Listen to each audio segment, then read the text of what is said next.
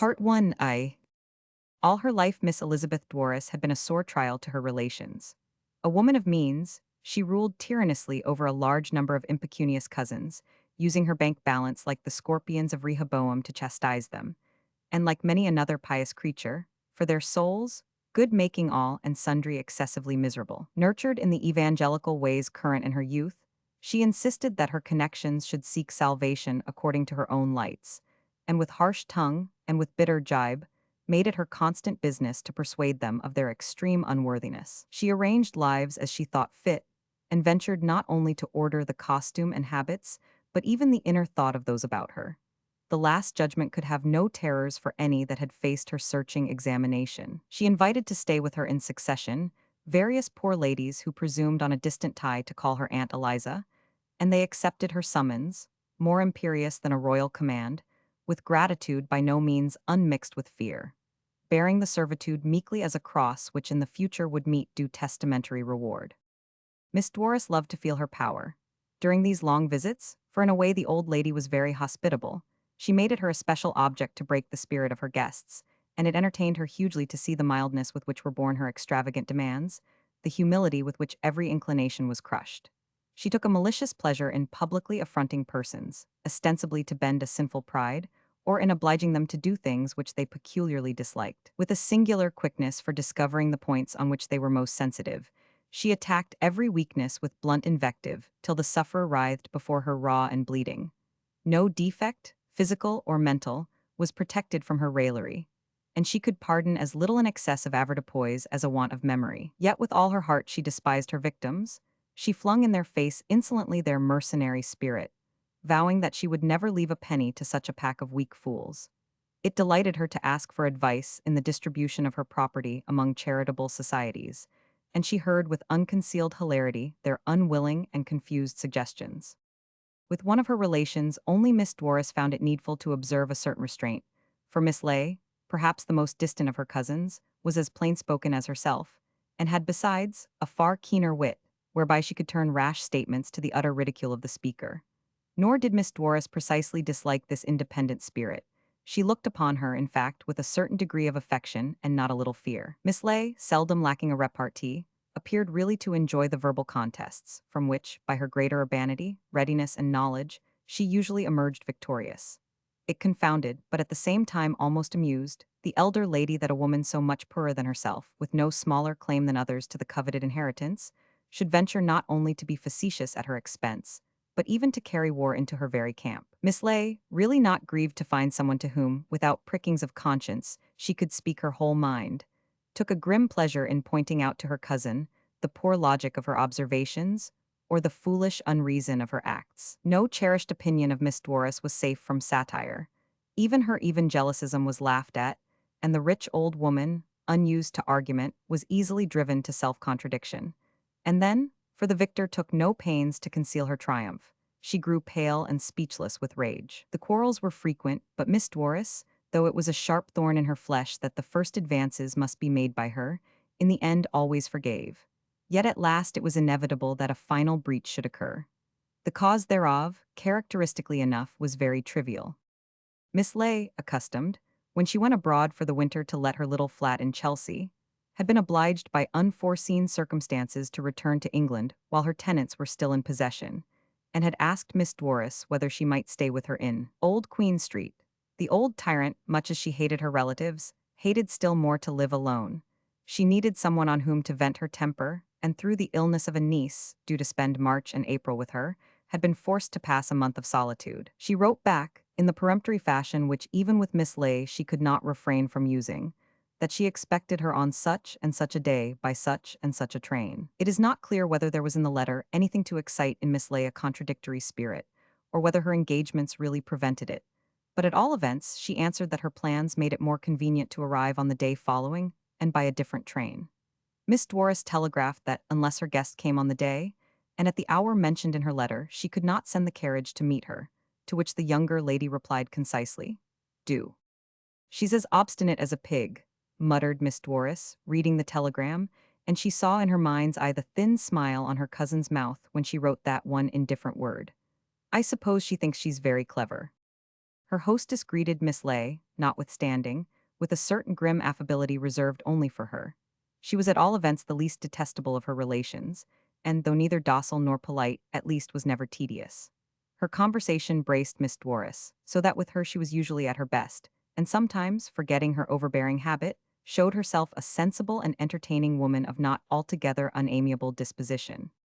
"You're growing old, my dear," said Miss Dworis when they sat down to dinner, looking at her guest with eyes keen to detect wrinkles and crow's feet. "You flatter me," Miss Ley retorted. "Antiquity is the only excuse for a woman who has determined on a single life.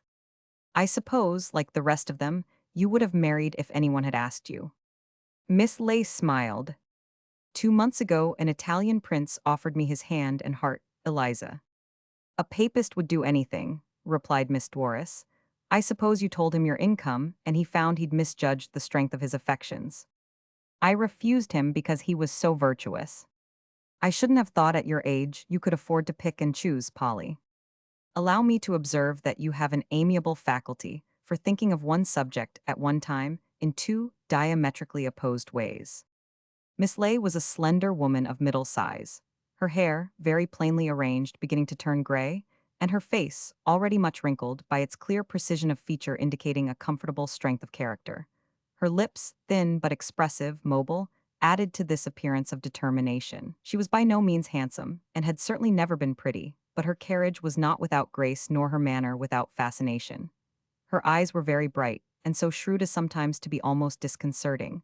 Without words they could make pretentiousness absurd, and most affectations, under that searching glance, part contemptuous, part amused, willingly hid themselves. Yet, as Miss Dworis took care to remind her, she was not without her own especial pose, but it was carried out so admirably, with such a restrained, comely decorum, that few observed it, and such as did found not the heart to condemn.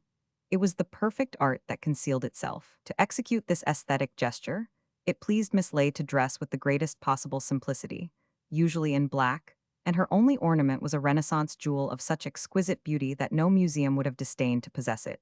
This she wore around her neck attached to a long gold chain, and she fingered it with pleasure, to show, according to her plain-spoken relative, the undoubted beauty of her hands. Her well-fitting shoes and the elaborate openwork of her silk stockings suggested also a not unreasonable pride in a shapely foot, small and high of instep.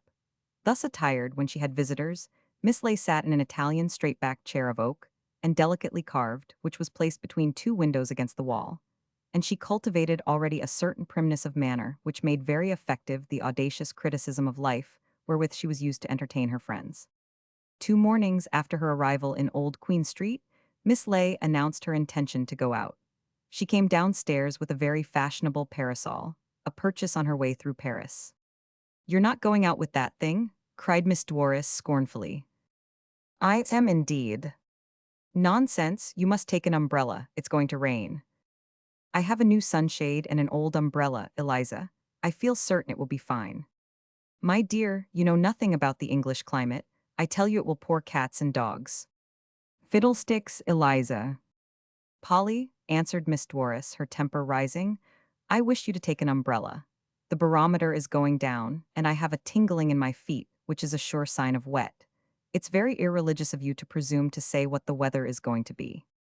I venture to think that, meteorologically, I am no less acquainted with the ways of Providence than you." "That, I think, is not funny, but blasphemous, Polly. In my house I expect people to do as I tell them, and I insist on your taking an umbrella." "Don't be absurd, Eliza." Miss Dworis rang the bell, and when the butler appeared ordered him to fetch her own umbrella for Miss Ley. "I absolutely refuse to use it," said the younger lady, smiling. "Pray remember that you are my guest, Polly, and therefore entitled to do exactly as I like." Miss Dworis rose to her feet, a massive old woman of commanding presence, and stretched out a threatening hand. "If you leave this house without an umbrella, you shall not come into it again. You shall never cross this threshold so long as I am alive." Miss Ley cannot have been in the best of humors that morning, for she pursed her lips in the manner already characteristic of her, and looked at her elderly cousin with a cold scorn most difficult to bear. "My dear Eliza, you have a singularly exaggerated idea of your importance. Are there no hotels in London? You appear to think I stay with you for pleasure rather than to mortify my flesh. and really the cross is growing too heavy for me, for I think you must have quite the worst cook in the metropolis. She's been with me for 5 and 20 years, answered Miss Dwarris, two red spots appearing on her cheeks, and no one has ventured to complain of the cooking before. If any of my guests had done so, I should have answered that what was good enough for me was a great deal too good for anyone else. I know that you're obstinate, Polly, and quick-tempered, and this impertinence I am willing to overlook. Do you still refuse to do as I wish? Yes. Miss Dwarris rang the bell violently. Tell Martha to pack Miss Lay's boxes at once and call a four-wheeler, she cried in tones of thunder. Very well, madam, answered the butler, used to his mistress' vagaries. Then Miss Dwarris turned to her guest, who observed her with irritating good humor. I hope you realize, Polly, that I fully mean what I say. All is over between us, answered Miss Lay mockingly, and shall I return your letters and your photographs? Miss Dwarris sat for a while in silent anger, watching her cousin, who took up the Morning Post and with great calmness read the fashionable intelligence.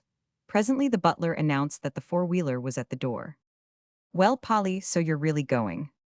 I can hardly stay when you've had my boxes packed and sent for a cab, replied Miss Lay mildly. It's your own doing, I don't wish you to go. If you'll confess that you were headstrong and obstinate, and if you'll take an umbrella, I am willing to let bygones be bygones. Look at the sun, answered Miss Lay. And, as if actually to annoy the tyrannous old woman, the shining rays danced into the room and made importunate patterns on the carpet. I think I should tell you, Polly, that it was my intention to leave you £10,000 in my will. This intention I shall, of course, not now carry out.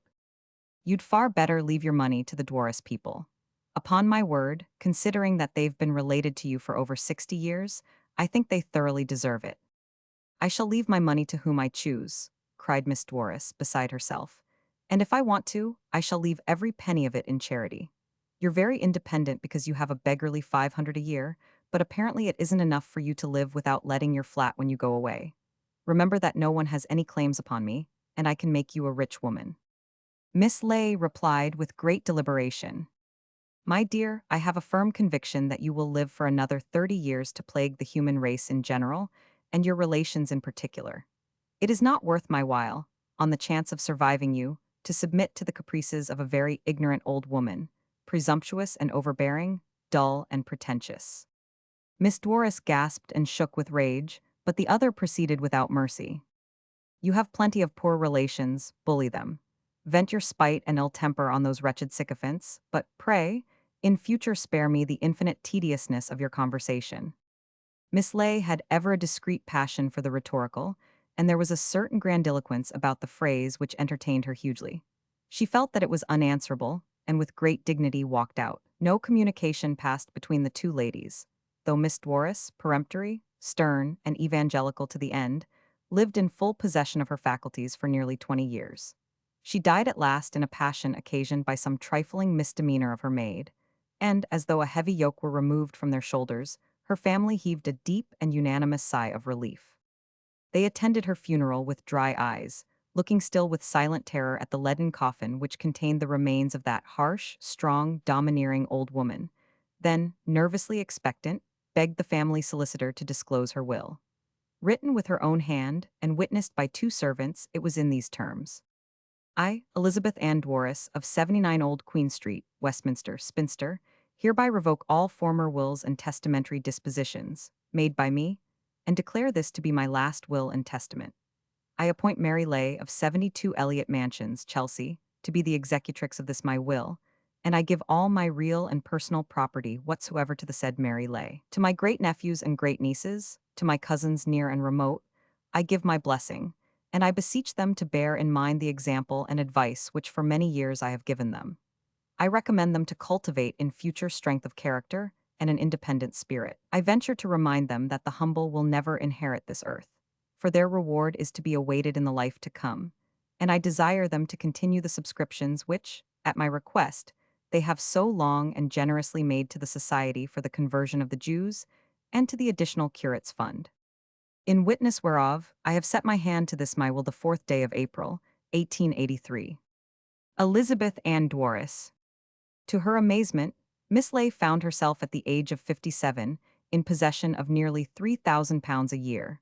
the lease of a pleasant old house in Westminster, and a great quantity of early Victorian furniture. The will was written 2 days after her quarrel with the eccentric old woman, and the terms of it certainly achieved the three purposes for which it was designed. It occasioned the utmost surprise to all concerned. It heaped coals of fire on Miss Lay's indifferent head, and caused the bitterest disappointment and vexation to all that bore the name of Dwarris. Roman 2. It did not take Miss Lay very long to settle in her house. To its new owner, who hated modernity with all her heart, part of the charm lay in its quaint old fashion. Built in the reign of Queen Anne, it had the leisurely, spacious comfort of dwelling places in that period, with a hood over the door that was a pattern of elegance, wrought iron railings, and, to Miss Lay's especial delight, extinguishers for the link boys' torches. The rooms were large, somewhat low-pitched, with wide windows overlooking the most consciously beautiful of all the London parks. Miss Lay made no great alterations. An Epicurean to her fingertips, for many years the passion for liberty had alone disturbed the equanimity of her indolent temper. But to secure freedom, entire and absolute freedom, she was ever ready to make any sacrifice. Ties affected her with a discomfort that seemed really akin to physical pain, and she avoided them, ties of family or of affection, ties of habit or of thought, with all the strenuousness of which she was capable. She had taken care never in the course of her life to cumber herself with chattels, and once, with a courage in which there was surely something heroic, feeling that she became too much attached to her belongings. Cabinets and exquisite fans brought from Spain, Florentine frames of gilded wood and English mezzotints, Neapolitan bronzes, tables and settees discovered in out-of-the-way parts of France. She had sold everything. She would not risk to grow so fond of her home that it was a pain to leave it. She preferred to remain a wayfarer, sauntering through life with a heart keen to detect beauty, and a mind, open and unbiased, ready to laugh at the absurd. So it fitted her humor to move with the few goods which she possessed into her cousin's house as though it were but a furnished lodging, remaining there still unfettered. And when death came, a pagan youth, twin brother to sleep, rather than the grim and bony skeleton of Christian faith, ready to depart like a sated reveler, smiling dauntlessly and without regret. A new and personal ordering, the exclusion of many pieces of clumsy taste, gave Miss Lay's drawing-room quickly a more graceful and characteristic air. The objects Dart collected since the memorable sale added a certain grave delicacy to the arrangement, and her friends noticed without surprise that, as in her own flat, the straight, carved chair was set between two windows, and the furniture deliberately placed so that from it the mistress of the house, herself part of the aesthetic scheme, could command and manipulate her guests.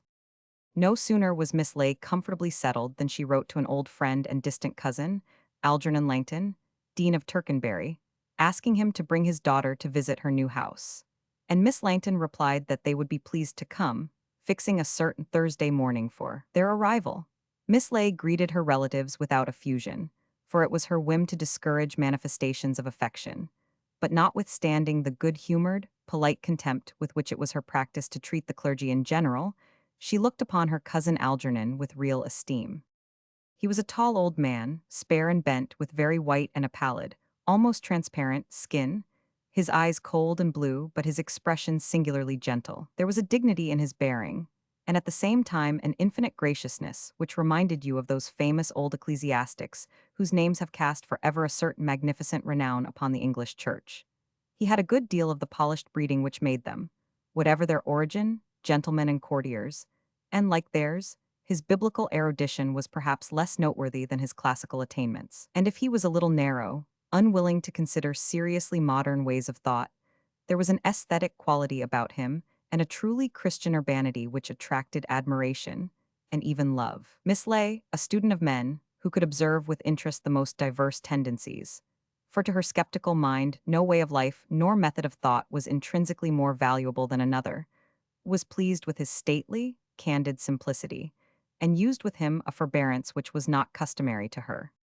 "Well, Polly," said the dean, "I suppose now you are a woman of property you will give up your wild goose chase after the unattainable. You will settle down and become a respectable member of society.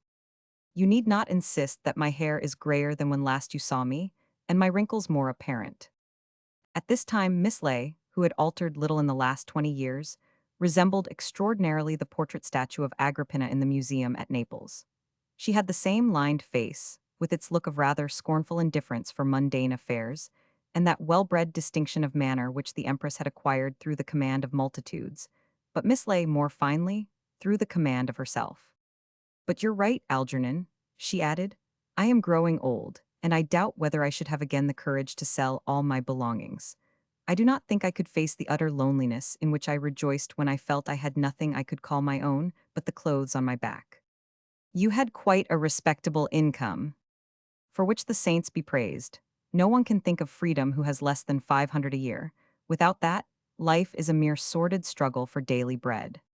The dean, hearing that luncheon would not be ready till 2, went out, and Miss Ley was left alone with his daughter. Bella Langton had reached that age when she could by no stretch of courtesy be described as a girl, and her father but lately, somewhat to her dismay, had composed a set of Latin verses on her 40th birthday. She was not pretty, nor had she the graceful dignity which made the dean so becoming a figure in the cathedral chapter. Somewhat squarely built, her hair, of a pleasant brown, was severely arranged. Her features were too broad and her complexion rather oddly weather-beaten, but her gray eyes were very kindly, and her expression singularly good-humored. Following provincial fashions in somewhat costly materials, she dressed with the serviceable plainness affected by the pious virgins who congregate in cathedral cities, and the result was an impression of very expensive dowdiness. She was obviously a capable woman who could be depended upon in any emergency. Charitable in an unimaginative, practical way, she was a fit and competent leader for the philanthropy of Tercanbury, and, fully conscious of her importance in the ecclesiastical hierarchy, ruled her little clerical circle with a firm but not unkindly hand. Notwithstanding her warm heart and truly Christian humility, Miss Langton had an intimate conviction of her own value. For not only did her father hold a stately office, but he came from good county stock of no small distinction, whereas it was notorious that the bishop was a man of no family, and his wife had been a governess. Miss Langton would have given her last penny to relieve the sick wife of some poor curate, but would have thought twice before asking her to call at the deanery. Her charitable kindness was bestowed on all and sundry, but the ceremonies of polite society she practiced only with persons of quality. "I've asked various people to meet you at dinner tonight," said Miss Ley. "Are they nice?" "They're not positively disagreeable. Mrs. Barlow Bassett is bringing her son, who pleases me because he's so beautiful. Basil Kent is coming, a barrister. I like him because he has the face of a knight in an early Italian picture." "You always had a weakness for good-looking men, Mary," answered Miss Langton, smiling. "Beauty is quite the most important thing in the world, my dear. People say that the masculine appearance is immaterial, but that is because they are foolish. I know men who have gained all the honor and glory of the earth merely through a fine pair of eyes or a well-shaped mouth. Then I have asked Mr. and Mrs. Castellan. He is a member of Parliament and very dull and pompous, but just the sort of creature who would amuse you." While Miss Ley spoke, a note was brought in. "How tiresome," she cried, having read. "Mr. Castellan writes to say he cannot leave the house tonight till late. I wish they wouldn't have autumn sessions. It's just like him to think such a nonentity as himself is indispensable. Now I must ask someone to take his place." She sat down and hurriedly wrote a few words. "My dear Frank, I beseech you to come to dinner tonight at 8, and since when you arrive your keen intelligence will probably suggest to you that I have not asked 9 people on the spur of the moment, I will confess that I invite you merely because Mr. Castellan has put me off at the last minute. But if you don't come, I will never speak to you again. Yours ever, Mary Ley." She rang the bell and told a servant to take the letter immediately to Harley Street. "I've asked Frank Hurrell," she explained to Miss Langton. "He's a nice boy, people remain boys till they're 40 now, and he's 10 years less than that. He's a doctor, and by way of being rather distinguished. They've lately made him assistant physician at St. Luke's Hospital, and he's set up in Harley Street waiting for patients." "Is he handsome?" asked Miss Langton, smiling. "Not at all, but he's one of the few persons I know who really amuses me. You'll think him very disagreeable, and you'll probably bore him to extinction." With this remark, calculated to put the younger woman entirely at her ease, Miss Ley sat down again at the window.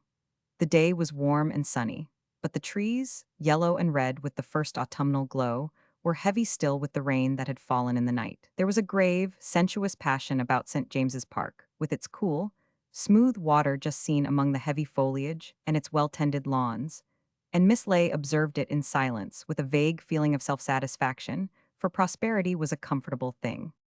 What would be a suitable present for a poet? Asked Miss Langton suddenly. Surely a rhyming dictionary, answered her friend, smiling, or a Bradshaw's guide to indicate the aesthetic value of common sense. Don't be absurd, Mary. I really want your advice. I know a young man in Tercanbury who writes poetry. I never knew a young man who didn't. You're not in love with a pale, passionate curate, Bella. I'm in love with no one, answered Miss Langton, with the shadow of a blush. At my age it would be ridiculous, but I should like to tell you about this boy. He's only 20 and he's a clerk in the bank there. Bella, cried Miss Ley with mock horror. Don't tell me you're philandering with a person who isn't county. What would the dean say? And for heaven's sake take care of poetical boys. At your age, a woman should offer daily prayers to her Maker to prevent her from falling in love with a man 20 years younger than herself. That is one of the most prevalent diseases of the day. His father was a linen draper at Blackstable, who sent him to Regis School, Tercanbury, and there he took every possible scholarship. He was going to Cambridge, but his people died, and to earn his living he was obliged to go into the bank. He's had a very hard time. But how on earth did you make his acquaintance? No society is so rigidly exclusive as that of a cathedral town, and I know you refuse to be introduced to anyone till you have looked him out in the landed gentry. Miss Ley, singularly unprejudiced, ridiculed her cousin hugely for this veneration of the county family, and though her own name figured in Burke's Portentious, she concealed the fact as something rather discreditable. To her mind, the only advantage of a respectable ancestry was that with a whole heart she could ridicule the claims of blood. He was never introduced to me, answered Bella unwillingly. I made friends with him by accident. My dear, that sounds very improper. I hope at least he rescued you in a carriage accident, which appears to be one of Cupid's favorite devices. He always was an unimaginative god, and his methods are dreadfully commonplace. Don't say the young man accosted you in the street. Bella Langton could not have told Miss Ley the whole story of her acquaintance with Herbert Field, for the point of it lay to some extent in her own state of mind, and that she but vaguely understood. She had arrived at that embarrassment which comes to most unmarried women, when youth is already past, and the monotonous length of middle age looms drearily before them. For some time her round of duties had lost its savor, and she seemed to have done everything too often. The days exasperated her in their similarity. She was seized with that restlessness which has sent so many, nameless or renowned, sailing like stout Cortez across unknown seas, and others, no fewer, on hazardous adventures of the spirit. She looked with envy now at the friends, her contemporaries, who were mothers of fair children, and not without difficulty overcame a nascent regret that for her father's sake, alone in the world and in all practical concerns very helpless, she had foregone the natural joys of women. These feelings much distressed her, for she had dwelt always in a world of limited horizon, occupied with piety and with good works. The emotions that tore her heartstrings seemed temptations of the devil, and she turned to her God for a solace that came not. She sought to distract her mind by unceasing labor, and with double zeal administered her benevolent institutions. Books left her listless, but setting her teeth with a sort of angry determination, she began to learn Greek. Nothing served. Against her will new thoughts forced themselves upon her, and she was terrified, for it seemed to her no woman had ever been tormented by such wild, unlawful fancies. She reminded herself in vain that the name of which she was so proud constrained her to self-command, and her position in Tercanbury made it a duty, even in her inmost heart, to serve as an example to lesser folk. And now Miss Langton took no pleasure in the quiet close where before she had delighted to linger. The old cathedral, weather-beaten, gray and lovely, no longer gave its accustomed message of resignation and of hope. She took to walking far into the country, but the meadows, bespangled with buttercups in spring, the woods with their autumnal russet, but increased her uneasiness. And most willingly she went to a hill from which at no great distance could be seen the shining sea, and for a moment its immensity comforted her restless heart. Sometimes at sundown over the slate gray of the western clouds was spread a great dust of red gold that swept down upon the silent water like the train of a goddess of fire.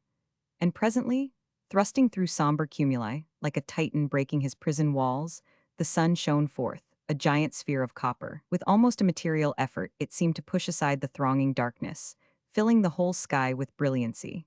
And then over the placid sea was stretched a broad roadway of unearthly fire, upon which might travel the mystical, passionate souls of men. Endlessly, to the source of the deathless light, Bella Langton turned away with a sob and walked back slowly the way she came. Before her in the valley, the gray houses of Tercanbury clustered about the tall cathedral, but its ancient beauty pressed her heart with bands of pain. Then came the spring. The fields were gay with flowers, a vernal carpet whereon with delicate feet might walk the angels of Messer Perugino, and she could bear the agony no longer. In every hedgerow, on every tree, the birds sang with infinite variety, singing the joy of life and the beauty of the rain and the glorious sunshine. They told her one and all that the world was young and beautiful, but the time of man so short that every hour of it must be lived as though it were the last. When a friend asked her to spend a month in Brittany, sick of her inaction, she accepted eagerly. To travel might ease her aching heart, and the fatigue of the journey allay that springing of the limbs which made her feel apt for hazardous undertakings.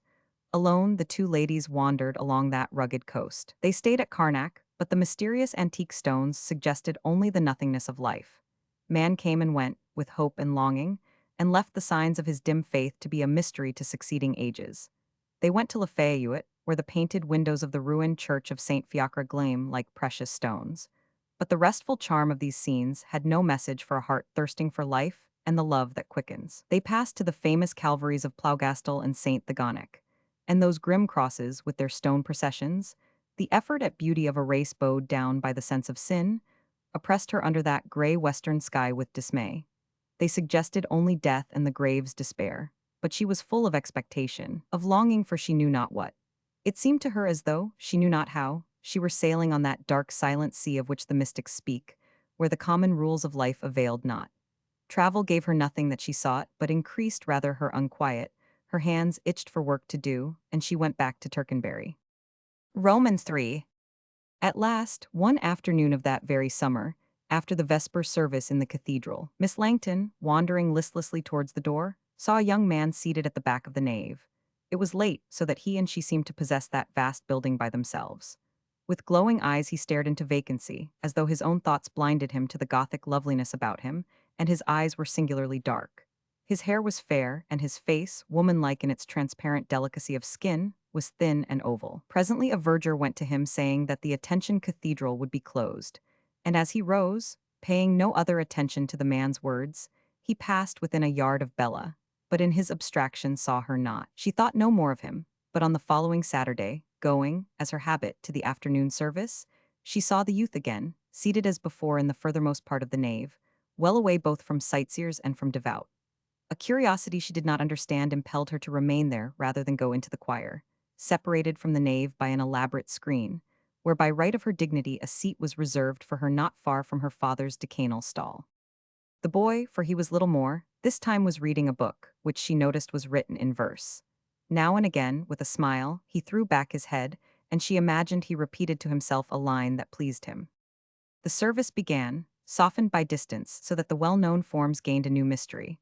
The long notes of the organ pealed reverberating along the vaulted roof, or wailed softly, like the voice of a young child, among the lofty columns. At intervals the choir gave a richer depth to the organ music, and it was so broken and deadened by obstructing stone that it sounded vaguely like the surging of the sea. Presently this ceased, and a tenor's voice, the pride of the cathedral, rang out alone. And as though the magic sound had power over all material obstacles, the melody of the old-fashioned anthem. Her father loved the undecorated music of a past age, rose towards heaven in a sobbing prayer. The book fell from the young man's hand, and an eager look came into his face as he drank in the silver harmonies. His face was transfigured with ecstasy, so that it resembled the face of some pictured saint, glorified by a mystic vision of the celestial light. And then, falling on his knees, he buried his face in his hands, and Bella saw that with all his soul he prayed to a God that gave men ears to hear and eyes to see the beauty of the world. What was there in the sight that made her own heart beat with a new emotion? And when he sat once more on his chair, there was a look in his face of exquisite content, and a smile of happiness trembled on his lips, so that Bella turned sick with envy. What power was there in his soul that gave a magic color to things that left her, for all her striving, still untouched? She waited till he walked slowly out, and, seeing him nod to the verger at the door, asked who he was. "I don't know, miss," was the answer. "He comes here every Saturday and Sunday regular, but he never goes into the choir. He just sits there in the corner where no one can see him and reads a book. I don't interfere with him because he's very quiet and respectful." Bella could not tell why she thought so often of the fair-haired youth who had never so much as noticed her presence, nor why, on the Sunday that followed, she went again to the nave awaiting his appearance. Observing him more closely, she noticed the slimness of his figure and the shapely length of his hands, which seemed to touch things with a curious delicacy.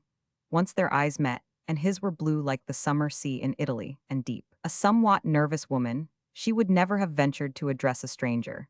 But the candid simplicity of his expression, in which strangely there was also a cert appealing pathos, overcame her shyness, overcame also her sense of the impropriety of making friends with a person about whom she knew nothing. Some hidden intuition told her that she was arrived at a turning point in her life, and courage now was needed to seize with both hands a new happiness. And as though the very stars were favorable, there had occurred to her a way to scrape acquaintance. Excited, for it seemed very adventurous, she waited impatiently for Saturday, and then, asking her favorite verger for his keys, after the service went boldly to the youth whose name even she did not know. "Would you like me to take you over the cathedral?" she asked without a word of introduction. "We can go round alone, and it's very pleasant without the chatter of vergers and the hurry of a crowd." He blushed to the very roots of his hair when she spoke, but then smiled charmingly. "It's very kind of you," he answered. "I've wanted to do that always." His voice was pleasant and low, and he showed no surprise whatever. But all the same Bella, now somewhat startled by her own audacity, thought it needful to explain why she ventured the suggestion. "I've seen you here very often, and it struck me that you would like to see the cathedral at its best, but I'm afraid you must put up with me." He smiled again, and appeared now to take note of her for the first time. Bella, looking straight in front of her, felt his eyes rest thoughtfully on her face, and suddenly she seemed to herself old and lined and dowdy. "What book is that you have?" she asked to break the silence. Without speaking he gave it her, and she saw it was a little collection, evidently much read, for the binding scarcely held the leaves together, of Shelley's lyrical poems. Bella unlocked the gate that led into the apse, and locked it again behind her. "Isn't it delightful to feel oneself alone here?" he cried, and with springing step and smiling eyes walked forwards. At first he was a little shy, but presently the spirit of the place, with its dark chapels and stone knights recumbent, the tracery of its jeweled windows, loosened his tongue, and he poured forth his boyish enthusiasm with a passion that astonished Bella. His delight communicated itself to her so that she found a new enchantment in the things she knew so well.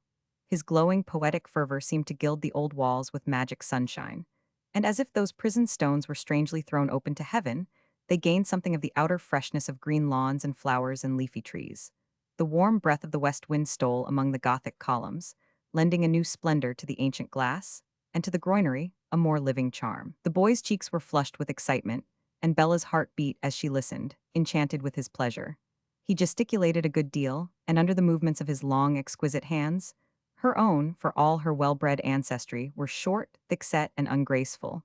The past of the mighty church rose before her so that she heard the clank of steel when knights in armor marched over the still flags, and saw with vivid eyes that historic scene when the gentlemen of Kent in galley, hose, and doublet, the ladies with ruff and farthingale, assembled to praise the god of storm and battle, because Howard of Effingham had scattered the armada of King Philip.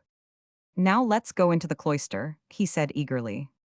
They sat on a stone parapet looking out on the cool green sward where in time past Augustine monks had wandered meditative. There was a dainty gracefulness about the arcade, with the slender columns, their capitals delicately carved, recalling somewhat the cloisters of Italy, which, notwithstanding their cypress trees and their crumbling decay, suggest a peaceful happiness rather than the northern sense of stricken sin. The boy, though he knew the magic of the South only from books and pictures, was quick to catch the impression, and his face expressed a rather pitiful longing. When Bella told him she had traveled in Italy, he questioned her eagerly, and his young enthusiasm gave a warmth to her answers which with any other, fearing to be ridiculous, she would carefully have suppressed. But the scene before them was very lovely. In massive splendor the tall central tower looked down upon them, and its stately beauty entered their souls, so that the youth, though he had never seen the monasteries of Tuscany, was comforted. They sat for a while in silence. "You must be a very important person," he said at last, turning to her, "or we should never be allowed to remain so long." "I dare say to a verger I am," she answered, smiling. "It must be late." "Won't you come and have tea with me?" he asked. "I have rooms just opposite the cathedral gate." Then, catching Bella's look, he added with a smile, "My name is Herbert Field, and I'm eminently respectable." She hesitated, for it seemed odd to drink tea with a youth whom she had never seen before, but she was mortally afraid of seeming prudish. And a visit to his rooms, whereby she might learn more about him, would add a finish to the adventure. Finally, her sense decided her that living life, not mere existence, for once lay under her hand. "Do come," he said, "I want to show you my books." And with a little persuasive motion, he touched her hand. "I should like it very much." He took her to a tiny room over a chemist's shop, simply furnished as a study, with a low ceiling and paneled walls. These were decorated with a few photographs of pictures by Pietro Perugino, and there were a good many books. "It's rather poky, I'm afraid, but I live here, so that I can always see the gateway. I think it's one of the finest things in Tercanbury." He made her sit down while he boiled water and cut bread and butter. Bella, at first somewhat intimidated by the novelty of the affair, was a little formal, but the boy's manifest delight in her presence affected her so that she became gay and light-hearted. Then he displayed a new side of his character. The rather strenuous passion for the beautiful was momentarily put aside, and he showed himself quite absurdly boyish. His laughter rang out joyously, and, feeling less shy now that Miss Langton was his guest, he talked unrestrainedly of 100 topics that sprang up one after another in his mind. "Will you have a cigarette?" he asked when they had finished their tea, and on Bella's laughing refusal, "You don't mind if I smoke, do you? I can talk better." He drew their chairs to the open window so that they could look at the massive masonry before them, and, as though he had known Bella all his life, chattered on. But when at last she rose to go, his eyes grew suddenly grave and sad. "I shall see you again, shan't I? I don't want to lose you now I've found you so strangely." Really, he was asking Miss Langton to make an assignation, but by now the dean's daughter had thrown all caution to the winds. "I dare say we shall meet sometime in the cathedral." Womanlike, though she meant to grant all he desired, she would not give in too quickly. "Oh, that won't do," he insisted. "I can't wait a week before seeing you again." Bella smiled at him while he looked eagerly into her eyes, holding her hand very firmly, as though till she made promise he would never let it go. "Let's take a walk in the country tomorrow," he said. "Very well," she replied, telling herself that there could be no harm in going with a boy 20 years younger than herself. "I shall be at the Westgate at 5:30. But the evening brought counsels of prudence, and Miss Langton wrote a note to say that she had forgotten an engagement and was afraid she could not come. Yet it left her irresolute, and more than once she reproached herself because from sheer timidity she would cause Herbert feel the keenest disappointment. She told herself sophistically that perhaps, owing to the Sunday delivery, the letter had not reached him, and, fearing he would go to the Westgate and not understand her absence, persuaded herself that it was needful to go there and explain in person why she could not take the promised walk. The Westgate was an ancient, handsome pile of masonry which in the old days had marked the outer wall of Tercanbury, and even now, though on one side houses had been built, a road to the left led directly into the country. When Bella arrived, somewhat early, Herbert was already waiting for her, and he looked peculiarly young in his straw hat. "Didn't you get a note from me?" she asked. "Yes," he answered, smiling. "Then why did you come?" "Because I thought you might change your mind. I didn't altogether believe in the engagement. I wanted you so badly that I fancied you couldn't help yourself. I felt you must come. And if I hadn't, well, I should have waited. Don't be horrid. Look at the sunshine calling us. Yesterday we had the gray stones of the cathedral. Today we've got the green fields and the trees. Don't you feel the west wind murmuring delicious things?" Bella looked at him and could not resist the passionate appeal of his eyes. "I suppose I must do as you choose," she answered. And together they set off. Miss Langton, convinced that her interest was no less maternal than when she gave jellies to some motherless child, knew not that Dan Cupid, laughing at her subterfuge, danced gleefully about them and shot his silver arrows. They sauntered by a gentle stream that ran northward to the sea, shaded by leafy willows, and the country on that July afternoon was fresh and scented. The cut hay, drying, gave out an exquisite perfume, and the birds were hushed. "I'm glad you live in the deanery," he said. "I shall like to think of you seated in that beautiful garden." "Have you ever seen it?" "No, but I can imagine what it is like behind that old wall, the shady lawns and the roses. There must be masses of roses now." The dean was known as an enthusiast for that royal flower, and his blossoms at the local show were the wonder of the town. They went on, and soon, half unconsciously, as though he sought protection from the hard world, Herbert put his arm in hers. Bella blushed a little but had not the heart to withdraw. She was strangely flattered at the confidence he showed. Very discreetly she questioned him, and with perfect simplicity he told of his parents' long struggle to give him an education above their state. But after all, he said, I'm not nearly so wretched as I thought I would be. The bank leaves me plenty of time, and I have my books and I have my hopes. What are they?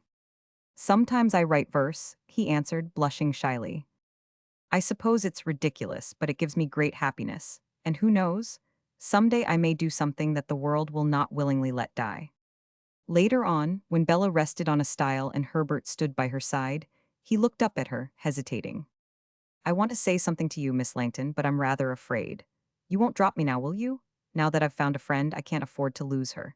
You don't know what it means to me having someone to talk to, someone who's kind to me. Often I feel dreadfully alone. And you make all the difference in my life. This last week everything has seemed changed. She looked at him earnestly. Did he think he made no difference in hers? She could not tell what stirred her when those blue appealing eyes asked so irresistibly for what she was most willing to give. My father is going into Lenham on Wednesday, she answered presently. When your work is over, will you come and have tea in the deanery garden?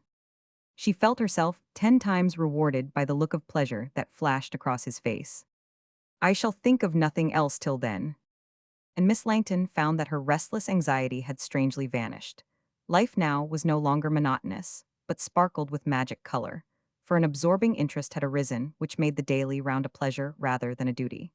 She repeated to herself all the charming, inconsequent things the boy had said, finding his conversation agreeably different from the clerical debates to which she was used. They cultivated a refined taste in the chapter, and the Archdeacon's second wife had written a novel, which only her exalted station and an obvious moral purpose saved from excessive indecency.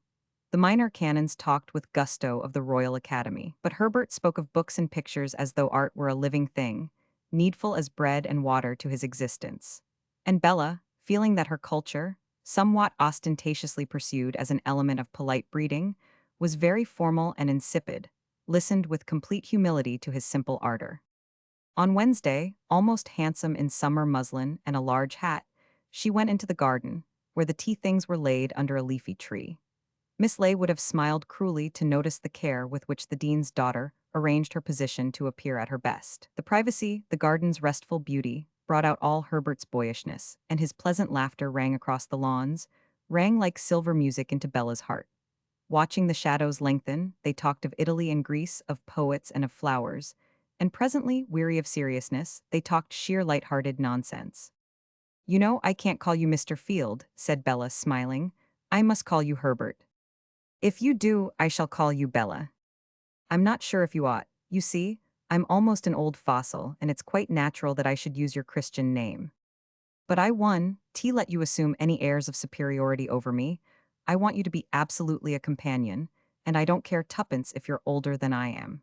Besides, I shall always think of you as Bella. She smiled again, looking at him with tender eyes. Well, I suppose you must do as you like, she answered. Of course.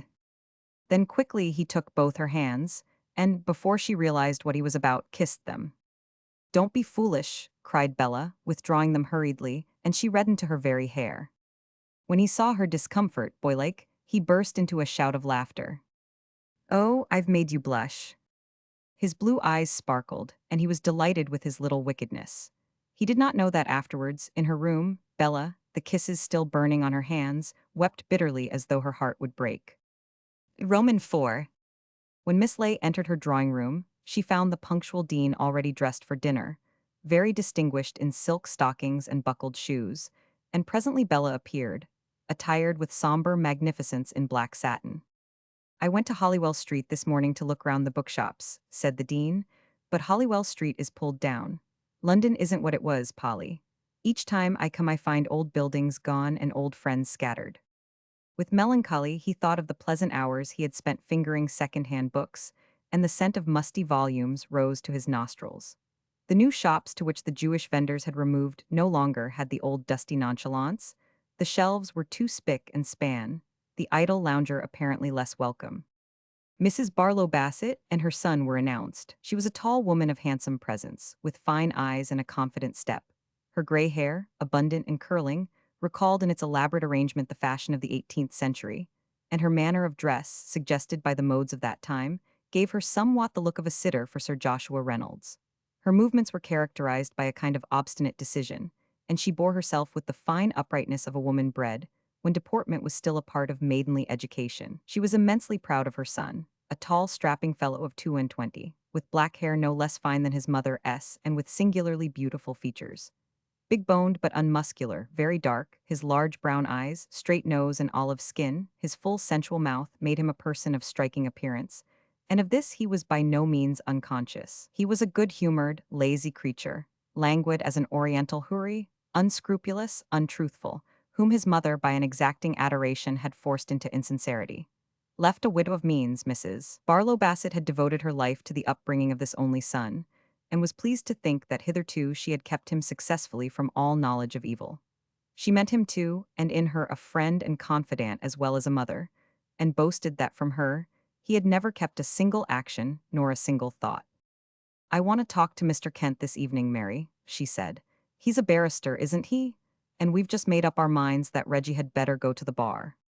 Reggie, who, notwithstanding the attraction of a splendid uniform, had no inclination for the restraints of a military career, and disdained the commercial walk in which his father had earned a handsome fortune, was quite content to put up with the more gentlemanly side of the law. He knew vaguely that a vast number of dinners must be eaten, a prospect to which he looked forward with equanimity, and afterwards saw himself, becomingly attired in wig and gown, haranguing juries to the admiration of the world in general. "You're going to sit next to Basil," answered Miss Ley. "Frank Hurrell is to take you down. I'm sure Reggie will do well at the bar, and I can keep him with me in London. You know, he's never given me a moment's anxiety, and sometimes I do feel proud that I've kept him so good and pure. But the world is full of temptations, and he's so extraordinarily good-looking." "He is very handsome," returned Miss Ley, pursing her lips. She thought her knowledge of character must be singularly at fault if Reggie was the virtuous creature his mother imagined. The sensuality of his face suggested no great distaste for the sins of the flesh, and the slyness of his dark eyes no excessive innocence. Basil Kent and Dr. Hurrell, meeting on the doorstep, came in together. It was Frank Hurrell whom Miss Ley, somewhat exacting in these matters, had described as the most amusing person she knew. His breadth of shoulder and solid build were too great for his height, and he had reason to envy Reggie Bassett's length of leg. Nor was his face handsome, for his brows were too heavy and his jaw too square, but the eyes were expressive, mocking sometimes or hard, at others very soft, and there was a persuasiveness in his deep, resonant voice of which he well knew the power. A small black mustache concealed the play of a well-shaped mouth and the regularity of his excellent teeth. He impressed you as a strong man, of no very easy temper, who held himself in admirable control. Silent with strangers, he disconcerted them by an unwilling frigidity of manner, and though his friends, knowing that at all times he could be depended upon, were eager in his praise, acquaintance often accused him of superciliousness. To be popular with all and sundry, he took no sufficient pains to conceal his impatience of stupidity, and though Miss Ley thought his conversation interesting, others to whom for some reason he was not attracted found him absent and taciturn. An extremely reserved man, few knew that Frank Hurrell's deliberate placidity of expression masked a very emotional temperament. In this he recognized a weakness and had schooled his face carefully to betray no feeling. But the feeling all the same was there, turbulent and overwhelming, and he profoundly mistrusted his judgment, which could be drawn so easily from the narrow path of reason. He kept over himself unceasing watch, as though a dangerous prisoner were in his heart, ever on the alert to break his chains. He felt himself the slave of a vivid imagination, and realized that it stood against the enjoyment of life, which his philosophy told him was the only end of existence. Yet his passions were of the mind rather than of the body, and his spirit urged his flesh constantly to courses wherein it found nothing but disillusion. His chief endeavor was the search for truth, and somewhat to Miss Ley's scorn, for she rested easily in a condition of satisfied doubt, her attitude towards life indicated by a slight shrug of the shoulders.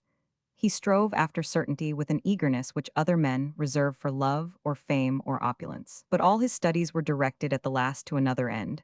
Convinced that the present life was final, he sought to make the completest use of its every moment. And yet it seemed preposterous that so much effort, such vast time and strange concurrence of events, the world and man should tend towards nothing. He could not but think that somewhere a meaning must be discernible, and to find this examined science and philosophy with an anxious passion that to his colleagues at St. Luke's, worthy craftsmen who saw no further than the slide on their microscopes, would have seemed extraordinary and almost insane. But it would have required an imaginative person to discover in Dr. Hurrell, at that moment, trace of a conflict as vehement as any passionate disturbance of more practical people. He was in high good humor, and while they waited for the remaining guests, talked to Miss Ley. "Isn't it charming of me to come?" he asked. "Not at all," she replied. "It's very much nicer for a greedy person like you to eat my excellent dinner than to nibble an ill-cooked chop in your own rooms." "How ungrateful. At all events, as a stopgap I have no duties to my neighbor, and may devote myself entirely to the pleasures of the table. Like a friend of mine, people weren't so polite 40 years ago and much more amusing, who, when his neighbor made some very foolish remark, shouted at her, 'Go on with your soup, madam.'" "Tell me who else is coming," said Frank. "Mrs. Castellan, but she'll be monstrously late. She thinks it fashionable, and the county in London has to take so many precautions not to seem provincial. Mrs. Murray is coming." "Do you still want me to marry her?" "No," replied Miss Ley, laughing. "I've given you up. Though it wasn't nice of you to abuse me like a pickpocket because I offered you a handsome widow with 5,000 a year. Think of the insufferable bore of marriage, and in any case heaven save me from an intellectual wife. If I marry at all, I'll marry my cook. I wish you wouldn't make my jokes, Frank. But as a matter of fact, unless I'm vastly mistaken, Mrs. Murray has made up her mind to marry our friend Basil." "Oh," said Frank. Miss Ley noticed a shadow cross his eyes and examined his expression sharply. "Don't you think it would be a very suitable thing if she did?" "I have no views on the subject," returned Frank. "I wonder what you mean by that. Basil is poor and handsome and clever, and Mrs. Murray has always had an inclination for literary men. That's the worst of marrying a cavalryman. It leads you to attach so much importance to brains. Was Captain Murray an absolute fool?" "My dear Frank, you don't ask if a guardsman has intelligence, but whether he can play polo. Captain Murray did two wise things in his life. He made a will leaving his wife a large fortune, and then promptly departed to a place where stupidity is apparently no disadvantage." Miss Ley, for Bella's peculiar edification, had invited also the most fashionable cleric in London, the Rev. Collinson Farley, vicar of All Souls, Grosvenor Square, and it amused her to see the look of Frank Hurrell, who detested him, when this gentleman was announced. Mr. Farley was a man of middle size, with iron-gray hair carefully brushed, and a rather fine head. His well-manicured hands were soft and handsome, adorned with expensive rings. He was an amateur of good society, and could afford, such were his fascinations, to be very careful in his choice of friends. A coronet no longer dazzled a man who realized how hollow was earthly rank beside earthly riches. Poverty he could excuse only in a duchess, for there is in the strawberry leaves, even when, faded and sere, they wreathe the wrinkled brow of a dowager, something which inspires respect in the most flippant. His suave manner and intelligent conversation had gained him powerful friends when he was but a country rector, and through their influence, the opportunity came at last to move to a sphere where his social talents met their due appreciation. Ecclesiastical dignity, like the sins of the fathers, may descend to the third and fourth generation, and obviously a man whose grandfather was a bishop could not lack decorum. Something was surely due to a courteous person who had been actually born in an episcopal palace. Mrs. Castellan, as her hostess predicted last to arrive, at length appeared. "I hope I'm not late, Miss Ley," she said, putting out both hands with a pretty little gesture of appeal. "Not very," replied her hostess. "Knowing that you make a point of being unpunctual, I took care to ask you for half an hour earlier than anyone else." In solemn procession, the company marched down to the dining room, and Mr. Farley surveyed the table with satisfaction. "I always think a well-dressed table one of the most truly artistic sights of our modern civilization," he remarked to his neighbor. And his eyes wandered round the dining room, in the furniture of which he observed a comforting but discreet opulence. Mr. Farley had known the house in Miss Dwar's lifetime, and noticed now that a portrait of her no longer hung in its accustomed place. "I see you have removed that excellent picture of the former occupant of this house, Miss Ley," he said, with a graceful wave of his white and jeweled hand. "I couldn't bear that she should watch me eat 3 meals a day," replied his hostess. "I have a vivid recollection of her dinners, She fed me on husks and acorns, like the prodigal son, and regaled me with accounts of the torment that awaited me in an afterlife. The dean smiled gravely. He looked upon Miss Ley with a kind of affectionate disapproval, and though often he rebuked her for the books she read, or for the flippancy of her conversation, took always in good part the irony with which she met his little sermons. "You're very uncharitable, Polly," he said. Of course, Eliza was a difficult person to live with, but she exacted no more from others than she exacted from herself. I always admired her strong sense of duty. It was very striking at the present time when everyone lives entirely for pleasure. "We may not be so virtuous as our fathers, Algernon," answered Miss Ley, "but we're very much easier to live with. After all, 40 years ago people were positively insufferable. They spoke their minds, which is a detestable habit, their temper was abominable, and they drank more than was good for them. I always think my father was typical of his period. When he flew into a passion, he called it righteous anger, and when I did anything to which he objected, he suffered from virtuous indignation. Do you know that till I was 15 I was never allowed to taste butter, which was thought bad both for my figure and my soul? I was brought up exclusively on dripping and Jeremy Taylor. The world was a hazardous path beset with gins and snares, and at every turn and corner were immature volcanoes from which arose sulphurous fumes of hellfire. It was an age of tyranny and vapors," said Frank, "of old gentlemen who were overbearing and young ladies who swooned." "I'm sure people aren't so good as they used to be," said Mrs. Bassett, glancing at her son, who was much engrossed in a conversation with Mrs. Castellan. "They never were," answered Miss Ley. "The perverseness of men would have made an infidel of me," added the dean, in his sweet grave voice, "but for the counteracting impression of divine providence in the works of nature." Meanwhile, Reggie Bassett enjoyed his dinner far more than he expected. He found himself next to Mrs. Castellan, and on sitting down proceeded to examine her with some effrontery. A rapid glance had told her that the boy was handsome, and when she saw what he was about, to give him opportunity at his leisure to observe her various graces, she began to talk volubly with her other neighbor. But presently she turned to Reggie. "Well, is it satisfactory?" she asked. "What?" "Your inspection." She smiled brightly, flashing a quick, provoking look into his fine dark eyes. "Quite," he answered with a smile, not in the least disconcerted. "My mother is already thinking that Miss Ley oughtn't to have let me sit by you." Mrs. Castellan was a vivacious creature, small and dainty like a shepherdess in Dresden china, excitable and restless, who spoke with a loud, shrill voice, and with a quick, nervous gesture, constantly threw herself back in her chair to laugh boisterously at what Reggie said. And finding he could venture very far indeed without fear of offense, the model youth told her little scabrous stories in a low, suave voice, staring meanwhile into her eyes with the shameless audacity of a man conscious of his power. It is the fascination look of the lady killer, and its very impudence appears to be half its charm. The rake at heart feels that here modest pretenses are useless, and with unhidden joy descends from the pedestal upon which the folly of man has insisted on placing her. Mrs. Castellan's face was thin and small, overpowdered, with rather high cheekbones. Her hair, intricately dressed, had an unnatural fairness. But this set Reggie peculiarly at his ease, for he had enough experience of the sex to opine that women who used such artifices were always easier to get on with than the others. He thought his neighbor quite pretty, notwithstanding her 35 years, and the somewhat faded look of a thin blonde was counterbalanced by the magnificence of her jewels and the splendor of her gown. This was cut so low that Bella from the other side of the table naively wondered how on earth it was kept on at all. When the men were left to smoke, Reggie, helping himself to a third glass of port, drew his chair to Hurl's.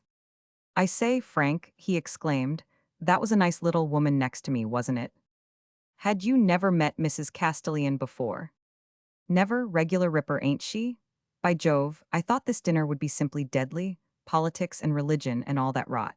The mater always makes me come because she says there's intellectual conversation. My God." Frank laughed at the idea of Mrs. Barlow Bassett combining instruction with amusement for her son at Miss Ley's dinner table. "But Mrs. Castellan's a bit of all right, I can tell you. Little baggage, and she don't mind what you say to her. Why, she isn't like a lady at all." "Is that a great recommendation?" "Well, ladies ain't amusing, are they? You talk to 'em of the academy and all that sort of rot, and you've got to take care you don't swear. Ladies may be all very well to marry, but upon my soul, for giving you a good time I prefer them a bit lower in the scale." A little later, on the stairs, when they were going up to the drawing room, Reggie slipped his arm through Frank's. I say, old man, don't give me away if my mater thanks you for asking me to dinner on Saturday. But I haven't, neither have I the least desire that you should dine with me on that day. Good Lord, do you think I want to come and talk about bugs and beetles all the evening? Not much. I'm going to dine with a little girl I know, typewriter, my boy, and a real love touch. Stunning little thing, I can tell you. But I don't see why, because you wish to entertain a young person connected with typewriting, I should imperil my immortal soul. Reggie laughed. Don't be an ass, Frank. You might help me. You don't know how utterly rotten it is to have a mother like mine who wants to keep me tied to her apron strings. She makes me tell her everything I do, and of course I have to fake up some yarn. The only thing in it is that she'll swallow any damned lie I tell her. You can tell her lies till you're blue in the face, said Frank, but I don't see why the devil I should. Don't be a beast, Frank. You might help me just this once. It won't hurt you to say I'm grubbing with you. The other night, by Jove, I nearly gave the show away. You know she always waits up for me. I told her I should be working late with my crammer and went to the Empire. Well, I met a lot of chaps there and got a bit squiffy. There would have been a shindy if she'd noticed it, but I managed to pull myself together a bit and said I'd got the very deuce of a headache. And next day, I heard her tell someone that I was next door to a teetotaler. They reached the drawing room, and Frank found himself close to Mrs. Bassett. Oh, Dr. Hurrell, she said, I want to thank you so much for asking Reggie to dinner on Saturday. He's been working so hard that I think a little relaxation will do him good. And his tutor keeps him sometimes till past 11. It can't be good for him, can it? The night before last he was so tired when he came in that he could scarcely get up the stairs. I'm delighted that Reggie should care to come and dine with me sometimes, answered Frank, somewhat grimly. I'm always glad to think he's with you. It's so important that a young man should have really trustworthy friends, and I feel sure your influence is good for him. Reggie, listening to this, gave Frank a very slow and significant wink, then went off with a light heart to resume his conversation with Mrs. Castellan. Avi. Presently all Miss Lay's guests, except Frank Hurrell, bade her good night, and he showed no intention of following their example.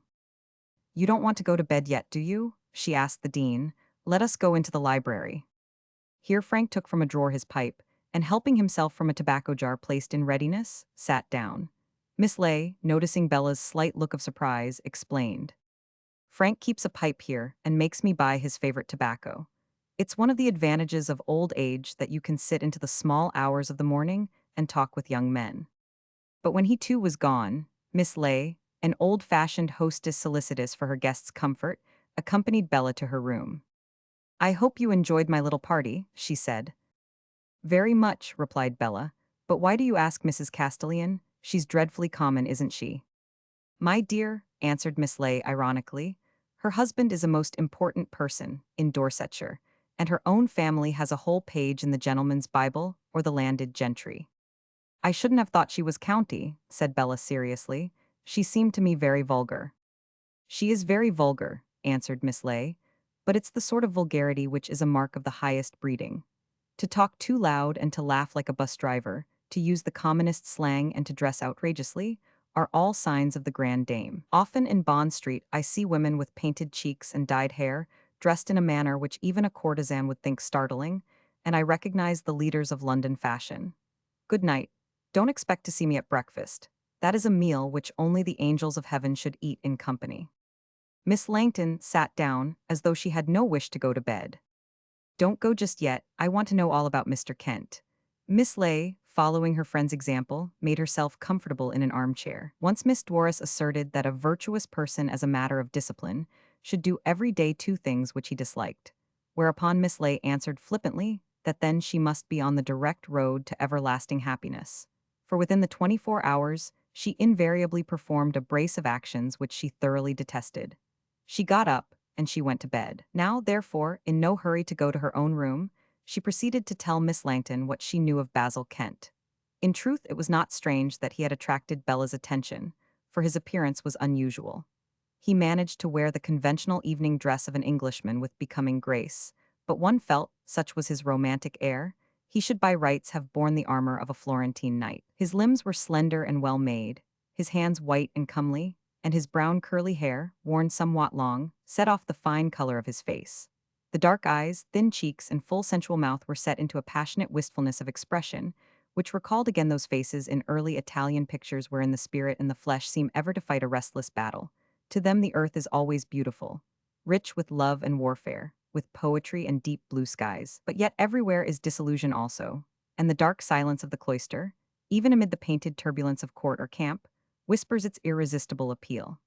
None looking at Basil Kent could imagine that any great ease of life awaited him. Through his brown eyes appeared a soul at the same time sensual and ascetic, impulsive and chivalrous, yet so sensitive that the storms and buffets of the world, to which inevitably he exposed himself, must assault him with double violence. "Well, he's the son of Lady Vizard," said Miss Ley. "What?" cried Bella. "You don't mean the woman about whom there was that dreadful case 5 years ago?" "Yes, he was then at Oxford, where Frank and he were bosom friends. It was through Frank that I first knew him. His father, a cousin of the present Kent of Owsley, died when he was a child, and Basil was brought up by his grandmother, for his mother married Lord Vizard very shortly after her husband's death. Even now she's a beautiful woman. In those days she was perfectly gorgeous.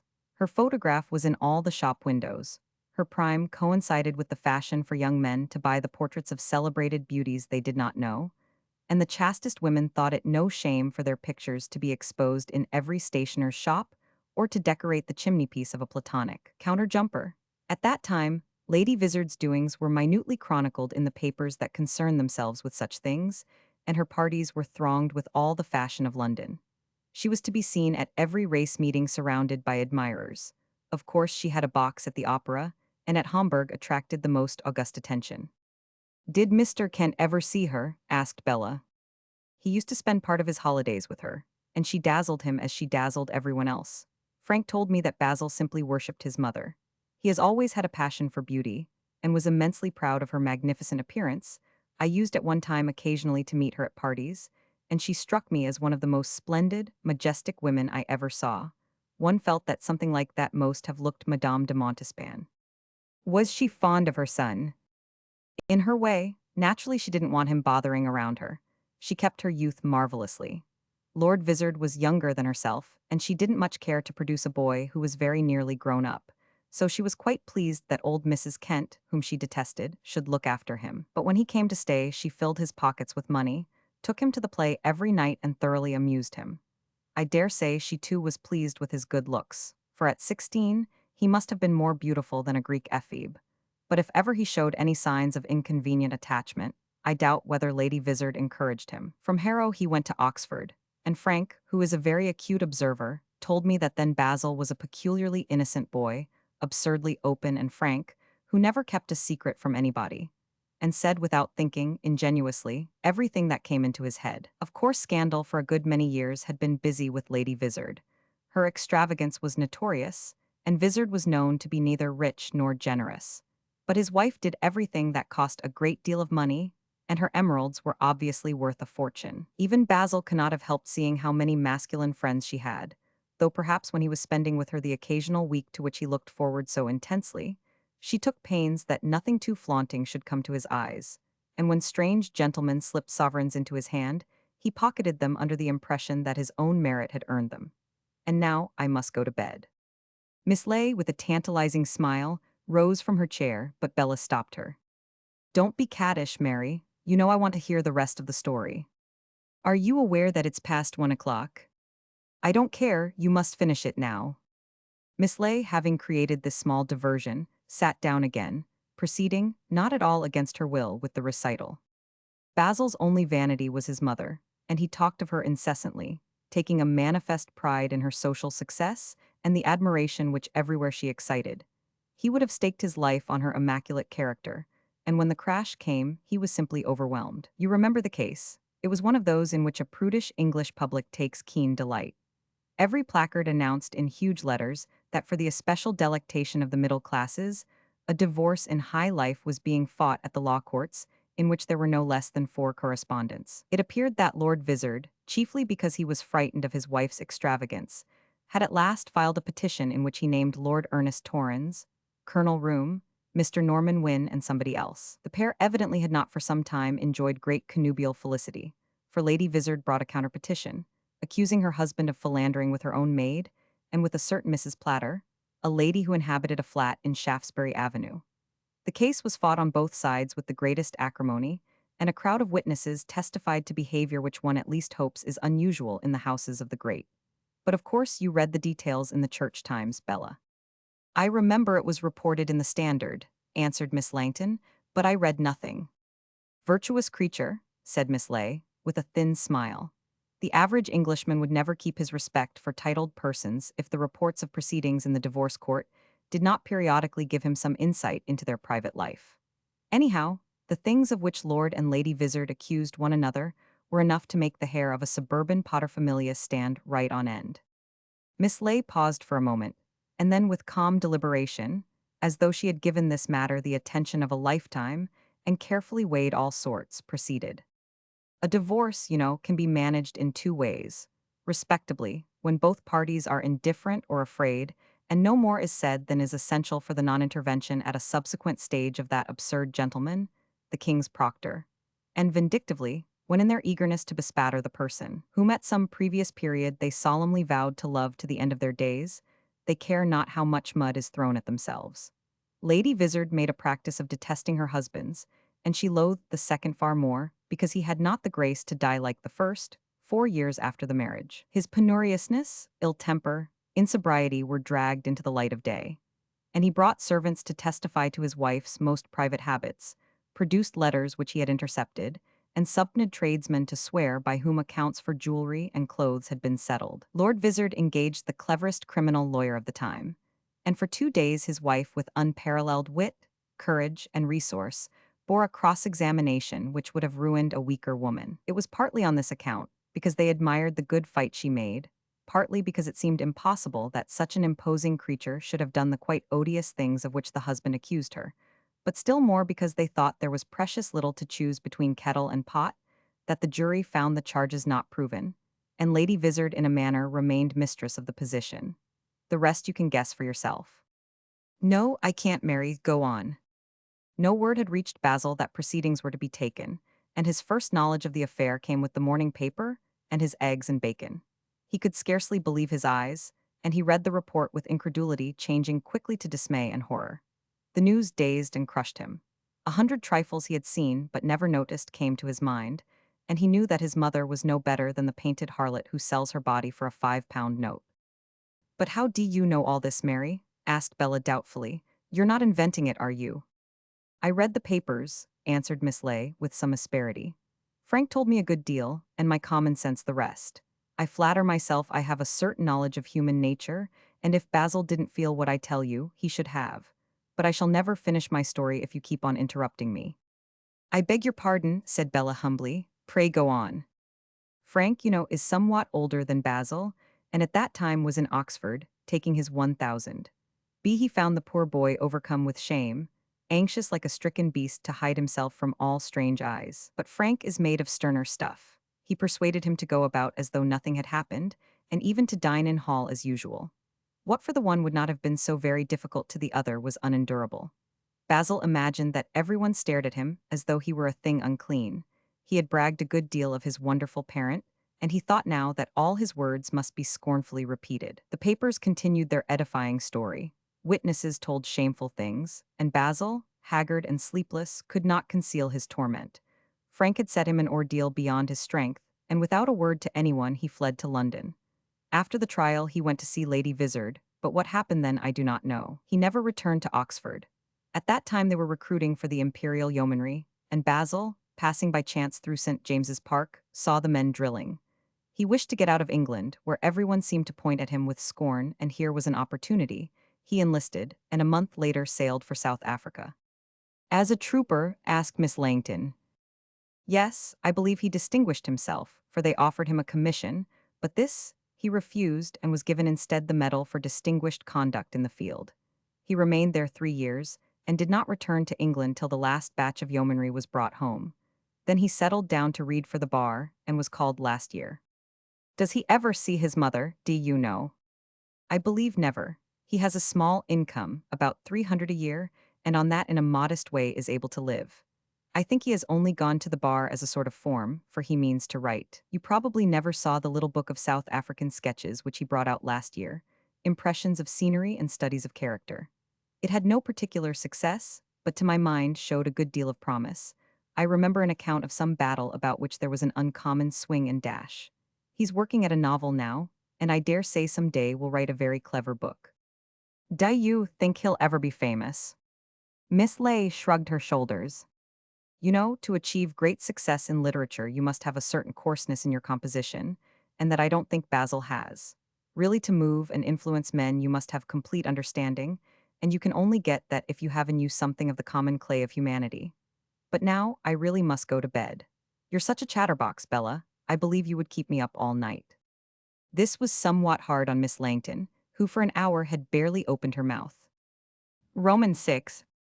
But while the two ladies thus discussed him, Basil Kent stood on the bridge over the ornamental water in St. James's Park and looked thoughtfully at that scene than which perhaps there is none more beautiful in the most beautiful of all cities, London.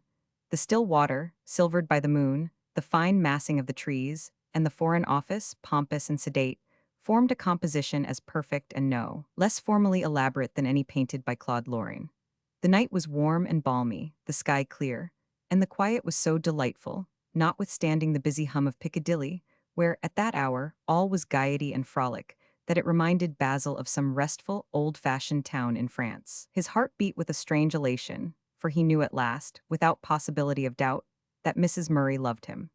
Before, though he could not be unaware that she saw him with pleasure and listened to his conversation with interest, he had not the audacity to suppose a warmer feeling. But when they met that evening, he surprised a blush while she gave her hand, and this had sent the blood running to his own cheeks. He took her down to dinner, and the touch of her fingers on his arm burnt him like fire. She spoke but little, yet listened to his words with a peculiar intensity as though she sought in them some hidden meaning, and when his eyes met hers seemed to shrink back almost in fear.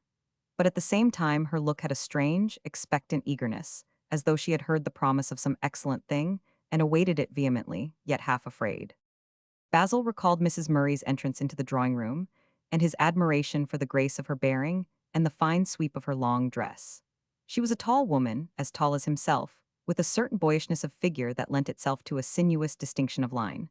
Her hair was neither dark nor fair, the eyes gray and tender, but her smile was very noticeable for a peculiar sweetness that marked an attractive nature. And if there was no precise beauty in her face, its winsome expression, the pallor of her skin, gave it a fascinating grave sadness reminiscent of the women of Sandro Botticelli.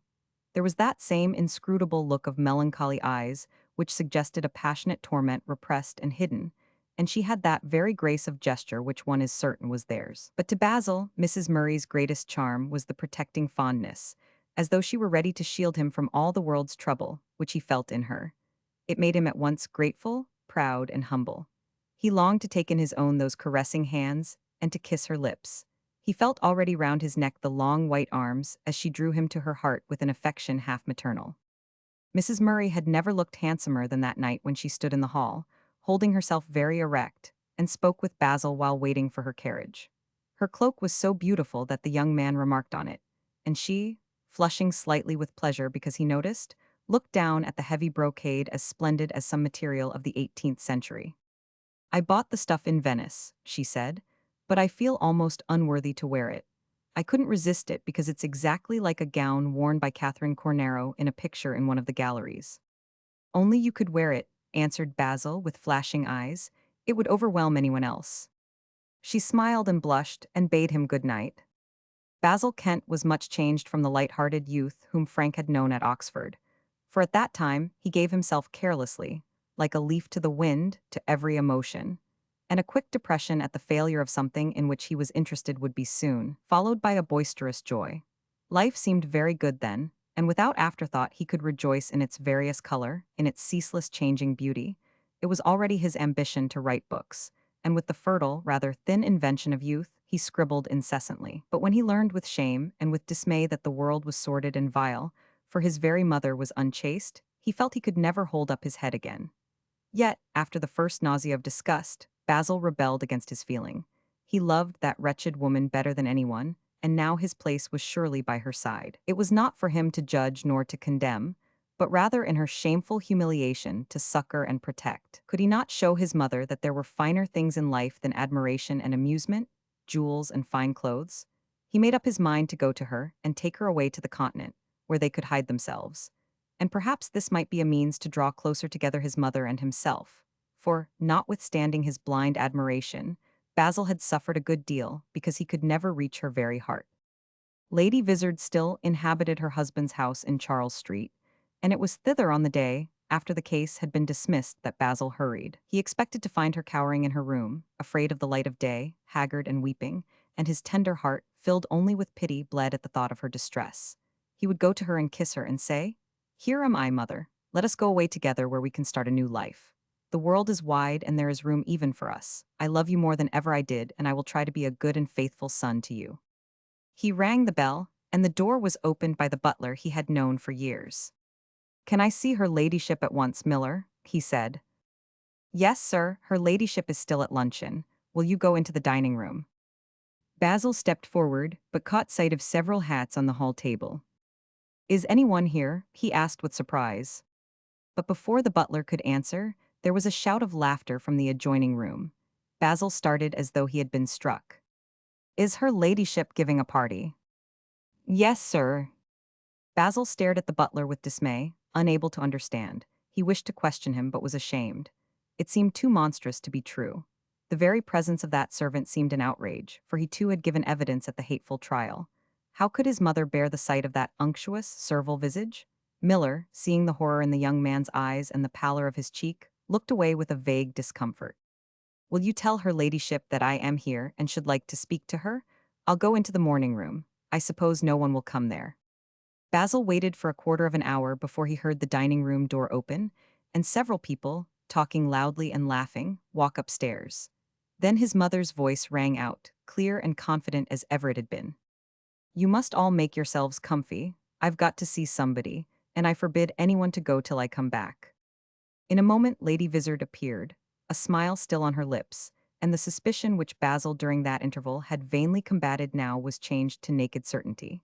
Not at all downcast was she nor abashed, but alert as ever, neither less stately nor less proud than when last he saw her. He expected to find his mother in sackcloth and ashes, but behold, she wore a gown by Paquin, the flaunting audacity of which only she could have endured. Very dark, with great flashing eyes and magnificent hair, she had the extravagant flamboyance, the opulence of color of some royal gypsy.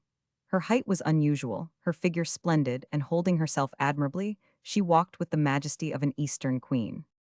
"How nice of you to come, dear boy," she cried, with a smile showing her beautiful teeth.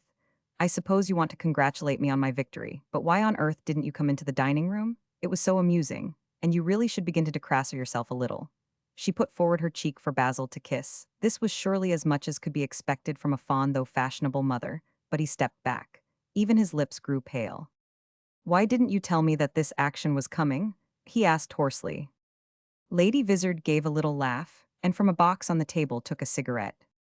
"Voyons, mon cher, I really didn't think it was your business."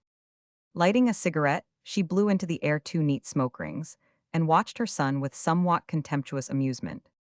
"I didn't expect to find you giving a party today. They insisted on coming, and I had to do something to celebrate my triumph." She laughed lightly. "Mon Dieu, you don't know what a narrow shave it was. Did you read my cross-examination? It was that which saved me." "Saved you from what?" cried Basil sternly, two lines of anger appearing between his brows. "Has it saved you from shameful dishonor?" "Yes, I read every word. At first I couldn't believe it was true." "Et après?" asked Lady Vizard calmly. "But it was true, there were a dozen people to prove it. Oh God, how could you? I admired you more than anyone else in the world. I thought of your shame, and I came here because I wanted to help you. Don't you understand the horrible disgrace of it? Oh, mother, mother, you can't go on like this. Heaven knows I don't want to blame you. Come away with me and let us go to Italy and start afresh." In the midst of his violent speech, he was stopped by the amusement of Lady Vizard's cold eyes. "But you talk as if I'd been divorced. How absurd you are. In that case it might have been better to go away for a bit, yet even then I should have faced it. But do you think I'm going to run away now? Pas si bête mon petit. Do you mean to say you're going to stay here when everyone knows what you are? When they'll point at you in the street and whisper to one another foul stories? And however foul they are, they'll be true." Lady Vizard shrugged her shoulders. "Oh, que tu aimes, she said scornfully, justly proud of her French accent. You know me very little if you think I'm going to hide myself in some poky continental town or add another tarnished reputation the declassy society of Florence. I mean to stay here. At the opera, at the races, everywhere. I've got some good friends who'll stick to me, and you'll see in a couple of years I shall pull through.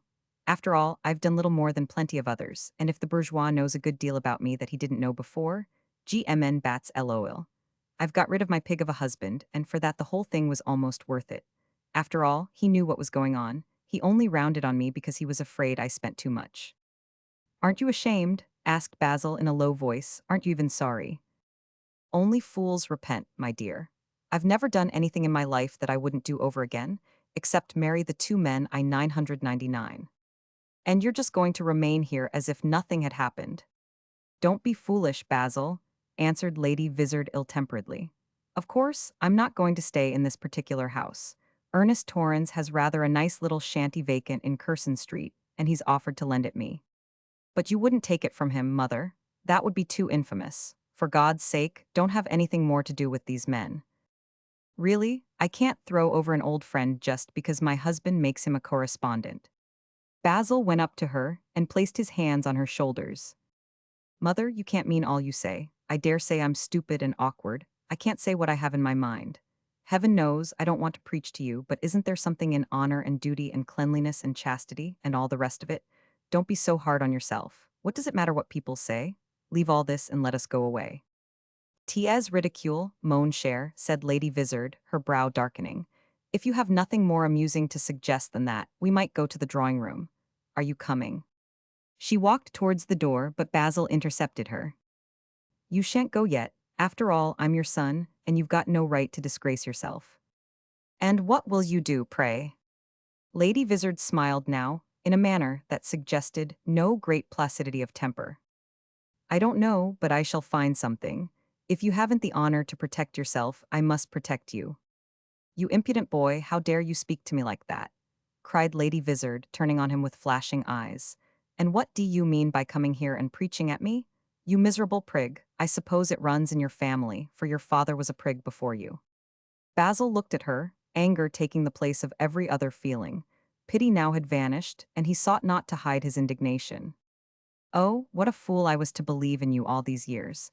I would have staked my life that you were chaste and pure. And yet when I read those papers, although the jury doubted, I knew that it was true. Of course it was true, she cried defiantly. Every word of it, but they couldn't prove it. And now I'm ashamed to think I'm your son. You needn't have anything to do with me, my good boy. You've got money of your own. Do you think I want a lubberly, ill-bred oaf hanging about my skirts? I know what you are now, and you horrify me. I hope I shall never see you again. I would sooner my mother were a wretched woman on the streets than you. Lady Vizard rang the bell. Miller, she said when the butler appeared, as though she had forgotten Basil's presence, I shall want the carriage at 4. Very well, my lady. You know I'm dining out tonight, don't you? Yes, my lady.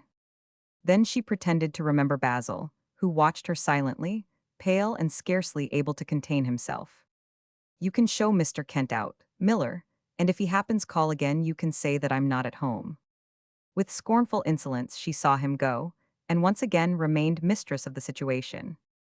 Then came 3 years at the Cape, for Basil, unwilling to return to England, stayed after the expiration of the year for which he had enlisted. At first his shame seemed unendurable, and he brooded over it night and day. But when the distance increased between him and Europe, when at length he set foot on African soil, the load of dishonor grew lighter to bear. His squadron was quickly sent up country, and the hard work relieved his aching mind. The drudgery of a trooper's lot, the long marches, the excitement and the novelty, exhausted him so that he slept with a soundness he had never known before. Then came the sheer toil of war and its dull monotony. He suffered from hunger and thirst, from heat and cold. But these things drew him closer to the companions from whom at first he had sought to hide himself. He was touched by their rough good humor, their mutual help, and the sympathy with which they used him in sickness. His bitterness towards mankind in general diminished when he saw human good fellowship face to face with actual hardship. And when at last he found himself in battle, though he had looked forward to it with horrible anxiety, fearing that he might be afraid, Basil felt a great exhilaration which made life most excellent to live. For then vice and squalor and ugliness vanished away, and men stood before one another in primeval strength. the blood burning in their veins, and death walked between contending hosts. And where death is, there can be nothing petty, sordid, nor mean. But finally, the idea came to Basil that it was not brave to remain there in concealment. For such talents as he had, the Cape offered no scope, and he made up his mind to return to London, holding up his head proudly, and there show what stuff he was made of. He felt more self-reliant because he knew he could withstand cheerfully fatigue and want, and the medal on his breast proved that he lacked not courage. Back at length in London, he entered his name at Lincoln's Inn, and while arranging for publication a little series of sketches he had written during the war, worked hard at law. Though the storm through which he passed had left him somewhat taciturn, with a leaning towards introspection, at bottom Basil was no less open-hearted and sanguine than before, and he entered upon this new phase with glowing hopes. But sometimes his chambers in the Temple seemed very lonely. He was a man who yearned for domestic ties. A woman's hands busied about him, the rustle of a dress or the sound of a loving voice were necessities of his nature. And now it seemed the last bitterness of his life would be removed, for Mrs. Murray offered just that affection which he needed, and still somewhat distrustful of himself, he looked for support to her strength. Then, in the midst of his thought, Basil frowned, for on a sudden there had arisen in his mind a form which in his newborn joy he had momentarily forgotten. Leaving the bridge, he wandered to the greater darkness of the Mall, his hands behind him, and for a long time walked up and down beneath the trees, perplexed and downcast. It was very late, and there was scarcely a soul about. On the seats homeless wretches lay asleep, huddled in grotesque attitudes, and a policeman stealthily crept along behind them. Some months before, Basil, instead of lunching in Hall, went by chance into a tavern in Fleet Street, and there saw behind the bar a young girl whose extreme beauty at once attracted his attention. Her freshness was charming in that tawdry place, gray with London smoke notwithstanding the gaudiness of its decoration, and though not a man to gossip with barmaids over his refreshment, in this case he could not resist a commonplace remark. To this the girl answered rather saucily, "A public house is apparently an excellent school for repartee," and her bright smile gave a new witchery to the comely face. Interested and a little thrilled, for there was none on whom sheer beauty made a greater impression, Basil told Frank Hurrell, then resident physician at St. Luke's, that he had found in Fleet Street of all places the loveliest woman in London. The doctor laughed at his friend's enthusiasm, and one day when they were passing, Basil, to justify himself, insisted on going again to the Golden Crown. Then once or twice he went alone, and the barmaid, beginning to recognize him, gave a little friendly nod of greeting. Basil had ever something of a romantic fancy, and his quick imagination decked the pretty girl with whimsical conceits. He dignified her trade by throwing back the date, and seeing in her a neat-footed maid who gave sack to cavaliers and men-at-arms. She was Hebe pouring nectar for the immortal gods, and when he told her this with other fantastic inventions, the girl, though she did not altogether comprehend, reddened as the grosser compliments of the usual frequenters of the bar, accredited admirers, had no power to make her. Basil thought he had never seen anything more captivating than that blush. And then he began to visit the Golden Crown more frequently, at tea time when there were fewest people. The pair grew friendly, and they discussed the weather, the customers, and the news of the day. Basil found that half an hour passed very pleasantly in her company, and perhaps he was a little flattered because the barmaid set greater store on his society than on that of the other claimants to her attention. One afternoon, going somewhat later than usual, he was delighted with the bright look that lit her face like sunshine on his appearance. "I was afraid you weren't coming, Mr. Kent." By now she used his name, and hers he found was Jenny Bush. "Would you have minded if I hadn't?" "A bit." At that moment, the second barmaid of the Golden Crown came to her. "It's your evening out tonight, isn't it, Jenny?" "Yes, it is." "What are you going to do?" "I don't know," said Jenny. "I haven't made any plans." A customer came in, and Jenny's friend shook hands with him. "Same as usual, I suppose," she said. "Would you like to come to the play with me?" asked Basil lightly. "We'll have a bit of dinner first and then go wherever you like." The suggestion flashed across his mind, and he spoke the words without thinking. Jenny's eyes sparkled with pleasure. "Oh, I should like it. Come and fetch me here at 7, will you?" But then came in a somewhat undersized young man, with obviously false teeth and a jaunty air. Basil vaguely knew that he was engaged to Jenny, and on most days he might be seen making sheep's eyes across the bar and drinking innumerable whiskies and soda. "Coming out to dinner, Jenny?" he said. "I'll stand you a seat at the Tivoli if you like." I'm afraid I can't tonight, Tom, she answered, blushing slightly. I've made other arrangements. What arrangements? A friend has promised to take me to the theater. Who's that? Answered the man with an ugly look. That's my business, isn't it? Answered Jenny. Well, if you won't tell me, I'm off. I'm not stopping you, am I? Just give me a scotch and soda, will you? And look sharp about it. The man spoke impudently, wishing to remind Jenny that she was there to carry out his orders.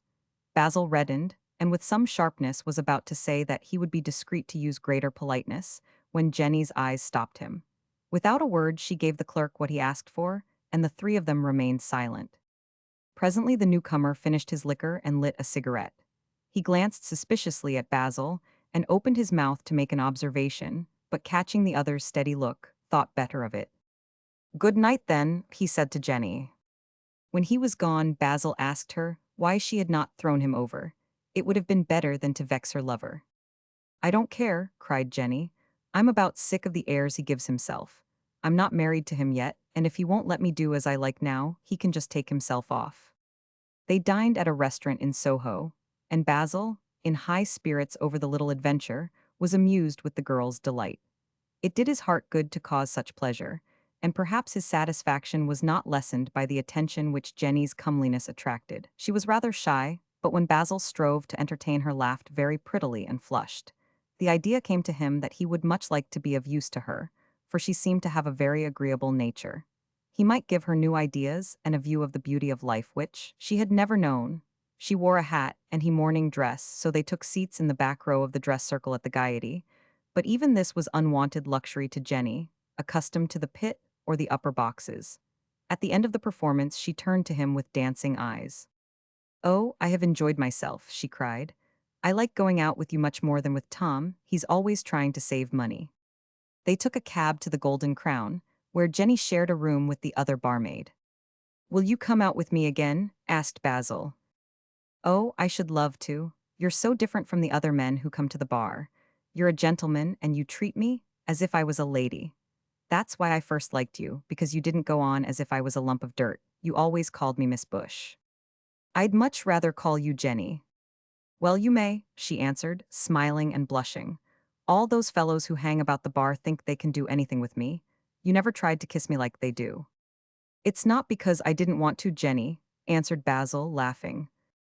She made no reply, but looked at him with smiling mouth and tender eyes. He would have been a fool not to recognize the invitation.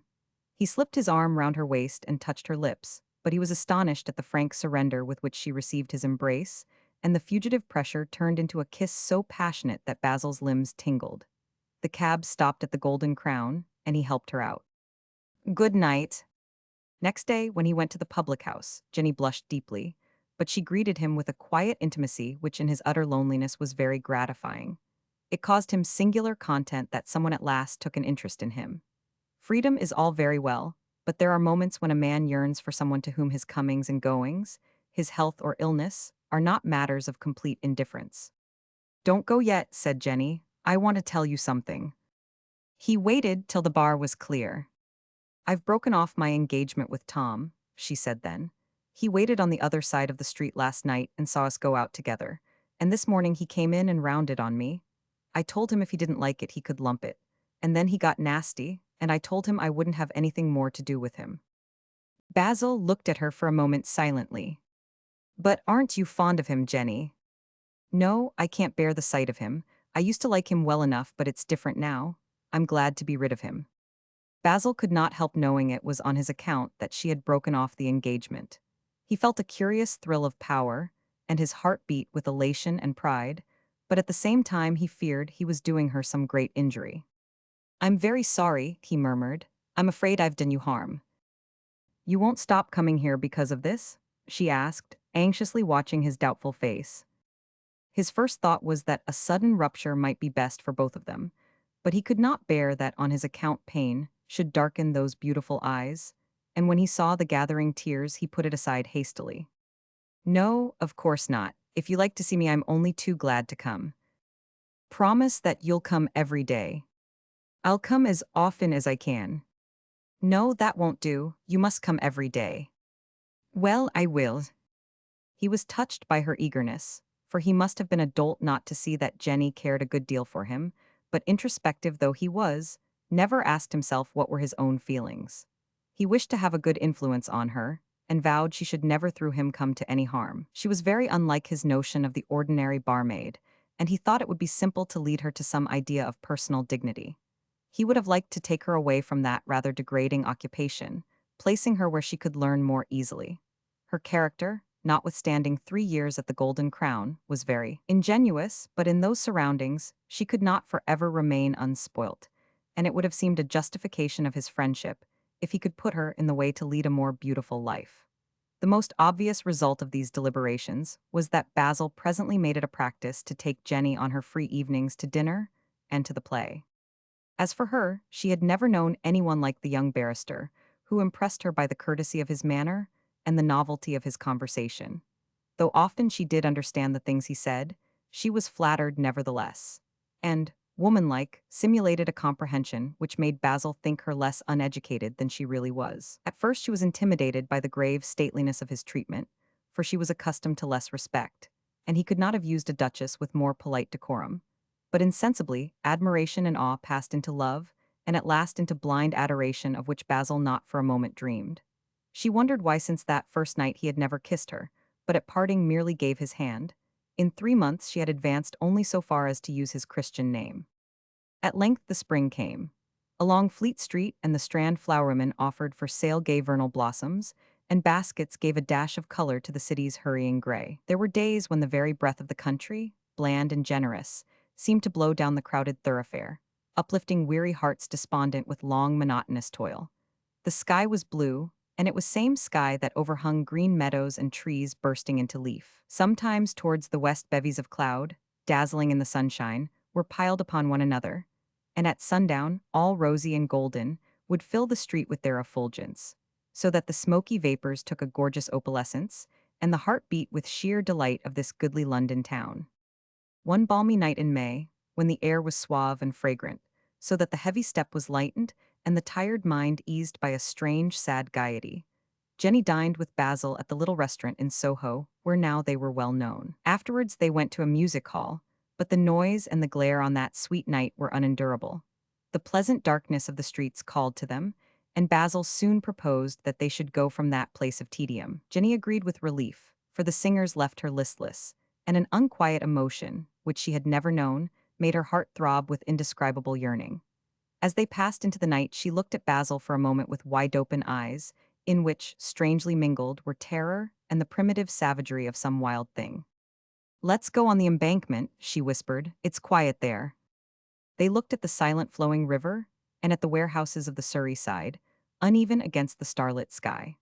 From one of these gleamed like a malevolent eye one solitary light, and it gave mystery to that square mass of dingy brick, suggesting some grim story of lawless passion and crime. It was low tide, and below the stone wall was a long strip of shining mud.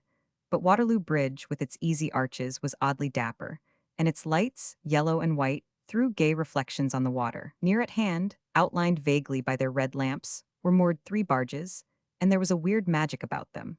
For, notwithstanding their present abandonment, they spoke of strenuous life and passion and toil.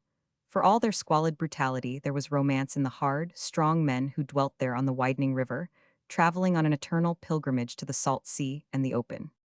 They wandered slowly towards Westminster Bridge, and the lights of the Embankment in their sinuous line were strangely reflected, so that a forest was seen on the river of fiery piles on which might have been built a mystic, invisible city. But the short walk wearied them, though the night was sweet with the savor of springtime, and their limbs were heavy as lead. "I can't walk back," said Jenny. "I'm too tired." "Let us take a cab." Basil hailed a passing hansom, and they got in. He gave the address in Fleet Street of the Golden Crown. They did not speak, but the silence told them things more significant than ever words had done. At last, in a voice not her own, as though speech were dragged from her, Jenny broke the oppressive stillness. "Why have you never kissed me since that first night, Basil?" She did not look at him, and he made no sign that he heard, but she felt the trembling of his limbs. Her throat grew hot and dry, and a horrible anxiety seized her. "Basil," she said hoarsely, insisting on an answer. "Because I didn't dare." She could count now the throbbing of that torturer in her breast, and the cabman seemed to drive as for a wager. They sped along the embankment, and it was very dark. "But I wanted you to," she said fiercely. "Jenny, don't let us make fools of ourselves." But as though his words were from the mouth only, and a stronger power mastered him, even as he spoke he sought her lips. And because he had resisted so long their sweetness was doubly sweet. With a stifled gasp like a wild beast, she flung her arms about him, and the soft fragrance of her body drove away all thoughts but one. Mindless of the passers-by, he pressed her eagerly to his heart. He was mad with her fair, yielding beauty and the passion of her surrender, mad with that never-ending kiss, than which in his whole life he had never known a greater rapture. And his heart trembled like a leaf trembling before the wind. "Will you come back to my rooms, Jenny?" he whispered. She did not answer, but drew herself more closely to him. He lifted the trap in the roof of the hansom and told the cabman to drive to the temple. For a week, for a month even, feeling stronger and braver because this woman had given him her love, Basil enjoyed a very ecstasy of pride. He faced the world with greater assurance, and life possessed a spirit and a vigor which were quite new to him. But presently, the romantic adventure gained the look of a somewhat vulgar intrigue, and when he recalled his ideal of an existence, spotless and pure, given over to noble pursuits, he was ashamed. This love of his was nothing more than a passing whim of which the knell sounded with its gratification, and he saw with dismay that Jenny had given herself to him body and soul. On her side, it was a deathless passion compared with which his attachment was very cold. Each day fanned the flames in her heart, so that he became a necessity of her existence, and if by chance he was too busy to see her, an anxious letter came, pitiful in its faulty spelling and clumsy expression, imploring him to visit her. Jenny was exacting, and he resigned himself to going every day to the Golden Crown, though that bar grew ever more distasteful. The girl was quite uneducated, and the evenings they spent together. For now, instead of going to a theater, Jenny passed her leisure in Basil's rooms, went rather heavily. He found it sometimes hard work to make conversation. He realized that he was manacled hand and foot with fetters that were only more intolerable, because they consisted of nothing more substantial than the dread of causing pain. He was a man who bore uneasily an irregular attachment of this sort, and he asked himself what could be the end. A dozen times he made up his mind to break with Jenny, but coming to the point, when he saw how dependent she was upon his love, had not the courage. For 6 months, degraded to a habit, the connection went on. But it was only by reminding himself constantly that he was not free that Basil abated his nascent love for Mrs. Murray, and he imagined that his feeling towards her was different from any he had known before. His desire now was overwhelming to break from the past that sullied him, and thenceforward to lead a fresher, more wholesome life. Cost what it might, he must finish with Jenny. He knew that Mrs. Murray meant to winter abroad, and there was no reason why he, too, should not go to Italy. There he might see her occasionally, and at the end of 6 months, with a free conscience, ask her to be his wife. Thinking he saw the way more clearly before him, Basil ceased his lonely promenade and walked slowly into Piccadilly. After the stir and restless movement of the day, the silence there, unnatural and almost ghostly, seemed barely credible, and the great street, solemn and empty and broad, descended in a majestic sweep with the tranquillity and ease of some placid river. The air was pure and limpid, but resonant, so that a solitary cab on a sudden sent the whole place ringing, and the emphatic trot of the horse clattered with long reverberations. The line of electric lights, impressive by their regularity, self-asserting and staid, flung their glare upon the houses with an indifferent violence, and lower down through into distinctness the straight park railing and the nearer trees, outlining more somberly the leafy darkness beyond. And between, outshone, like an uneven string of discolored gems, twinkled the yellow flicker of the gas jets. Everywhere was silence, but the houses, white except for the gaping windows, had a different silence from the rest. For in their sleep, closed and bolted, they lined the pavement helplessly, disordered and undignified, as though without the busy hum of human voices and the hurrying of persons in and out they had lost all significance. Romans 7. On the following Sunday, Basil Kent and Hurrell lunched with Miss Ley, and there met Mr. and Mrs. Castellan, who came early in the afternoon. The husband of this lively lady was a weighty man, impressive by the obesity of his person and the commonplace of his conversation. His head was bald, his fleshy face clean-shaven, and his manner had the double pomposity of a landed proprietor and a member of Parliament. It seemed that nature had taken a freakish revenge on his dullness when she mated him with such a sprightly person as his wife, who, notwithstanding his open adoration, treated him with impatient contempt. Mr. Castellan might have been sufferable had he been as silent as he was tedious, but he had an interminable flow of conversation. And now, finding the company somewhat overwhelmed by his appearance, seized the opportunity to air opinions which should more properly have found utterance in that last refuge of dullards and bores, the House of Commons. But in a little while, at the butler's heels, Reggie, with the stealthiness of a sleek cat, slouched into the room. He was pale after Saturday's amusement, but very handsome. Miss Ley, rising to welcome him, intercepted a glance at Mrs. Castellan, and seeing in that lady's eye a malicious twinkle, was convinced that the pair had arranged this meeting. But though it amused the acute woman that an assignation should be made in her house, she would not have given Mrs. Castellan further occasion to exercise her wiles if the Member of Parliament had not bored her into a bad temper. And really, Emily Bassett exaggerated the care she took of her son. It irritated Miss Ley that anyone should be so virtuous as Reggie was thought to be. "Paul," said Mrs. Castellan, "Mr. Bassett has heard that you're going to speak in the House tomorrow, and he would so much like to hear you. My husband, Mr. Barlow Bassett." "Really? How did you hear that?" asked Mr. Castellan, delighted. It was part of Reggie's ingenuity that he never lied in haste to repent at leisure. For one moment he meditated, then fixed his eyes firmly on Frank to prevent a contradiction. "Dr. Hurrell told me." "Of course I shall be delighted if you'll come," pursued the orator. "I shall speak just before dinner. Won't you dine afterwards? I'm afraid the dinner they give you is very bad." "He won't mind that after he's heard you speak, Paul," said Mrs. Castellan. A faint smile flickered on her lips at the success of this maneuver. Mr. Castellan turned blandly to Miss Ley, with the little shake of his whole body which announced a display of eloquence. Frank and Basil immediately jumped up and bade Miss Ley farewell. They walked together towards the embankment, and for a while neither spoke. "I wanted to talk to you, Frank," said Basil at last. "I'm thinking of going abroad for the winter." "Are you? What about the bar?" "I don't mind about that. After all, I have enough to live on, and I mean to have a shot if I can do any real good as a writer. Besides, I want to break with Jenny, and I can think of no kinder way to do it." "I think you're very wise." "Oh, I wish I hadn't got into this mess, Frank. I don't know what to do. I'm afraid she's grown a good deal fonder of me than I ever thought she would, and I don't want to cause her pain. I can't bear it when I think of the wretchedness she'll suffer, and yet we can't go on as we are." Frank remained silent, with compressed lips and a stern look on his face. Basil divined the unspoken censure and burst out passionately. "Oh, I know I oughtn't to have given way. Do you think I've not bitterly regretted? I never thought she'd take it any more seriously than I 999. And after all, I'm a man like any other. I have passions as other men have. I suppose most men in my place would have done as I 999. "I didn't venture to reproach you, Basil," said Frank dryly. "I meant to do only good to the girl, but I lost my head. After all, if we were all as cool at night as we are in the morning."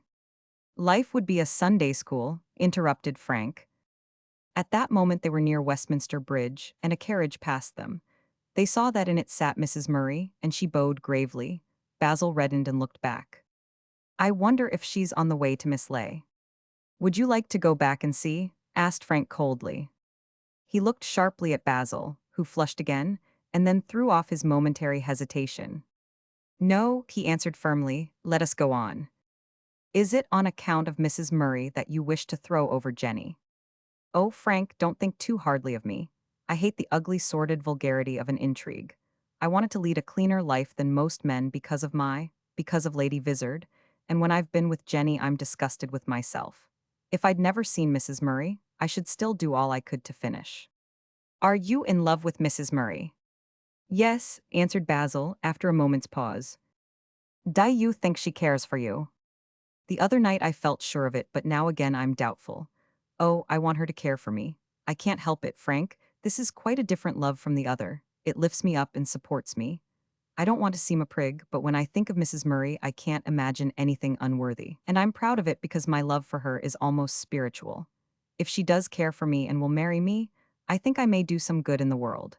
I fancied that if I went away for 6 months, Jenny would gradually think less of me. I think it's better to drift apart than just to break cruelly at once." "It would certainly be less painful to you," said Frank. "And when I'm free I shall go to Mrs. Murray, tell her the whole story, and ask her to marry me." Basil lived in a pleasant court of the Temple to which, notwithstanding the sordid contentions of its daily life, the old red houses and the London plane trees, with their leafy coolness, gave a charm full of repose. His rooms on the top floor were furnished simply, but with the taste of a man who cared for beautiful things.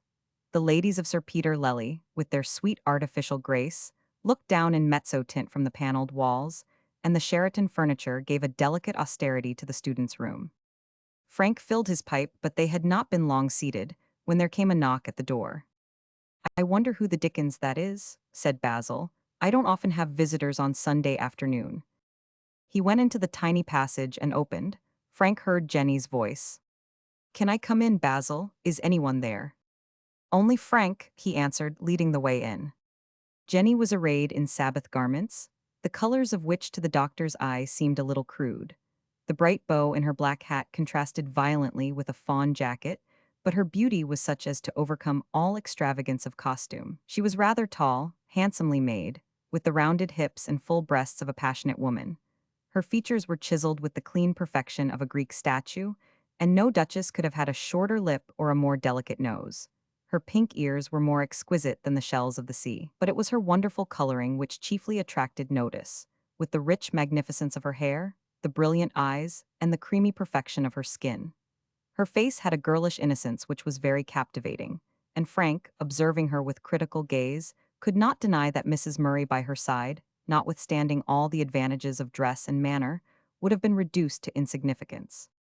"I thought you were going home this afternoon," said Basil. "No, I couldn't manage it. I came here immediately after we closed at 3, but you weren't in. I was so afraid that you wouldn't come before 6 o'clock." It was very clear that Jenny wished to talk with Basil, and Frank, deliberately knocking out the ashes of his pipe, rose to go. His host accompanied him downstairs. "Look here, Basil," said Frank. "If I were you, I'd take this opportunity to tell Jenny that you're going away." "Yes, I mean to. I'm glad she's come. I wanted to write to her, but I think that would be funking it. Oh, I hate myself because I must cause her so much pain." Frank walked away, disposed at first to envy Basil his good fortune. He had cursed his fate because pretty girls never fell desperately enamored of him. It would certainly have been a bore, and to him more than to another an insufferable slavery, but yet the marked abstention was not flattering. Now, however, on his way to the club, wanted by no one, with no claims on him of any sort, he congratulated himself cynically because fair ladies kept their smiles for persons more fascinating than himself. When Basil returned to his room, he found that Jenny had not, as usual, taken off her hat, but stood by the window looking at the door. He went to kiss her, but she drew back. "Not today, Basil. I've got something to say to you." "Well, take off your things first, and make yourself comfortable." It occurred to him that Jenny had perhaps quarreled with her employer at the Golden Crown, or wished to reproach him, because for a couple of days he had not seen her, and, lighting his pipe, he answered with careless gaiety. He did not see that she looked at him strangely, but when she spoke there was such tragic anguish in her tone that he was startled. "I don't know what I should have done if I'd not found you in today." "Good heavens, Jenny, what's the matter?" Her voice broke with a sob. "I'm in trouble, Basil." The tears cut his heart, and very tenderly he put his arms round her, but again she withdrew. "No, please don't sit near me, or I shall never have the courage to tell you." She stood up, drying her eyes, and walked up and down. "I wanted to see you this morning, Basil. I came to your door and then I was afraid to knock, so I went away again. And then this afternoon, when I couldn't make you hear, I thought you'd gone away and I couldn't have borne another night of it." "Tell me quickly what it is, Jenny." A horrible fear seized him, and his cheeks grew pale as hers. She watched him with anxious eyes. "I've not been feeling very well these last few days," she whispered, "and yesterday I went to the doctor. He told me I was going to have a child." And then, hiding her face, she sobbed bitterly. Basil's heart sank within him, and when he looked at that wretched girl, bowed down with fear and shame, he was filled with remorse. If he had never regretted before, he regretted now with all his soul. "Don't cry, Jenny, I can't bear it." She looked up hopelessly, and the ugliness of that fair face, pain-distraught, tortured him. He was all confused, and many an impulse madly skeltered through his brain. He, too, feared, but at the same time, above all and overmastering, was a wonderful elation because he would be the father of a living child. His pulse throbbed with pride, and like a miracle a sudden love mysteriously burnt up his heart. He took Jenny in his arms and kissed her more passionately than he had ever done before. "Oh, don't, for God's sake, it's nothing to you," she cried, trying to tear herself away. But what about me? I wish I was dead. I'd always been straight till I knew you. He could bear her agony no longer, and the thought which had come to him immediately now grew irresistible. There was one way to dry those tears, one way alone to repair that wrong, and a rising flood of passion made it very easy. His whole soul demanded one definite course, uplifting him and crushing every nascent objection. But his heart beat painfully when he spoke, for he was taking an irretrievable step, and God only knew what would be the end. "Don't cry, darling, it's not so bad as all that," he said.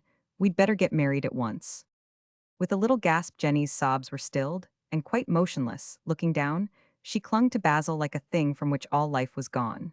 The words sank into her mind slowly, and she puzzled over them as though they were said in a language she barely understood. And then, still silent, she began to tremble. "Say that again, Basil," she whispered, and after a pause, "Did you mean it? Can you bring yourself to marry me?" She stood up and looked at him, disheveled and beautiful, a tragic figure in whose unutterable woe was a most noble pathos. "I'm only a barmaid, Basil. You're the mother of my child, and I love you," he answered gravely. "I've always longed to have children, Jenny, and you've made me very proud and very happy." Her eyes shone with tears, and into her anxious, terror-stricken face came a look of such ecstatic happiness that Basil felt himself 10 times rewarded. "Oh, Basil, you are good. You do mean it, don't you? And I shall be with you always. Did you think so badly of me as to suppose I would throw you over now?" "Oh, I was afraid. You've cared for me less of late, and I've been so unhappy, Basil, but I didn't dare show it. At first I hadn't the courage to tell you, because I thought you'd be angry. I knew you wouldn't let me starve, but you might just have given me money and told me to go." He kissed her hands, aflame as never before with her radiant beauty. "I didn't know I loved you so much," he cried. She sank into his arms with a sob, but it was a sob now of uncontrollable passion, and avid of love she sought his lips. Basil had in his passage a little gas stove, and presently, with a charming housewifely grace, Jenny set about making the tea. Languorous and happy, she was proud to do things for him, and insisted, while she prepared, that he should sit still and smoke. "I wish we needn't keep a servant, Basil, so as I might wait on you. You mustn't go back to that beastly bar. I can't leave them in a hole, you know. I shall have to give a week's notice. Then give it at once, and as soon as you're free we'll be married." "Oh, I shall be so happy," she sighed with rapture. "Now, look here, we must be sensible and talk over things. You know I'm not very well-to-do. I've only got 300 a year." "Oh, that's lots," she cried. "Why, Dad has never had more than 310 a week." Basil smiled doubtfully, for his tastes were expensive, and he had never been able satisfactorily to make ends meet. But he persuaded himself that 2 persons could live more economically than one. He would give serious attention to his law, and had no doubt that in time he would earn an income. While he waited for briefs, he might write. They could afford a little house in the suburbs at Barnes or Putney, and, so as not to be extravagant, for their honeymoon would merely go to Cornwall for a fortnight. After that, he must set to work immediately. "Ma will be surprised when I tell her I'm going to get married," said Jenny, laughing. "You must come down and see them." Though a brother in the city sometimes came to the Golden Crown, Basil had never made acquaintance with any of Jenny's relations. He knew that they lived at Crouch End. "I wouldn't have gone back to them if you hadn't said you'd marry me, Basil. Ma would have turned me out of doors. I was frightened to go down today in case she suspected something." Suddenly, a doubt rising in her mind, she turned to him quickly. "You do mean it, don't you? You won't go back on me now?" "Of course not, you foolish child. Don't you think I shall be proud to have so beautiful a wife?" Jenny was obliged to go a little before 6, at which hour the Golden Crown opened its doors to thirsty Christians, and Basil, having accompanied her thither, walked on to consider this new state of his affairs. The capacity to stand quite alone, careless of praise or censure, is very rare among men, and he, temperamentally lacking confidence in himself, felt at that moment a most urgent need for advice and sympathy. But Frank was inaccessible, and he could not disturb Miss Ley again that day. He went to his club and wrote a note asking if he might see her the following morning. He slept uneasily, and getting up later than usual, had scarcely finished breakfast, when an answer came to say that she would be pleased to walk with him at 11 in St. James's Park. He fetched her punctually. They sauntered for a while, looking at the wildfowl, and Basil, hesitating, spoke of indifferent subjects. But Miss Ley, noting his unusual gravity, surmised that he had a difficult communication to make. "Well, what is it?" she asked point-blank, sitting down. Only that I'm going to be married. Her thoughts at once went to Mrs. Murray, and she wondered when Basil could have found opportunity for his declaration. Is that all? She cried, smiling. It's a very proper proceeding for young things, but surely you need not look so serious over it. I'm going to marry a Miss Bush. Who on earth is she? I've never heard of her, answered the good lady, turning to him with surprise, but a dim recollection flashed across her mind. Wasn't it a certain Jenny Bush that Frank told me you had discovered somewhere, and vowed was the loveliest creature in the world? She gave him a long and searching look. I suppose you're not going to marry a barmaid from a public house in Fleet Street? Yes, he answered quietly. But why? Presumably because I'm in love with her. Nonsense. A susceptible youth falls in love with a dozen girls, but in a country where monogamy is enforced by Act of Parliament, it is impracticable to marry them all. I'm afraid I can give you no other reason. You might really have made that interesting announcement by letter, returned Miss Lay dryly. He looked down with a discouraged air, and for a while was silent. I must talk it over with someone, he burst out at length. I'm so utterly alone and I have no one to help or advise me. I'm marrying Jenny because I must have known her for some time. The whole thing was sordid and hateful, and yesterday after I left you she came to my rooms. She was half hysterical, poor thing. She hardly knew what she was saying, and she told me. What you very well might have foreseen, interrupted Miss Lay. Yes. Miss Lay meditated, slowly drawing her initials with the point of her parasol in the gravel, and Basil stared at her anxiously. Are you sure you're not making a fool of yourself? She asked finally. You're not in love with her, are you? No. Then you have no right to marry her.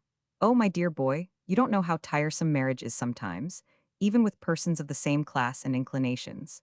I've known so many people in my life, and I'm convinced that marriage is the most terrible thing in the world unless passion makes it absolutely inevitable. And I hate and abhor with all my soul those fools who strive to discredit and ignore that. If I don't marry Jenny, she'll kill herself. She's not like an ordinary barmaid. Until I knew her, she was perfectly straight. It means absolute ruin to her. I think you exaggerate. After all, it's not much more than a very regrettable incident due to your innocence, and there's no need for desperate courses or histrionics. You will behave like a gentleman and take proper care of the girl. She can go into the country till the whole thing is over, and when she comes back, no one will be the wiser nor she very much the worse.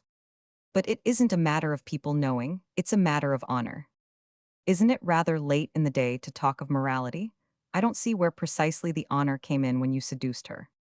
I dare say I've been an utter cad, he answered humbly, but I see a plain duty before me and I must do it. You talk as though such things had never happened before, pursued Miss Lay. Oh yes, I know they happen every day. If the girl gives way, so much the worse for her. It's no business of the man, S. Let her go on the streets, let her go to the devil, and be hanged to her. Miss Lay, pursing her lips, shrugged her shoulders. She wondered how he proposed to live, since his income was quite insufficient for the necessities of a family, and he was peculiarly unsuited to the long drudgery of the bar. She knew the profession termed literary well enough to be aware that in it little money could be earned. Basil lacked the journalistic quickness, and it took him 2 years to write a novel for which he would probably not get more than £50, and his passion for the analysis of mental states offered small chance of lucrative success. Besides, he was extravagant and would hate to pinch and spare. Nor had he occasion ever to learn the difficult art of getting a shilling's worth of goods for 12 coppers. I suppose you've realized that people will cut your wife, Miss Lay added. Then they will cut me too. But you're the last man in the world to give up these things. There's nothing you enjoy more than dinner parties and visits to country houses. Women's smiles are all important to you. You talk of me as if I were a tame cat, he returned, smiling. After all, I'm only trying to do my duty. I made an awful mistake, and heaven knows how bitterly I've regretted it. But now I see the way clearly before me, and whatever the cost, I must take it. Miss Lay looked at him sharply, and her keen gray eyes traveled over his face in a minute examination. You sure you don't admire a little too much your heroic attitude? She asked, and in her voice was a stinging coldness at which Basil winced. Nowadays self-sacrifice is a luxury which few have the strength to deny themselves. People took to it when they left off sugar because it was fattening, and they sacrificed themselves wantonly, from sheer love of it, however worthless the object. In fact, the object scarcely concerns them. They don't care how much they harm it so long as they can gratify their passion. When I asked Jenny to marry me, and saw the radiant joy in her poor, tear-stained face, I knew I'd done the right thing. Ah, what does it matter if I'm wretched, so long as I can make her happy? I wasn't thinking of your wretchedness, Basil. I was thinking that you had done that girl harm enough already without marrying her. Do you think she'll be anything but utterly miserable? You're only doing this from selfishness and cowardice, because you love your self-esteem and you're afraid to give pain. This point of view was new to Basil, but it seemed unreasonable. He put it hastily aside. All this time you've not thought of the child, Miss Ley, he said slowly. I can't let the child skulk into the world like a thief. Let him go through life with an honest name. It's hard enough without marking him with a hideous stigma. And after all, I'm proud to be the father of a living child. Whatever I suffer, whatever we both suffer, it will be worth it for that. When are you to be married? Asked Miss Ley after a pause. I think this day week. You won't abandon me, Miss Ley, will you? Of course not, she answered, smiling gently. I think you're a fool, but then most people are. They never realize that they have only one life and mistakes are irreparable. They play with it as though it were a game of chess in which they could try this move and that, and when they get in a muddle, sweep the board clear and begin again. But life is a game of chess in which one is always beaten. Death sits on the other side of the board, and for every move he has a countermove, for all your deplayed schemes a parry. They walked back to Old Queen Street, both occupied with their thoughts, and at her door Miss Ley gave Basil her hand. He hesitated a little but forced himself to speak. There's one thing more. Miss Ley, I fancied that Mrs. Murray. I dare say I was wrong, but I shouldn't like her to think too ill of me. I'm afraid you must put up with that, replied Miss Ley sharply. There was nothing in the way of an engagement between you. And nothing. I shall see her in a day or two, and I'll tell her that you're going to be married. But what will she think of me? I suppose you don't want her to know the truth. No, I told you only because I felt I must talk it over with someone. Of all persons, I least wish Mrs. Murray to know. Then you must let her think as she chooses. Goodbye. Have you nothing more to say to me than that? He asked despairingly. My dear, if you can suffer all things, you may venture all things. Roman 8. Miss Ley found the dean alone in the library, for the Langtons returned to Tercanbury that afternoon, and Bella was spending her last morning at the stores. You know, Algernon, in this world it's the good who do all the harm, remarked Miss Ley, sitting down. The bad carry off their wrongdoing with a certain dash which lessens the iniquity, and common sense robs their vice of sting, but there's no reasoning with a man conscious of his own rectitude. That is a very subversive doctrine, answered the dean, smiling. Only the wicked should sin, for experience teaches them moderation, and little hurt befalls. But when the virtuous slip from the narrow path, they flounder hopelessly, committing one error after another in the effort to right themselves by the methods of virtue. Under like circumstances, they injure all concerned far more desperately than the entirely vicious, because they won't face the fact that a different code is applicable. Pray tell me the reason of this harangue. A young friend of mine has done a foolish thing, and means to cap it with another. He came to me just now ostensibly for advice, but in reality that I might applaud his magnanimity. Without giving names, Miss Ley told her cousin Basil's story. My first curacy was at Portsmouth, the dean said when she finished, and I was then very intolerant of evil, very eager to right the wrong. I remember one of my parishioners got into a similar trouble, and for the child's sake as well as for the woman's, I insisted that the man should marry. I practically dragged them to the altar by the hair of their heads, and when I had properly legalized the position felt I had done a good day's work. 6 months afterwards, the man cut his wife's throat and was duly hanged. If I hadn't been so officious, 2 lives might have been spared. Mrs. Grundy is a person of excellent understanding, who does not in the least deserve the obloquy with which she is now regarded. She does not mind if a man is a little wild, and if he isn't thinks him rather a milksop. But with admirable perspicacity, she realizes that for the woman a straighter rule is needed. If she falls, Mrs. Grundy, without the smallest qualm, will give the first push into the pit. Society is a grim monster, somnolent apparently, so that you think you can take every kind of liberty. But all the time he watches slyly, and when you least expect it puts out an iron hand to crush you.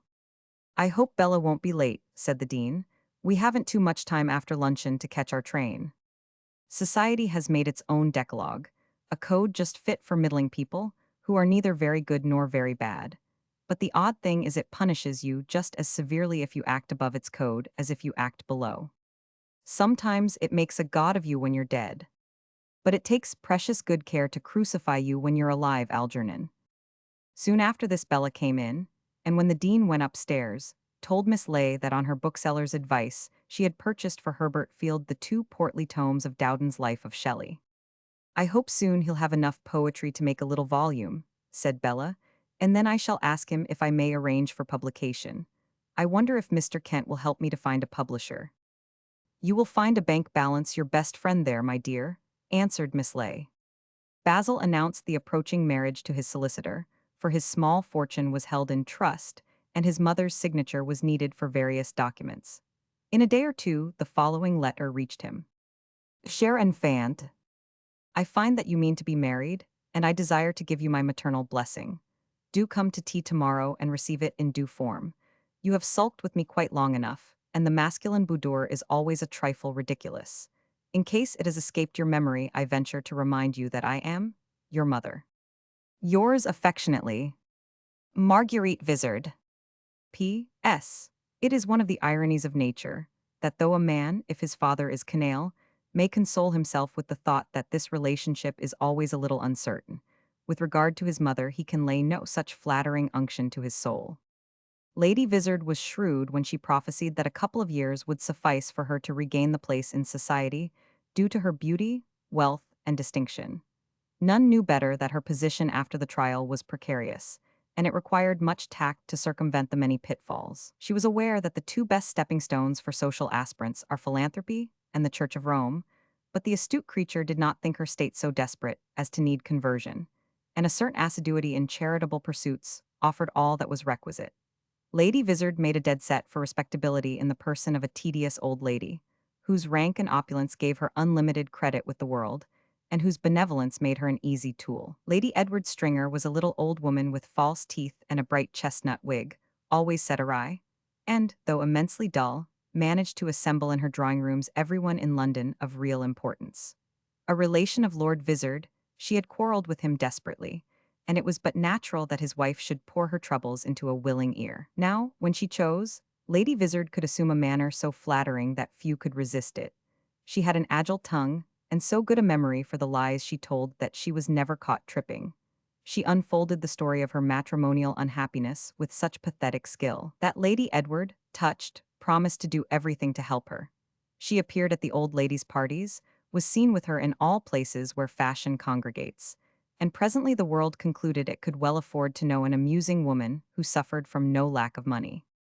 When Basil arrived, obedient to her summons, he found his mother seated in that favorite attitude in which she had been painted, and the portrait, by its daring color the sensation of its season, hung behind her to show how little in 10 years the clever woman had changed. By her side were the inevitable cigarettes, smelling salts, and a French novel, which on its appearance lately had excited a prosecution. Lady Vizard held a stall at a forthcoming bazaar, and it was not altogether without satisfaction that she read at that moment the prospectus in which her name figured on a list whereof the obvious respectability was highly imposing. Tall and statuesque, she wore her gowns with a flaunting extravagance rather than with the simplicity, often bordering on slovenliness, of most of her countrywomen. She had no desire to conceal from masculine gaze the sinuous outlines of her splendid figure, and dressed, with the bold effrontery of the sensual woman, to draw attention to her particular anatomy rather than to conceal it. Nor was she strange to the intricate art of maquillage. The average Englishwoman who paints her face, characteristically feeling it a first step in the descent to Avernus, paints it badly. She can never avoid the idea that cosmetics are a little wicked or a little vulgar, and a tiny devil, cloven-footed and beta-eyed, lurks always at the bottom of her rouge pot. Then, perversely, the plunge once taken, to reassure herself she very distinctly exaggerates. Lady Vizard used all the artifices known to the wise, but so cleverly that the result was admirable. Even her hair, which to most of her sex is a block of stumbling, was dyed in complete harmony with her eyes and complexion, so that the gross male intelligence was often deceived. Her eyebrows were perfect, and the penciled line at her eyelashes gave her flashing eyes a greater intensity. The cosmetic on her lips was applied with an artist's hand, and her mouth was no less beautiful than Cupid's bow. Lady Vizard had not seen her son for 5 years, and she noted the change in him with interest but without emotion. "Let me give you some tea," she said. "By the way, why didn't you come and see me on your return from the Cape?" You forget that you gave Miller orders not to admit me. You shouldn't have taken that grand Siriu. I dismiss my maid every time she does my hair badly, but she's been with me for years. I forgave you in a week. Their eyes met, and they realized that the position between them was unchanged. Lady Vizard shrugged her shoulders. I asked you to come today because I thought you might have grown more tolerant in 5 years. Apparently, you are one of those men who never learn.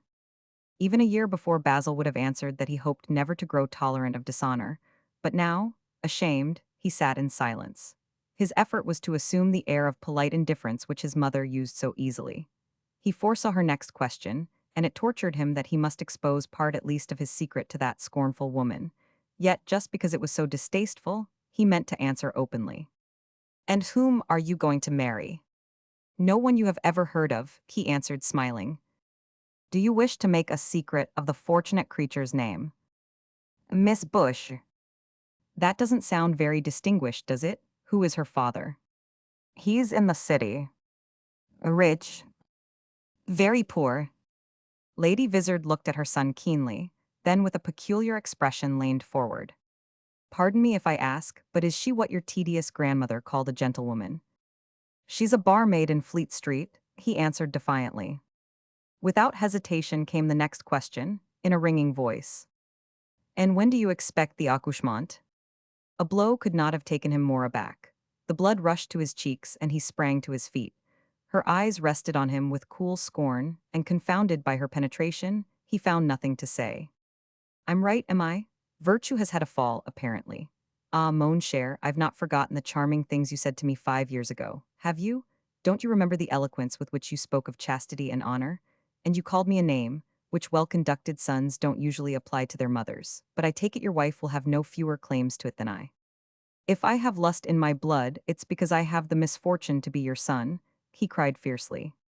"I can't help admiring you when I remember the unctuous rectitude with which you acted the upright man. You were playing your little game all the time. But, franchement, your little game rather disgusts me.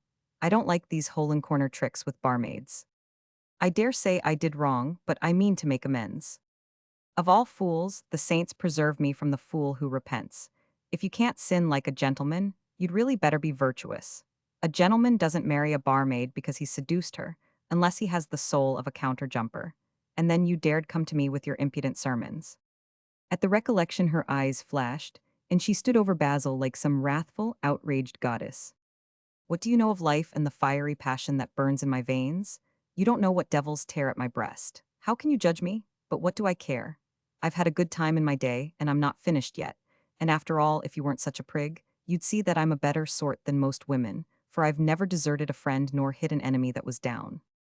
This she said with an angry vehemence, fluently as though she had often uttered the words to herself, and now at last found the opportunity for which she had waited.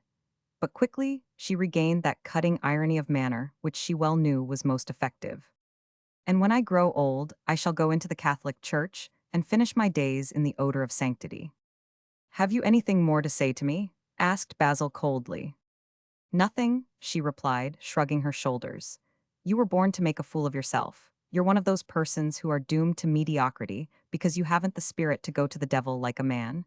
Go away and marry your barmaid. I tell you that you disgust me." Blind with rage, his hands clenched, Basil turned to the door, but before he reached it the butler announced Lord Decapit, and a tall fair youth entered. Basil gave him an angry glare, for he could well imagine what were the relations between his mother and the wealthy peer. Lord Decapit looked after him with astonishment. "Who is that amiable person?" he asked. Lady Vizard gave a little, irritated laugh. "A foolish creature, he doesn't interest me." "One of my predecessors."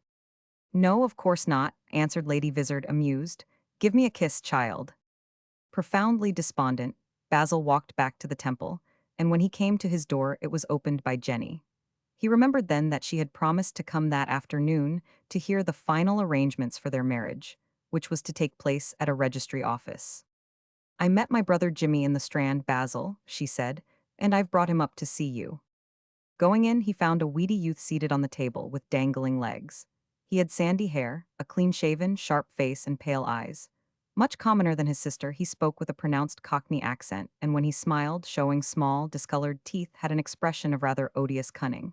He was dressed in the height of fashion, for city sportsmen, with a rakish bowler, a check suit, and a bright violet shirt. He flourished a thin bamboo cane. "How do?" he said, nodding to Basil. "Pleased to make your acquaintance. I'm afraid I've kept you waiting." "Don't apologize," Mr. Bush answered cheerfully. "I can't stay long because I'm a businessman, but I thought I'd better just pop in and say, 'How do you do to my future brother-in-law?' I'm a chap as likes to be cordial." "It's very kind of you," said Basil politely.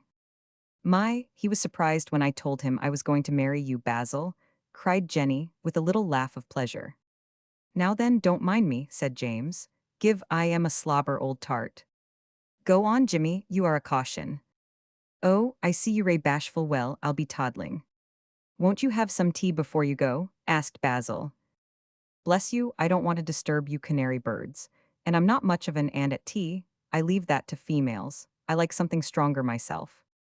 "That's Jimmy all over," cried his sister, amused. "I have some whiskey, Mr. Bush," said Basil, raising his eyebrows. "Oh, blow the mister and blow the bush. Call me Jimmy. I can't stand ceremony. We're both of us gentlemen. Now mind you, I'm not a feller to praise myself, but I will say this, I am a gentleman. That's not self-praise, is it?" "Dear me, no, mere statement of fact. It's a thing you can't help, so what's the good of being proud about it? If I meet a chap in a pub and he wants to stand me a drink, I don't ask I am if he's a lord. But you just take it. Well, you'd do the same yourself, wouldn't you?" "I dare say, may I offer you some whiskey now?" "Well, if you are so pressing. My motto is, never refuse a gargle, they say it's good for the teeth." Basil poured out. "Hold hard, old man," cried James. "You needn't be too generous with the soda. Well, here's luck." He emptied his glass at a gulp and smacked his lips. "There are no flies about that, I lay. Now I'll be toddling." Basil did not press him to stay, but by way of speeding the parting guest, offered a cigar. James took and examined it. "Viller, why Viller?" he exclaimed. "That's all right, how much do they run you in a undread?" "I really don't know what they cost, they were given to me." Basil struck a match. "Won't you take the label off?" "Not if I know it," said James, with much decision. "I don't smoke a Viller why Viller every day, and when I do I smoke it with the label on. Well, so long, see you later, old tart." When he was gone, Jenny turned to her lover. "Kiss me, there, now I can sit down quietly and talk. How do you like my brother?" "I scarcely know him yet," answered Basil cautiously. "He's not a bad sort when you do, and he can make you laugh. He's just like my mother." "Is he?" cried Basil with some vivacity. "And is your father like that too?" "Well, you know, Pa's not had the education that Jimmy's had. Jimmy was at a boarding school at Margate. You were at a boarding school, weren't you?" "Yes, I was at Harrow." "Ah, you don't get the fine air at Harrow that you do at Margate." "No," said Basil. "Come and sit by me, ducky. I'm so glad we're alone. I should like to be alone with you all my life. You do love me, don't you?" "Yes. Much." "Yes," he repeated, smiling. She gave him a long, searching glance, and her eyes suddenly darkened. She looked away. "Basil, I want to say something to you, and it's dreadfully hard." "What is it, darling?" He put his arm round her waist and drew her towards him. "No, don't do that," she said, getting up and moving away. "Please stay where you are, I can't say it if I look at you." He paused, wondering what was in her mind. She spoke brokenly, as though by an effort almost beyond her strength. "Are you sure you love me, Basil?" "Quite sure," he answered, trying to smile. "Because I don't want to be married out of pity or anything like that. If you're only doing it because you think you ought, I'd rather go on as I am." "But why do you say this now, Jenny?" "I've been thinking it over. The other day when you offered to marry me, I was so happy I couldn't think it out. But I love you so much that I've seen things quite differently since then. I don't want to hurt you. I know I'm not the sort of woman you ought to marry, and I can't help you to get on." Her voice trembled, but she forced herself to continue, and Basil, motionless, listened to her gravely. He could not see her face. "I want to know if you really care for me, Basil. If you don't, you've only got to say so, and we'll break it off. After all, I'm not the first girl that's got into trouble. I could easily manage, you know." For one moment he hesitated, and his heart beat painfully. Miss Lay's cold advice, his mother's scorn, recurred to him. The girl herself offered an opportunity, and would it not, after all, be best to seize it? His freedom stood before him, and he exulted. A few easy words might destroy that horrible nightmare, and he could start life afresh, wiser and better. But Jenny turned round, and in her sad, beautiful eyes he saw a mortal anxiety. In the sickening anguish of her expectation she could scarcely breathe. He had not the strength to speak. "Jenny, don't torture yourself," he said brokenly. "And you torture me too. You know I love you and I want to marry you." "And straight?" "Yes." She sighed deeply, and heavy tears fell down her cheeks. For a while she remained silent. "You've saved my life, Basil," she said at last.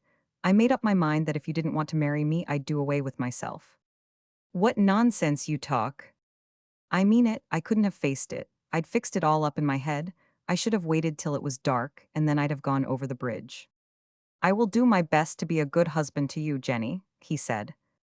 But when Jenny left him, Basil, utterly bowed down, surrendered himself to an uncontrollable depression. It came to his mind that Miss Ley had likened existence to a game of chess, and now bitterly he recalled each move that he should have played differently. Again and again, the result hung as on a balance, so that if he had acted otherwise everything would have gone right. But each time the choice appeared to matter so little one way or the other, and it was not till afterwards that he saw the fateful consequence. Every move was irretrievable, but at the moment seemed strangely unimportant. It was not a fair game, for the issue was hidden constantly by a trivial mask, and then it appeared to him as though, after all, he had never had a choice in the matter. He felt himself powerless in the hand of a greater might, and fate, for once grown ghastly visible, directed each step as though he were a puppet. Now life before him loomed black and cheerless, and even his child, the thought of which had been his greatest strength, offered no solace. "Oh, what shall I do?" he moaned. "What shall I do?" He remembered with a shudder Jenny's threat of suicide, and he knew that she would have carried it out, unhesitating. A sudden impulse seized him in just such a manner to finish with all that doubt and misery. But then, setting his teeth, he sprang up. "I won't be such a funk," he cried savagely. "After all, I've made my bed and I must lie on it." Roman 9. A few days later Basil was married, and Frank, who had assisted him in the rather sordid proceedings of the registry office, going back to his rooms, found Reggie Bassett comfortably lounging in an armchair, with his long legs on another. By his side were Frank's cigarettes and the whiskey and soda. "I see you make yourself at home, my friend. I was passing this way and I hadn't got anything particular to do, so I thought I'd look in. My mama thinks your society good for me. Got your wedding over." "What do you know about it?" asked Frank sharply. "More than you think, my boy," answered Reggie with a grin. "The mater told me as a solemn warning. She says Kent's married a barmaid, and it's the result of keeping bad company and going to pubs. What did he do it for?" "If I were you, I'd mind my own business, Reggie. If it's because she's in the family way, he's a bally ass. If I got in a mess like that, I'd see the lady shot before I married her." "I have some work to do, my friend," said Frank shortly. "You would show discretion if you took yourself off." "All right, I'll just have another drink," he answered, helping himself to the whiskey. "I'm going out to tea with Mrs. Castellan." Frank pricked up his ears but said nothing. Reggie looked at him, smiled with great self-satisfaction and winked. "Smart work, ain't it, considering I've only known her a fortnight? But that's the right way with women. Rusham, I saw she was smitten the first time we met, so I made a dead set for her. I knew she was all right, so I just told her what I wanted. By Jove, she is a little baggage. I've come to the conclusion I like ladies, Frank. You don't have to beat about the bush. You just come to the point at once, and there's no blasted morality about them." "You're a philosopher, Reggie." "You think I'm rotting, but I'm not. I'll read you the letter she wrote me. By the way, I'm going to give her your address in case the mater stops anything. If letters come for you here, my friend, they shall be promptly returned to the postman." "You are a low blackguard, it wouldn't hurt you," said Reggie crossly. "But if you think that'll stop her writing, it won't, as I shall just have them sent to my crammers. I say, I must read you this, it's rather funny." Reggie took from his pocket a letter, on which Frank recognized Mrs. Castellan's large writing. "Don't you think it's playing it, rather low down, to show the private letters which a woman has written you?" "Rot," cried Reggie with a laugh. "If she didn't want anyone to see them, she oughtn't to have written." With manifest pride he read parts of an epistle, which would have left the president of the divorce court few doubts as to the relations between the happy pair. The wretched woman's love tickled his vanity. and to him, the pleasure lay chiefly in boasting of it. He uttered with rolling emphasis certain expressions of endearment. Yours till death, he finished. Good Lord, what rot women write, and the funny thing is that it's always the same rot. But there's not much doubt about this, is there? She's as far gone as she can be. Amiable youth, said Frank. Does your mother know that you have struck up an acquaintance with Mrs. Castellan? Rather, at first the mater thought her a bit vulgar, but she looked her up in the landed gentry, and when she found out her grandfather was a lord she thought it must be all right. The mater's a bit of a snob, you know. Her governor was in the city, and she's got it into her head that the Castellans will ask us down to Dorsetshire. By gad, if they do I'll make things hum. Reggie looked at his watch. I shall have to be scooting, or I shall be late for tea. Aren't you supposed to be working? Yes, but I can let that wait. You see, I'm not going up for the exam next time. The mater gave me the fees and I blued them, so I shall just tell her that I've got through. It'll be all right in the end. Isn't that very dishonest? Why? Asked Reggie with surprise. She keeps me so devilish short, and I must have money somehow. It'll all be mine when she pegs out, so it can't matter, you know. And what about the little lady you dined with on Saturday? Oh, I've chucked her. I think Mrs. Castellan will be more economical. She's got lots of tin, and I'm blowed if I see why a man should always be expected to fork out for women. You're trying to reconcile two contradictory things, my boy, love and economy. Reggie marched off to Bond Street, and finding that Mrs. Castellan was not yet arrived, began to walk up and down. But having waited half an hour, he grew annoyed, and it was with no smiling countenance that he met the pretty little lady when at length she drove up. Have I kept you waiting? She asked airily. Yes, you have, he answered. It's good for you. She tripped in, and they ordered tea. I can't possibly eat those cakes, she said. Tell them to bring some more. The next plateful was as little to her taste, and she called for a third. I think I like the first lot best, after all, she said, when these were produced. You might have taken one of them straight away, instead of disturbing the whole place, exclaimed Reggie, very peevish himself, but peculiarly impatient of that defect in others. That woman has nothing else to do, why shouldn't I disturb her? And she was very impudent, I have a good mind to report her. If you do, I shall go and say that she was nothing of the sort. This is a disgusting place, I can't think why you suggested it, anyhow I'll have some sweets to make up. Looking round, she saw a box of chocolates, elaborately decorated with ribbons and artificial violets. You can get those for me, I love sweets, don't you? Yes, when somebody else pays for them. She threw back her head and laughed boisterously, so that people turned round and looked. Reggie grew vexed. I wish you wouldn't make such a row, everyone's staring at you. Well, let them, give me a cigarette. You can't smoke here.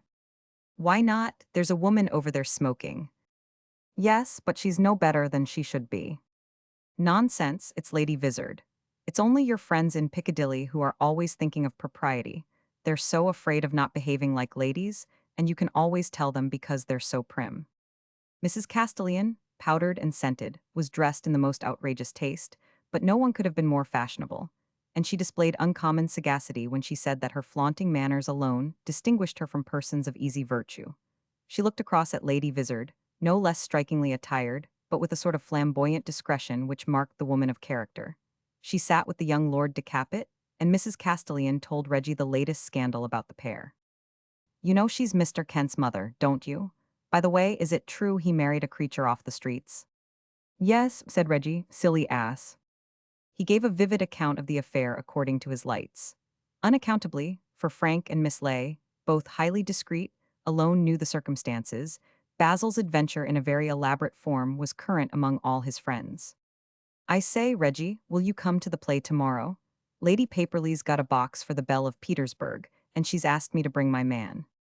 Am I your man? Asked Reggie. Why not?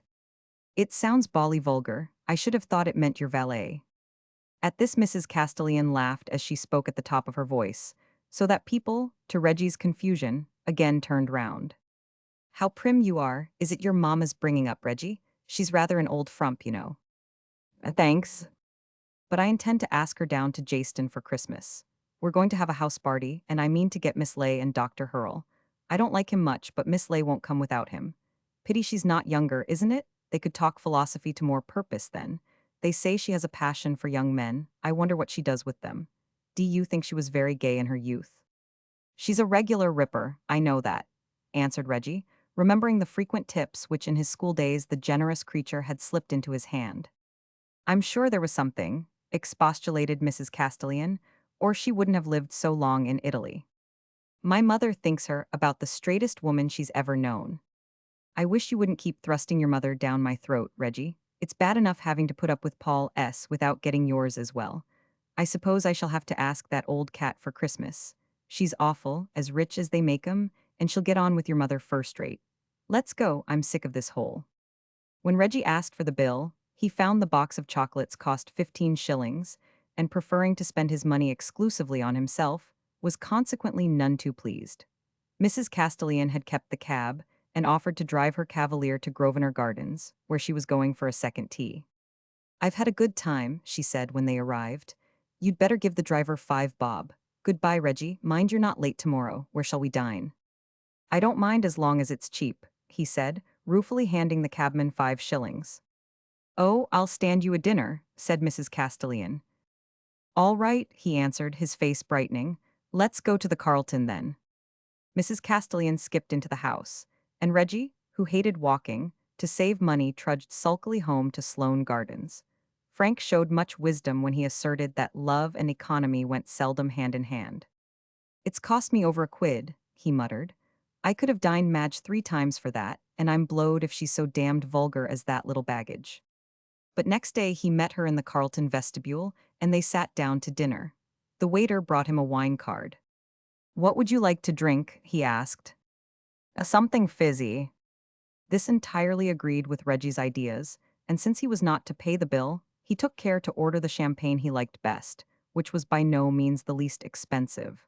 Flattering himself on his educated palate, he drank the wine with added satisfaction because the price was high.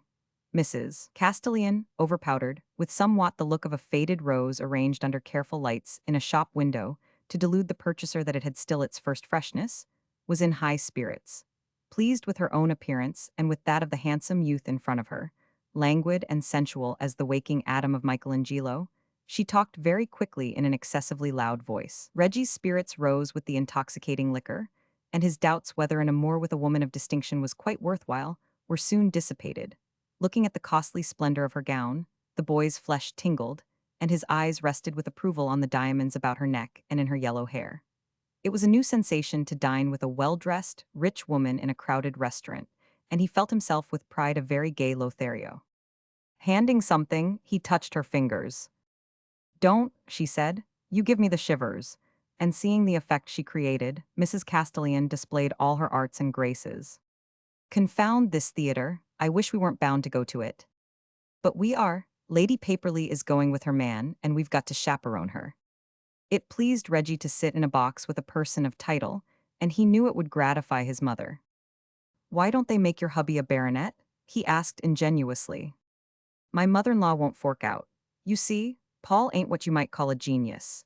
He'd love a handle to name, but the price has gone up lately, and a baronetcy is one of the few things you have to pay for money down. Reggie's appetite was large, and he went through the long dinner with huge satisfaction. When they arrived at dessert, he lit a cigarette and gave a sigh of contented repletion. Yet people say the pleasures of the intellect are higher than the pleasures of the table, he sighed. He looked at Mrs. Castellan with heavy eyes, and since, like most men, love arose in his heart as an accompaniment to the satisfactory process of digestion, he gave her a peculiarly sensual smile. I say, Grace, don't you think you could come away for a weekend somewhere? Oh, I couldn't risk it. It would be too dangerous. Not if we go somewhere quiet. It would be a beano. Her heart beat quickly, and under those handsome, lazy eyes she felt a curious defiance. His hand rested on the table, large, soft, and smooth, and the sight of it sent through her an odd thrill. Paul's going up to the north to speak next month, she said. That's our chance, isn't it? The risk fascinated her, and the whim for Reggie grew on a sudden to an ardent passion for which she was willing to venture all things. I say, I've got an idea, she whispered with sparkling eyes. Let's go to Rochester. Don't you remember Basil Kent spoke of it the other day? I could easily say I was going down to see the view or whatever it is. I believe it's a dull hole and nobody goes there but Americans. All right, he said, that'll do A1. Now we must be getting off, call for the bill. Mrs. Castellan felt for her pocket, then, throwing back her head, gave a little shriek of laughter. What's the matter? I've forgot my purse, you'll have to pay after all, do you mind? Fortunately the mater gave me a fiver this morning, he answered, without enthusiasm, and when he doled out the shining sovereigns, added to himself. By Jove, I'll punish her for this some time. Arriving at the theatre, they found Lady Paperley was not yet come, and since they did not know the number of her box, were obliged to wait in the entrance. They waited for nearly half an hour, during which Mrs. Castellan grew every moment more peevish. It's perfectly disgusting and awfully rude of her, she cried for the 10th time. I wish I hadn't come, and I wish to goodness you wouldn't stand there looking bored. Can't you say something to amuse me? I should have thought you could wait for a few minutes without getting into a beastly temper. I shall take care to serve that woman as she has served me. I suppose she's eating somewhere with her wretched man. Why don't you pay for the box so that we can go in? Why should I? They've asked us, and we must hang about till they choose to turn up. If you cared for me the least bit, you wouldn't refuse to do things I asked you. If you'll ask for something reasonable, I'll do it. Reggie had a very pretty little temper of his own, which his fond mother's upbringing had never taught him to restrain, and seeing that Mrs. Castellan raged with impatience, he assumed an exaggerated calm which was far more irritating than if he had fussed or fumed. The lady busied herself with sharp tongue to pierce his thick hide of indifference, and abused him roundly. In a little while, without more ado, he answered her in kind. If you're not satisfied with me, I'll go. Do you think you're the only woman in the world? I'm about sick of your vixenish temper. Good Lord, if this is what a married man has to put up with, God save me from marriage. They sat without speaking, and through her powder Mrs. Castellan's cheeks glowed angrily. But when at length Lady Paperley appeared, accompanied by a strapping youth with military airs, Mrs. Castellan greeted her with smiles and soft words, vowing that they had only that very moment arrived. Reggie, less accustomed to the ways of polite society, could not conceal his ill humor, and shook hands in sulky silence. After the performance, Reggie put Mrs. Castellan into a cab, but he would not shake hands, and there was a malevolent scowl on his handsome face which singularly disturbed her. For what at first had seemed but a passing fancy was now unaccountably changed into a desperate passion. She had the soul of a trollop, and for years had flirted more or less seriously with one man after another. But it was chiefly admiration she sought, and someone to go about with her and pay for little extravagances. And though several had taken the matter in earnest, she always kept her head and was careful to drop them when they grew troublesome. But now, driving away alone, there was a dull and hungry pain in her heart. She was tormented by the anger of those handsome eyes, and remembered sorrowfully the hurried kiss he had given her the day before in the cab. Supposing he doesn't come back, she whispered with a painful sob. She was a little frightened also, knowing herself in the power of a dissolute, selfish boy who cared nothing for her. Any woman would have served his purpose as well, for she saw with bitter clearness that he was merely dazzled by her wealth and her diamonds. He liked to dine at her house, and it pleased his vanity to embrace a woman in expensive clothes. But she had not the temperament to make a fight for freedom, and gave herself up to this love weakly, careless into what abyss of shame and misery it led. Going to her room, she wrote a pitiful letter to Reggie, and those with whom in time past she had cruelly played, seeing this utter abasement, might have felt abundantly revenged. Don't be angry with me, darling. I can't bear it. I love you with all my heart and soul. I'm sorry that I was horrid this evening, but I couldn't help it, and I will try to keep my temper. Write and say you forgive me, because my head is throbbing and my heart is aching for you. I love you, I love you, I love you. Grace. She folded the letter and was about to put it in an envelope when an idea crossed her mind. For all her flippancy, Mrs. Castellan had a good deal of observation. It had not escaped her notice that Reggie hated to spend money. She went to a drawer and took out a 10-pound note, which with a postscript she enclosed. I'm sorry I hadn't my purse tonight, and I've only got this note here. Please take what I owe you out of it, and with the change you might buy yourself a tie pin. I wanted to give you a little present, but I'm afraid of getting something you won't like. Please say you're not cross with me for asking you to see about it yourself. The youth read the letter with indifference, but when he came to the last lines blushed, for his mother had instilled into him certain rules of honor, and against his will, he could not escape the notion that it was the most discreditable thing possible to accept money from a woman. For a moment he felt sick with shame, but the note was crisp and clean and inviting. His fingers itched. His first impulse was to send it back, and he sat down at his writing table. But when he came to put the note in an envelope, he hesitated and looked at it again. After all, what with the dinner and tea yesterday, she owes me a good deal of it, and I shall spend it on her if I keep it. She's so rich, it means nothing to her. Then he had an inspiration. I'll put the balance on a horse, and if it comes in, I'll give her the tenner back. If it doesn't, well, it's not my fault. He pocketed the note. Next.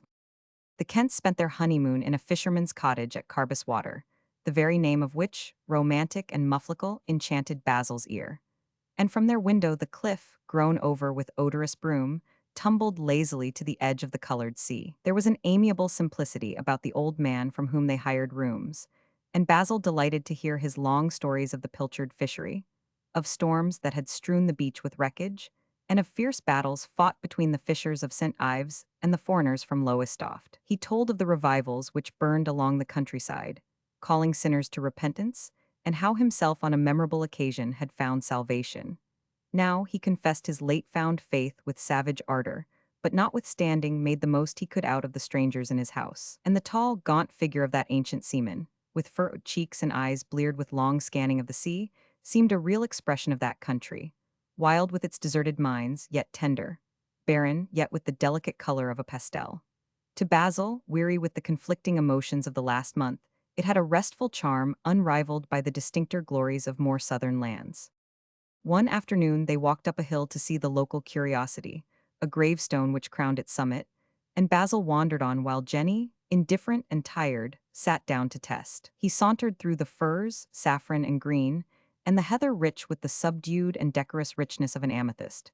Some child had gathered a bunch of this and thrown it aside, so that it lay on the grass dying, faded purple, like a symbol of the decay of an imperial power. For a reason that escaped him, it recalled to Basil's mind that most poetical of prose writers, the divinely simple weaver of words, Jeremy Taylor, and he repeated to himself that sad, passionate phrase used in The Holy Dying.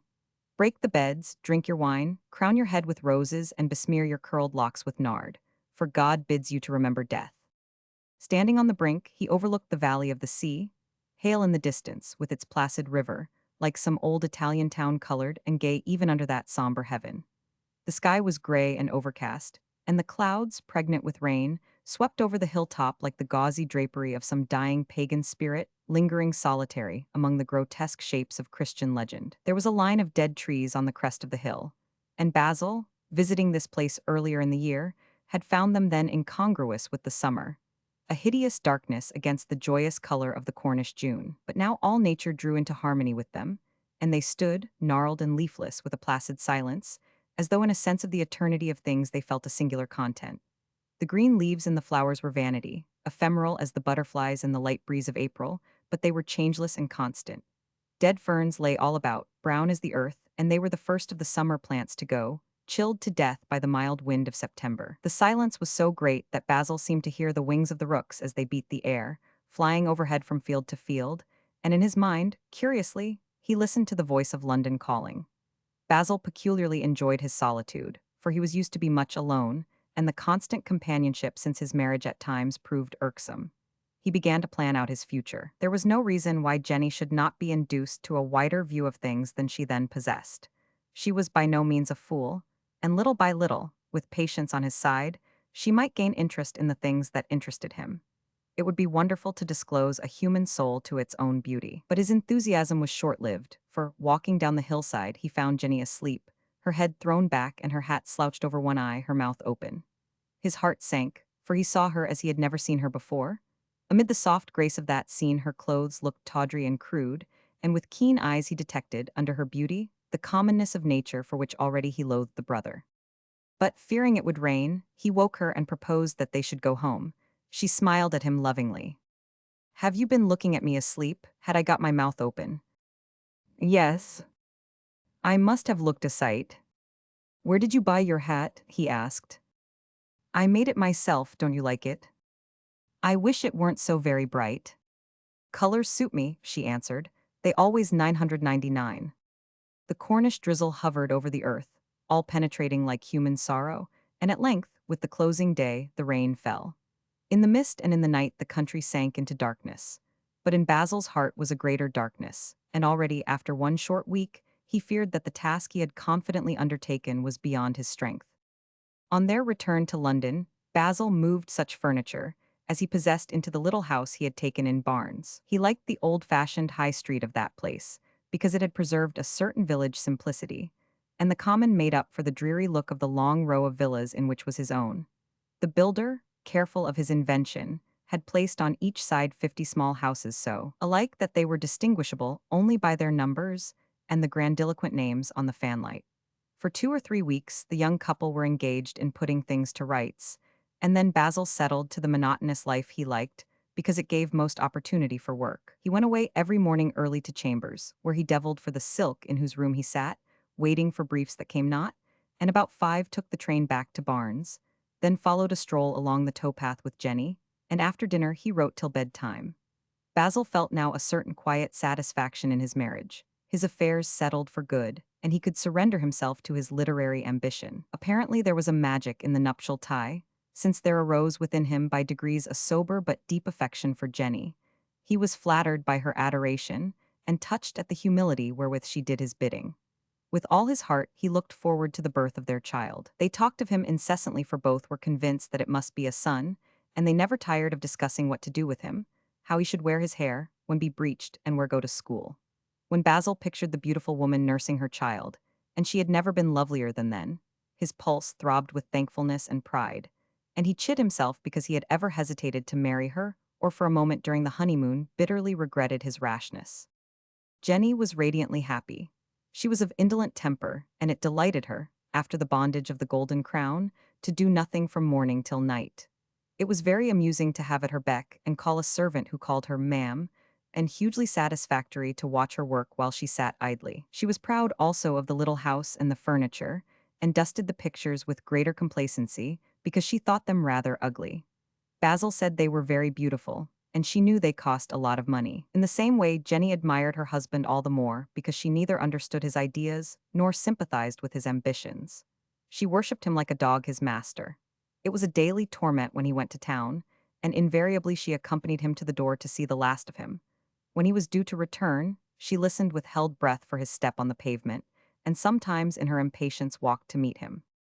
Basil had not the amiable gift of taking people as they are, asking no more from them than they can give, but rather sought to mold, after his own ideas, the persons with whom he came in contact. Jenny's taste was deplorable, and the ignorance which had not been unbecoming to the pretty barmaid and the wife was a little distressing. In accordance with a plan of unconscious education whereby, like powder and jam, Jenny might acquire knowledge without realizing it, Basil gave her books to read. And though she took them obediently, his choice, perhaps, was not altogether happy.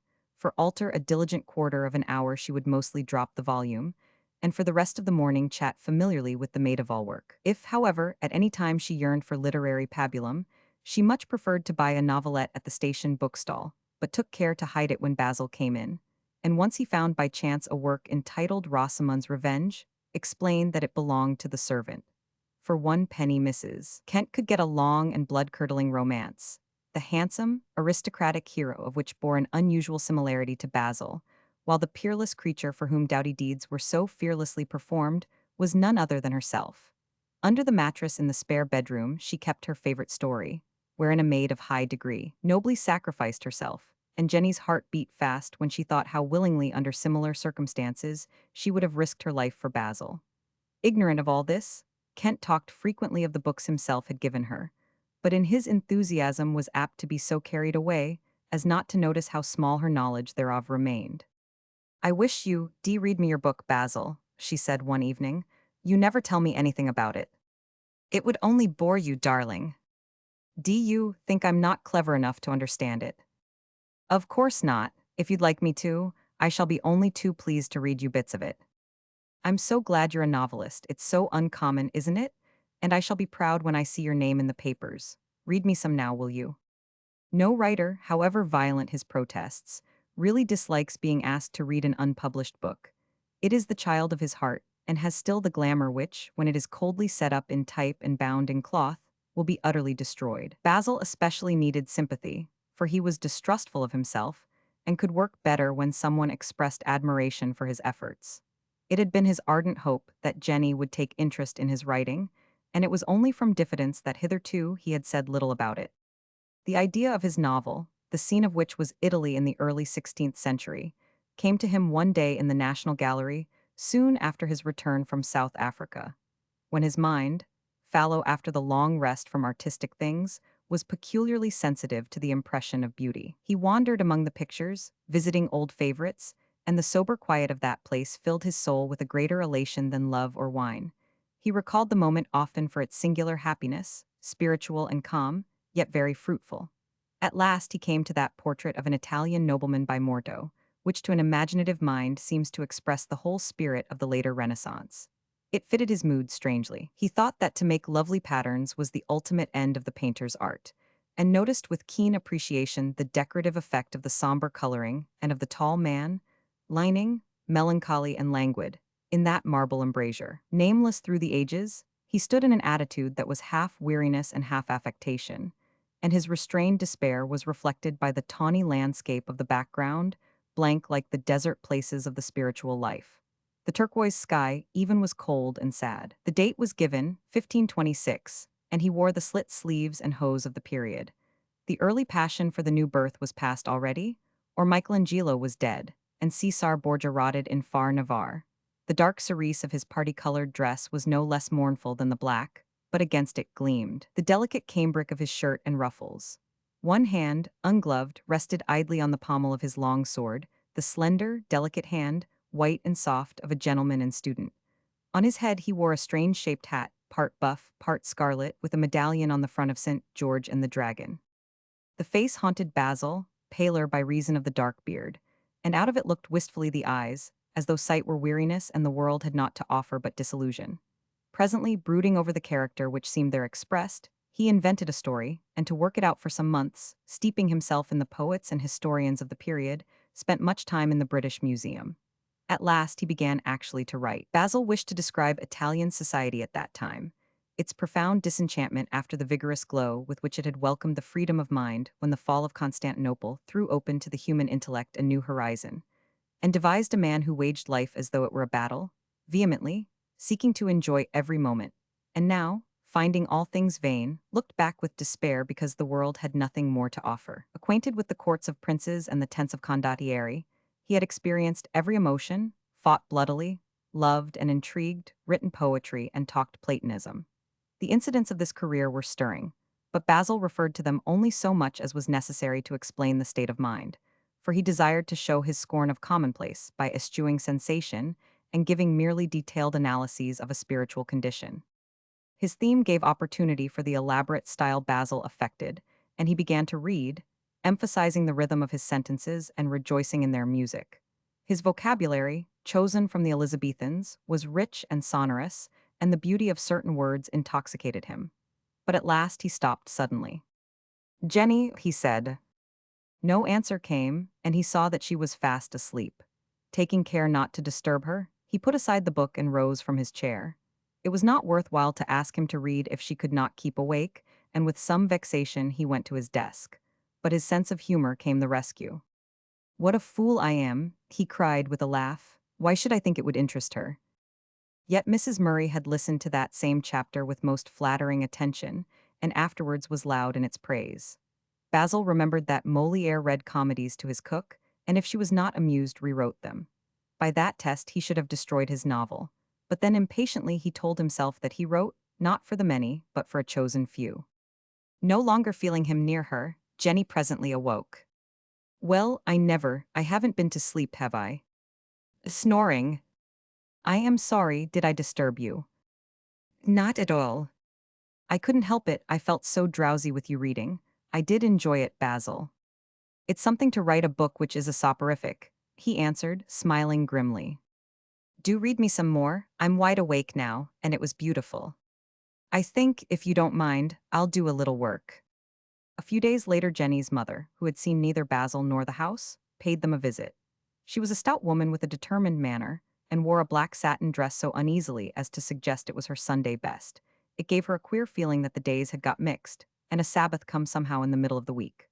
Against Basil's will, Jenny insisted on keeping for special occasions their nicest things, and when they were alone, made tea in an earthenware pot. You don't mind if I don't get out the silver teapot, Ma? She asked when they sat down. We don't use it every day. No more do I come and see you every day, my dear, answered Mrs. Bush, gloomily stroking her black satin. But I suppose I'm nobody now you're married. Don't you sit down at table for tea?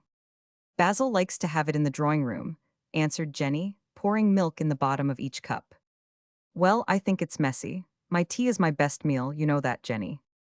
Yes, Ma. I always say it looks mean just to have a few pieces of bread and butter put on a plate, with the butter just scraped on so as you can't see it. Basil likes it like that. In my ooze, I ave things my own way. Don't begin to give way to your husband in the ooze, my dear, or he'll presume on it. Basil, coming in at this moment, was introduced to the visitor, and Jenny, rather nervously, watched her to see that she behaved nicely. But Mrs. Bush, though somewhat awed by his reserved manner, took care to show that she was a perfect lady, and when she lifted her cup, curled her little finger in the most elegant and approved fashion. Basil, after a few polite remarks, lapsed into silence, and the two women for 5 minutes talked difficultly of trivial subjects. Then a carriage stopped at their door, and in a minute the maid announced Mrs. Murray. I thought you would allow me to call on you, she said, holding out her hand to Jenny. I'm an old friend of your husband. Jenny blushed, taken aback, but Basil, delighted to see her, shook hands warmly. It's awfully good of you. You've just come in time for tea. I'm simply dying for some.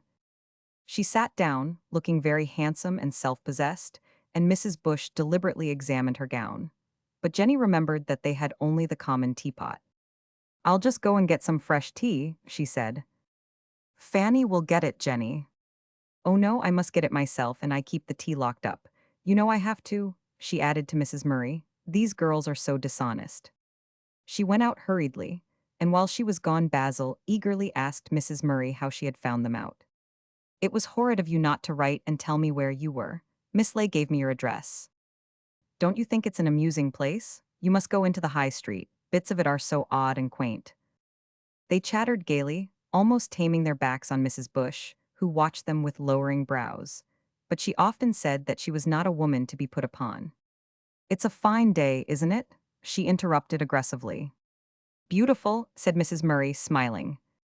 And before Mrs. Bush could make another observation, Basil asked, when she was startling for Italy. Fortunately, at that moment Jenny came in, but her mother noticed with indignation that she brought the silver teapot. She drew herself up very straight and sat in mute anger, a bristling figure of outraged susceptibility. Nor did it escape her that Basil, who till Mrs. Murray's arrival had scarcely spoken, now talked volubly. He gave a humorous account of their troubles in moving into the house, but though it appeared to amuse Mrs. Murray hugely, Mrs. Bush could see nothing at all funny in it. At last the visitor rose. I really must fly. Goodbye, Mrs. Kent. You must get your husband to bring you to see me. She sailed out with a rustle of silk, and Basil accompanied her downstairs. She's come in a carriage, Ma, said Jenny, looking from the window. I ave eyes in my eed, my dear, answered Mrs. Bush. Isn't he aristocratic looking? Exclaimed the admiring wife. Aristocratic is as aristocratic does, returned her mother severely. They saw Basil at the door talk with Mrs. Murray and laugh. Then she gave an order to the coachman, who followed them while they walked slowly down the street. Well, Jenny, cried Mrs. Bush, in tones of surprise, horror, and indignation. I wonder where they're going, said Jenny, looking away. You take my advice, my dear, and keep your eyes on that young man. I wouldn't trust I am too far if I was you. And you tell him that your ma can see through a brick wall as well as anyone. Had he ever said anything about his lady friend? Oh yes, Ma, he's spoken of her often, said Jenny uneasily, for as a matter of fact till that day she had never even heard Mrs. Murray's name. Well, you tell I am you want to hear nothing about her. You must be careful, my dear. I had a rare lot of trouble with your pa when I was first married, but I put my foot down and let I am see I wouldn't stand his nonsense. I wonder why Basil doesn't come back. And, if you please, he never introduced me to his lady friend. I suppose I'm not good enough. Emma? Oh, don't talk to me, my dear. I think you've treated me very bad, both of you, and it'll be a long day before I leave my pleasant home in Crouch End to cross this threshold. At this Basil returned, and saw at once that Mrs. Bush was much disturbed. "Hulloa, what's up?" he asked, smiling. "It's no laughing matter, Mr. Kent," answered the ruffled matron with dignity. "I'm put out, and I won't deny it. I do expect to be treated like a lady, and I don't think Jenny ought to ave given me my tea out of a sixpenny, penny teapot, and you can't deny that's what they cost, my dear, because I know as well as you do." "We'll behave ourselves better next time," said Basil good-humoredly. "It didn't take Jenny long to get the silver teapot as soon as your lady friend come in, but I suppose I'm not worth troubling about." "I believe tea always tastes much better in earthenware," remarked Basil mildly. "Oh yes, I dare say it does," returned Mrs. Bush ironically. "And to catch sparrows you've only got to put a little salt on their tails. Good afternoon to you." "You're not going yet, Ma." "I know when I'm not wanted, and you needn't trouble to show me out, because I know my way and I shan't steal the umbrellas." Basil was in high spirits, and this display of temper vastly amused him. "Where did you go just now, Basil?" asked Jenny, when her mother had stalked defiantly out of the house. "I just showed Mrs. Murray the High Street. I thought it would amuse her." Jenny did not answer. Basil had discussed with the unexpected visitor the progress of his book, and thinking still of the pleasant things she said to him, paid no attention to his wife's silence. All the evening she scarcely spoke, but it struck her that Basil had never been more cheerful. During dinner he laughed and joked, without caring that she was irresponsive, and afterwards sat down to work. Inspiration flowed in upon him, and he wrote easily and quickly. Jenny, pretending to read, watched him through her eyelashes. Zay. About a week after Basil's marriage, Miss Ley found on her breakfast table the following letter from Bella. "My dearest Mary, I have been very anxious lately about my friend Herbert Field, and I want you to do me a great favor.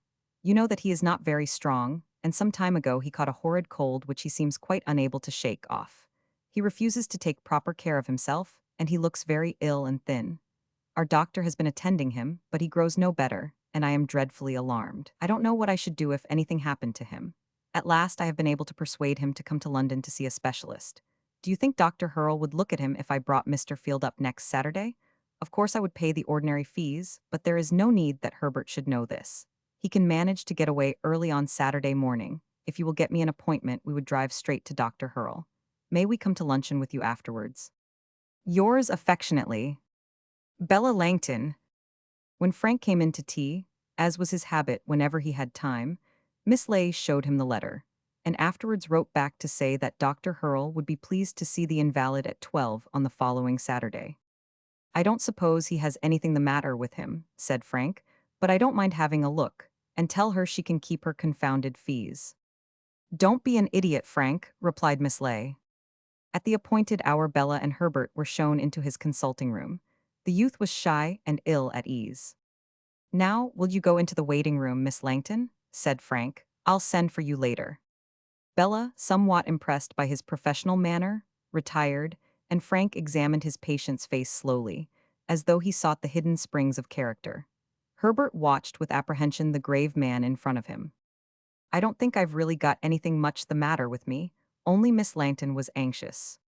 "Medical men would starve if they depended only on the diseased," answered Frank. "You'd better take off your things." Herbert reddened at the discomfort of undressing himself before a stranger. The doctor noted the milky whiteness of his skin and the emaciation of his body, which revealed the entire form of the skeleton. He took the boy's hand and looked at the long fingers with nails slightly bent over. "Have you ever spat any blood?" "No." "Do you sweat at night at all?" "I never used to, but this last week I have a bit." "I believe most of your relations are dead, aren't they?" "All of them." "What did they die of?" "My father died of consumption, and my sister also." Frank said nothing, but his face grew somewhat graver as he heard the bad history. He began to percuss the boy's chest. "I can find nothing abnormal there," he said. Then he took his stethoscope and listened. "Say 99, now cough, breathe deeply." He went over every inch carefully, but found nothing more than might be due to an attack of bronchitis. But before putting down the stethoscope, he applied it again to the apex of the lung, just above the collarbone. "Breathe deeply." Then very distinctly he heard a slight crackling sound, which the hectic flush on Herbert's cheeks, the symptoms and the history, had led him to expect. Once more he percussed, more carefully still, and the note was dull. There could be little doubt about the diagnosis. "You can put on your clothes," he said, sitting down at his desk to write notes of the case. Without a word, Herbert dressed himself. He waited till the doctor finished. "Is there anything the matter with me?" he asked. Frank looked at him gravely. "Nothing very serious. I'll talk to Miss Langton if you'll get her to come here." "I'd sooner hear myself if you don't mind," said Herbert, flushing. "I'm not afraid to be told anything." "You need not be very much alarmed, you know," answered Frank in a moment, with a brief hesitation which did not escape Herbert. "You have rawls at the right apex. At first I didn't hear them." "What does that mean?" A cold shiver of dread ran through him so that his hands and feet felt horribly cold. There was a slight tremor in his voice when he asked a further question.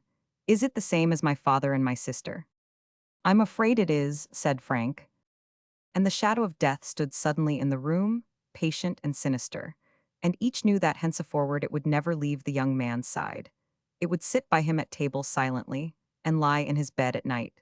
And when he read, a long finger would underline the words to remind him that he was a prisoner, condemned. When the wind, marching through the country, sang to himself like a strong-limbed plowboy, death, whistling in his ears, would mock the tune softly. When he looked at the rising sun which colored the mist like a chalcedony, purple and rosy and green, death would snigger at his delight in the sad world's beauty. An icy hand gripped his heart so that he felt sick with dread and anguish. He could not repress the sob torn from him by bitter agony. Frank was ashamed to look at that boyish face, so frank and fair, distraught with terror, and he cast down his eyes. Then, to hide himself, Herbert went to the window and looked out. Opposite, the houses were gray, ugly, and monotonous, and the heavy sky lowered as though verily it would crush the earth. But he saw life like a pageant processioning before him, and the azure heaven more profound than the rich enamel of an old French jewel, the plowed fields gaining in the sunshine the various color of the jasper, and the elm trees more somber than jade. He was like a man in a deep chasm who scans at noon the stars which those who live in daylight cannot see. Frank's voice came to him like a sound from another world. "I wouldn't take it too much to heart if I were you. With care you may easily recover, and after all, plenty of people have lived to a ripe old age with tuberculous lungs. My sister was only ill 4 months, and my father less than a year." His pale face expressed no emotion, so that Frank could only divine the fear that made his heart sink. He had seen many take the sentence of death, and knew that in comparison the final agony itself was small indeed. It was the most awful moment in life, and it must have been a cruel God who was not satisfied with that instant of hopeless misery to punish all the sins and follies of mankind. Beside it all, human suffering, the death of children or the ingratitude of friends, loss of honor or of wealth, sank into insignificance. It was the bitter, bitter cup that each must drink because man had raised himself above the beasts. Frank rang the bell. "Ask Miss Langton to be so good as to come here," he told the servant who answered. She looked anxiously from Frank to Herbert standing at the window, his back turned, and the two men's silence, the doctor's grave constraint, filled her with terrified foreboding. "Herbert, what's the matter?" she cried. "What has he told you?" The boy turned round. "Only that I shall never do anything in the world now, and I shall die like a dog and leave behind me the sunshine and the blue sky and the trees." Bella cried out, and then despair settled in her eyes, and helplessly the tears ran down her cheeks. "How could you be so cruel?" she said to Frank. "Oh, Herbert, perhaps it's not true. What's to be done, Dr. Hurrell? Can't you save him somehow?" She sank into a chair and sobbed. The boy placed his hand on her shoulder gently. "Don't cry, dear. In my heart of hearts I knew, but I tried not to believe it. After all, it can't be helped. I shall just have to go through with it like everyone else." "It seems so hard and meaningless," she groaned. "It can't be true." Herbert looked at her without answering, as though her anguish were a curious thing which excited in him no emotion. In a little while, with a sigh, Bella rose to her feet and dried her eyes. "Come away, Herbert," she said. "Let us go back to Mary." "Do you mind if I go by myself? I feel I can't talk to anyone just now. I should like to be alone for a bit to think it out." "You must do as you choose, Herbert." "Goodbye, Dr. Hurrell, and thanks." With eager, pain-filled eyes Bella watched him go, and she, too, felt that something strange was in him, so that she dared not thwart his wish. When he spoke, there was an inflection in his voice which she had never heard before. But presently, with a great effort gathering herself together, she turned to Frank. Now, will you tell me exactly what should be done? She said, with an attempt at the decisive manner she used in the conduct of charitable enterprises at Tercanbury. First of all, get the fact into your head that there is no immediate cause for alarm. I'm afraid there's no doubt that tubercle is there, but the damage at present is very small. He wants care and proper treatment. Is he entirely dependent for means upon his occupation? I'm afraid so. Is it possible for him to go away? He ought to winter abroad, not only for the climate, but also because new scenes will distract his mind. Oh, I would so gladly pay for him, but he'd never accept a penny from me. Is it his only chance of life? I can't say that. The human body is a machine which constantly acts counter to expectation. Sometimes, with every organ diseased, it still manages to dodder along. Bella did not listen, for suddenly an idea had flashed across her mind. She blushed furiously, but all the same it seemed excellent. Her heart beat madly, and an ecstatic happiness lifted her up. She rose from the chair. I dare say I can manage something after all. I must go and talk to Miss Ley. Goodbye. She gave him her hand, and left him wondering what had caused in her this sudden change. For the depression had vanished before something, which quickened her gait and rendered her step elastic. Well, what did Frank tell you? Asked Miss Ley when she had kissed Bella. He says that Herbert has consumption and must spend the winter abroad. I'm very sorry, but is that possible? Only if I take him. My dear, how can you? Cried Miss Ley, astonished. Bella hesitated and blushed. I'm going to ask him to marry me. It's no good now to counterfeit modesty and all the rest of it. It's the only way I can save his life, and after all, I love him better than anyone else in the world. When I told you a month ago that it was impossible I should care for a boy almost young enough to be my son, I lied. I fought against it then as something shameful and ridiculous, but I've loved him from the very first day I saw him. Bella's vehement seriousness alone prevented Miss Ley from indulging in her usual irony. She carefully repressed the smile which struggled to gain possession of her lips. Your father will never consent, my dear, she said gravely. I hope he will when I explain the circumstances. I'm afraid he'll be dreadfully distressed, but if he refuses, I shall remember that I'm a grown woman, capable of judging for myself. I don't know what he'll do without you. He's entirely dependent on you for all his comfort and all his happiness. I've served him for 40 years. I gave him all my youth not because it was my duty but because I loved him. Now someone needs me more than he does. My father is rich. He has a comfortable home, books and friends and health. Herbert has nothing but me. If I take care of him, I may give him a few more years of life, and if he dies, I can soothe his last days. Miss Langton spoke rapidly, with such determination that the elder woman saw it was useless to argue. Her whole mind was set on this idea, and neither the persuasion of friends nor the entreaties of a father would hinder her. And what does the young man say to it? Asked Miss Ley. The thought has never entered his head. He looks upon me as a middle-aged woman to whom all things of love are absurd. Sometimes he's laughed at me because I'm so practical and matter of fact. Where is he? Before Bella could answer, there was a ring at the door, and they heard Herbert ask the butler if Miss Langton had come in. There he is, cried Bella. Let me go to him now, Mary. He's going up to the drawing room. Oh, I feel so dreadfully nervous. Don't be ridiculous, Bella, answered Miss Ley, smiling. I've never seen a woman about to propose marriage to the object of her affections who was quite so self-possessed as you. But at the door, Miss Langton stopped, and with a very piteous expression looked at her friend. Oh, I wish I weren't so old, Mary. Tell me honestly, am I awfully plain? You, Ray, a great deal too good for a silly young hobbledehoy, my dear, said Miss Ley, hiding by roughness of manner something very like a sob. If he had any sense, he'd have insisted on marrying you 3 months ago. When Bella closed the door, Miss Ley's eye caught the bronze statue of Narcissus, standing on a pedestal in that eternal attitude of adorable affectation, one long forefinger outstretched, and his listening head bent slightly to one side. She addressed him irritably. I wish you wouldn't look so shocked and puzzled and self-conscious of your beauty. You ought to know that when love and self-sacrifice are combined in the heart of a middle-aged woman, nothing on earth will prevent her from acting like a perfect lunatic. In your day, the old maid was unknown, and you can't possibly understand her emotions, for, extraordinary as it may appear, even old maids are human.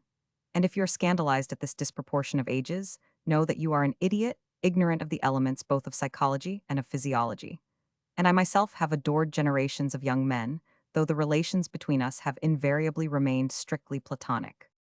Narcissus, listening intently to the dying cries of Echo, remained indifferent to Miss Lay's harangue, and she turned away impatiently. Entering the drawing room, Bella found Herbert standing at the window, and he came towards her with a smile. She saw that already he was more collected, and though his face was pale and grave, it bore no longer that disfigurement of fear. "You didn't think it unkind of me to leave you to come home by yourself, did you?" he asked gently. "I was a little bothered just then, and I felt if I weren't alone I should make a fool of myself." She took his hand and held it. "You know that I can never think anything you do unkind, but tell me now if you have decided anything." She hesitated, but it seemed futile to utter expressions of regret, for at that moment how could they comfort him? "I should like you to know that you can depend on me always." "It's very good of you. I don't know that there's anything much to decide. I dare say I shall soon get used to the idea of not looking into the future, but it'll be rather hard at first, because it was all I had at that dreary bank. I shall stay there as long as I can, and when I grow too ill I must try and get into the hospital. I dare say the dean will help me to be admitted." "Oh, don't talk like that, it's too horrible," cried Bella wretchedly. "Isn't there anything I can do? I feel so utterly helpless." He looked at her for a while. "Well, yes, there is," he answered presently. "There's one thing I wish to ask you, Bella. You've been an awfully good friend to me, and now I want you more than ever." "I'll do anything you wish," she said with beating heart. "I'm afraid it's very selfish. But I don't want you to go away this winter, in case anything happened. You know my sister died 3 months after the first symptoms were noticed. I'd do so much more for you than that." She placed her hands on his shoulders and gazed into his blue, sad eyes. Searchingly she scrutinized his face, paler than ever and more exquisitely transparent, and his soft mouth, tremulous still with the horror of death. She remembered his mouth and his eyes when they were merry with boyish laughter, and his cheeks flushed with excitement at his own gay rhetoric. Then she looked down. "I wonder if you could bring yourself to marry me."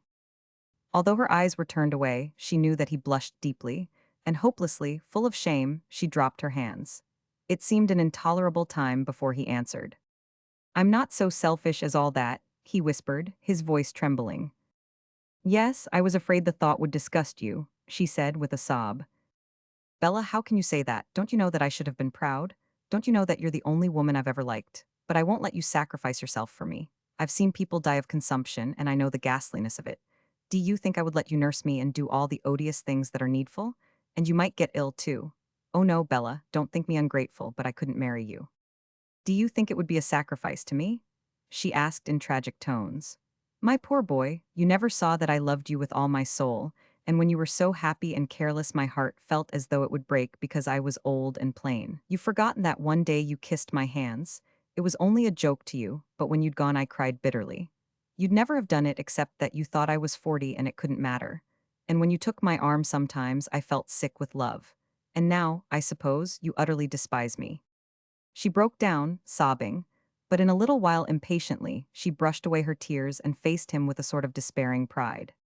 "After all, what am I but a middle-aged woman? I've never been even pretty, and my mind is narrow because I've lived all my life among paltry things, and I'm stupid and dull. Why should I think you would care to marry me because I love you like a fool? Oh, Bella, Bella, don't say that, you break my heart. And you thought it was self-sacrifice on my part? I was only asking you because I wanted to be with you every moment. If you fell ill, I couldn't bear that anyone else should touch you. I've been lonely in my life, so dreadfully lonely, and I was making one last bid for happiness." She sank into a chair and hid her face, but Herbert, kneeling beside her, took her hands. "Look at me, Bella. I thought you only suggested it because you know I ought to leave the bank and have someone to look after me. I never suspected that you really cared for me, and I'm ashamed because I was blind. But don't you know that there's nothing I should like better than to be with you always? Then I should care nothing for my illness, because it would have brought me a greater happiness than I ever dared to hope for. Bella, if you don't mind that I'm poor and ill and unworthy of you, will you marry me?" On a sudden she stopped in the middle of her silent crying, and a radiant smile chased away the sorrow. For one moment, while she realized the meaning of his words, she looked at him half in doubt. Then, bending down, she kissed his hands. "Oh, my dearest, you've made me so happy." When at last they went to Miss Lay, Bella's tear-filled eyes shone with unspeakable bliss. And the elder woman, looking at Herbert, no longer wondered at her cousin's infatuation, for his face, so candid and sweet, was like the face of a young, beautiful saint in an old picture. Roman 12. It was Frank's habit after his work at the hospital to have tea with Miss Ley, but when, that afternoon, he arrived at Old Queen Street, she was surprised at the pallor of his face, from which shone with unnatural brilliancy the dark eyes. They seemed larger than ever she had seen them, and his harassed look told her that he was suffering. The square jaw was set firmly, as though with strong deliberation he held himself in hand. "You're so late," she said. "I thought you wouldn't come." "I'm very tired," he answered in a strained voice. She poured out tea, and while he ate and drank, to give him opportunity to collect himself, read the evening paper.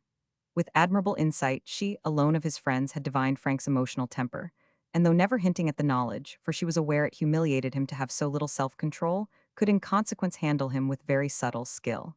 Presently fetching his tobacco, for they sat in the library, he lit his pipe. He blew the smoke from his mouth in heavy clouds. "Is it very comforting?" asked Miss Ley, smiling. "Very." Waiting till he was ready to speak, she returned to her news sheet, and though she felt his eyes rest curiously upon her, took no notice.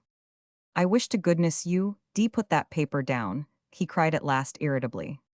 With a faint smile she did as he suggested. "Have you had a very hard day, Frank?" "Oh, it was awful," he answered. "I don't know why, but it all seemed to have a greater meaning for me than ever before. I couldn't get out of my head the utter misery of that poor boy when I told him his chest was affected." "I wish the whole thing weren't so ordinary," murmured Miss Ley.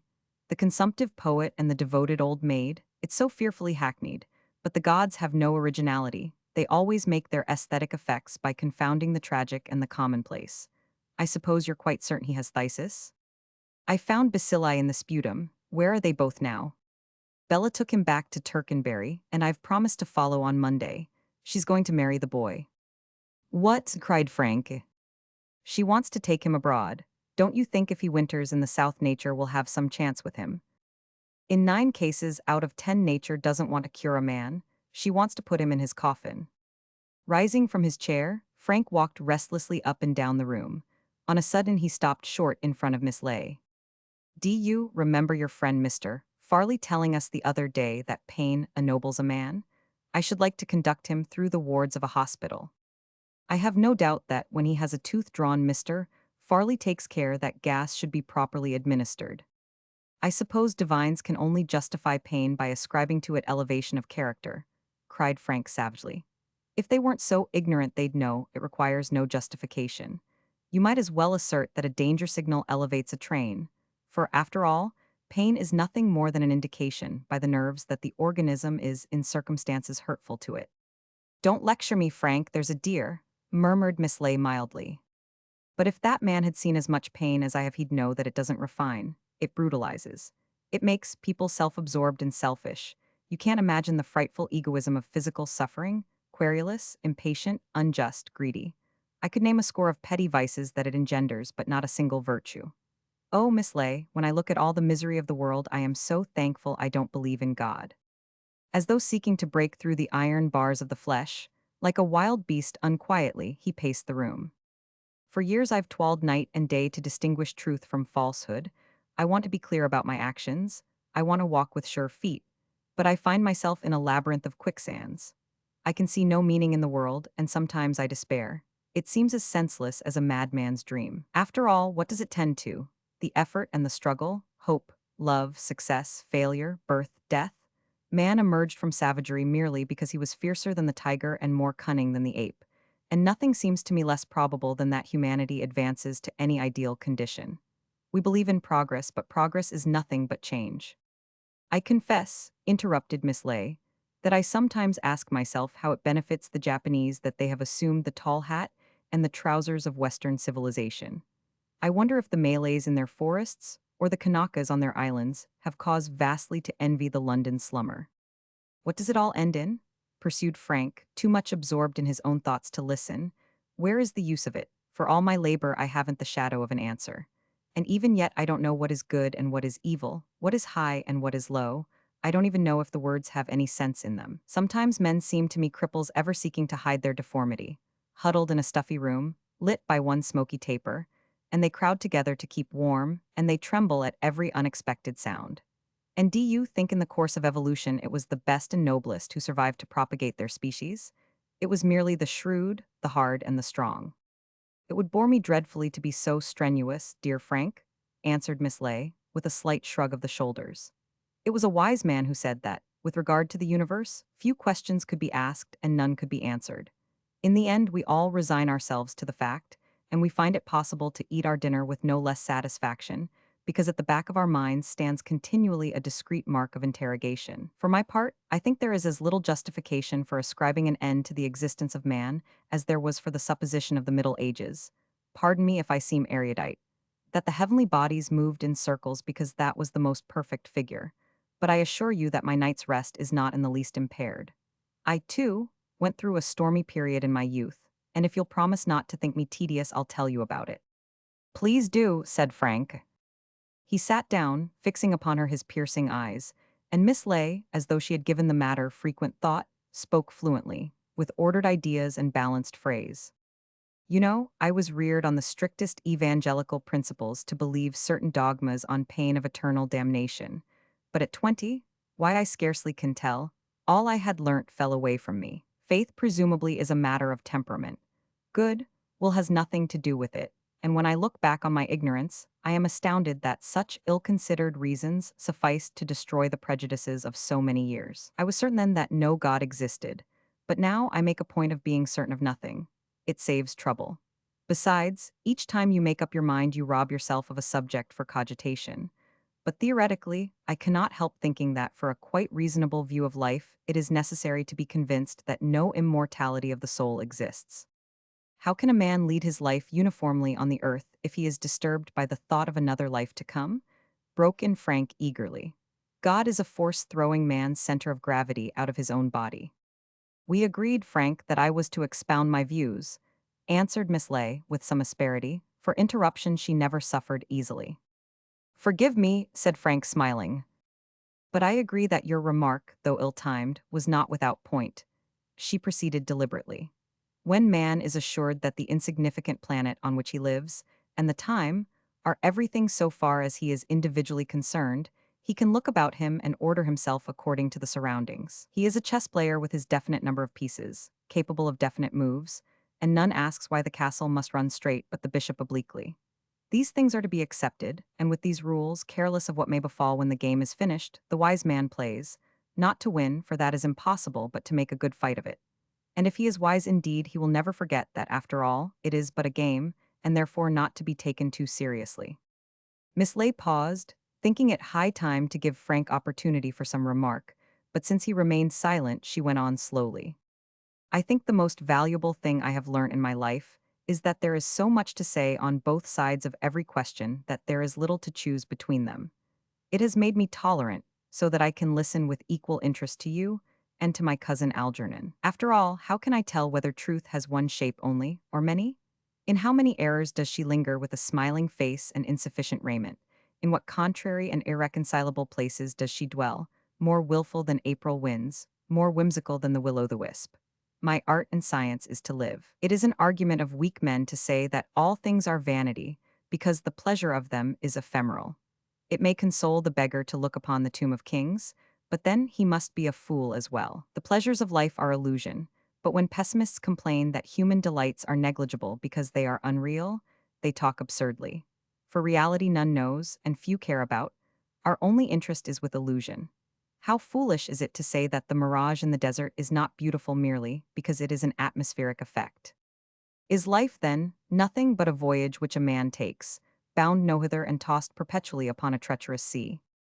Not quite. Storms don't rage continually, nor is the wind forever boisterous. Sometimes it blows fair and strong so that the ship leaps forward with animal delight.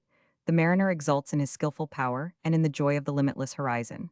Sometimes the sea is placid like a sleeping youth, and the scented air, balmy and fresh, fills the heart with lazy pleasure. The ocean has its countless mysteries, its thoughts and manifold emotions. Why on earth should you not look upon the passage as a pleasure trip, whereon the rough weather must necessarily be taken with the smooth, looking regretlessly towards the end, but joyful even amid hurricane or gale in the recollection of happy, easy days? Why not abandon life, saying, I have had evil fortune and good, and the pains were compensated by the pleasures, And though my journey, with all its perils, has led me no hither, though I return tired and old to the port whence with my many hopes I started, I am content to have lived. And so, for all your experience, your study, and your thought, you've found absolutely no meaning, cried Frank, profoundly discouraged. I invented a meaning of sorts, like a critic explaining a symbolical picture, or a schoolboy construing a passage he doesn't at all understand. I at least made the words hang sensibly together. I aimed at happiness, and I think, on the whole, I've found it. I lived according to my instincts, and sought every emotion that my senses offered. I turned away deliberately from what was ugly and tedious, fixing my eyes with all my soul on beauty, seen, I hope, with a discreet appreciation of the ridiculous. I never troubled myself much with current notions of good and evil, for I knew they were merely relative, but strove always to order my life so that to my eyes at least it should form a graceful pattern on the dark inane. Miss Lay stopped, and a whimsical smile flickered across her face.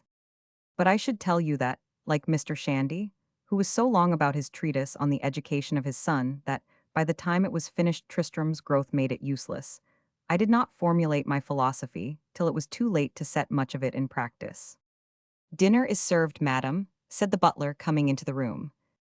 "By Jove," cried Frank, springing up, "I had no idea it was so late. But you're going to stay? I think you'll find a place laid for you." "I've ordered my dinner at home. I'm sure it won't be so good as mine." "I never saw anyone quite so conceited as you about the excellence of your cook, Miss Lay. Just as it is far easier for a man to be a philosopher than a gentleman, my dear, it is less difficult to cultivate a Christian disposition than good cooking." They went downstairs, and Miss Lay ordered a bottle of Miss Dwarris champagne to be opened. She had a cynical belief in the efficacy of a square meal to relieve most spiritual torments, but besides, heroically, for she was an indolent woman, took pains to amuse her guest. She talked of many things, gaily and tenderly, while Frank, the dinner finished, smoked innumerable pipes. At last Big Ben struck 12, and cheerful now, resigned to philosophically doubt, he rose to his feet. Frank took both Miss Lay's hands. "You're a jewel of a woman. I was quite wretched when I came, and you've put new life into me." "Not I," she cried. "The chocolate souffle and the champagne. I have always observed that the human soul is peculiarly susceptible to the culinary art. Personally, I never feel so spiritual as when I've slightly overeat myself. I wish you wouldn't squeeze my hands. You're the only woman I know who's as interesting to talk to as a man. Faith, and I believe if I were 20 years younger the child would propose to me. You have only to say the word, and I'll lead you to the altar. I'm a proud woman this day to get an offer of marriage in my 57th year. But where, my dear, if I married you, would you go to have tea in the afternoon?" Frank laughed, but in his voice, when he answered, there was something very like a sob. "You're a dear, kind thing, and I'm sure I shall never be half so devoted to any other woman as I am to you." The emotion must have been catching, for Miss Lay's tones had not their usual cold steadiness. "Don't be a driveling idiot, my dear," she answered, and when the door was closed behind him added to herself, half in irritation, "Bless the boy, I wish I were his mother." Roman 13. 2 days later Miss Lay duly travelled down to Tercanbury, and was met at the station by Bella, who told her that, according to their arrangement, no mention had yet been made of the proposed marriage. She had announced merely that Herbert Field, whom she desired to make acquainted with her father, would come to tea that day. The dean welcomed Miss Lay with joy. "It's very gracious and charming of you to shed your light on our provincial darkness, my dear," he exclaimed, taking her hand.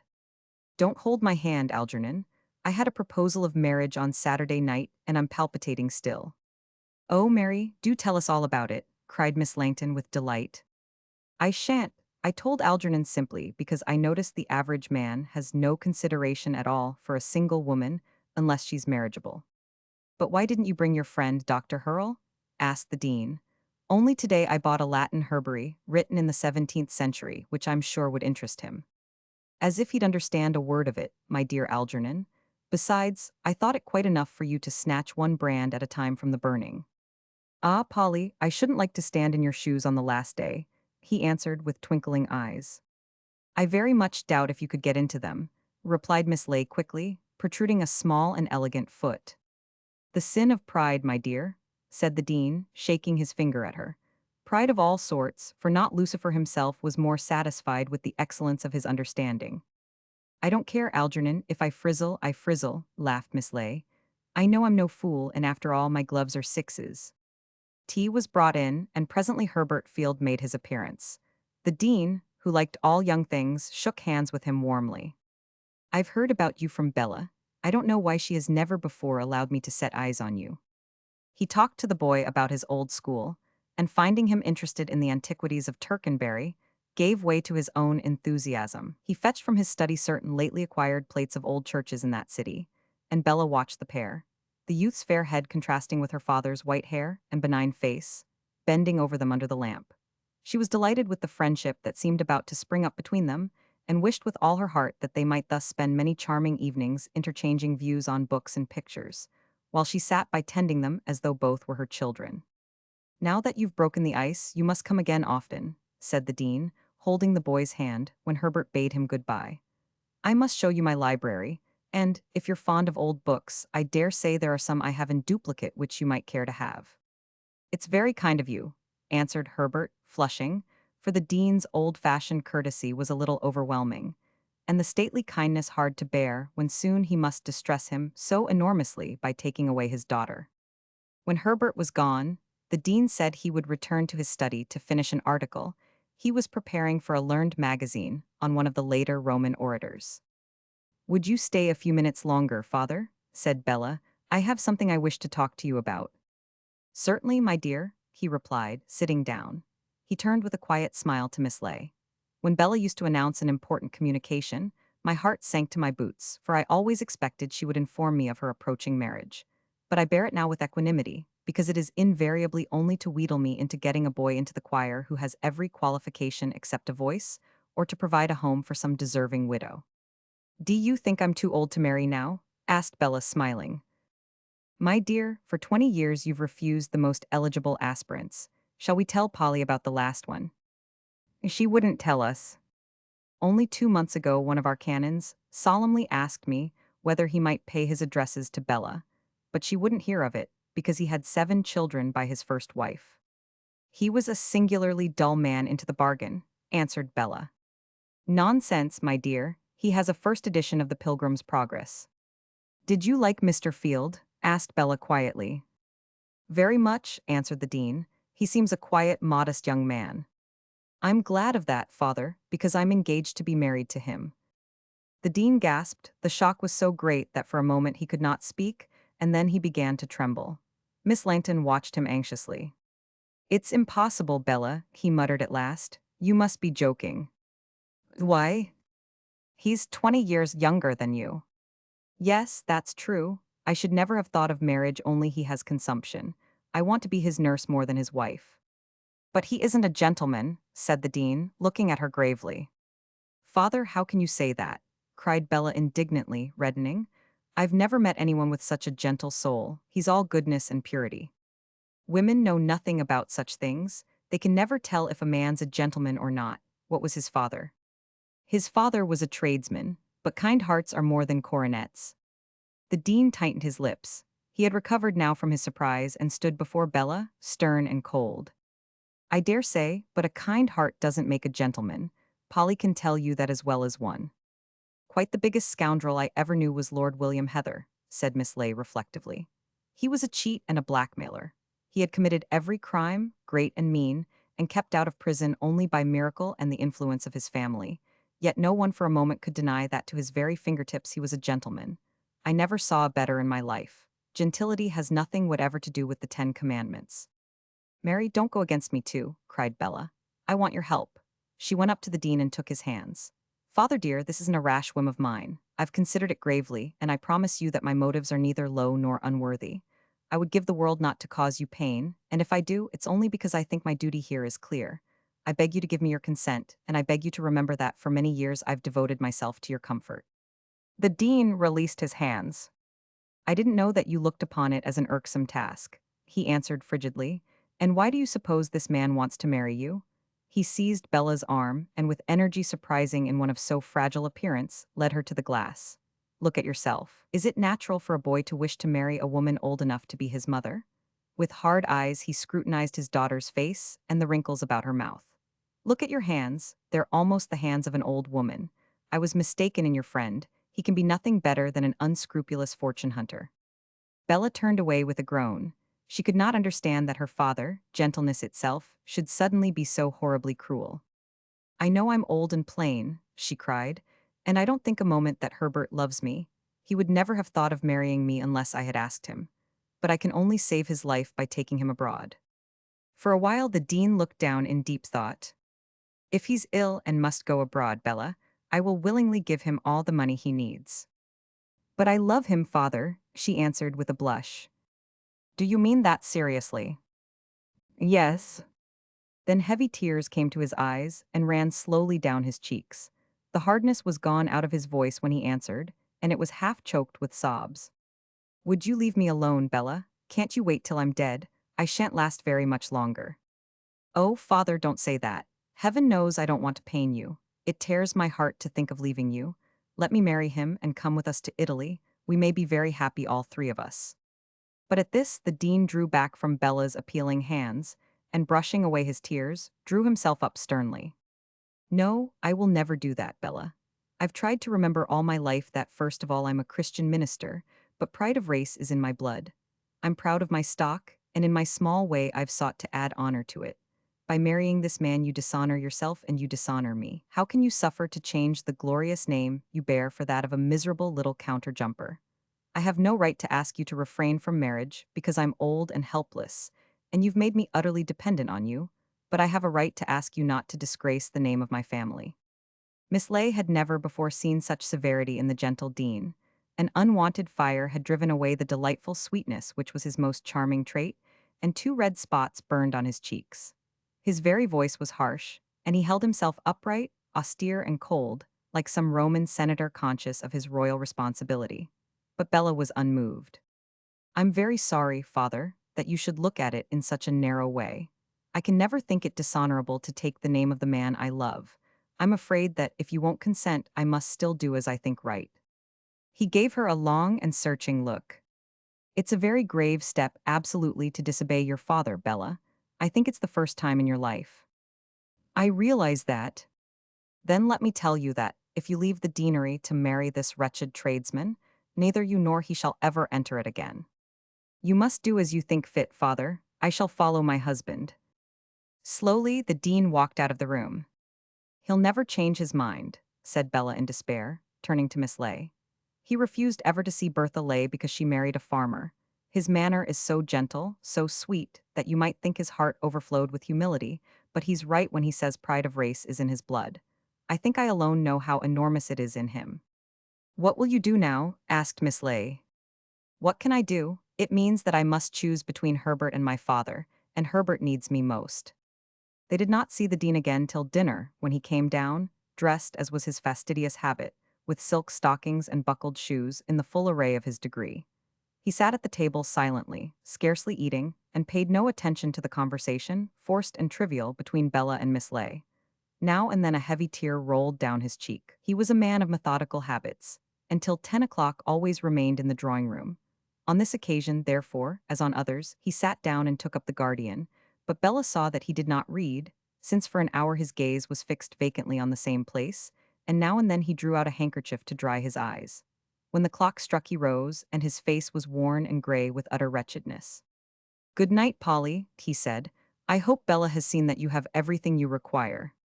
He walked towards the door, but Miss Langton stopped him. You're not going without kissing me, father? You know it cuts my heart to make you so unhappy. I don't think we need discuss the matter again, Bella, he answered coldly. As you reminded me, you are of an age to decide your own affairs. I have nothing more to say, but I shall remain steadfast to my resolution. He turned on his heels and closed the door behind him. They heard him lock himself in his study. He's never gone to bed without kissing me before, said Bella painfully. Even when he stayed out late, he used to come into my room to bid me good night. Oh, poor man, how frightfully unhappy I've made him. She looked at Miss Ley with anguish in her eyes. Oh, Mary, how hard it is that, in this life, you can't do good to one person without hurting another.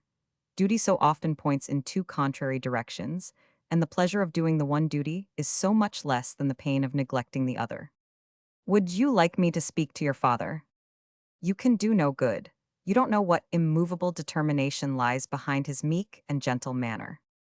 The dean sat at his study table, his face buried in his hands, and when at last he went to bed, could not sleep, but brooded continually over the change that must occur in all his habits.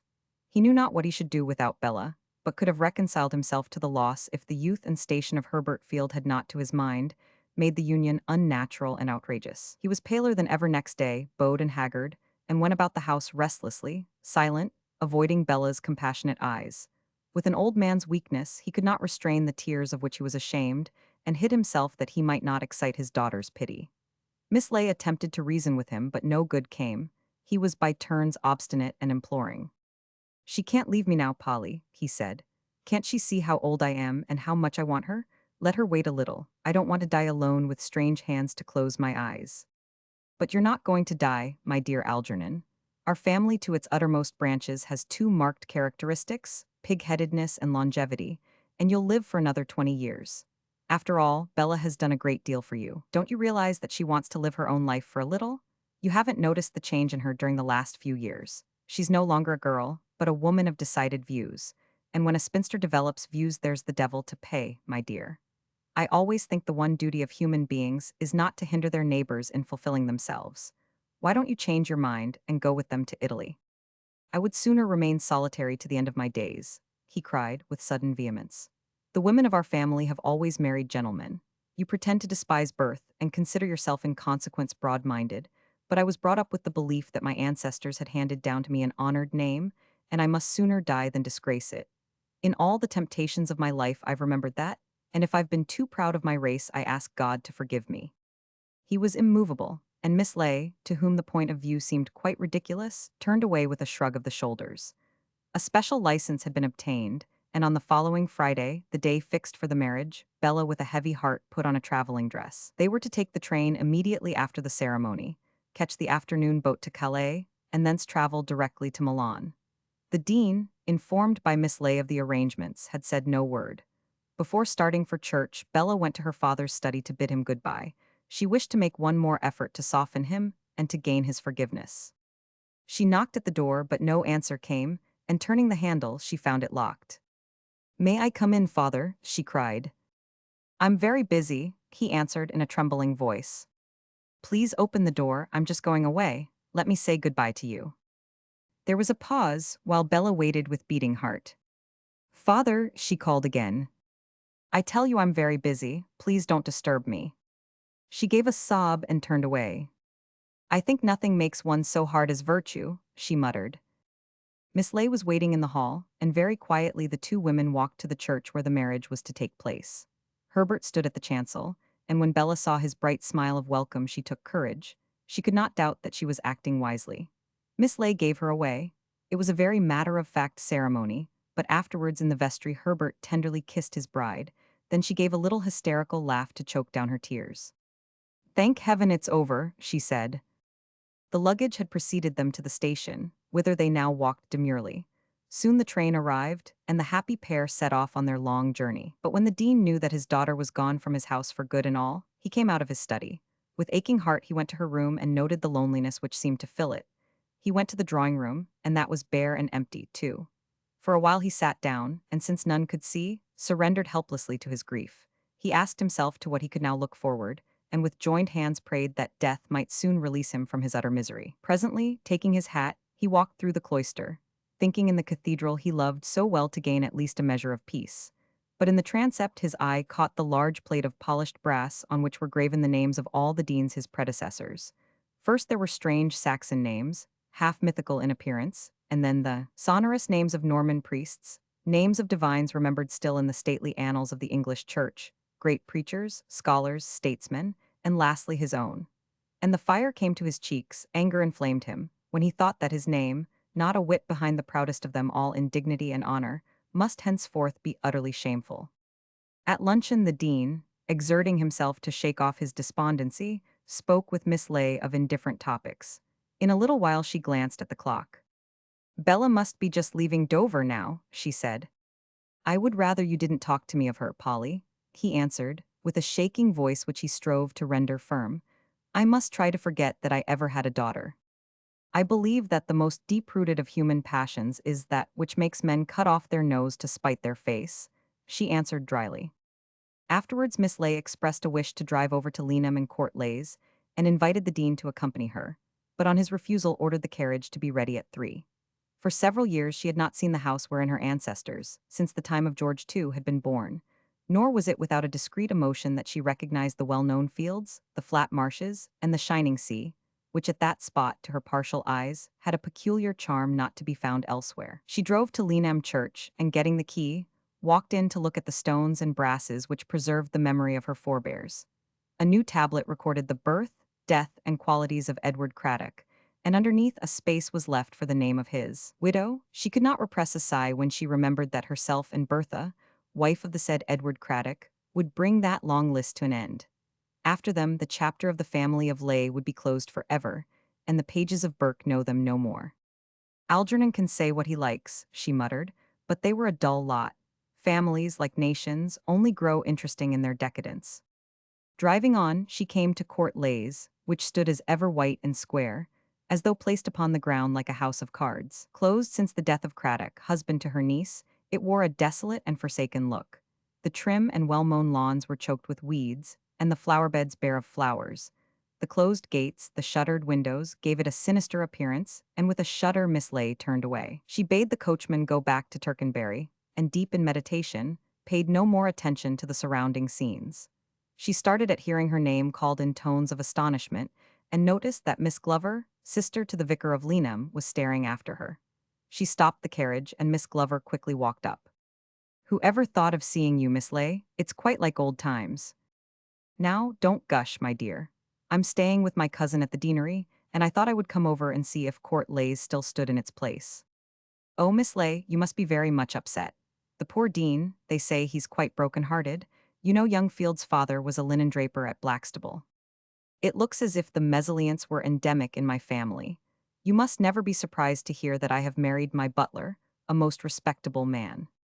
"Oh, but poor Edward was different, and he turned out so well. Where is Bertha now? She never writes." "I believe she's in Italy. I mean her to marry Frank Hurrell, the son of old Dr. Hurrell of Fern." "Oh, but Miss Ley, will she?" "She's never set eyes on him yet," answered Miss Ley, smiling dryly, "but they'd suit one another admirably. Doesn't it make you feel sad to see the old house shut up?" "My dear, I take care never to give way to regret, which is nearly as sinful as repentance." "I don't understand you," answered Miss Glover. "I don't believe it means anything to you that, as far as ever you can see, it's Ley land." "There you wrong me. I do feel a certain satisfaction in revisiting the place. It makes me so glad that I live somewhere else. But I dare say it's a fine thing to be in the country on your own land, even if you're only a woman. I like to feel that my roots are here. When I look round, I can hardly resist the temptation to take off my clothes and roll in a plowed field." "I hope you won't, Miss Ley," answered Fanny Glover, somewhat shocked.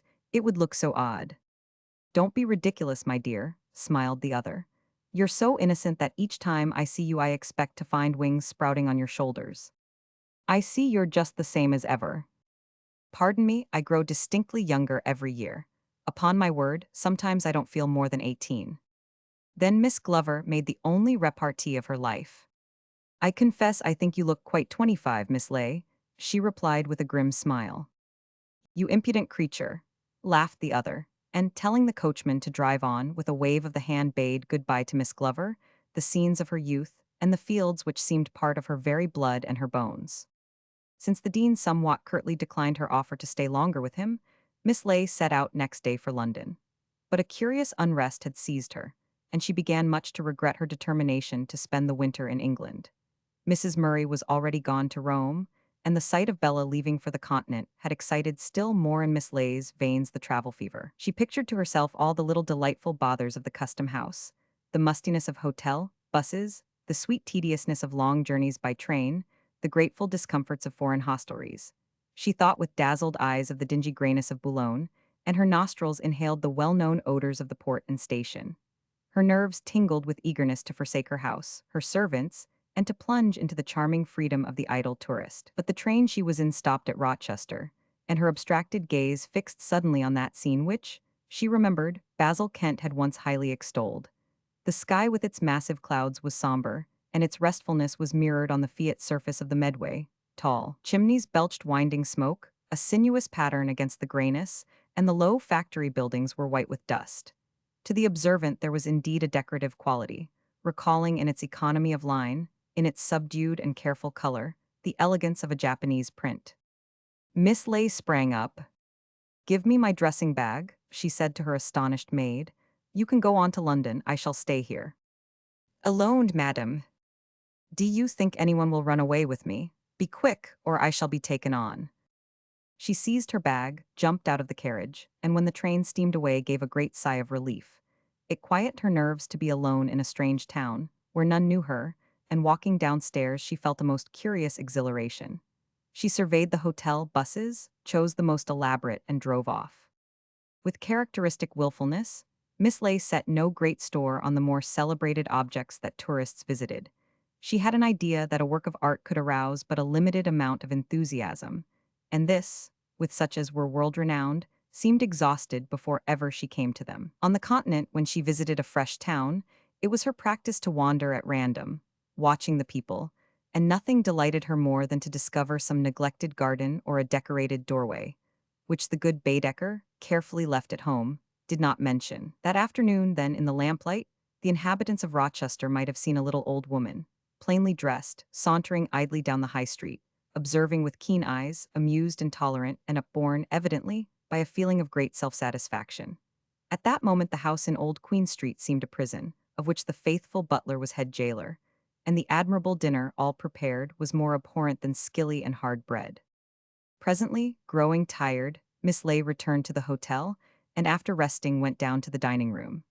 The waiter placed her at a little table, and while waiting for dinner to be brought, she played absently with the Renaissance jewel which never left her. It had not yet occurred to her to examine the people who sat in the large room, and now, slowly raising her eyes, she saw fixed upon her, with a terrified expression, those of Mrs. Castellan.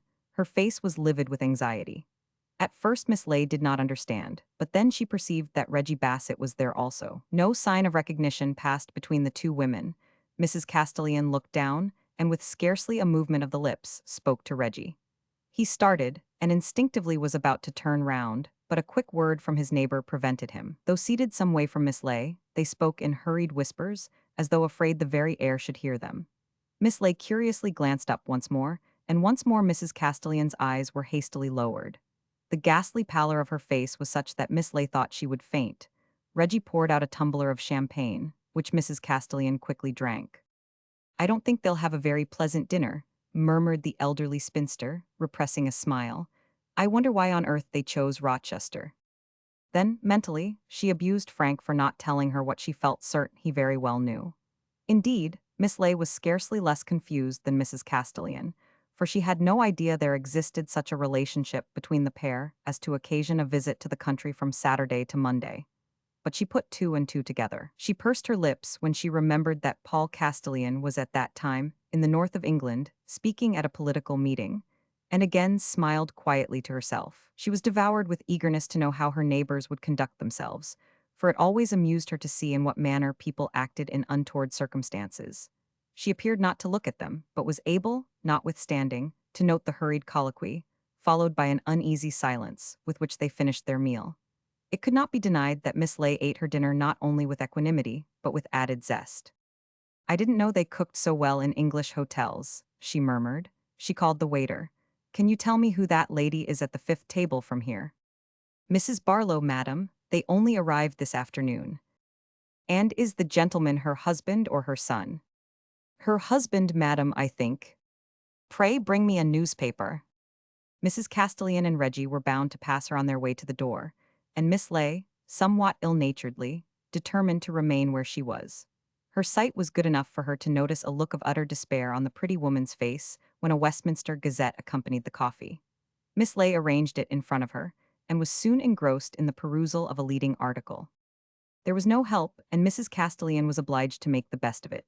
Reggie got up and strolled out, his eyes glued to the floor, with a scowl on his handsome features which indicated that Mrs. Castellan would suffer for the mischance. But she was bolder. She walked a few steps behind him, uprightly with a swaying movement of the hips that was habitual to her, and arriving in front of Miss Lay, stopped with a very natural cry of surprise. "Miss Lay, of all people, how delightful to find you down here." She held out her hand with every appearance of joy. Miss Lay smiled coldly. I hope I see you well, Mrs. Castellan. Have you been dining here? How extraordinary that I didn't see you. But it's been a day of odd things for me. When I came into the hotel, the first person I ran across was Mr. Bassett, so I asked him to dine with me. It appears he's staying in the neighborhood. I wonder you didn't see him. I 999. Why on earth didn't you come and speak to us? We might all have dined together. What a prodigious fool you must think me, my dear, drawled Miss Ley, with a mingled expression of scorn and amusement. At this Mrs. Castellan started, her face grew on a sudden horribly gray, and her eyes were filled with abject tenor. She had not the strength to continue the pretense on which she had at first counted. She saw, moreover, that it was useless. "You won't give me away, Miss Ley," she whispered, in a tone that fear made scarcely articulate. "I have no doubt that curiosity is my besetting sin," answered Miss Ley, "but not indiscretion. Only fools discuss the concrete. The intelligent are more concerned with the abstract.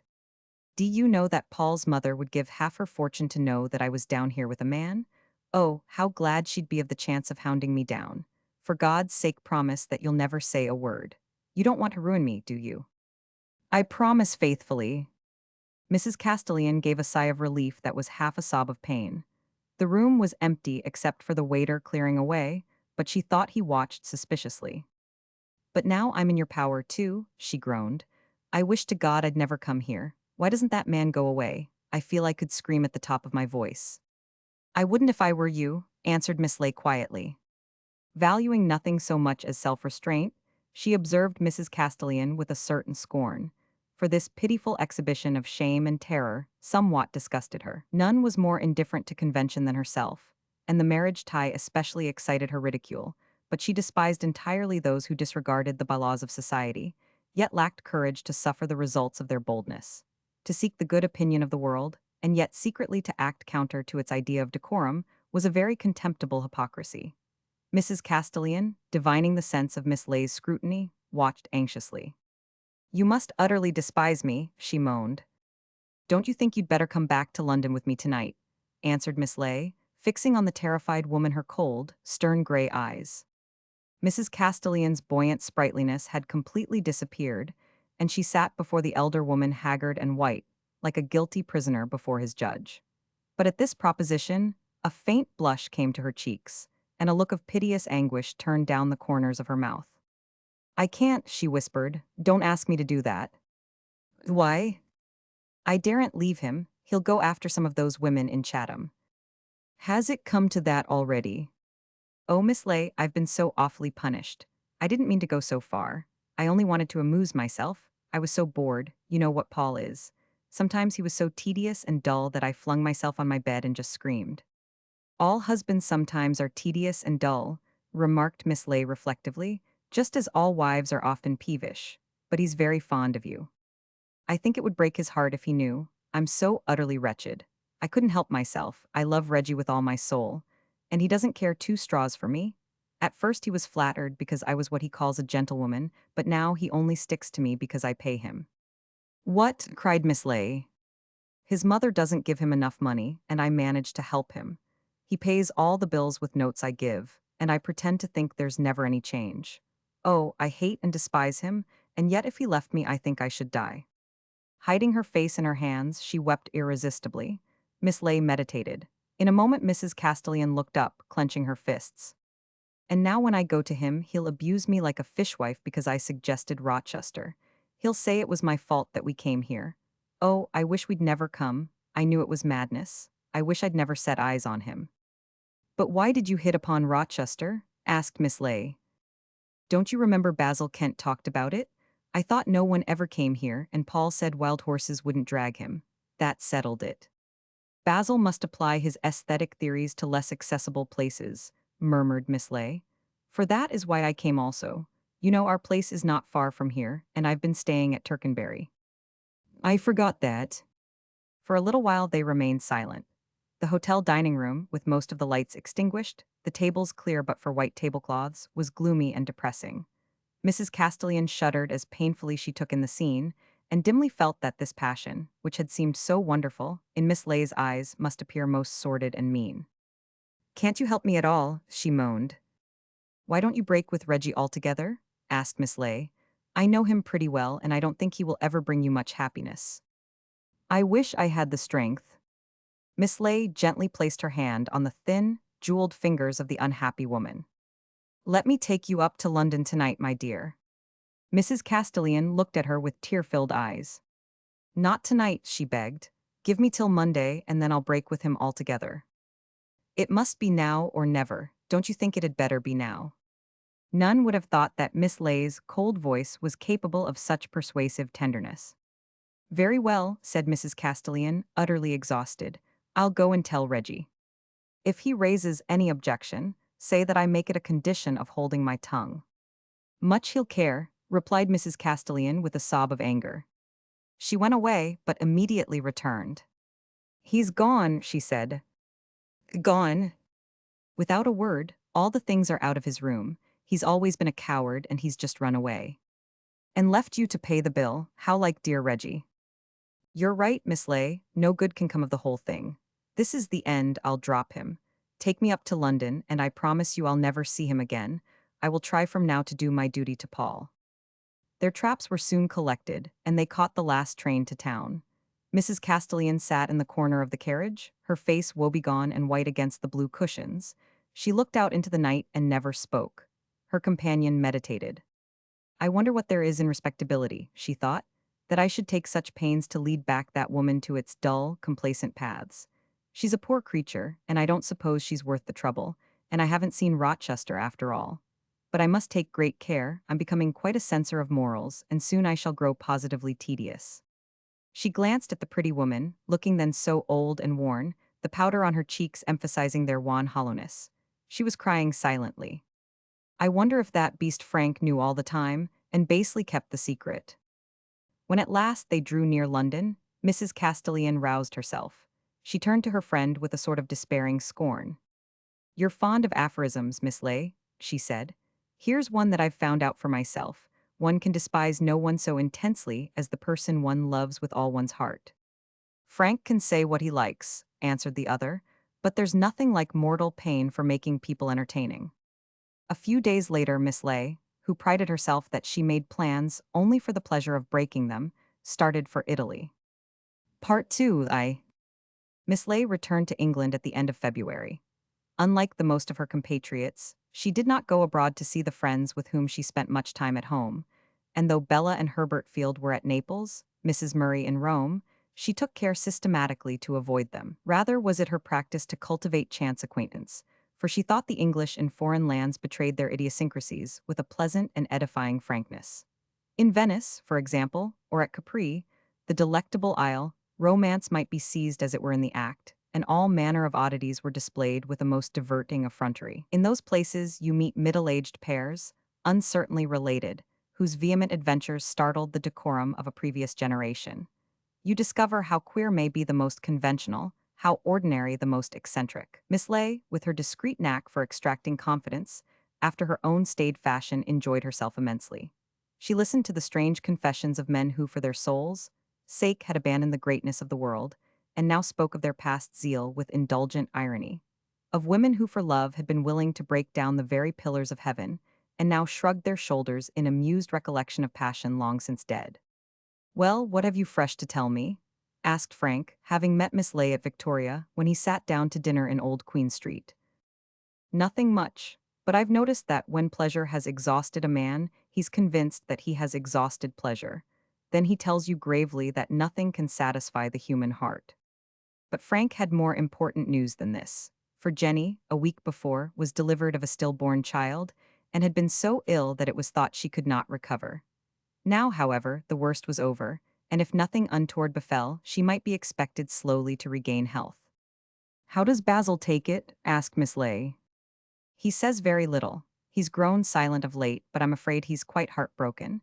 You know how enormously he looked forward to the baby. Do you think he's fond of his wife? He's very kind to her. No one could have been gentler than he after the catastrophe. I think she was the more cut up of the two. You see, she looked upon it as the reason of their marriage, and he's been doing his best to comfort her. I must go down and see them, and now tell me about Mrs. Castellan. I haven't set eyes on her for ages. Miss Ley observed Frank with deliberation. She wondered if he knew of the affair with Reggie Bassett, but, though eager to discuss it, would not risk to divulge a secret. In point of fact, he was familiar with all the circumstances, but it amused him to counterfeit ignorance that he might see how Miss Ley guided the conversation to the point she wanted. She spoke of the Dean of Tercanbury, of Bella and her husband, then, as though by chance, mentioned Reggie. But the twinkling of Frank's eyes told her that he was laughing at her stratagem. "You brute," she cried. "Why didn't you tell me all about it, instead of letting me discover the thing by accident? My sex suggests to me certain elementary notions of honor, Miss Ley. You needn't add priggishness to your other detestable vices. How did you know they were carrying on in this way?" The amiable youth told me. "There are very few men who can refrain from boasting of their conquests, and certainly Reggie isn't one of them. You don't know Hugh Kieran, do you? He's had affairs all over Europe, and the most notorious was with a foreign princess who shall be nameless. I think she would have bored him to death if he hadn't been able to flourish ostentatiously a handkerchief with a royal crown in the corner and a large initial." Miss Ley then gave her account of the visit to Rochester, and certainly made of it a very neat and entertaining story. "And did you think for a moment that this would be the end of the business?" asked Frank, ironically. "Don't be spiteful because I hoped for the best. Dear Miss Ley, the bigger blackguard a man is, the more devoted are his lady loves. It's only when a man is decent and treats women as if they were human beings that he has a rough time of it." "You know nothing about these things, Frank," retorted Miss Ley. "Pray give me the facts and the philosophical conclusions I can draw for myself." "Well, Reggie has a natural aptitude for dealing with the sex.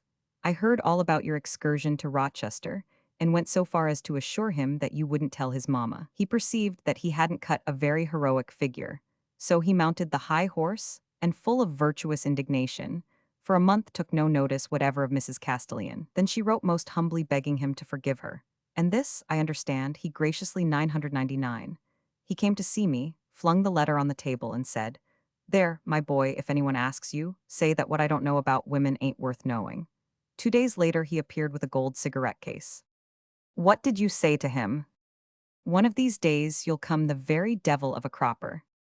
You showed wisdom and emphasis. I hope with all my heart he will."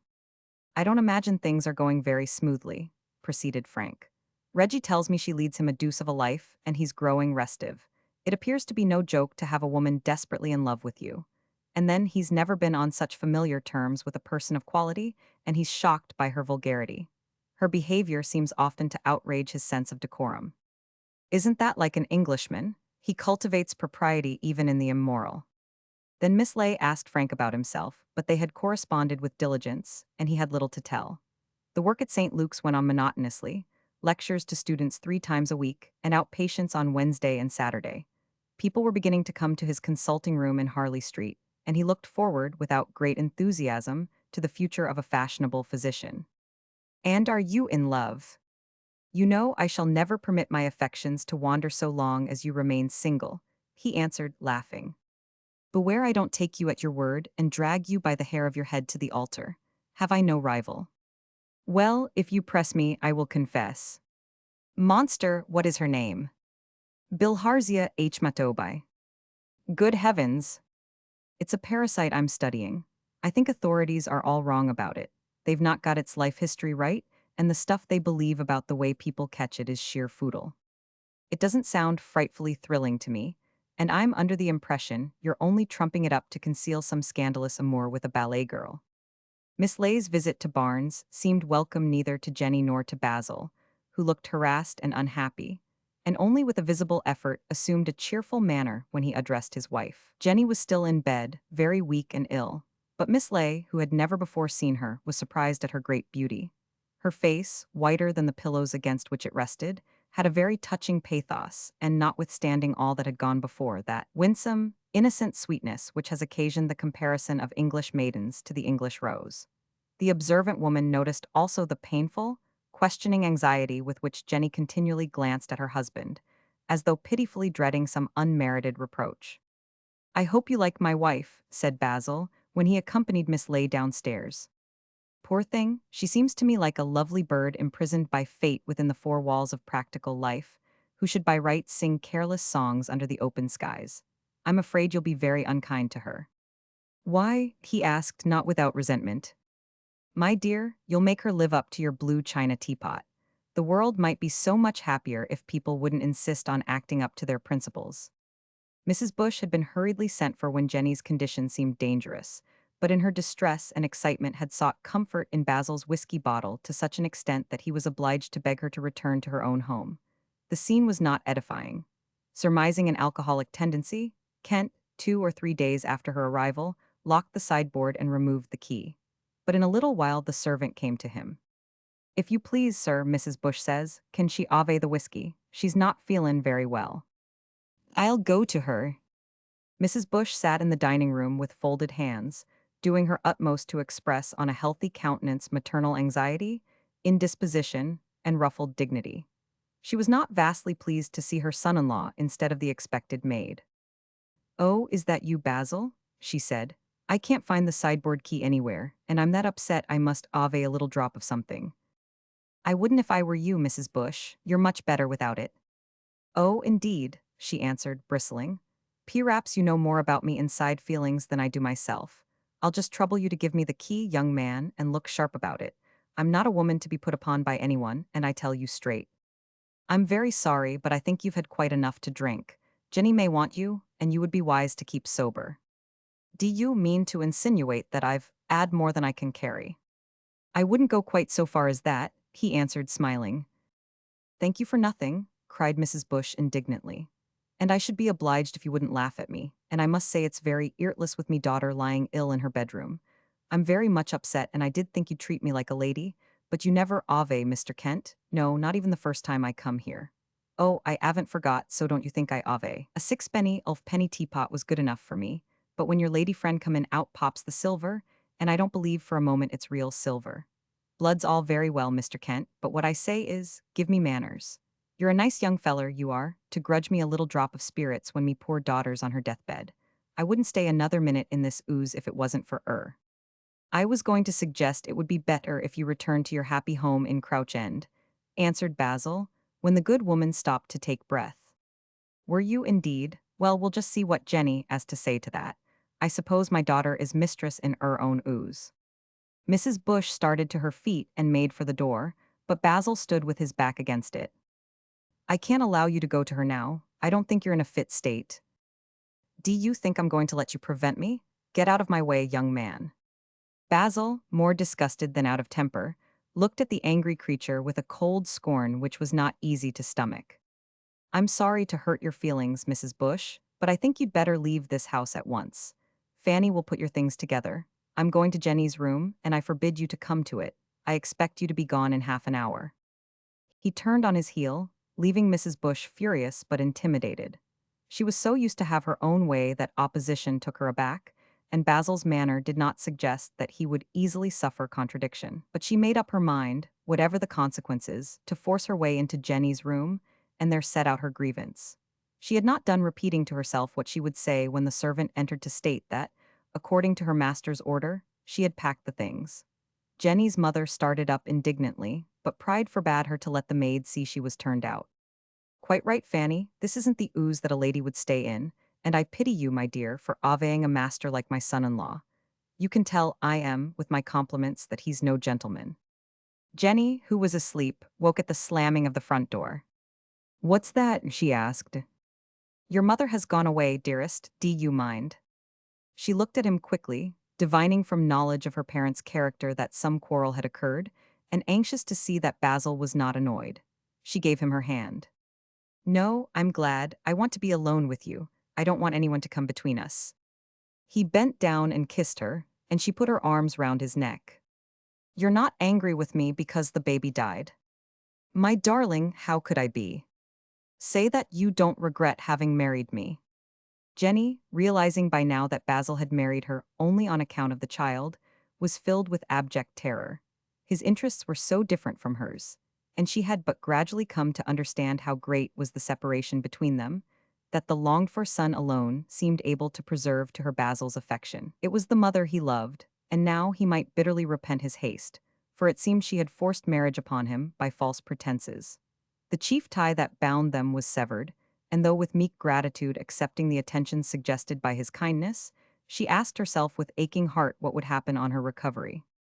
Time passed, and Jenny, though ever pale and listless, grew strong enough to leave her room. It was proposed that in a little while she should go with her sister for a month to Brighton. Basil's work prevented him from leaving London for long, but he promised to run down for the weekend. One afternoon he came home in high spirits, having just received from his publishers a letter to say that his book had found favor and would be issued in the coming spring. It seemed the first step to the renown he sought. He found James Bush, his brother-in-law, seated with Jenny, and, in his elation, greeted him with unusual cordiality. But James lacked his usual facetious flow of conversation, and wore, indeed, a hangdog air, which at another time would have excited Basil's attention. He took his leave at once, and then Basil noticed that Jenny was much disturbed. Though he knew nothing for certain, he had an idea that the family of Bush came to his wife when they were in financial straits, but from the beginning had decided that such inevitable claims must be satisfied. He preferred, however, to ignore the help which Jenny gave, and when she asked for some small sum beyond her allowance, handed it without question. "Why was Jimmy here at this hour?" he asked, carelessly, thinking him bound on some such errand. "I thought he didn't leave his office till 6. "Oh, Basil, something awful has happened. I don't know how to tell you, he's sacked." "I hope he doesn't want us to keep him," answered Basil, coldly. "I'm very hard up this year, and all the money I have I want for you." Jenny braced herself for a painful effort. She looked away, and her voice trembled. "I don't know what's to be done. He's got into trouble. Unless he can find £115 in a week, his firm are going to prosecute." "What on earth do you mean, Jenny?" "Oh, Basil, don't be angry. I was so ashamed to tell you. I've been hiding it for a month, but now I can't anymore. Something went wrong with his accounts." "Do you mean to say he's been stealing?" asked Basil, sternly, and a feeling of utter horror and disgust came over him. "For God's sake, don't look at me like that," she cried, for his eyes, his firm-set mouth, made her feel a culprit confessing on her own account some despicable crime. "He didn't mean to be dishonest. I don't exactly understand, but he can tell you how it all was. Oh, Basil, you won't let him be sent to prison. Couldn't he have the money instead of my going away?" Basil sat down at his desk to think out the matter, and resting his face thoughtfully on his hands, sought to avoid Jenny's fixed, appealing gaze. He did not want her to see the consternation, the abject shame with which her news oppressed him. But all the same she saw. "What are you thinking about, Basil?" "Nothing particular. I was wondering how to raise the money." "You don't think because he's my brother, I must be tarred with the same brush?" He looked at her without answering. It was certainly unfortunate that his wife's mother should drink more than was seemly, and her brother have but primitive ideas about property. "It's not my fault," she cried with bitter pain, interrupting his silence. "Don't think too hardly of me." "No, it's not your fault," he answered, with involuntary coldness. "You must go away to Brighton all the same, but I'm afraid it means no holiday in the summer." He wrote a check, and then a letter to his bank begging them to advance £100 on securities they held. "There he is," cried Jenny, hearing a ring. "I told him to come back in half an hour." Basil got up. "You'd better give the check to your brother at once. Say that I don't wish to see him." "Isn't he to come here any more, Basil?" "That is as you like, Jenny. If you wish, we'll pretend he was unfortunate rather than dishonest, but I'd rather he didn't refer to the matter. I want neither his thanks nor his excuses." Without answering, Jenny took the check. She would have given a great deal to fling her arms gratefully round Basil's neck, begging him to forgive, but there was a hardness in his manner which frightened her. All the evening he sat in moody silence, and Jenny dared not speak. His kiss when he bade her good night had never been so frigid, and unable to sleep, she cried bitterly. She could not understand the profound abhorrence with which he looked upon the incident. To her mind, it was little more than a mischance occasioned by Jimmy's excessive sharpness, and she was disposed to agree with her brother that only luck had been against him. She somewhat resented Basil's refusal to hear any defense, and his complete certainty that the very worst must be true. A few days later, coming unexpectedly, Kent found Jenny in earnest conversation with her brother, who had quite regained his jaunty air, and betrayed no false shame at Basil's knowledge of his escapade. "Well met, Horatio," he cried, holding out his hand. "I just come in on the chance of seeing you. I wanted to thank you for that loan." "I'd rather you didn't speak of it." "Why, there's nothing to be ashamed of. I add a bit of bad luck, that's all. I'll pay you back, you know. You needn't fear about that." He gave a voluble account of the affair, proving how misfortune may befall the deserving, and what a criminal complexion the most innocent acts may wear. Basil, against his will admiring the fellow's jocose effrontery, listened with chilling silence. "You need not excuse yourself," he said at length. "My reasons for helping you were purely selfish. Except for Jenny, it would have been a matter of complete indifference to me if you had been sent to prison or not." "Oh, that was all, kid. They wouldn't have prosecuted. Don't I tell you they had no case? You believe me, don't you?" "No, I don't."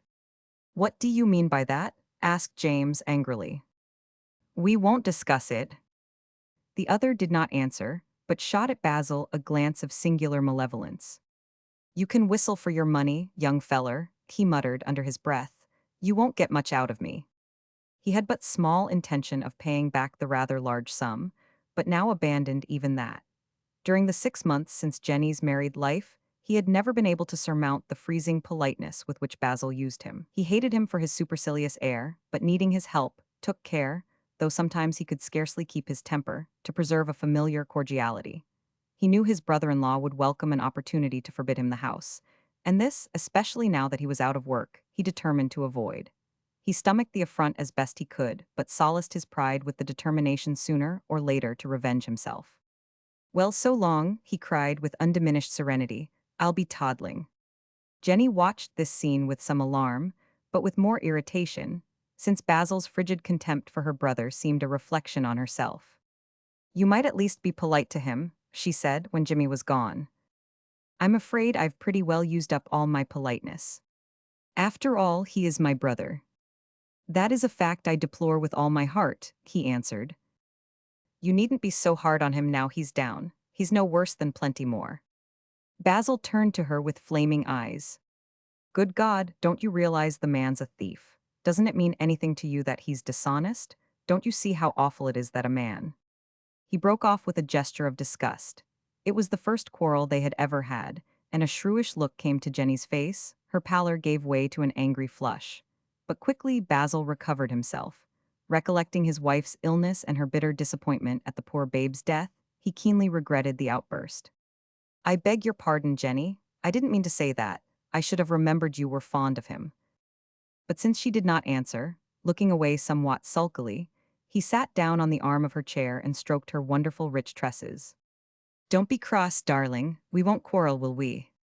Unable to resist his tenderness, tears came to her eyes, and passionately she kissed his caressing hands. "No, no," she cried. "I love you too much. Don't ever speak angrily to me. It hurts so awfully." The momentary cloud passed, and they spoke of the approaching visit to Brighton. Jenny was to take lodgings, and she made him promise faithfully that he would come every Saturday. Frank had offered a room in Harley Street, and while she was away, Basil meant to stay with him. "You won't forget me, Basil." "Of course not, but you must hurry up and get well and come back." When at length she set off and Basil found himself Frank's guest, he could not suppress a faint sigh of relief.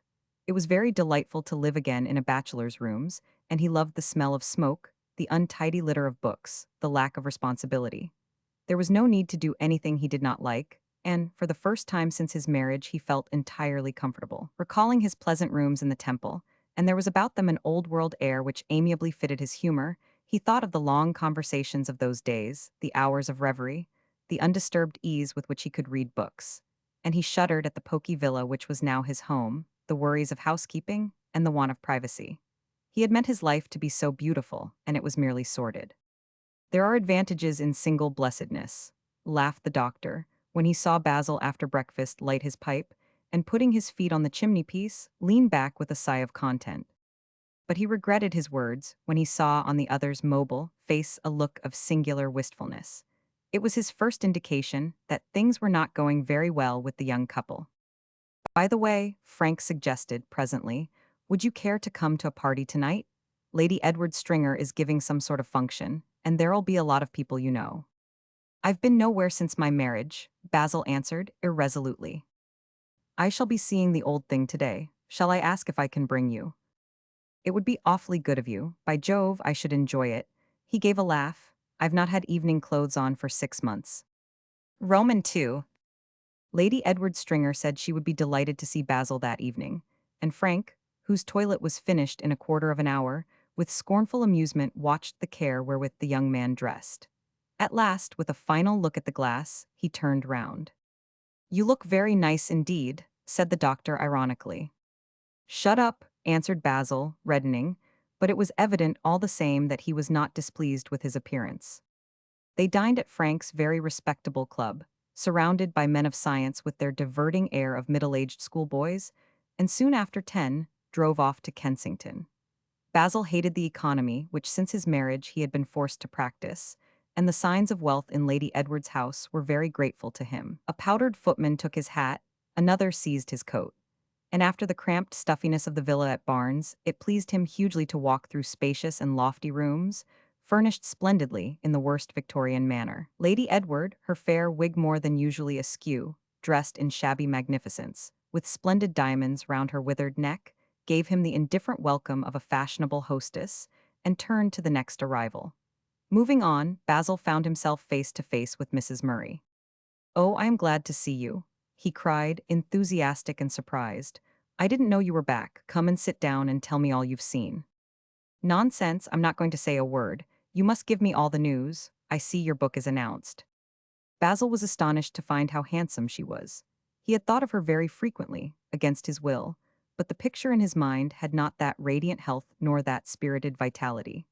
Rather had his imagination exaggerated the likeness to a Madonna of Sandro Botticelli, dwelling on the sad passion of her lips and the pallid oval of her languid face. Tonight her vivacity was enchanting.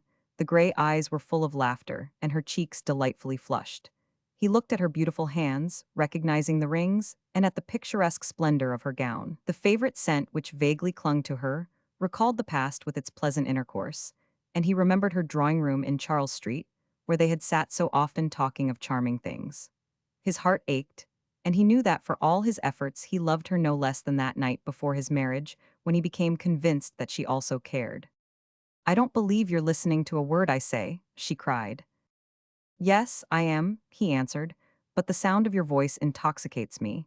It has all the music of Italy. I haven't heard it for such ages." "When did I see you last?" she inquired, remembering perfectly well but curious to know his answer. "You were driving near Westminster Bridge one Sunday afternoon, but I've not spoken to you since the Thursday before that. I remember the cloak you wore then. Have you still got it?" "What a memory!" She laughed flippantly, but there was triumph in her eyes, for he seemed to have forgotten completely the visit to Barnes, and his recollection was only of their mutual love. "I often think of the long talks we used to have," he said. "Except for you, I should never have written my book." "Ah, yes, before you married, wasn't it?" She uttered the words carelessly, with a smile, but she meant to wound, and Basil's face grew on a sudden deathly pale, an inexpressible pain darkened his eyes, and his lips trembled. Mrs. Murray observed him with a cruel curiosity. Sometimes in her anger she had prayed for an occasion of revenge for all the torture she had suffered, and this was the beginning. She hated him now, she told herself. She hated him furiously. At that moment she caught sight of Mr. Farley, the fashionable parson, and smiled. As she expected, he came forward. "Did you get a letter from me?" she asked, holding out her hand. "Thanks so much, I've already written to accept." Her question was not without malice, for she wished Basil to understand that she had sent Mr. Farley some invitation. Unwillingly, the younger man rose from her side, and the Vicar of All Souls took the vacant place.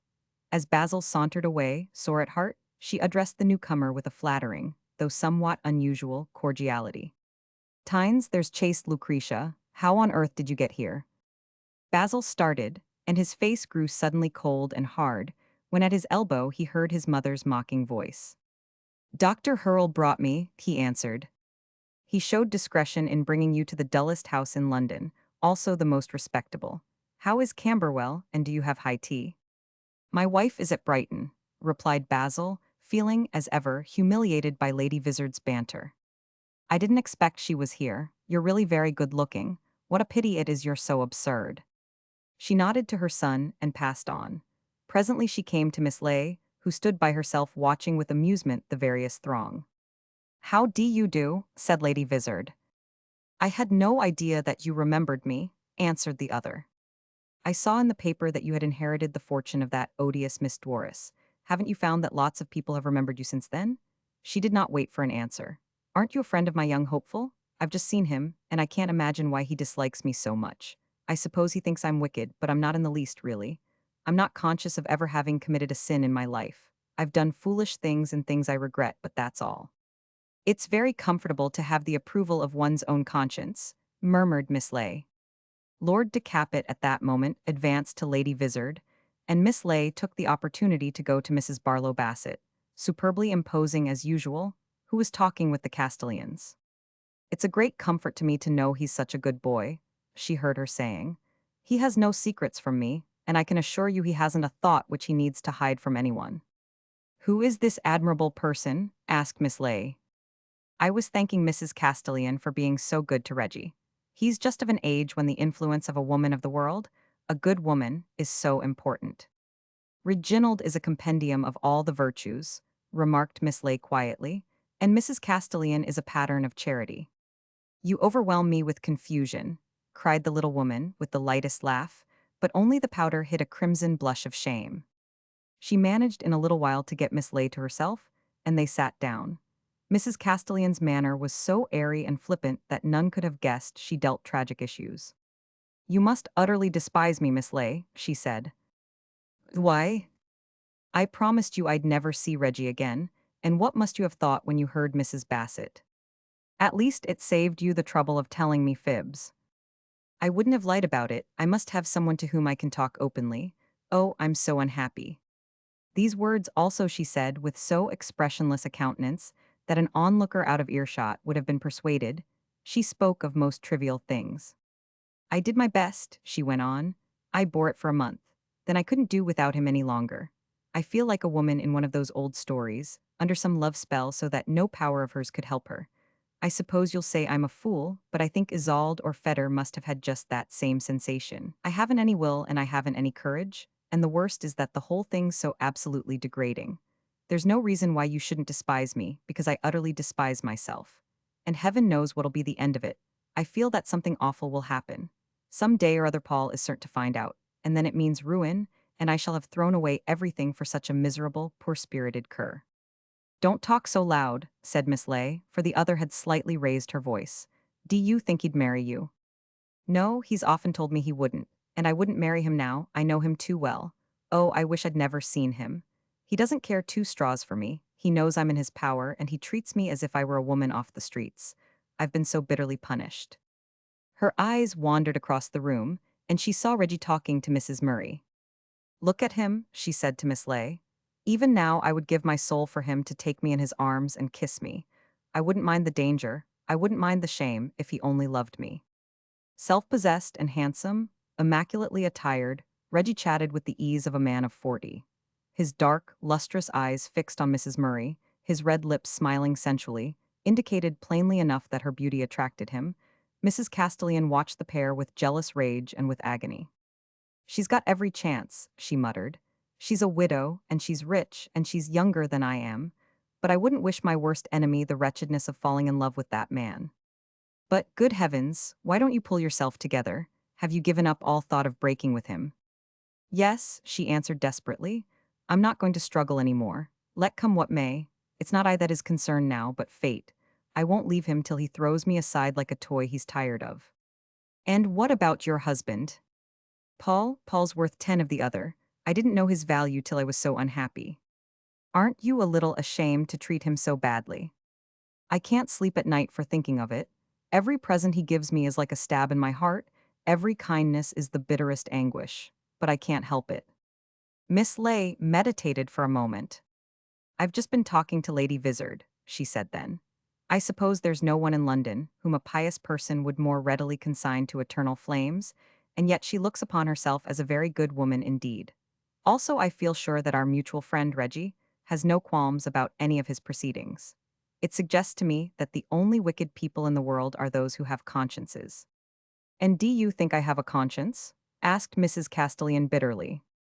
Apparently, I never saw any trace of it till I met you at Rochester, but I suppose it was there in a rudimentary condition, and events have brought it to the front. Take care it doesn't get the better of you. I see a great danger staring you in the face. What do you mean? Mrs. Castellan's face, notwithstanding the rouge, was haggard and white. Miss Ley looked at her with piercing keenness. Have you never thought of confessing the whole thing to your husband? Oh, Miss Ley, how did you guess that? In her uncontrollable agitation, She forgot her self-control and wrung her hands with anguish. Take care, remember everyone can see you. I forgot. With an effort, she regained her wonted ease of manner. It's been with me night and day. Sometimes, when Paul is good to me, I can hardly resist the temptation. Some awful fascination lures me on, and I know that one day I shan't be able to hold my tongue, and I shall tell him everything. During the last 6 months, Mrs. Castellan had aged, and bitterly conscious of her failing beauty, resorted now to a more extravagant artifice. The color of her hair was more obviously unnatural. She penciled her eyebrows and used too much paint on her cheeks. The unquiet of her manner had increased so that it was somewhat painful to be with her. She talked more than ever, more loudly, and her laughter was shriller and more frequent. But the high spirits, which before were due to an entire unconcern for the world in general, now were deliberately assumed to conceal, if possible even from herself, a most utter wretchedness. Life had been wont to go most smoothly. She had wealth to gratify every whim, admiration to give a sense of power, a position of some consequence. And she had never wanted anything so desperately that it was more than tiresome to do without it. But now, with no previous experience to guide her, she was beset on every side with harassing difficulties. This ardent passion had swept her off her feet, and the awakening was very bitter when she learnt that it was her turn to suffer. She had no illusions with regard to Reggie. He was immeasurably selfish, callous to her pain, and she had long since discovered that tears had no effect upon him. He meant to get his own way, and when she rebelled gave her the truth in brutal terms. If you don't like me, you can go to the devil. You're not the only woman in the world. But on the whole, he was fairly good-humored.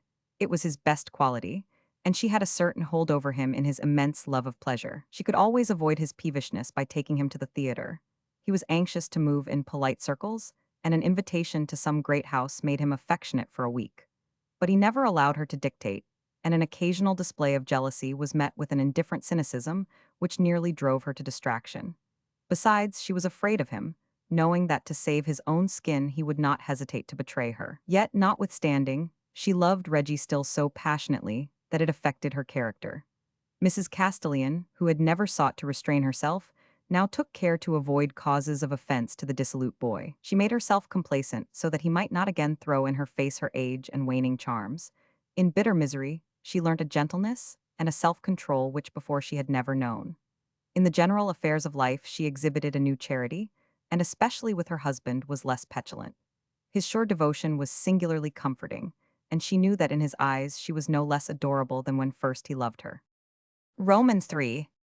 Miss Ley took care to learn at which hotel Bella meant to stay in Milan, and when the pair arrived, at the beginning of their honeymoon, they found awaiting them in their friend's neat and scholarly writing a little ironical letter, enclosing as wedding present a check for £500. This enabled them to travel more sumptuously than at first seemed possible, and meaning to spend the worst of the winter at Naples, without fearing the expense, they could linger on their way in one charming town after another.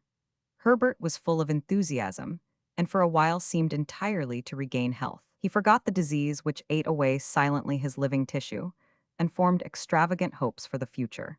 His energy was such that Bella had much difficulty in restraining his eagerness to the sights of which for so many years he had vainly dreamed. His passion for the sunshine, the blue skies, and the flowers was wonderful to see, yet Bella's heart ached often, though with greatest care she trained her countenance to cheerfulness, because this singular capacity for life to her anxious mind seemed to forebode a short continuance. He was gathering into one feverish moment all that others spread over a generation.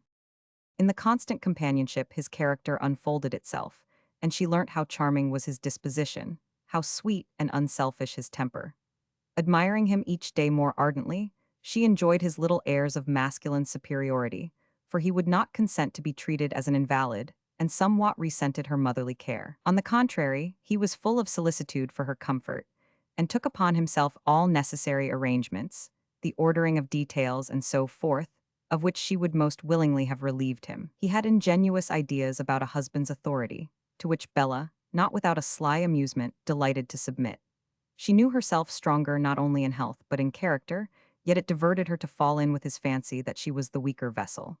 When she feared that Herbert would tire himself, simulated fatigue, and then his anxiety, his self-reproach were quite touching. He never forgot how great was his debt to Bella, and sometimes his gratitude brought to her eyes, so that she sought to persuade him nothing at all was due. Ignorant of the world, His behavior formed chiefly on books. Herbert used his wife with the gallant courtesy of some Shakespearean lover, writing sonnets which to her mind rang with the very nobility of marital passion.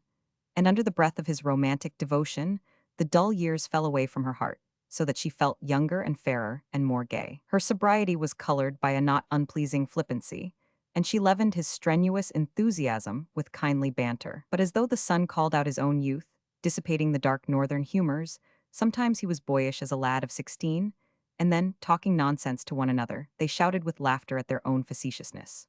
The world, they say, is a mirror whereon, if you look smiling, joyous smiles are reflected, and thus it seemed to them as if the whole earth approved their felicity. The flowers bloomed to fit their happiness, and the loveliness of nature was only a frame to their great content. "Do you know, we began a conversation 2 months ago," he said once, "and we've never come to an end yet. I find you more interesting every day." "I am a very good listener, I know," she answered, laughing. "Nothing gives one a surer reputation for being a conversationalist." "It's no good paying spiteful things to me when you look like that," he cried, for her eyes rested on him with the most caressing tenderness. "I think you're growing very vain." "How can I help it when you're my wedded wife? And you're so absolutely beautiful."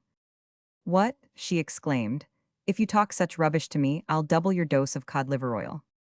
"But it's true," he said eagerly, so that Bella, though she knew her comeliness existed only in his imagination, flushed with delight. "I love your eyes, and when I look into them I feel I have no will of my own. The other day in Florence you called my attention to someone who was good-looking, and she wasn't a patch on you." "Good heavens, I believe the boy's serious," she cried, but her eyes filled with tears and her voice broke into a sob. "What is the matter?" he asked, astonished. "It's so good to be loved," she answered. "No one has ever said such things to me before, and I'm so ridiculously happy." But as though the gods envied their brief joy, when they arrived at Rome, Herbert, exhausted by the journey, fell desperately 99. The weather was cold, rainy, dismal, and each day when he awoke and the shutters were thrown back, Herbert looked eagerly at the sky, but seeing that it remained gray and cloudy, with a groan of despair turned his face to the wall. Bella, too, watched with aching heart for the sunshine, thinking it might bring him at least some measure of health, for she had given up all hope of permanent recovery. The doctor explained the condition of the lungs. Since Frank's examination, the left side, which before was whole, had become affected, and the disease seemed to progress with a most frightful rapidity. But at length the weather changed, and the warm wind of February, that month of languor, blew softly over the old stones of Rome. The sky once again was blue with a color more intense by reason of the fleecy clouds that swayed across its dome, whitely, with the grace of dancers. The Piazza di Spagna, upon which looked Herbert's window, was brilliant with many flowers. The models in their dress of the Campagna lounged about Bernini's easy steps, and the savor of the country and the spring was wafted into the sick man's room. He grew better quickly. His spirits, of late very despondent, now became extravagantly cheerful, and hating Rome, the scene of his illness, he was convinced that it only needed change of place to complete his recovery. He insisted so vehemently that Bella should take him down to Naples that the doctor agreed it would be better to go, and therefore, as soon as he could be moved, they went further south. They arrived in Naples no longer a pair of light-hearted children, but a middle-aged woman, haggard with anxiety, and a dying youth. Herbert's condition betrayed itself in an entire loss of his old buoyancy, so that the new scenes among which he found himself aroused no new emotions. The churches of Naples, white and gold like a ballroom of the 18th century, fit places of worship to a generation whose faith was a flippant superstition, chilled his heart.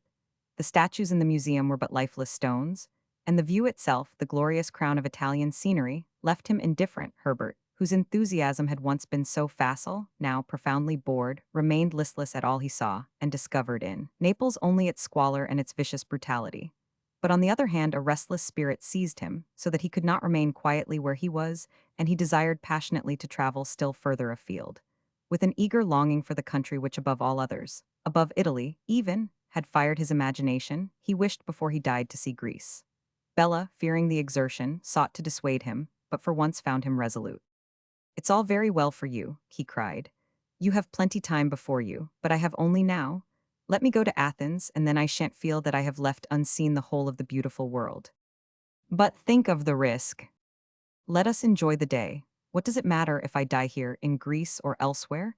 Let me see Athens, Bella. You don't know what it means to me. Don't you remember that photograph of the Acropolis I had in my room at Tercanbury?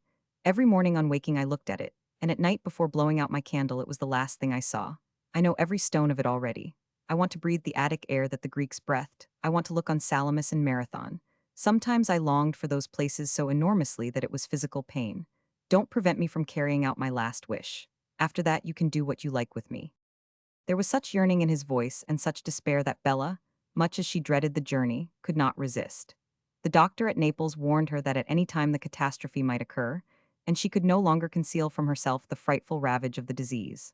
Herbert, according to the course of his illness, was at times profoundly depressed, and at others, when the day was fine or he had slept well, convinced that soon he would entirely recover. He thought then that if he could only get rid of the cough which racked his chest, he might grow perfectly well, and it was Bella's greatest torture to listen to his confident plans for the future. He wished to spend the summer at Vallombrosa among the green trees, and buying a guidebook to Spain, made out a tour for the following winter. With smiling countenance, with humorous banter, Bella was forced to discuss schemes which she knew death would utterly frustrate. 2 years in the South ought to put me quite right again, he said once. And then we'll take a little house in Kent where we can see the meadows and the yellow corn, and we'll work together at all sorts of interesting things. I want to write really good poetry, not for myself anymore, but for you. I want you never to think that you threw yourself away on me.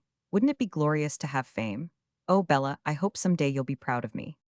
I shall have to keep a very sharp eye on you, she answered, with a laugh that to herself sounded like a sob of pain. Poets are notoriously fickle, and you're sure to philander with pretty milkmaids. Oh, Bella, Bella, he cried with sudden feeling, I wish I were more worthy of you. Beside you I feel so utterly paltry and insignificant. I dare say, she replied ironically, but that didn't prevent you from writing a sonnet in Pisa about the ankles of a peasant woman. He laughed and blushed. You didn't really mind, did you? Besides, it was you who called my attention to the way she walked. If you like, I'll destroy it. Boylike, he took her mocking seriously, and was indeed half afraid he had annoyed her. She laughed again, more sincerely, but still her laughter rang softly with the tears that filled it. My precious child, she cried, when will you grow up? You wait till I'm well, and then you shall put on these airs at your peril, madam. Next morning, the spell of health continuing, he proposed that they should start at once for Brindisi, where they could wait one day, and then take the boat directly to Greece. Bella, who counted on making delay after delay till it was too late, was filled with consternation, but Herbert gave her no opportunity to thwart his will, for he said nothing to her till he had looked out the train, called for the bill, and given the hotel keeper notice of his intention. Once started, his excitement was almost painful to see. His blue eyes shone and his cheeks were flushed. A new energy seemed to fill him, and he not only looked much better but felt it. I tell you I shall get quite well as soon as I set my foot on the soil of Greece, he cried. The immortal gods will work a miracle, and I will build a temple in their honor. He looked with beating heart at the country through which they sped, fresh and sunny in the spring, with vast green tracts spread widely on either side, on which browsed herds of cattle, shaggy-haired and timid. Now and again they saw a herdsman, a rifle slung across his back, wild and handsome and debonair, and finally, the trembling of the sea. At last, the boy cried, at last. Next morning he was feverish and ill, and on the day after, notwithstanding his entreaties, Bella absolutely refused to start. He stared at her sullenly, with bitter disappointment. Very well, he said at length, but next time you most promise to go whatever happens, even if I'm dying, you must have me carried on the boat. I promise faithfully, answered Bella. A certain forcible gave him an imaginary strength, so that in a couple of days he was on his feet again. But the elation, which during a fortnight had upborne him, now was quite gone, and he was so silent that Bella feared he had not forgiven the delay on which she insisted.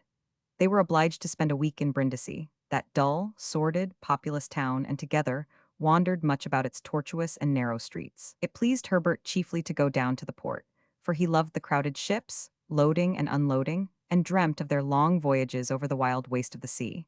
And he loved the lounging sailormen, the red-sashed, swarthy porters, the urchins who played merrily on the quay. But the life which thrilled through them, one and all, caused him sometimes an angry despair.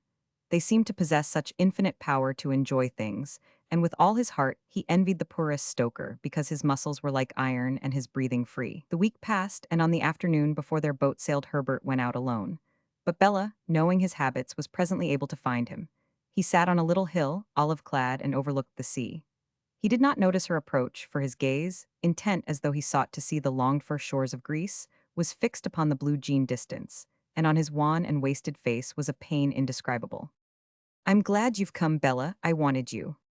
She sat beside him, and taking her hand, his eyes wandered again to the far horizon. A fishing boat with a white, strange-shaped sail sped like a fair sea-bird over the water's shining floor. The sky was a hard, hot blue like the lapis lazuli, and not a cloud broke its serene monotony. "Bella," he said at last, "I don't want to go to Greece. I haven't the courage." "What do you mean?" she asked, enormously surprised. All his thoughts had tended to this one object, and it seemed a sign of ill omen that when at length it lay within reach he should draw back.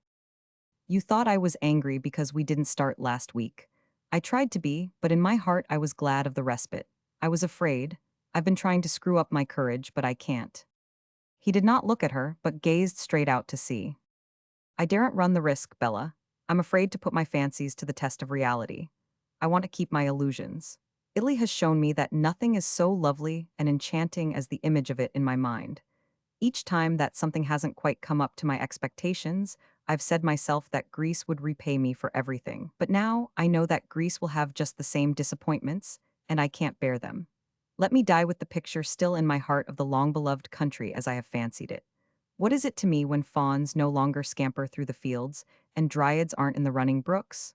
It's not Greece I go to see, but the land of my ideal." "But my dearest, there's no need to go. You know I'd much rather not," cried Bella. He looked at her at length, and his glance was long and searching. It seemed that he wished to speak, yet for some reason hesitated strangely. Then he made an effort. "I want to go home, Bella," he whispered. "I feel I can't breathe here. The blue sky overwhelms me, and I long for the gray clouds of England. I didn't know I loved my country till I left it. Do you think I'm an awful prig?" "No, dear," she answered with choking voice. "The clamor of the South tires my ears, and the colors are overbright. The air is too thin and too brilliant. The eternal sunshine blinds me. Oh, give me my own country again. I can't die down here. I want to be buried among my own people. I've never said a word to you, Bella, but lately I've lain awake at night thinking of the fat Kentish soil. I want to take it up in my hands, the cool, rich mold, and feel its coldness and its strength. When I look up at that blue fire, I think of my beautiful Kentish sky, so gray, so soft, so low, and I yearn for those rounded clouds, all pregnant with rain." His excitement was unbearable as the thoughts crowded upon him, and he pressed his hands to his eyes so that nothing should disturb. "My mouth is parched for the spring showers. Do you know, we've not seen a drop of rain for a month. Now at Lenham and at Fern the elm trees and the oaks are all in leaf, and I love their fresh young green. There's nothing here like the green of the Kentish fields. Oh, I can feel the salt breeze of the North Sea blowing against my cheek, and in my nostrils are all the spring smells of the country. I must see the hedgerows once more, and I want to listen to the birds singing. I long for the cathedral with its old grey stones and the dark, shady streets of Tercanbury. I want to hear English spoken around me. I want to see English faces. Bella, Bella, for God's sake take me home, or I shall die." There was such agony in his passionate appeal that Bella was more than ever alarmed. She thought he had some mysterious premonition of the end, and it was only with difficulty that she brought herself to utter words of consolation and of reassurance. They settled to start at once. Herbert, in his anxiety, wished to travel directly to London, but his wife, determined to take no risk that could possibly be avoided, insisted on going by very easy stages.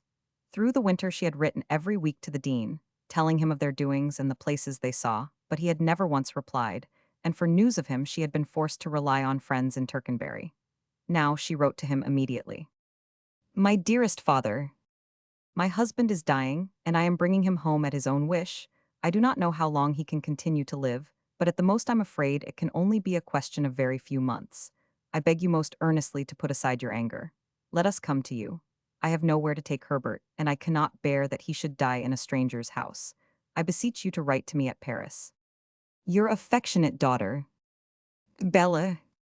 Her first two letters the dean had enough resolution not to open, but he could not grow used to his solitude, and each day missed more acutely his daughter's constant care. The house was very empty without her, and sometimes in the morning, forgetting what had happened, he expected when he went down to breakfast to find her as ever, alert and trim, at the head of his table. The third letter he could not resist, and afterwards, though his pride forbade him to answer, looked forward intensely to the weekly communication. Once, when by some chance it was 2 days delayed, he was so anxious that he went to a friend in the chapter whose wife, he knew, corresponded with Bella, and asked whether anything had been heard. On opening this final note, the dean was surprised to find it so short. For Bella, to comfort and interest him, was used to write a sort of diary of the week. He read it 2 or 3 times. He gathered first that Bella was on her way home, and if he liked might once more sit at his solitary table, go about the house gently as of old, and in the evening play to him the simple melodies he loved so well. But then he became aware of the restrained despair in those few hurried lines, and reading deeper than the words, understood for the first time her overwhelming love for that poor sick boy. From his daughter's letters, the dean had come to know Herbert somewhat intimately, for with subtle tenderness Bella related little traits which she knew would touch him, and for long he had struggled with an uneasy feeling of his own injustice. He remembered now the lad's youth and simplicity, that he was poor and ill, and his heart went out to him strangely. Contrition seized him. A portrait of his wife, dead for 35 years, hung in the dean's study, showing her in the first year of marriage with the simpering air, the brown ringlets of a middle Victorian young lady. And though a work of no merit, to the sorrowing husband it seemed a real masterpiece. He had often gathered solace and advice from those brown eyes, and now, pride and love contending in his breast, looked at it earnestly. The face seemed to wear an expression of reproach, and in mute self-abasement the dean bent his head. The hungry had come to him, and he had given no meat, the stranger he had cast out, and the sick turned from his door. I have sinned against heaven and in thy sight, he muttered painfully, and am no more worthy to be called thy son. His eyes caught a photograph of Bella, which, for a while banished from the room, now again occupied its accustomed place, and as though to take her in his arms, he stretched his hands towards it. He smiled happily, for his mind was made up. Notwithstanding the words uttered in his wrath, he would go to Paris and bring home his daughter with her dying husband. And if in the last months of the boy's life he could make up for past harshness, perhaps it would be taken as some atonement for his cruel pride. Announcing his intention to no one, the dean set out at once. He had no means to communicate with Bella, but knew the hotel to which she would go, and determined there to await her arrival. Finding at what hour she must reach it, he lingered in the hall, but twice was grievously disappointed. On the third day, however, when he began to feel the tension unbearable, a cab drove up, and trembling with excitement, he saw Bella step out. Desirous that she should not see him immediately, the dean withdrew a little to one side. He noted the care with which she helped Herbert to get out of the cab. She took his arm to lead him in. He was apparently very weak, wrapped up to his eyes though the evening was warm, and while she asked for rooms he sat down in sheer exhaustion. The dean was very remorseful when he saw the change in him, for when last they met Herbert Field was full of spirits and gay, and these months of anxiety had left their mark on Bella also, whose hair was beginning to turn quite gray. Her expression was tired and wan. When they were gone upstairs, the dean asked for the number of their room, but to give them time to get off their things, forced himself to wait half an hour by the clock. Then, going up, he knocked at the door. Bella, thinking it was a maid, called out in French. Bella, he said in a low voice, and he remembered how once she had begged to be admitted to his study, and he had refused. With a cry she flung open the door, and in a moment they were clasped in one another's arms. He pressed her to his heart, but in his emotion found no word to say. She drew him in eagerly. "Herbert, here's my father." The youth was lying on the bed in the next room, and Bella led the dean in. Herbert was too tired to rise. "I've come to take you both home," said the old man, tears of joy in his voice. "Oh, father, I'm so glad. You're not angry with me any longer. It'll make me so happy if you forgive me." "It's not you that need forgiveness, but I, Bella. I want to ask your husband to pardon my unkindness. I've been harsh and proud and cruel." He went to Herbert and took his hand. "Will you forgive me, my dear? Will you allow me to be your father as well as Bella's? I shall be very grateful. And will you come back to Tercanbury with me? I should like you to know that so long as I live my home will be yours, and I will try and make you forget that I was ever." The dean broke off with a gesture of appeal, unable to finish. "I know you're very good," smiled Herbert, "and you see I have brought Bella back to you." The dean hesitated a moment shyly, then bent down and very tenderly kissed the pale, suffering lad. Roman 4.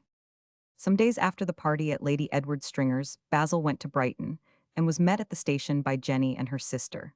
Sending the traps by porter, they set out for the lodgings, but were quickly joined by a very smart young man, introduced to Basil as Mr. Higgins, who paired off with Annie Bush. When they had gone ahead, Basil asked who he was. He's Annie's latest, answered Jenny, laughing. Have you known him long? We got to know him the second day we were down. I noticed him look at us, and I said to Annie, there you are, my dear. There's company for you when Basil comes because I can't stick walking 3 in a row. Who introduced him to you? What a silly you are, laughed Jenny. He just came up and said good evening, and Annie said good evening, and then he began to talk. He seems to have lots of money. He took us to a concert last night to the best places. It was nice of him, wasn't it? But, my dear child, you can't go about with people you don't know. You must let Annie enjoy herself, and he's a very respectable young fellow, isn't he? You see, living at home, she hasn't the opportunity to get to know men that I had. And he's quite a gentleman. Is he? I should have thought him a most awful bounder. You're so particular, said Jenny. I don't see anything wrong in him. Arriving at the lodging house, Annie, engaged in lively conversation with her new acquaintance, stopped till the others came up. She resembled Jenny as much as it was possible for a somewhat plain woman to resemble a beautiful. She had the same graceful figure, but her hair, arranged with needless elaboration, was colorless, and her complexion had not the mellow delicacy which distinguished her elder. Jenny, she cried, he won't come into tea because he says you want to be alone with your hubby. Tell him it's all right. Of course it's all right, said Jenny. You come in and take a cup of tea with us, and then we'll all go on the front. He was evidently a facetious person, for while Basil washed, he heard the 2 women in the adjoining room shout with uproarious merriment. Presently Jenny called out that tea was ready, and somewhat against his will, he was forced to go in. His wife, much better in health, talking and laughing loudly, was in high spirits, and the 3 had evidently enjoyed thoroughly the last 2 weeks, for they were full of remembered jokes. Basil, annoyed by the stranger's intrusion, sought not to join in the conversation, but sat silently, and after a while took up a newspaper. Annie gave him an angry glance, and Mr. Higgins looked once or twice uncertainly, but then went on with his rapid string of anecdote. Perhaps he also had cause for irritation, since his best stories were heard by Basil with all the appearance of profound boredom. Well, who says a stroll on the parade? He cried at last. Come on, Jenny, answered Annie Bush and turned to Basil. Are you coming? He looked up from his paper indifferently. No, I have some letters to write. Jenny preferred to remain with her husband, and once alone, they talked for a time of domestic affairs, but there seemed a certain constraint between them, and presently Basil began to read. When Annie, after some while, came back, she glanced at him aggressively. Better, she asked. What? I thought you didn't seem well at tea. Thanks, I'm in the best of health. You might make yourself obliging, then, instead of sitting there like a funeral mute when I have a gentleman to visit me. I'm sorry my behavior doesn't meet with your approval, he answered quietly. Mr. Higgins says he won't come here till your husband's taken himself off, my dear. He says he knows where he's not wanted, and I don't blame him either. Oh, Annie, what nonsense, cried Mrs. Kent. Basil was only tired. Yes, a journey to Brighton's very tiring, isn't it? I tell you straight, Basil, I expect my friends to be treated like gentlemen. You're an amiable creature, Annie, he answered, shrugging his shoulders. After supper, Annie waited somewhat impatiently till the servant came in to say that Mr. Higgins was at the door, then hurriedly put on her hat. Basil hesitated for one moment, unwilling to give offense, but decided that some word of warning was necessary. I say, Annie, do you think you ought to go out alone at night with a man you've picked up casually on the pier? What I do is no business of yours, is it? She answered angrily. I'd thank you to give me your advice when I ask for it. Shall I come with you, Annie? Said her sister. Now, don't you interfere. I can look after myself, as you know very well. She went out, vindictively slamming the door, and Basil, without another word, a frown on his brow, returned to his book. But in a little while he heard that Jenny was crying very quietly. Jenny, Jenny, what's the matter? He exclaimed. Oh, nothing, she answered, drying her eyes and doing her best to smile. Only I've been having such a good time down here. I only wanted you to make it perfect. I did look forward so to your coming, and now you've upset everything. I'm very sorry, he sighed with complete discouragement.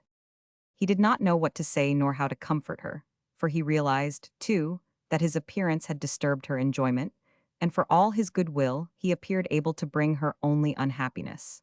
She was most herself in the company of such as Mr. Higgins. Her greatest pleasure was to walk on the parade, staring at the people, or to listen to nigger minstrels' sentimental ditties. She wanted gaiety and noise and garish color.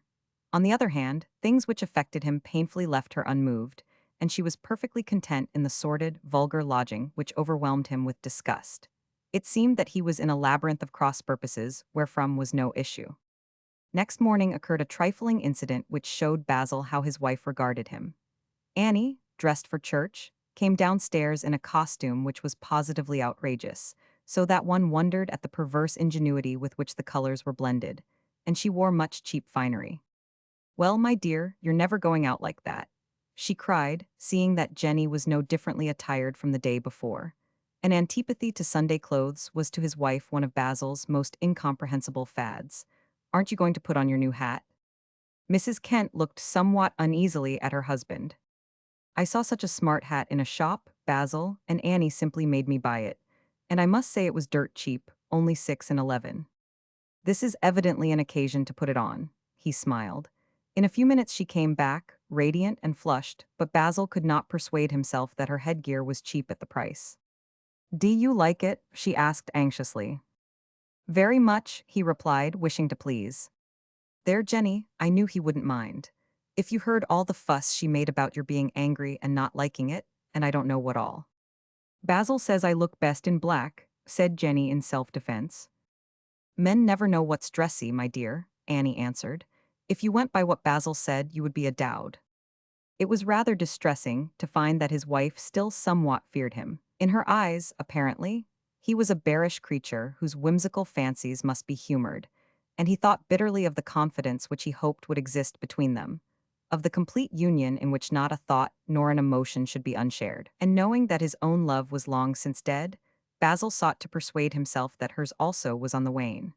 The weekend bored him immensely, and it was not without relief that he found himself on Monday morning at the station, whither his wife accompanied him. "I'm awfully busy. I don't know whether I can manage to come down next Saturday," he said tentatively. But Jenny's eyes filled on a sudden with tears. "Oh, Basil, Basil, I can't live without you. I'd rather come up to town. If you don't like Annie, she can go away. Promise me you'll come. I look forward to it all the week. You'll have a very good time without me. I've only made you wretched by my visit." "No, you haven't. I want you so badly. I'd rather be utterly unhappy with you than happy without. Promise me you'll come." "All right, I will." The chains that bound him were as fast as ever. And as the train sped towards London, his heart beat madly, because each minute he drew nearer to Hilda Murray. It was very plain now that he loved her passionately, more than ever he had done, and with violent rage he told himself that she was lost to him for always. Intoxicated by the ring of her voice, by the sweep of her dress, by the tender look in her eyes, he repeated every word she had said at Lady Edward's. On Wednesday he was to dine with Miss Ley, and already he felt sick with hope at the thought of meeting Hilda. In the afternoon, leaving Chambers, he went home by way of Charles Street, and like a lover of 18, looked up at her windows. There were lights in the drawing-room, so that he knew she was at home, but he dared not go in. Mrs. Murray had not asked him to visit her, and he could not tell whether she had no wish to see him, or whether she thought a call so obvious as to need no special invitation. The windows seemed to beckon, the very door offered a mute welcome. While he lingered, someone came out, Mr. Farley, and wondered angrily why he should go to that house so often. At length, with a desperate effort, he walked away. Though Basil went on Wednesday to Miss Ley almost trembling with excitement, he managed to ask gaily who was expected to dinner, but his heart sank when she made no mention of Mrs. Murray. Then he wondered how to pass the dreariness of that evening to which he had so enormously looked forward. Since the meeting at Lady Edward Stringer's, the passion, hitherto dormant, had blazed into such a vehement flame that he could scarcely bear himself. It seemed impossible to live through the week without seeing Hilda. He could think of nothing else, and foresaw with sheer horror his excursion on Saturday to Brighton. Of course it was madness, and he knew well enough it was no use to see Mrs. Murray again. It would have been better if they had never met. But the sound sense which he preached to himself seemed folly, and his eagerness to see her overcame all prudence. He thought there could be no harm in speaking to her just once more, only once, after which he vowed entirely to forget her. Next day he walked again through Charles Street, and again saw the light in her windows. He hesitated, walking up and down. He could not tell if she wished any longer to know him, and feared horribly to discern on her face that he intruded, but at length in sullen anger decided to adventure. He could not love Hilda more if he saw her, and perhaps by some miracle the sight might console him, helping him to bear his captivity. He rang. "Is Mrs. Murray at home?" "Yes, sir." She was reading when he entered the room, and with dismay, Basil fancied that a very slight look of vexation crossed her eyes. It disconcerted him so that he could think of nothing to say. Then he imagined that his behavior must astonish her, and asked himself whether she knew the cause of his sudden marriage. He listened to the polite or flippant things she said, and did his best to answer fittingly. But his words sounded so unnatural that he scarcely recognized his voice. Yet they laughed and jested as though neither had a care in the world. They spoke of Miss Ley and of Frank, of the plays then to be seen in London, of one trivial topic after another, till Basil was forced to go. "I came in fear and trembling," he said gaily, "because you certainly never asked me to call."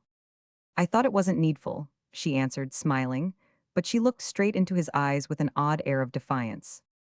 Basil flushed, glancing at her quickly, for there seemed a double meaning in her words, and he knew not how to take them. He lost momentarily his urbane, courteous manner. "I wanted so much to come and see you," he said, in a low voice which he strove to keep firm. "May I come again?" "Of course," she replied, but her tone was full of cold surprise, as though she wondered at his question and resented it. Suddenly she found his eyes fixed upon her with such an expression of deadly anguish that she was troubled. His face was very white, and his lips twitched as though he sought to command himself. All through the night she thought of that look of utter agony. It stared at her from the darkness, and she knew that if she needed revenge the fates had given it. But she was not pleased. For the 100th time, unable to get it out of her head that he loved her still, she asked herself why he had married so strangely, but she would not inquire into her own feelings. She tightened her lips. Knowing well that he would come again, it was Mrs. Murray's impulse to tell the butler not to admit him, but something, she knew not what, prevented her. She wished to observe once more the terrible wretchedness of his face. She wished to make sure that he was not happy in what seemed his cruel treachery. One afternoon of the following week, coming in from a drive, she found his card. She took it in her hand and turned it over. "Shall I ask him to luncheon?" With a frown of annoyance she put it down. "No, if he wants to see me, let him come again." Basil was bitterly disappointed that day when the servant said that Mrs. Murray was not at home, and at first determined that there he must leave it. He waited for a note, but none came. He waited for a week, able to do nothing but think of her, restless and preoccupied. With stricken conscience, he went to Brighton, and so far as possible avoided to be alone with Jenny. He took her to a play one night, to a concert the next, and insisted that Mr. Higgins, still faithful, should be constantly with them, but the whole thing disgusted him, and he felt utterly ashamed. Then he made it a practice every evening to take Charles Street on his way to Frank, and ever the windows appeared to invite him. When he looked back, the whole street beckoned, and at length he could resist no longer. He knew that Mrs. Murray was in.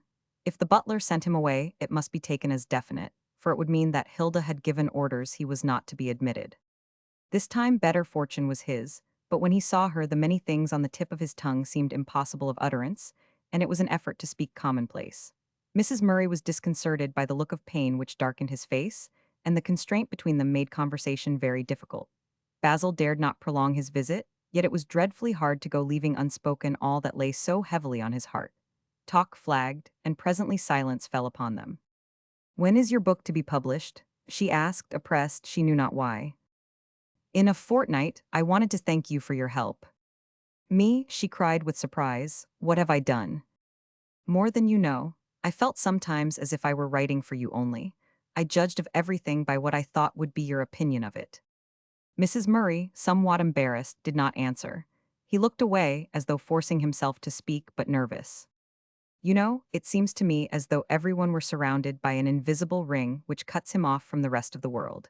Each of us stands entirely alone, and each step one must judge for oneself, and none can help." "Do you think so?" she answered. "If people only knew, they would be so ready to do anything they could." "Perhaps, but they never know. The things about which it's possible to ask advice are so unimportant. There are other things, in which life and death are at stake, about which a man can never say a word, yet if he could it would alter so much." He turned and faced her gravely. "A man may have acted in a certain way, causing great pain to someone who was very dear to him, yet if all the facts were known that person might excuse and pardon." Mrs. Murray's heart began to beat, and she had some difficulty in preserving the steadiness of her voice. Does it much matter? In the end, everyone resigns himself. I think an onlooker who could see into human hearts would be dismayed to find how much wretchedness there is which men bear smiling. We should all be very gentle to our fellows if we realized how dreadfully unhappy they were. Again there was silence, but strangely enough, the barrier between them appeared suddenly to have fallen. And now, though neither spoke, there was no discomfort. Basil got up.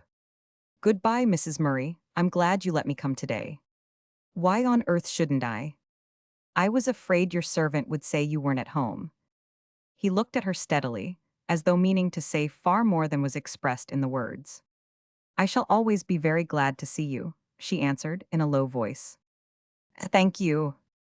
A look of deep gratitude softened away the pain on his face. At that moment, Mrs. Barlow Bassett was announced. She shook hands with Basil somewhat coldly, thinking that a man who had married a barmaid could be no proper companion for her virtuous son, and she determined not to renew the old acquaintance. He went out. Do you know whom Mr. Kent married and why? Asked Mrs. Murray. The question had been often on her lips, but pride till this moment had ever prevented her from making an effort to clear up a difficulty which had long puzzled her. My dear Hilda, don't you know? It's a most shocking story. I must say I was surprised to find him here, but of course, if you didn't know, that explains it. He got into trouble with some dreadfully low creature. She's very beautiful, I've seen her. You, cried Mrs. Bassett with astonishment. It seems there was going to be a baby, and he was forced to marry. Mrs. Murray blushed to the roots of her hair, and for one moment bitter anger blazed in her heart. Again she told herself that she hated and loathed him, but remembering on a sudden the woe in his eyes, knew it was no longer true. Do you think he's very unhappy? He must be. When a man marries beneath him, he's always unhappy, and I must say I think he deserves it. I told my boy the whole story as a warning. It just shows what comes of not having good principles. Mrs. Murray's eyes dwelt on the speaker absently, as though she thought of other things. Poor fellow, I'm afraid you're right, he is very unhappy. Avi? In his distress, Basil could scarcely bear the thought of resuming his old life at Barnes, so unprofitable to the spirit, mean, and illiberal. And though ill able to afford it, pretexting Jenny's health, he insisted that she should remain longer at Brighton than was at first intended. But at length she was evidently quite well, and no persuasions of Basil could induce her to prolong her visit. They returned to the little house in River Gardens, and outwardly things went very much as in the past. Yet certain differences there were.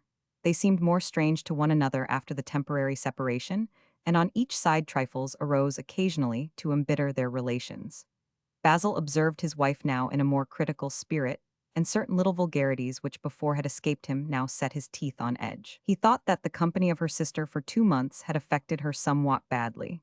She used expressions which he found objectionable, and he could not help it if her manners at table offended his fastidious taste.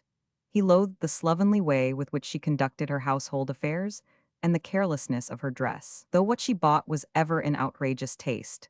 Indoors she took no pains to be even tidy, and spent most of the day a dirty dressing gown, with bedraggled hair. But since alteration seemed impossible, Basil determined rather to ignore things, leading his own life apart, and allowing Jenny to lead hers. When she did anything of which he disapproved, he merely shrugged his shoulders and pursed his lips. He grew much more silent, and did not now attempt to discuss with her matters wherein he was aware she took no interest. But he had reckoned without his wife's passionate affection, no less than when first they married. Realizing the change in him, of which the causes were to her quite incomprehensible, Jenny was profoundly disturbed. Sometimes she wept helplessly, wondering what she had done to lose his love, and at others, conscious of his injustice, broke irritably into sharp speeches. She resented his reserve, and the indifference with which he put aside her questions on topics which before he would have eagerly discussed. Brooding over all this, she concluded that only a woman could have wrought this difference, and remembered on a sudden her mother's advice to keep a sharp eye on him. Basil one morning told her that he was dining out that day. He had accepted the invitation before he knew she would be back. Who with? Asked Jenny, quickly suspicious. Mrs. Murray, your lady friend who came down here to see you last year. She came to see you, replied Basil, smiling. Yes, I believe that. I don't think a married man ought to go dining in the West End by himself. I'm sorry, I've accepted the invitation and I must go. Jenny did not answer, but when Basil came home in the afternoon, watched him. She saw how restless he was. His eyes shone with excitement, and he looked at his watch a dozen times to see if it were time to dress. The moment he was gone, determined to find out on what terms he was with Mrs. Murray, and hindered by no scruple, she went to the pockets of the coat he had just taken off, but his pocketbook was not there. A little surprised, for he was careless about such things, she thought there might be a letter in the desk, and with beating heart went to it. But it was locked, and this unaccustomed precaution doubled her suspicions. Remembering that there was a duplicate key, she fetched it, and on opening the drawer at once came upon a note signed Hilda Murray. It began with "Dear Mr. Kent," and ended "Yours sincerely," a mere formal invitation to dinner. Jenny glanced through the other letters, but they related to business matters. She replaced them in the old order and locked the drawer. She felt sick with shame now that she had actually done this thing. "Oh, how he'd despise me," she cried. And in terror lest she had left any trace of her interference, she opened the drawer again, and once more smoothed out and tidied everything. Basil had asked her not to wait up for him, but she could not go to bed. She looked at the clock, ticking so slowly, and with something like rage told herself that Basil all this time enjoyed himself, and never thought of her. When he came home, flushed and animated, she fancied that a look of annoyance crossed his face when he saw her still sitting in the armchair. "Are you very sleepy?" he asked. "Yes." "Why don't you go to bed? I'm just going to have one more pipe." "I'll wait till you're ready." She watched him walk up and down the room, excited with his thoughts, and he never spoke to her. He seemed to have forgotten that she was present. Then rage and jealousy overcame all other feelings. "All right, my young fellow," she whispered to herself, "I'll find out if there's anything in this." She had taken note of Mrs. Murray's writing, and thenceforward examined closely the addresses of all letters that came for him, to see if one was written by her. Basil had been used to leave his correspondence lying about, but now took care to lock up everything, and this convinced her that he had something to conceal. But she flattered herself, with a little bitter laugh, that she was fairly sharp, and he did not know that every day after he went out she ransacked his desk. Though she never found anything, Jenny was none the less assured that there were good grounds for her jealousy. One morning she noticed that he was dressed in new clothes, and it flashed across her mind that in the afternoon he meant to see Mrs. Murray. It seemed to her that if he actually went, it would be a confirmation of her fears, while if not, she could put aside all these tormenting fancies. Knowing at what time he left chambers, Jenny, veiled and dressed soberly, that she might not attract his attention, took up her stand in good time on the other side of the square and waited. Presently he came out, and she followed. She followed him sauntering down the Strand. She followed him to Piccadilly Circus, and here was obliged to come a little closer, for fear of losing him in the throng. On a sudden he wheeled round and quickly strode up to her. She gave a stifled cry, and then, seeing his face white with rage, was overwhelmed with shame. "How dare you follow me, Jenny?" "I wasn't following you, I didn't see you." He called a cab and told her to get in, jumped up and bade the driver go to Waterloo. They were just in time to catch a train to Barnes. He did not speak to her, and she watched him in frightened silence. He said no word during the walk back to the house. They went to the drawing room, and he closed the door carefully. "Now will you have the goodness to tell me what you mean by this?" he asked. She gave no answer, but looked down in sullen anger. "Well, I won't be bullied," she answered. "Look here, Jenny, we had better understand one another. Why have you been going to my drawer and reading my letters? You've got no right to accuse me of that, it's not true. You leave my desk in such disorder when you've been to it. Well, I've got a right to know. Where were you going today? That is absolutely no business of yours. I'm simply ashamed that you should do such horrible things. Don't you know that nothing is so disgraceful as to follow anyone in the street, and I'd sooner you stole than read private letters. I'm not going to stand by and let you run after other women, so you needn't think I am." He gave a laugh, partly of scorn, partly of disgust. "Don't be absurd. We're married, and we must make the best of it. You may be quite sure that I'll give you no cause for reproach. You're always after your fine friends that I'm not good enough for." "Good heavens," he cried bitterly, "you can't grudge me a little relaxation. It surely does you no harm if sometimes I go and see the people I knew intimately before my marriage." Jenny did not answer, but pretended to order anew flowers in a vase. Then she smoothed down cushions on the sofa and set a picture straight. "If you've done preaching at me, I'll go and take off my hat," she said at length viciously. "You may do exactly as you choose," he answered with cold indifference. Shortly after this, Basil's novel was published. Knowing that it could not interest her, and conscious of her small sympathy, he gave a copy to Jenny somewhat shyly, but said no more than the truth when he wrote to Mrs. Murray that great part of his pleasure in the book's appearance lay in the fact that he was able to send it to her. He waited for her letter of thanks with as much anxiety as for the first reviews. She wrote twice, first to acknowledge the receipt and say that she had already read a chapter, then, having finished, to bestow enthusiastic praise. Her appreciation lifted him to a very heaven of delight. When Jenny, after an obvious struggle, reached the last page, he waited for some criticism, but since none came, was forced to ask what she thought. "I liked it very much," she said, but there was in her tone an unconcern which not a little incensed him, and though he knew this indifference pointed to no particular fault in his book, he was none the less profoundly humiliated. Yet a bitter disappointment awaited him in the reviews which now began to come in. For the most part they were short, somewhat scornful, somewhat patronizing, and it appeared that this book, which he had imagined would raise him at once to a literary position of some eminence, was no more than prentice work, showing more promise than performance. Its merits, indeed, were not few, but scarcely such as to excite any sudden admiration. His construction was faulty, and in parts his attention to the environment suggested rather the essay or the treatise. The result, notwithstanding many qualities, was neither very good romance nor very good history. Two literary papers at length offered salve to his wounded vanity in long and appreciative notices, doing full justice to his passion for beauty, his measured and careful style, the clear-cut perfection of his portraits. The first of these was sent him with a note of congratulation by Mrs. Murray, and he read it with leaping heart. It gave him new confidence, and a firmer resolution to do better in future.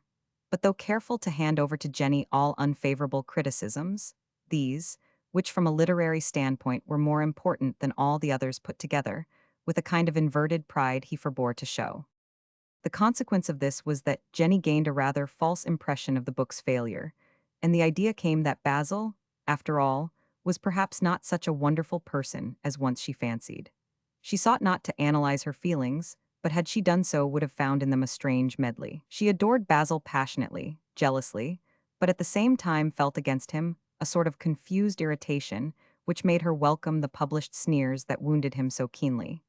They seemed to draw him down to her, for if he was less clever than at first, she thought it lessened the distance between them. Yet the gulf which separated them grew daily greater, and quarrels were of more frequent occurrence. Basil, hating his life at Barnes, wrapped himself in a reserve which he strove to make impenetrable.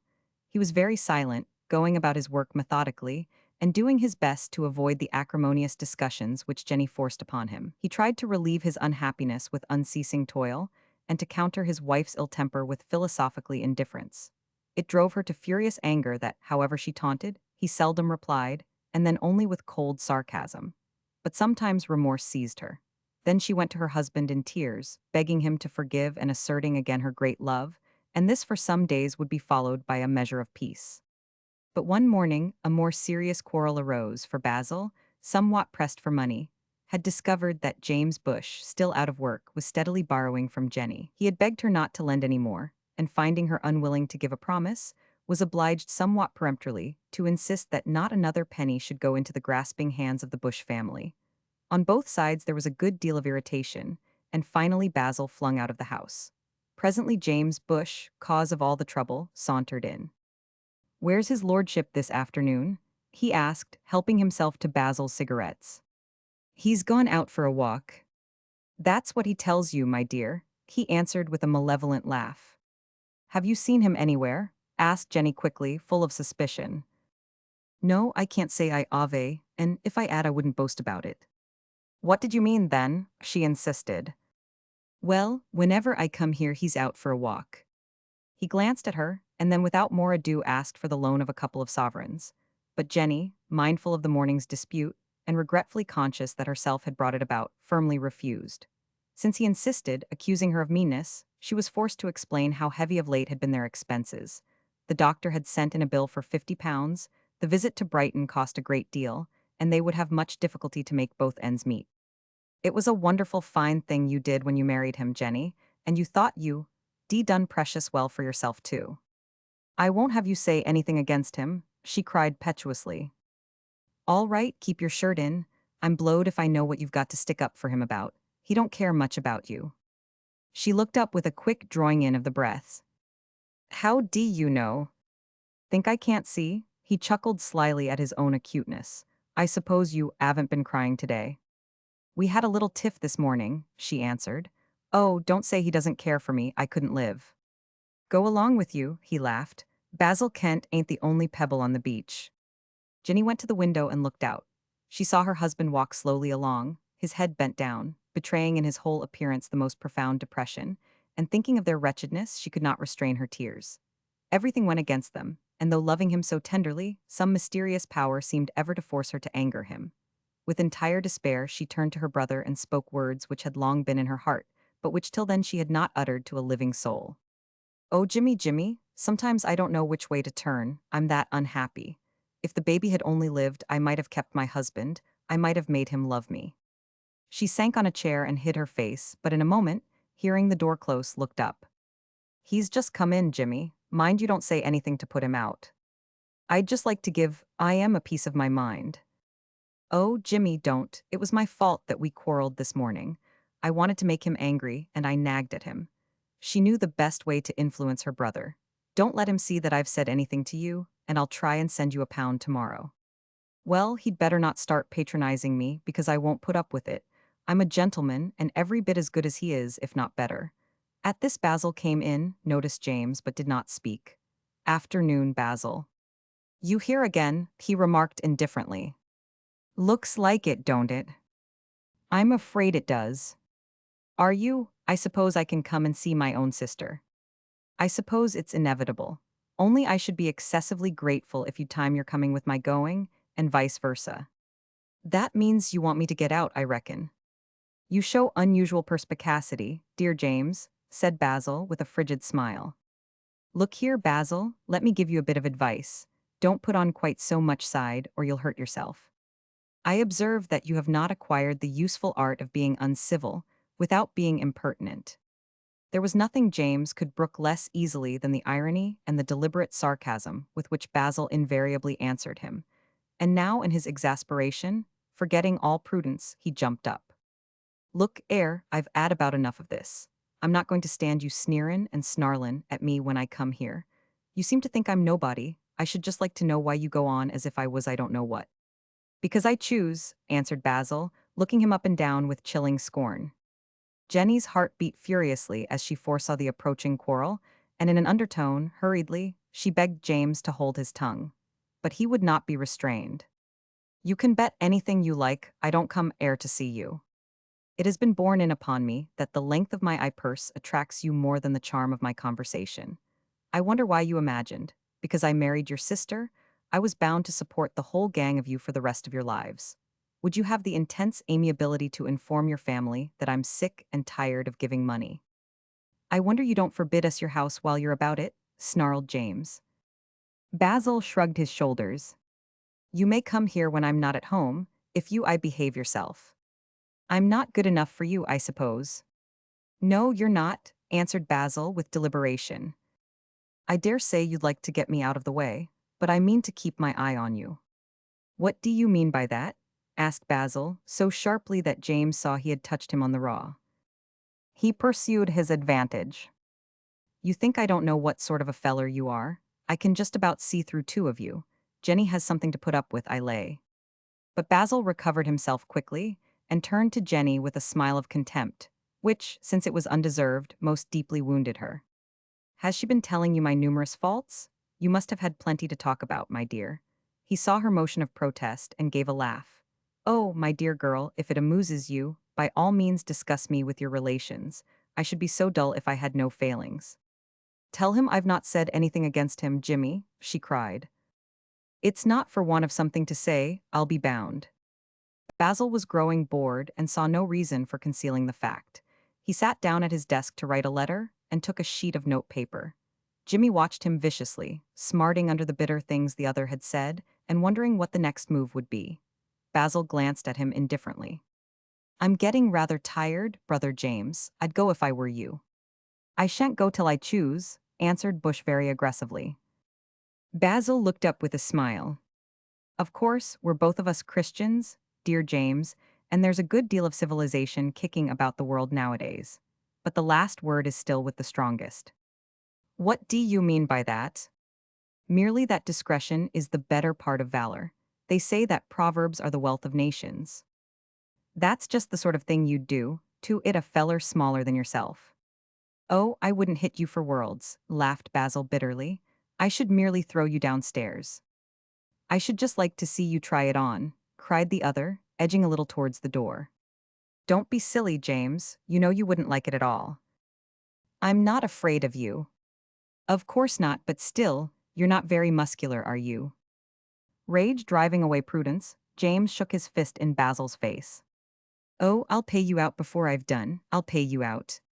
James, I told you to get out 5 minutes ago, said Basil, in a more peremptory fashion. Jimmy looked at him for one moment, furious and impotent, then, without another word, flung out of the room, slamming the door behind him. Basil smiled quietly and shrugged his shoulders. He felt almost as disgusted with himself as with James, but supposed that as such scenes grew more frequent, he would acquire a certain callousness. In his self-contempt he told himself that without doubt the time would come when he would be proud of his triumph in repartee over an auctioneer's clerk. He glanced at Jenny, who sat with sewing in her hands, but without working gazed straight out of window. The only compensation in brother James is that he causes one a little mild amusement, he murmured. I don't know what's wrong with him, she answered. Why do you treat him as if he was a dog? My dear child, I don't, I'm very fond of dogs. Isn't he as good as I am? And you condescended to marry me. I really can't see that because I married you, I must necessarily take the whole of your amiable family to my bosom. Why don't you like them? They're honest and respectable. Basil gave a little sigh of fatigue. They had discussed the matter often during the last month, and though he did his best to curb his tongue, his patience was nearly exhausted. My dear Jenny, he said, we don't choose our friends because they're honest and respectable, any more than we choose them because they change their linen daily. But I'm willing to acknowledge that they have every grace and every virtue, only they rather bore me. They wouldn't if they were swells. He looked at her curiously, wondering why she imputed to him such despicable motives, and reflected that he could have been very good friends with his wife's relations if they had been simple country folk, unassuming and honest. But the family of Bush joined the most vulgar pretentiousness to a code of honor which could only in charity be called eccentric. Jenny brooded over his words, and after a silence of some minutes burst out impatiently. After all, we're not in such a bad position as all that. My mother's father was a gentleman. I wish your mother's son were, answered Basil, without looking up from the letter he wrote. Do you know what Jimmy says you are? I don't vastly care, but if it pleases you very much you may tell me. She shot at him an angry glance but did not answer. Then Basil got up and going to her, placed his hands on her shoulders. Making his tone very gentle, he explained that it was really not his fault if he did not care for her people. Could she not resign herself to the fact and make the best of it? Surely it would be better than to make themselves miserable. But Jenny, refusing the offer of reconciliation, turned away. You don't think they're good enough for you to associate with because they're not in swell positions. I don't in the least object to their being grocers and haberdashers, he answered, with a flush of annoyance. I only wish they'd sell us things at cost price. Jimmy isn't a grocer or a haberdasher, he's an auctioneer's clerk. I humbly apologize. I thought he was a grocer, because last time he did us the honor of calling he asked how much a pound we paid for our tea, and offered to sell us some at the same price. But then he also offered to insure our house against fire, and to sell me a gold mine in Australia. Well, it's better to make a bit as best one can than to moon around like you do. Really, even to please you I'm afraid I can't go about with little samples of tea in my pocket and sell my friends a pound or two when I call upon them. Besides, I don't believe they'd ever pay me. Oh no, cried Jenny scornfully. You're a gentleman and a barrister and an author, and you couldn't do anything to dirty those white hands that you're so proud about. How do other fellows manage to get briefs? The simplest way, I believe, is to marry the wily solicitor's daughter. Instead of a barmaid. I didn't say that, Jenny, he answered very gravely. Oh no, you didn't say it, but you hinted it. You never say anything, but you're always hinting and insinuating till you drive me out of my senses. He held out his hands. I'm very sorry if I hurt your feelings. I promise you I don't mean to. I always try to be kind to you. He looked at her wistfully, expecting some word of regret or affection. But sullenly, with tight closed lips, she cast down her eyes and went on with her sewing. With darkened brows he returned to his letters, and for an hour they remained silent. Then Jenny, unable any longer to bear that utter stillness, which seemed more marked because he sat so near, hostile and unapproachable, went out to sit in her own room. Her anger was past, and she was frightened at herself. She wanted to think the matter out, and with despair remembered that there was none to whom she could go for advice. It would be impossible to make her own folk understand these difficulties, and instead of help they would give only floats and cruel jibes. It crossed her mind to go to Frank, the only friend of Basil whom she knew with any intimacy, for he came not infrequently to Barnes, and his manner, always so kind and gentle, made her think that she could trust him. But what should he care for her misery, and what assistance could he offer? She knew well enough the expressions of helpless sympathy he would use. It seemed that she stood quite alone in the world, weak and without courage, separated at once from those among whom her life had been spent, and from those into whose class her marriage had brought her. With throbbing brain, like a puppet driven round endlessly in a circle of pain, she could not see an end to her troubles. But the very confusion, the terror and uncertainty of it, forced her to make some desperate attempt, and she sought within herself for strength to gain the happiness she so woefully desired. She pondered over the events of the last year, picturing distinctly each passing scene, and saw the gradual bitterness that darkened the bliss of the beginning.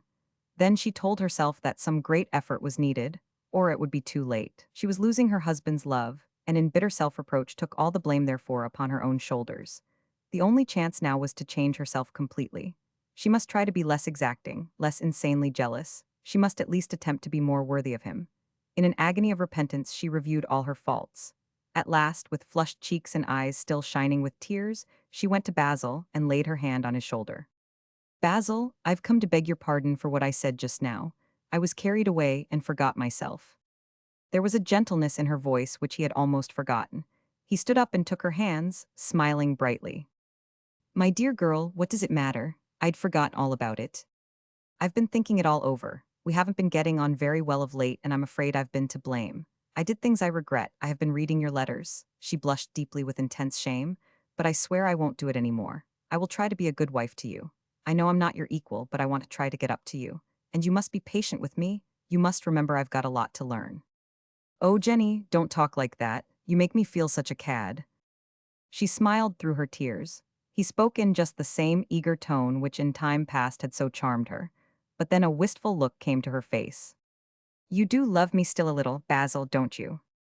"My darling, you know I do." He took her in his arms and kissed her. She burst into tears, but they were tears of joy, for she thought, poor thing, that there ended their troubles. The future would be brighter and quite different. Romans 6. Part of Frank's work as assistant physician was to make post-mortem examinations of patients who died in the hospital, and in the performance of this duty, some time after Easter, he contracted a septic inflammation of the throat. Characteristically making nothing of it till quite seriously ill, he was at length taken to St. Luke's in a high fever, delirious, and there for more than a week remained in a somewhat dangerous condition. For a fortnight more he found himself so languid that, though with vexation rebelling against his weakness, he was obliged to keep his bed. But finally convalescent, he arranged to go for a little to Fern, near Tercanbury, where his father had a large general practice. Then he meant to stay at Jaston in Dorsetshire, where the Castellans were giving a small house party for Whitsun. Nor was there much inconvenience in his taking, then a needed holiday, for the absence during August and September of the physician whose place in the wards he must fill would keep him in town for the hottest months. The night before his departure Frank dined with Miss Ley, alone as both preferred, and during the meal, as was their wont, they discussed the weather and the crops. Each was sufficiently fond of his own ideas to brook no interruption from the service of food, and chose rather to keep till afterwards any topic that needed free discussion. But when the coffee was brought into the library, Miss Ley being comfortably stretched on a sofa, and Frank, with his legs on an armchair, lit his cigar, they looked at one another with a sigh of relief and a smile of self-satisfaction. "You are going down to Jaston, aren't you?" he asked. "I don't think I can face it. As the time grows nearer, I begin to feel more wretched at the prospect, and I'm convinced I shall have worried myself into a dangerous illness by the appointed day. I don't see why at my age I should deliberately expose myself to the tedium of a house party. Paul Castellan has notions of old-fashioned hospitality, and every morning after breakfast asks what you would like to do. as if any sensible woman knew at that preposterous hour what she wanted to do in the afternoon. But it's a mere form because he has already mapped out your day, and you'll find every minute has its fixed entertainment. Then, it bores me to extinction to be affable to people I despise, and polite? Oh, how I hate having to be polite. A visit of 2 days makes me feel as if I should like to swear like a Billingsgate fishwife, just to relieve the monotony of good manners. Frank smiled and, drinking his Benedictine, settled himself still more comfortably in his chair. By the way, talking of good manners, did I tell you that just before I grew seedy I went to 3 dances? I thought you hated them. So I do, but I went with a special object. The chief thing that struck me was the execrable breeding of the people. Supper was to be ready at midnight, and at 11:30 they began to gather round the closed doors of the supper room. By 12, there was as large a crowd as at the pit entrance of a theater, and when the doors were thrown open, they struggled and pushed and fought like wild beasts. I'm sure the humble Pittite is never half so violent, and they just flung themselves on the tables like ravening wolves. Now, I should have thought polite persons showed no excessive anxiety to be fed. By Jove, they made a greater clamor than the animals at the zoo. You're so bourgeois, dear Frank, smiled Miss Lay. Why do you suppose people go to a dance, if not to have a good square meal for nothing? But that was surely not your object. No, I went because I'd made up my mind to marry. Good heavens! Having arrived at the theoretical conclusion that marriage is desirable, I determined to go to 3 dances to see whether I could find anyone with whom it was possible, without absolute distaste, to contemplate passing the rest of my days. I danced and sat out with 75 different persons, Miss Lay, ranging in age from 17 to 42, and I can honestly say I've never been so hideously bored in my life. It's no good, I'm doomed to a career of single blessedness. I didn't think I should fall desperately in love on the spot, but it seemed possible that one of those 75 blooming maidens would excite in me some faint thrill.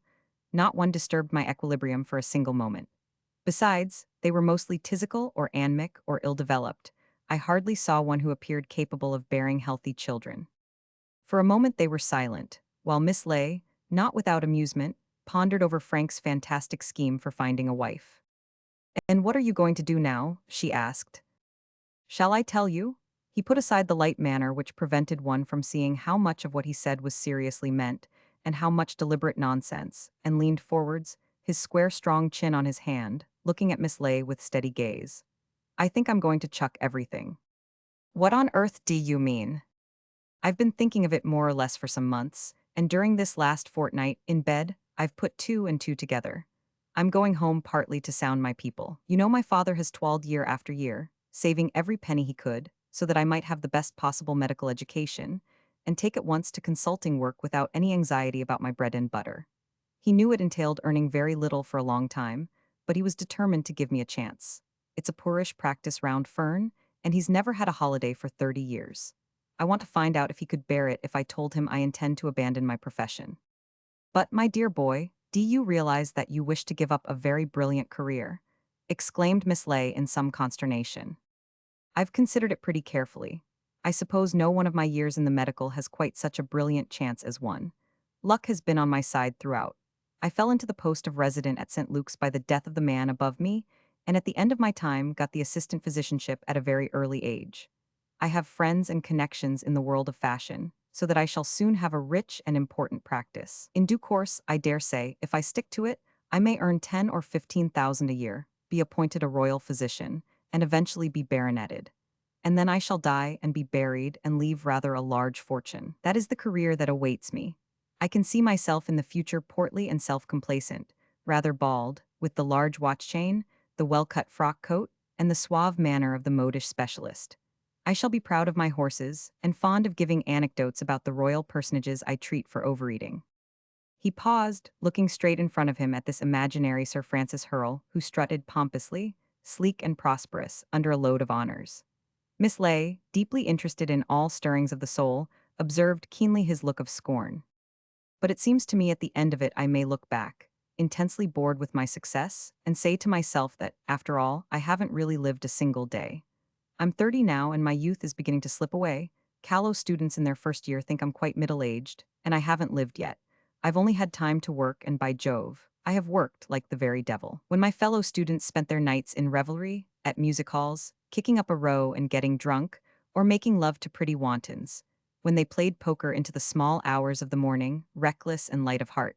I sat working, working, working. Now, for the most part, they've settled down as sober, tedious general practitioners, eminently worthy members of society, and respectably married. And a fool would say I have my reward because I'm successful and somewhat distinguished, while they for past dissipation must pay to their life's end with the stupidest mediocrity. But sometimes their nerves must tingle when they look back on those good days of high spirits and freedom. I have nothing to look back on but the steady acquirement of knowledge. Oh, how much wiser I should have been to go to the deuce with them. But I was just a virtuous prig. I've worked too much, I've been altogether too exemplary, and now my youth is going, and I've known none of its follies. My blood burns for the hot, mad riot of the devil-may-cares. And this medical life isn't, as I thought once, broad and catholic. It's warped and very narrow. We only see one side of things. To us the world is a vast hospital of sick people, and we come to look upon mankind from the exclusive standpoint of disease. But the wise man occupies himself, not with death, but with life, not with illness, but with radiant health. Disease is only an accident. And how can we lead natural lives when we deal entirely with the abnormal? I feel I never want to see sick persons again. I can't help it, they horrify and disgust me. I thought I'd busy myself with science, but that, too, seems dead to me and irksome. It wants men of different temper from mine to be scientists. There are plenty to whom the world and its glories are nothing, but I have passions, hot, burning passions. My senses are all alert and I want to live. I wish life were some rich fruit, that I could take it in my hands and tear it apart and eat it piece by piece. How can you expect me to sit down at my microscope hour after hour when the blood is racing through my veins and my muscles are throbbing for sheer manual labor? In his excitement, he jumped up and walked up and down, blowing out the smoke furiously in white clouds. The old fable of the ant and the grasshopper came to Miss Lay's mind, and she reflected that so at the approach of autumn might have reasoned the ant when she contemplated her store of food laboriously collected. Perhaps she bitterly envied the grasshopper who had spent the glorious days in idle singing, and in her heart, notwithstanding an empty larder and the cold winter to come, felt that the careless songster had made a better use than she of the summertime. Do you think you'll have the same ideas after a fortnight in the country has brought you back again your full health? Asked Miss Lay meditatively. She was astonished at the effect of this question, for he turned on her with an anger which she had never seen in him before. Do you think I'm an absolute fool, Miss Lay? He cried. Do you think these are mere idle womanish fancies? I've been thinking of this for months, and my illness has left my brain clearer than ever it was. We're all tied to the wheel, and when one of us tries to escape, the rest do all they can by jibes and sneers to hold him back. I didn't mean to hurt your feelings, my son, smiled Miss Lay indulgently. You know I have a certain discreet affection for you. I beg your pardon, I didn't mean to be so violent, he answered, quickly penitent, but I feel as though chains were eating into my flesh, and I want to get free. I should have thought London offered a fairly spirited and various life. London doesn't offer life at all, it offers culture. Oh, they bore me to extinction, the people I go and see, all talking of the same things and so self-satisfied in their narrow outlook. Just think what culture is. It means that you go to first nights at the theater and to private views at the academy. You rave over Eleonora Duse and read the Saturday Review. You make a point of wading through the latest novel talked of in Paris, discuss glibly the books that come out here, and occasionally meet at tea the people who write them. You travel along the beaten track in Italy and France, much despising the cook's tourist, but really no better than a vulgar tripper yourself.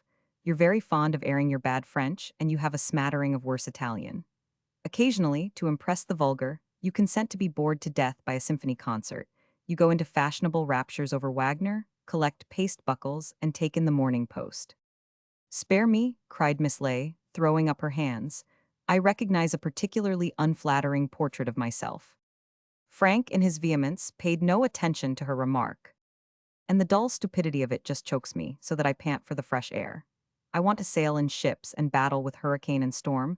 I want to go far away among men who actually do things, to new countries, Canada and Australia, where they fight hand to hand with primitive nature.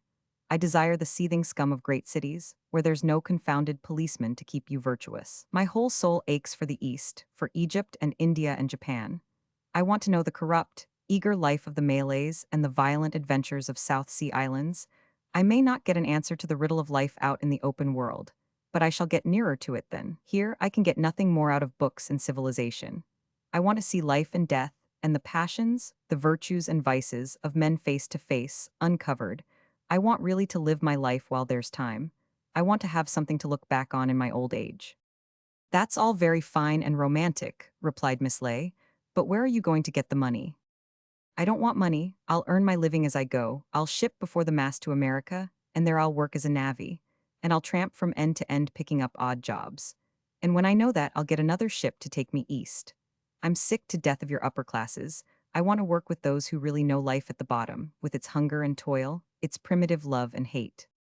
That's nonsense, my dear. Poverty is a more exacting master than all the conventions of society put together. I dare say one voyage before the mast would be interesting, and would certainly teach you the advantage of ample means and the comfort of useless luxuries. But remember that as soon as anything becomes a routine, it ceases to be true. That sounds epigrammatic, interrupted Frank, but does it by any chance mean something? Miss Lay, uncertain that it did, went on quickly. I assure you that no one can be free who isn't delivered from the care of getting money. For myself, I have always thought the philosophers talk sheer silliness when they praise the freedom of a man content with little. A man with no ear for music will willingly go without his stall at the opera, but an obtuseness of sense is no proof of wisdom. No one can really be free. No one can even begin to get the full value out of life, on a smaller income than 500 a year. Frank looked straight in front of him, without answering, his quick mind still thrilled with the prospect his imagination offered. Miss Lay continued reflectively. On the other hand, it seems to me proof of great dullness that a person of ample fortune should devote himself to any lucrative occupation, and I have no patience with the man of means who from sheer habit, or in poverty of spirit, pursues a monotonous and sordid industry. I know a millionaire who makes his only son work 10 hours a day in a bank, and thinks he gives him a useful training.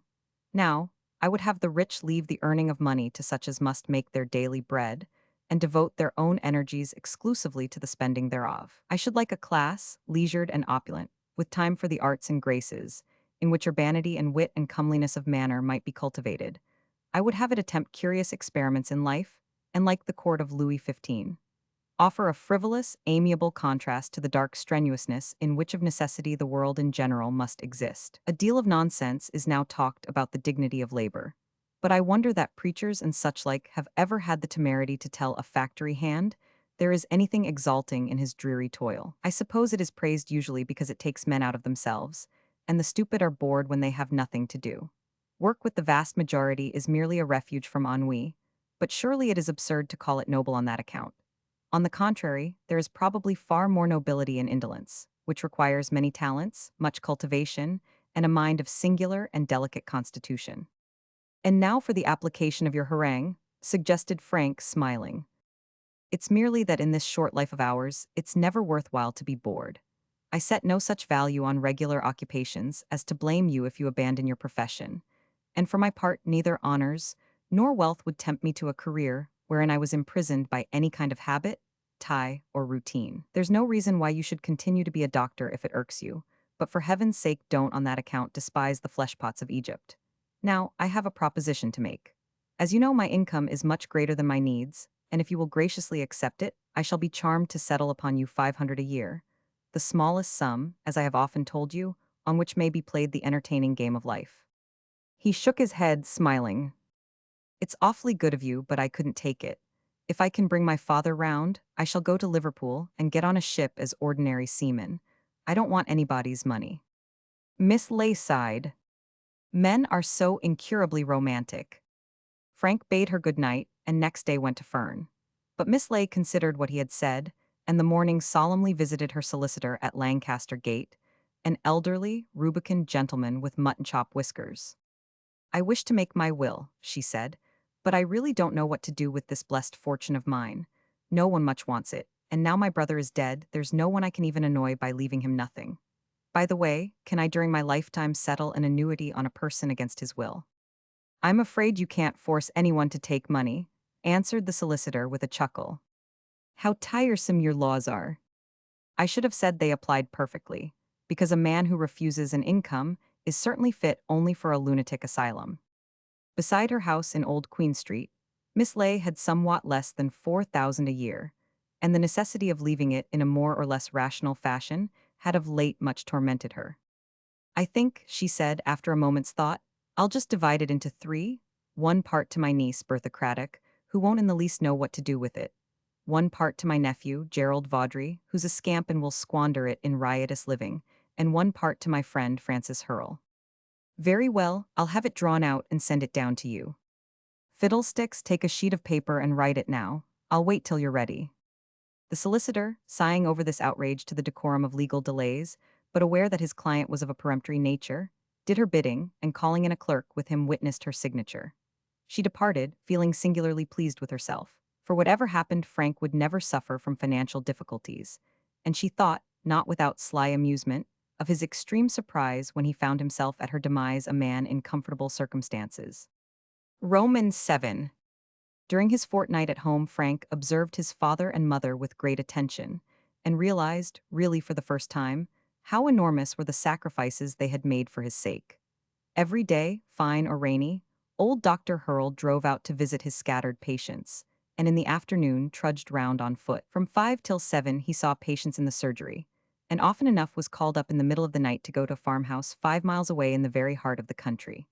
To all these people, he dispensed the fruits of his long experience, medical knowledge perhaps a little rough and ready, but serviceable enough. And of a surety his old-fashioned drugs, his somewhat drastic surgery, were more popular with yokel and farmer than would have been any newfangled methods of treatment. Besides, he gave to all and sundry good, cheery advice, and a piece of his mind when they did what they shouldn't, so that it was no wonder not a practitioner for 20 miles around was so beloved and trusted. But it was a monotonous life, without rest, without a single break from year's end to year's end, ill-paid if paid at all. And for 30 years the good man and his wife had looked upon every sovereign earned as held in trust for their only son. They had demanded economy neither at Oxford nor afterwards in London, but rather pressed money upon him. They had received with proud enthusiasm his desire to take up consulting practice, though knowing he must for a long time still be a charge upon them, and insisted that he should rent in Harley Street the very best rooms obtainable. The constant drudgery had been happiness unalloyed, because it gave every chance to the beloved boy, whose brilliant talent seemed a thing so surprising that they could only thank God humbly for an unmerited mercy. "Don't you get tired of the practice sometimes, father?" asked Frank. "It's a matter of habit, and it's all I'm fit for, a country practice.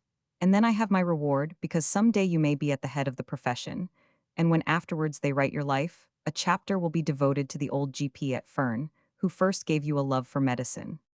But we shan't work very much longer," said Mrs. Hurrell, "for soon we shall be able to afford to retire and live close to you.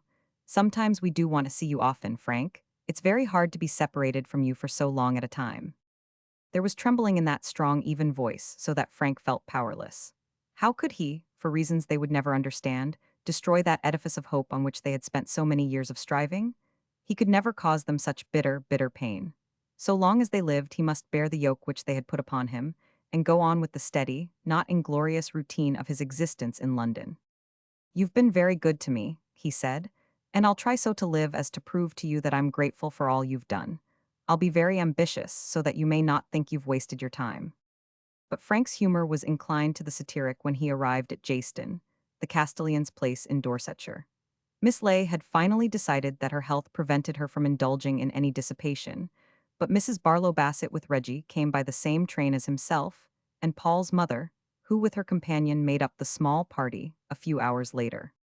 A wizened little woman with white hair and a preposterous cap, the elder Mrs. Castellan babbled incessantly of nothing in particular, but for the most part of her own family, the Bainbridges of Somersetshire, whereof now she was the only living representative. Immensely proud of her stock, she took small pains to hide her contempt for all whose names figured less importantly than her own in the landed gentry. Ignorant, narrow, ill-educated, and ill-bred, she pursued her course through this vale of sorrow with a most comfortable assurance of her superiority to the world in general, and not only in her husband's time, but even now that Paul reigned in his stead, by virtue of the purse strings, whereof she kept tight hold, tyrannized systematically over Jayston and all the villages surrounding. Her abominable temper, unchecked since in early youth she awoke to the fact that she was an heiress of old family, was freely vented on Miss Johnston, her companion, a demure maiden of 40, who ate with admirable complacency the bread of servitude, but also to some extent on her daughter-in-law,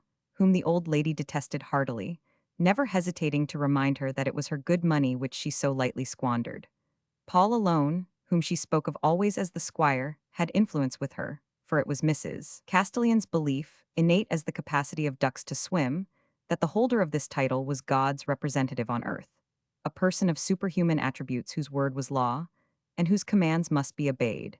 And Frank, who had seen Mr. Castellan somewhat flouted in London as a notorious bore, was amazed to find that here he was ultimate arbiter of all questions. His judgment was unquestioned in matters of opinion as in matters of fact.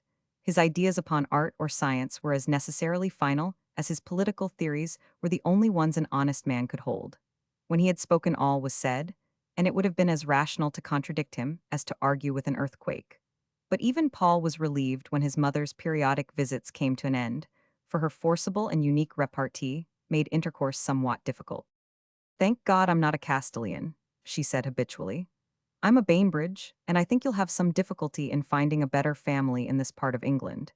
You Castellans hadn't a penny to bless yourselves with till I married into you."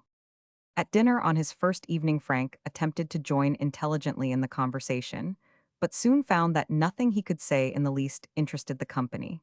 He had imagined innocently that it was ill-mannered to speak of one's ancestors, but now learned that there were households wherein it was the staple of conversation.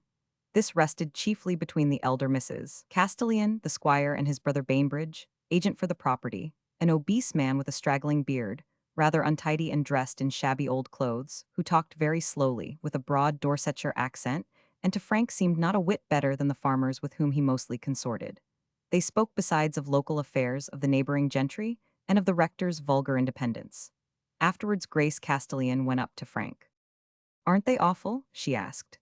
"I have to put up with this day after day for weeks at a time. Paul's mother rubs her money and her family into me. Bainbridge, that lout who should dine with the housekeeper instead of with us, discusses the weather and the crops, and Paul plays at being God Almighty."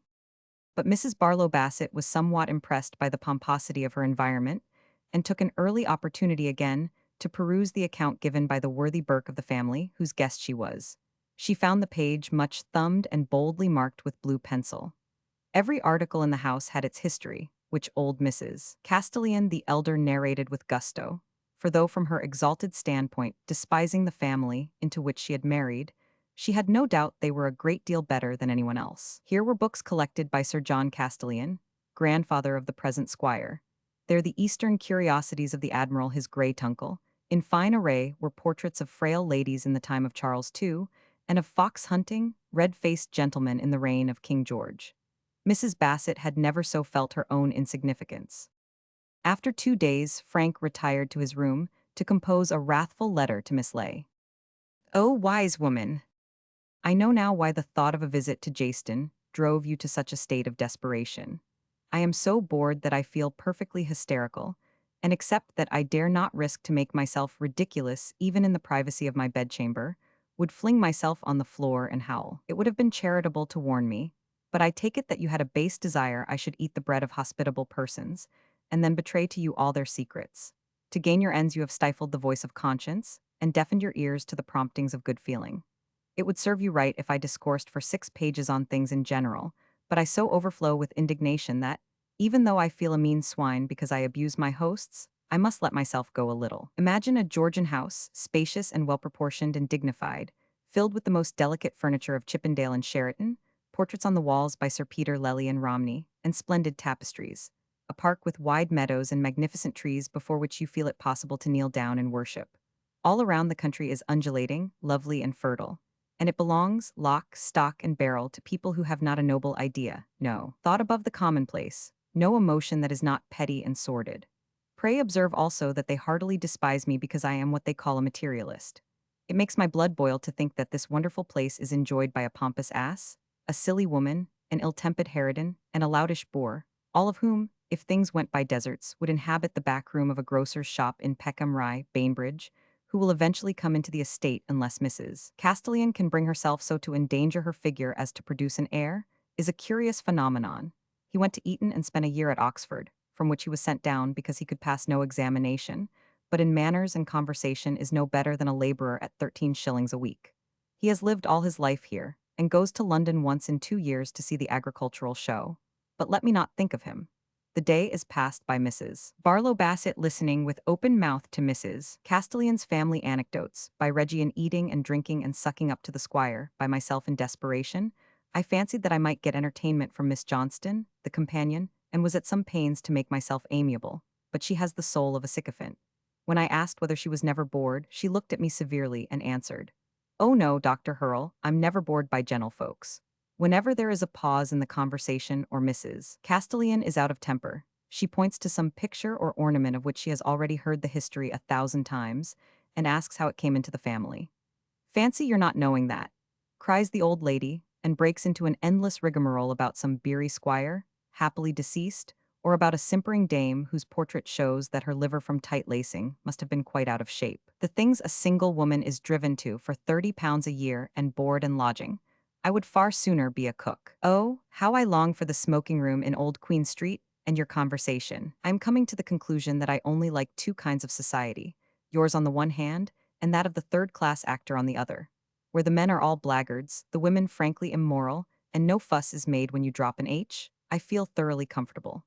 I don't think I have any overwhelming desire to omit aspirates, but it is a relief to be in company where no notice would be taken if I 999. Yours ever. Frank Hurrell. Miss Ley would have used her sharp eyes at Jaston to more purpose than Frank, and seen enacted a little comedy, which on one side verged somewhat to the tragic. Tired and unhappy, Grace Castellan with all her soul looked forward to Reggie's visit as a respite from the anxiety of her life. For of late more than ever tormented by her conscience, only the actual presence of her lover was able to make her forget how abominably she treated Paul. She had learnt to see the tenderness behind her husband's pompous manner, and his complete loving confidence gave a very despicable air to her behavior.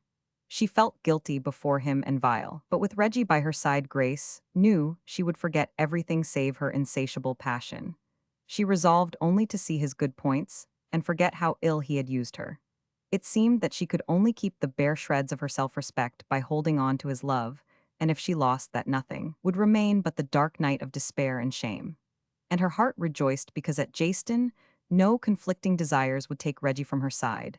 They could walk together delightfully, and in the quiet country enjoy somewhat of that great bliss which glorified the memories of their early friendship.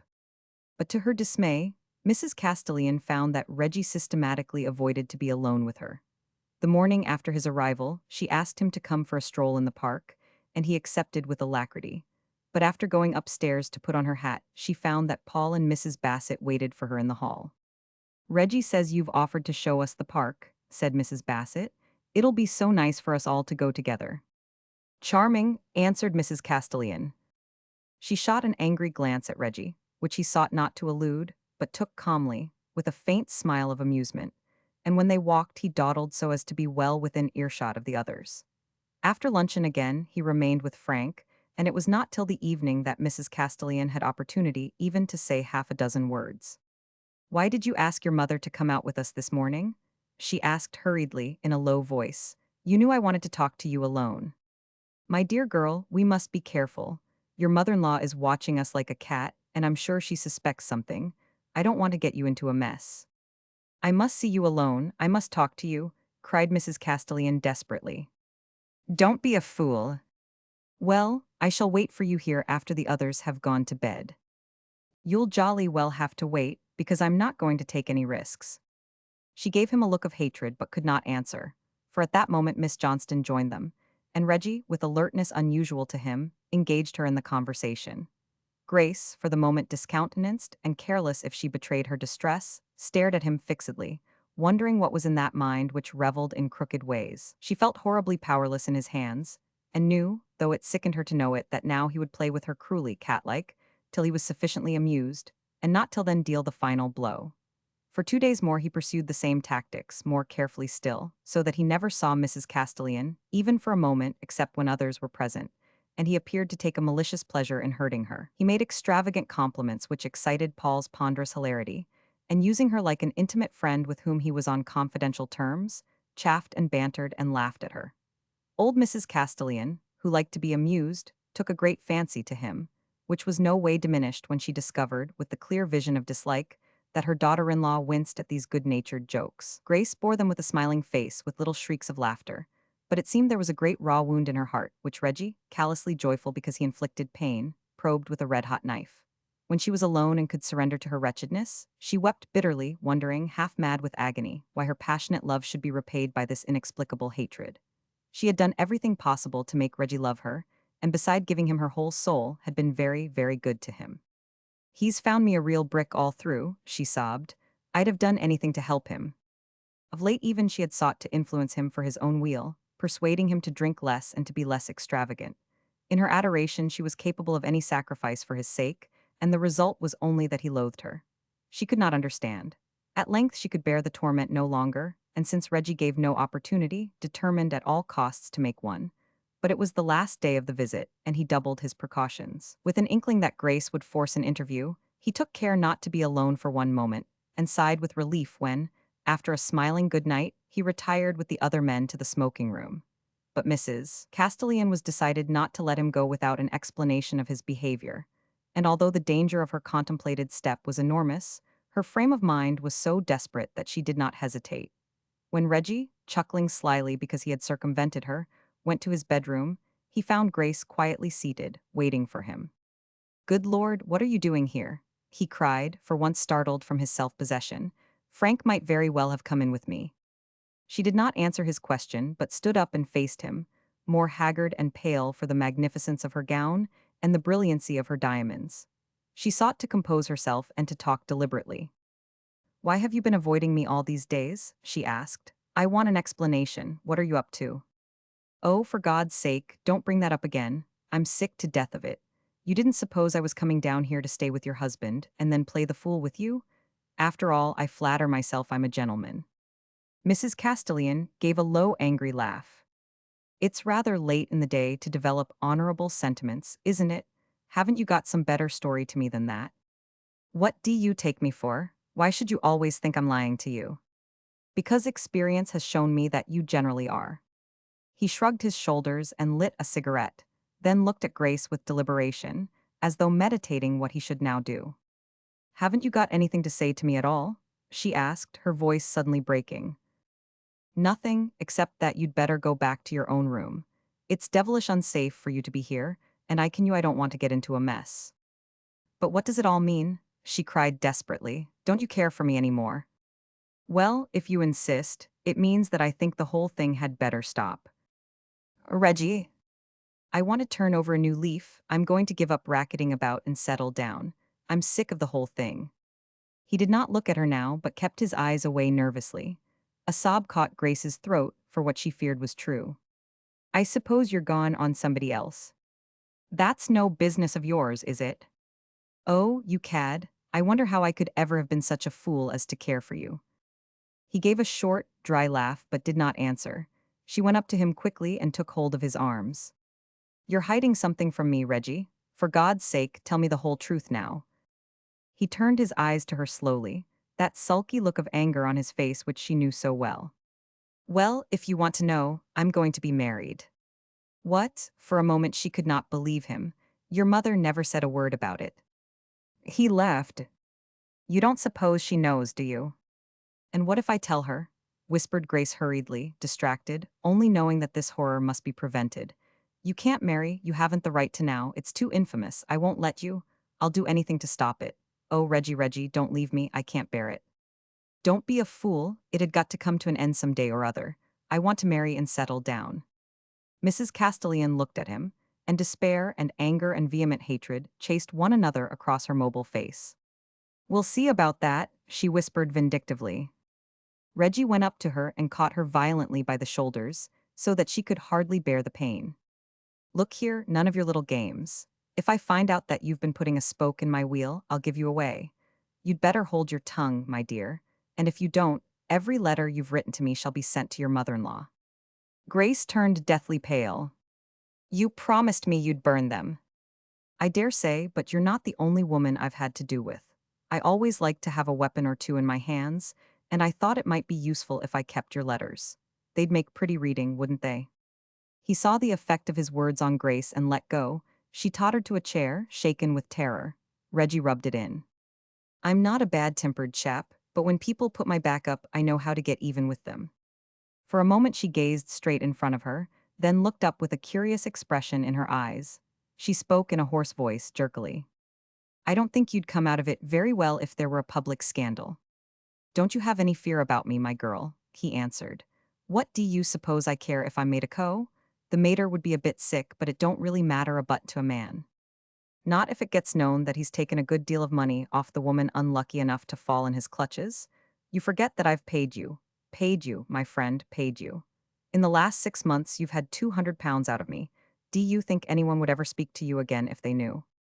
She saw the deep blush of shame which colored his dark cheeks, and with a ring of bitter triumph in her voice, continued. The first time I sent you money, I never thought for a moment you'd accept, and because you did, I knew what a low cur you were. I've got letters, too, in which you ask for money, and letters in which you thank me because I sent it. I kept them, not because I wanted a weapon against you, but because I loved you and treasured everything you'd touched. She stood up and with cold, sneering lips flung out the words. She hoped they would rankle. She wanted to wound his self-esteem, to sear him so that he should writhe before her. Make a scandal, by all means, and let all the world see that you're nothing but a blackguard and a cad. Oh, I should like to see you expelled from your club. I should like to see people cut you in the street. Don't you know that there are laws to imprison men who get money in no filthier a way than you? Reggie strode up to her, but now she was no longer frightened. She laughed at him. He thrust his face close to hers. Look here, get out of this, or I'll give you such a thrashing as you'll never forget. Thank God, I'm done with you now. Get out, get out. Without a word, swiftly, she passed him and went to the door. Not caring who might be about, she crossed the long passage that led from Reggie's room to hers, her brain beating as though devils within it hammered madly. She could not realize what had occurred, but felt that the world was strangely coming to its end. It seemed to her the finish of life and of everything. Her wan cheeks were flushed still with anger and hatred. She had just reached her door when Paul walked towards her up the great staircase. For one moment she was panic-stricken, but the danger extraordinarily cleared her mind. Grace, I've been looking for you, he said. I wondered where you were. I've been talking to Mrs. Bassett, she answered quickly. Where on earth did you suppose I was? I couldn't think. I've just been downstairs to see if you were there. I wish you wouldn't follow me about and spy on my movements, she cried irritably. I'm very sorry, my darling, I didn't mean to do that. He stood at the door of her room. For heaven's sake, come in or go out, she said, but don't stand there with the door wide open. I'll just come for 2 minutes, he answered mildly. What do you want? She took off her jewels, which burnt her neck like a circle of fire. I've got something I wish to talk to you about. I'm much distressed by a thing that has happened on the estate. Oh, my dear Paul, she cried impatiently. For goodness' sake, don't worry me tonight. You know I don't care tuppence about the estate. Why don't you consult Bainbridge, who's paid to look after it? My love, I wanted your advice. Oh, if you knew how my head was aching. I feel as if I could scream in sheer agony. He stepped forward, full of affectionate concern. My poor child, why didn't you tell me before? I'm so sorry and I've been bothering you. Is it very bad? She looked up at him and her mouth twitched. He was so devoted, so kind, and whatever she did he could overlook and forgive. What a pig I am, she cried. How can you like me when I'm so absolutely horrid to you? My darling, he smiled, I don't blame you for having a headache. A sudden impulse seized her. She flung her arms round his neck and burst into a flood of tears. Oh, Paul, Paul, you are good to me. I wish I were a better wife. I've not done my duty to you. He folded his arms about her and kissed tenderly her painted, wan, and wrinkled face. My darling, I couldn't want a better wife. Oh, Paul, why can't we be alone? We seem so separated. Let's go away together where we can be by ourselves. Can't we go abroad? I'm sick of seeing people. I'm sick of society. We'll do whatever you like, my dearest. A great happiness filled him, and he wondered how he had deserved it. He wished to stay by his wife, helping her to undress, but she begged him to go. My poor child, you look so tired, he said, kissing her forehead gently. I shall be better in the morning, and then we'll start a new life. I'll try and be better to you. I'll try and deserve your love. Good night, darling. He closed the door very softly, leaving her to her thoughts. Roman 8. Mrs. Castellan passed a sleepless, unquiet night, and looking at herself in the glass next morning, was shocked at her haggard countenance. But she was determined that Reggie during this final interview should discern no sign of her distress, and coming down to breakfast, was to all appearance in the highest spirits. She noticed the hangdog air with which he avoided her glance, and with angry resolution began to rally him in the somewhat obvious fashion often mistaken by persons of her sort for wit. To conceal her poignant misery, she kept up a flow of vapid conversation, intermingled with little shrieks of laughter and pointed by much gesticulation. But she exaggerated her spiritless vivacity so that the effect was somewhat hysterical, and Frank, whom this did not escape, wondering what thus affected her, mentally prescribed a sedative. The carriage drove round before breakfast was over, and Mrs. Bassett, fearful of missing her train, began to bid the company farewell. Mrs. Castellan held out her hand frankly to Reggie. "Goodbye, you must come and see us again when you have time. I hope you've enjoyed yourself." "A1," he answered. He could not understand the smiling carelessness of her look, wherein he saw no reproach nor anger, and asked himself uncomfortably what Grace could have in mind. He pondered slowly over the harm she could possibly do him. But he was glad of the decisive rupture, and heartily thankful the final meeting was over. He hated her the more because of the reminder that a good deal of money had passed from her hands to his. "She knew I couldn't afford to go about with her on my allowance, and I've spent it all on her," he muttered to himself in extenuation. They were in the train now, and he looked at his mother, who sat in the opposite corner of the carriage, reading the Morning Post. He would not have liked her to know the details of the affair. Again he repeated excuses to himself, at the end of which he settled to a sullen resentment against Grace because she had tempted him. Finally his thoughts went elsewhere, and his heart began to beat more quickly. But after the Bassetts and Frank were gone, Mrs. Castellan was seized by a great dismay, and shuddered as though a cold wind blew, because she must spend 2 days more under the stern eyes of Paul's mother, who seemed to watch with a vindictive triumph, as though she knew the abominable secret, and to reveal it only waited for an opportunity. Grace stood looking out of the window at the wide stretch of meadowland and the splendid trees of the park. The sky was gray, covering the earth with a certain sad monotony which answered her mood, depressed after the forced excitement of the early morning. Paul came up behind her and placed his arm round her waist. "Are you very tired, darling?" he asked. She shook her head, trying to smile, touched, as of late she had been often, by the gentleness of his voice. "I'm afraid you exhaust yourself. You were the life and spirit of the whole party. Without you we should have been almost dull." From force of habit, an ironic and obvious repartee came to her lips, but she did not say it. She leaned her head against his shoulder. "I'm beginning to feel so dreadfully old, Paul." "Nonsense, you've scarcely reached your prime. You're looking prettier than ever." "Do you think so really? I suppose it's because you care for me a little still. This morning I thought I looked 102. He did not answer, being more accustomed to debate than to conversation, but pressed his arm a little more closely round her waist. "Have you never regretted that you married me, Paul? I know I'm not the sort of wife you wanted, and I've never brought you any children." He was profoundly moved, for his wife had never spoken to him in such a way before. For once the pompousness fell away from his delivery, and he answered in trembling tones, almost whispering, "My darling, each day I thank God for you. I feel I'm not worthy of the blessing I've received, and I'm grateful to my Maker, very grateful, because he has given me you to be my wife." Grace's lips twitched, and she clenched her hands to prevent herself from bursting into tears. He looked at her with a fond smile. "Grace, I bought a little present for your birthday next week. May I give it you now instead of waiting?" "Yes, do," she smiled. "I knew you had something, and I'm so impatient." Quite jauntily he went off, and in a minute, somewhat out of breath from his haste, returned with a diamond ornament. Mrs. Castellan knew something of jewelry, and her eyes glistened at the magnificence of this. "Paul, how could you?" she cried. "How perfectly gorgeous, but I didn't want anything half so valuable. I have so much that you've given me. I only wanted a tiny present to show that you still cared for me." He beamed with satisfaction and rubbed his hands gleefully. "As if anything was too good for my loving, faithful wife." "We mustn't show it to your mother, Paul. She'd scold awfully," answered Grace archly. He burst into a shout of laughter. "No, no, hide it from her." Mrs. Castellan raised her lips to his, and with ardent passion, unexpected in that stout, complacent man, he kissed her. At that moment the dog-cart came to the door, and Paul, in some surprise, asked his wife if she needed it. "Oh, I forgot," she cried. "I'm going up to town for the day. I ought to have told you. Miss Lay is much worse than she pretends, and I think I should go and see if I can do anything."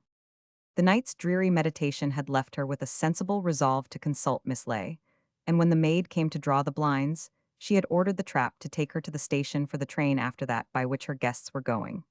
Now glibly she invented an excuse for her journey, and refused to hear Paul's remonstrance, who feared she would make herself ill, nor would she allow him to accompany her. "I feel I mustn't prevent you when you're bent on an errand of mercy," he said at length, "but come back as early as you can." Miss Ley was finishing luncheon when Mrs. Castellan was announced. "I thought you were entertaining at Jayston," she exclaimed, much surprised to see her. "I felt I must see you or I should go mad. Oh, why didn't you come down? I wanted you so badly." Miss Ley, evidently in robust health, could not repeat her plea of indisposition, and therefore, instead of explaining, offered her guest food. "I couldn't eat anything," cried Grace with a shiver of distaste. "I'm simply distracted." "I surmised that you were in some trouble," murmured Miss Ley, "for I think you've rather overdone the slap. Isn't that the technical expression?" Mrs. Castellan put both hands to her cheeks. "It burns me, let me go and wash it off. I had to put it on this morning, I looked such an absolute wreck. May I go and bathe my face? It'll cool me." "By all means," answered Miss Ley, smiling, and while Mrs. Castellan was absent asked herself what could be the cause of this sudden excursion. Presently Grace returned and looked in the glass. Her skin, bare of rouge and powder, was yellow and lined, and the cosmetic on her eyebrows and lashes, which water did remove, threw into more violent contrast the ghastly pallor. Instinctively she took a puff from her pocket and quickly powdered her face. Then she turned to Miss Ley. "Did you never make up?" she asked. "Never. I was always afraid of making myself absurd." "Oh, one gets over that, but I know it's silly. I'm going to give it up." "You say that as tragically as though you announced your intention of going into a nunnery." Mrs. Castellan glanced at the door suspiciously. "Will no one come in?" she asked. "No one, but for all that I recommend you to keep calm," retorted the other, who suspected that Grace wished to make a scene, and somewhat resented the infliction. "It's all finished between Reggie and me. He's thrown me over like a worn-out tie. He's got somebody else." "You're well rid of him, my dear." Miss Ley's sharp eyes were intent on Mrs. Castellan's face, seeking therein to read the inner secret of her heart. "You don't care for him any more, do you?" "No, thank God I don't. Oh, Miss Ley, I know you won't believe me, but I am going to try to turn over a new leaf. During these last months I've seen Paul so differently. Of course, he's absurd and pompous and dull. I know that better than anyone, but he is so kind. Even now he loves me with all his heart. And he's honest. You don't know what it means to be with a man who's straight to the very bottom of his soul. It's such a relief and such a comfort. My dear, it surely requires no excuses to find good qualities in one's husband. You show a state of mind which is not only laudable, but highly original and ingenious." "It makes it so much harder for me," answered Mrs. Castellan, woebegone and tragic. "I feel such an awful cad. I can't bear that he should trust me implicitly when I've behaved in such a disgusting way. I can't bear his kindness. You guessed before that I was tortured by the desire to make a clean breast of it, and now I can't resist any longer. This morning, when he was so sweet and gentle, I could hardly restrain myself. I can't go on. I must tell him and get it over. I would rather be divorced than continue with this perpetual lie between us." Miss Ley observed her for some while calmly. "How selfish you are," she murmured at length in an even, frigid voice. "I had an idea you were beginning to care for your husband." "But I do care for him," answered Mrs. Castellan with astonishment. "Surely not, or you wouldn't wish to cause him such great unhappiness. You know very well that he dotes upon you. You are the only light and brightness in his life. If he loses his faith in you, he loses everything. But it's only honest to confess my sin. Don't you remember the proverb that open confession is good for the soul? There's a lot of truth in it. It is very good indeed for the soul of the person who confesses. But are you sure it's good for the listener? When you wish to tell Paul what you have done, you think only of your own peace of mind, and you disregard entirely your husband's. It may be only an illusion that you are a beautiful woman of virtuous temper, but all things are illusion, and why on earth should you insist on destroying that of all others which Paul holds dearest? Haven't you done him harm enough already? When I see a madman wearing a paper crown under the impression that it is fine gold, I haven't the brutality to undeceive him. Let no one shake our belief in the fancies which are the very breath of our nostrils. There are 3 good maxims in the conduct of life. Never sin, but if you sin, never repent, and above all, if you repent, never, never confess. Can't you sacrifice yourself a little for the sake of the man you've treated so badly?" "But I don't understand," cried Grace.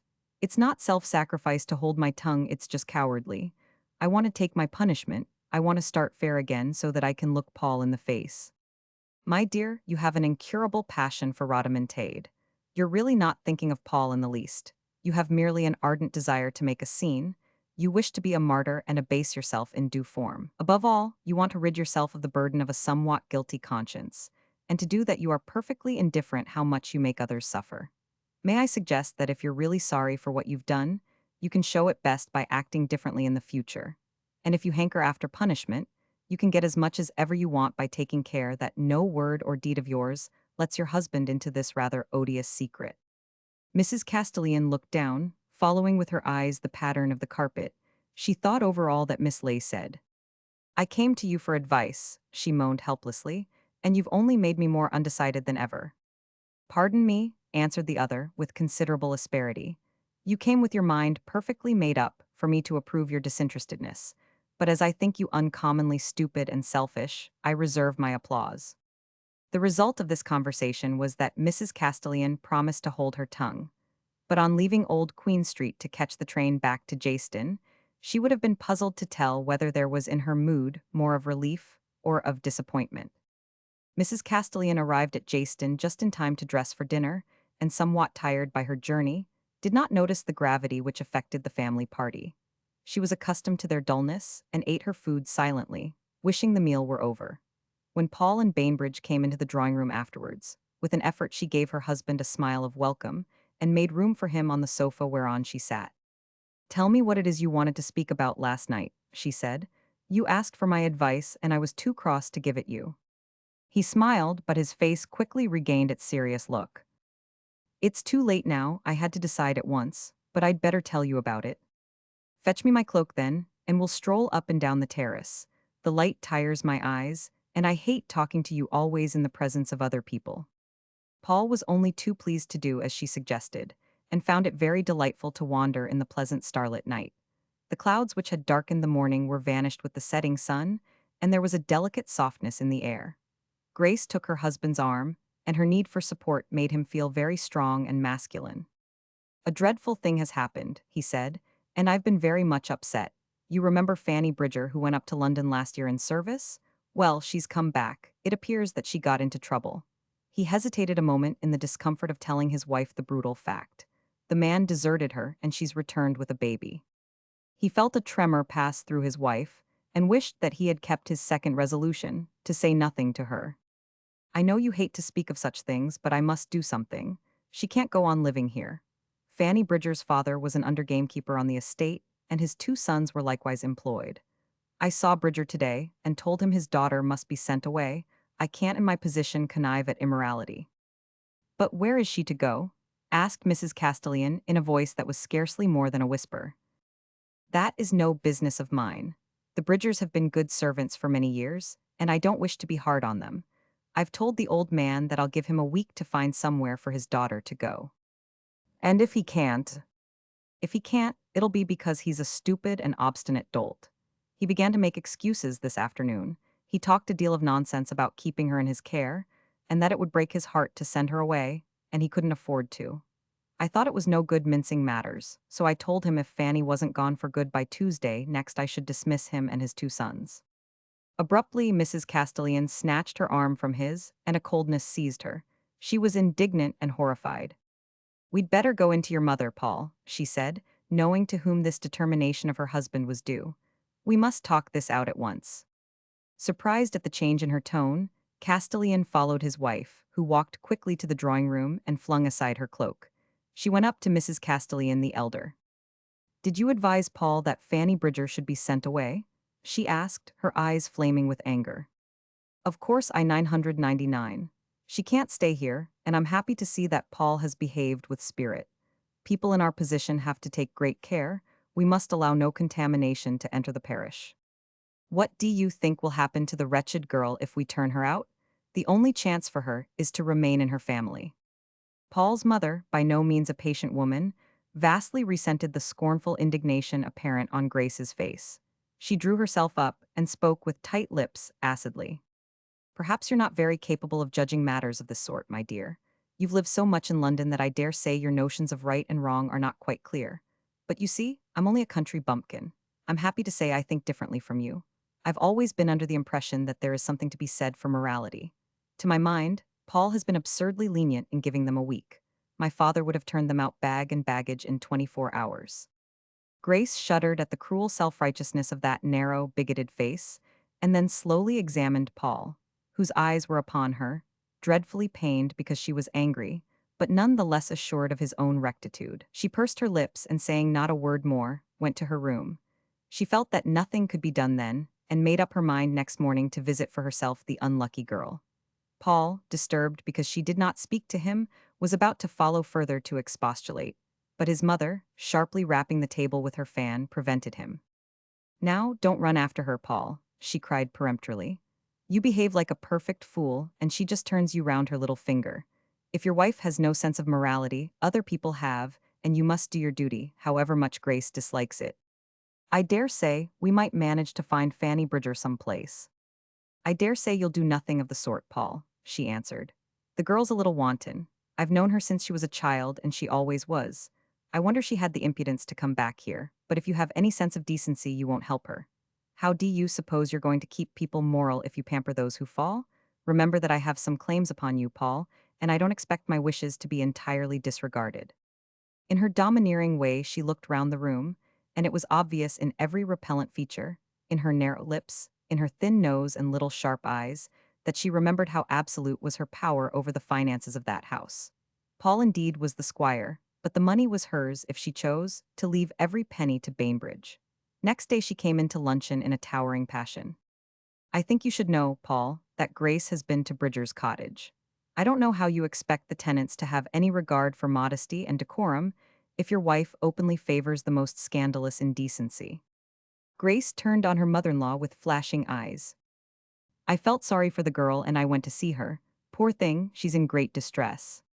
She saw again that little cottage at one of the park gates, a pretty rural place overgrown with ivy, the tiny garden vivid with carefully tended flowers.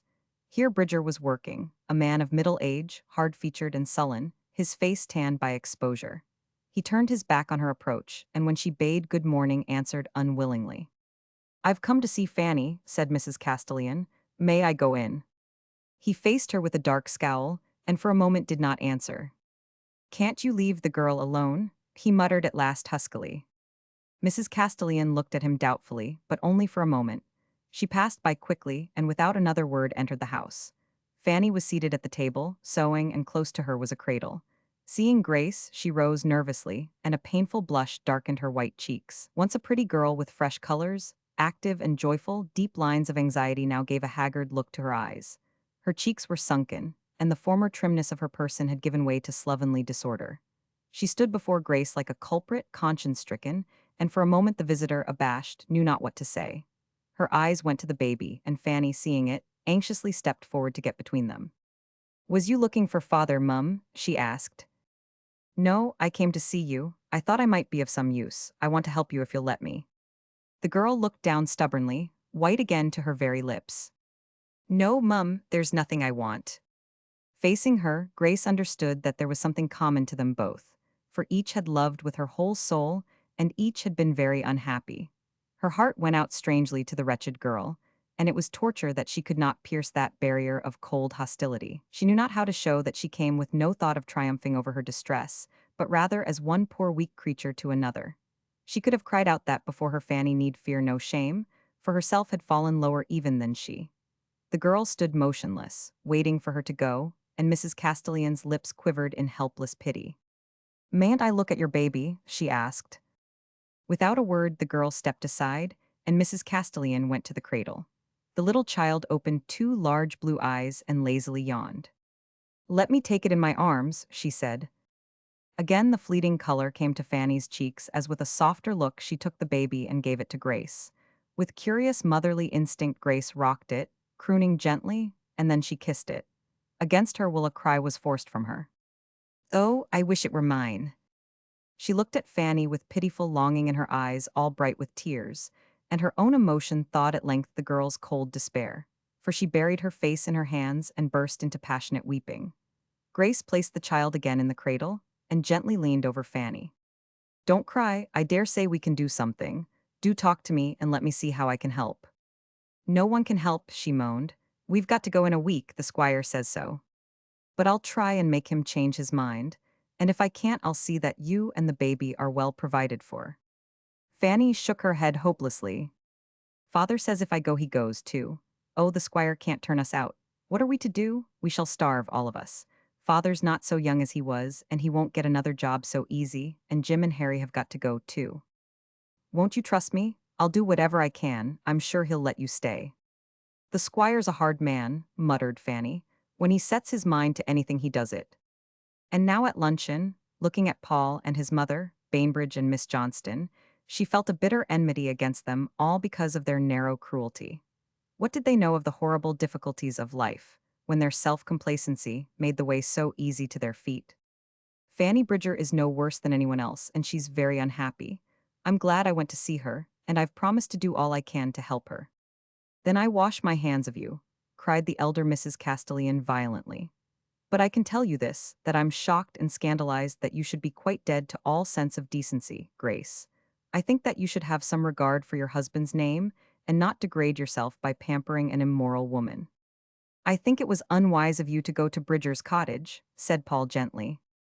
You're all of you so dreadfully hard. Have you none you pity or mercy? Have you never done anything in your lives that you regret? Mrs. Castellan turned to Grace severely. Pray remember that Miss Johnston is a single woman, and unaccustomed to hearing matters of this sort discussed. Paul has been very lenient. If he were more so, it would seem as if he connived at impropriety. It's the duty of people in our position to look after those whom Providence has placed in our care. It's our duty to punish as well as to reward. If Paul has any sense remaining of his responsibilities, he will turn out neck and crop the whole Bridger family. If he does that, cried Grace, I shall go too. Grace, cried Mr. Castellan, what do you mean? She looked at him with shining eyes, but did not answer. They were too many against her, and she knew it useless to attempt anything more till next day, when Paul's mother departed. Yet it was almost impossible to hold her tongue, and she was desperately tempted to cry out before them all the story of her own shameful misery. Oh, these virtuous people, she muttered to herself. They're never content unless they see us actually roasting in hell, as if hell were needed when every sin brings along with it its own bitter punishment, and they never make excuses for us. They don't know how many temptations we resist for the one we fall to. Roman 9. But Grace found her husband more obstinate than ever before, and though she used every imaginable device, he remained unmoved. By turns she was caressing and persuasive, scornful, bitter and angry, but at length, because of his unperturbed complacency, was seized with indignant wrath. He was a man who prided himself on the accomplishment of every resolve he formed, and his determination once made, that the Bridgers at the end of their week's warning should go, no appeals to his reason or to his emotion would induce him to another mind. Though it hurt him infinitely to thwart his wife, though it was very painful to feel her cold antagonism, his duty seemed to point clearly in one direction, and the suffering it caused made him only more resolute to do it. Paul Castellan had a very high opinion, both of the claims his tenants had upon him and of his great responsibilities towards them, and he never imagined for a moment that their private lives could be no concern of his. On the contrary, convinced that a merciful Providence had given him a trust of much consequence, he was fully prepared to answer for all who were thus committed to his charge. And he took his office so seriously that even in London, he was careful to inform himself of the smallest occurrences on his estate. To all these people he was a just and not ungenerous master, charitable in their need, sympathetic in their sickness, but arrogated to himself in return full authority over their way of life. In this instance his moral sense was sincerely outraged. The presence of Fanny Bridger appeared a contamination, and with the singular prudery of some men, he could not think of her case without a nausea of disgust. It horrified him somewhat that Grace not only could defend, but even visit her. It seemed to him that a pure woman should feel only disdain for one who had so fallen. The week passed, and Grace had been able to effect nothing. Bitterly disappointed, angry with her husband and with herself, she made up her mind that no pecuniary difficulties should add to Fanny's distress. If she had to go, at least it was possible so to provide that some measure of happiness should not be unattainable. But here she was confronted by Bridger's obstinate determination not to be separated from his daughter. He had got it into his slow brain that the trouble came only because she had gone away, and no argument would convince him that in future little need be feared. Somehow, also, he was filled with sullen resentment against the squire, and himself no less self-willed, refused to yield 1 inch. He repeated over and over that if the girl went, he and his sons must go too.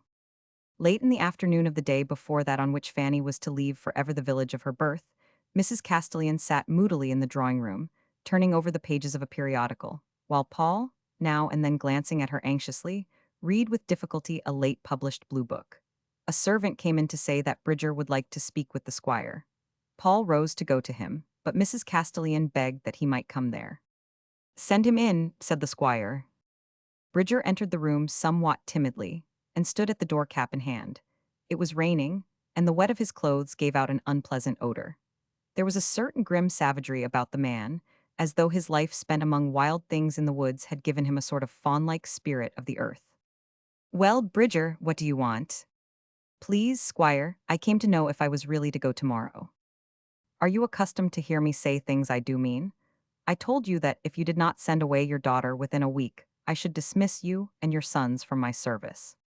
The gamekeeper looked down, revolving these words in his mind. Even then he could not bring himself to believe that they were spoken in grim earnest.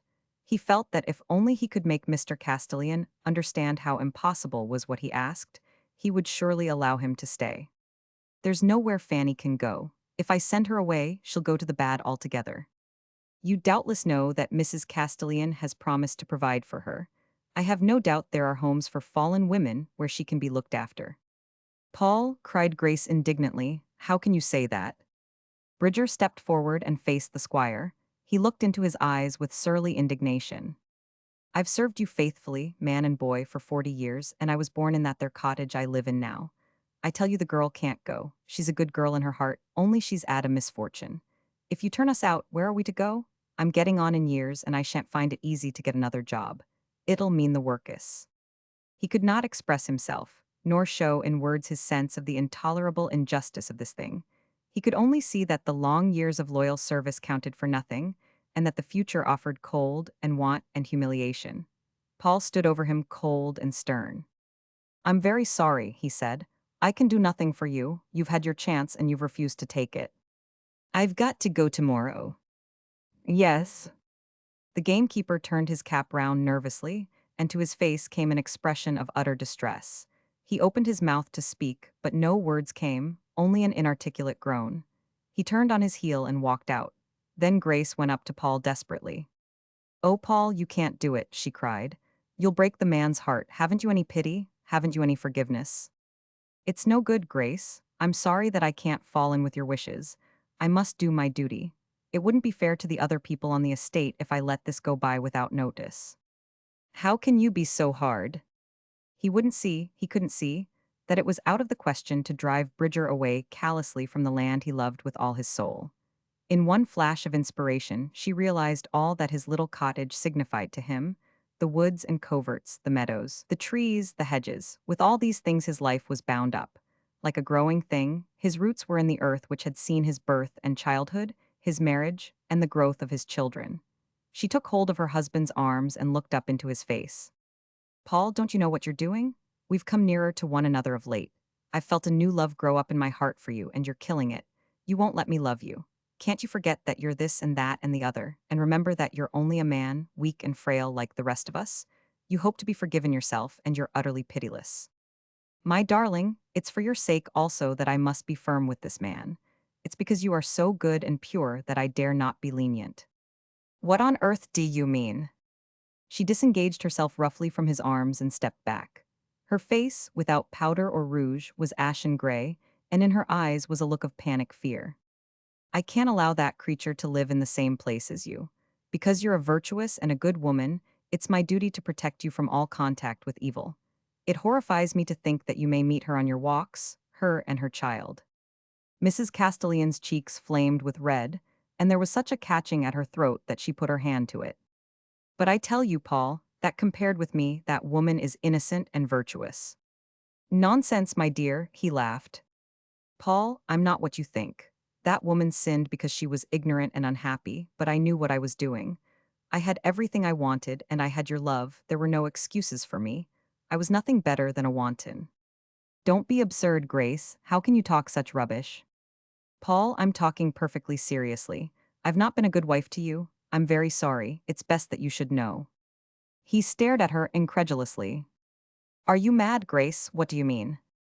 I've been unfaithful.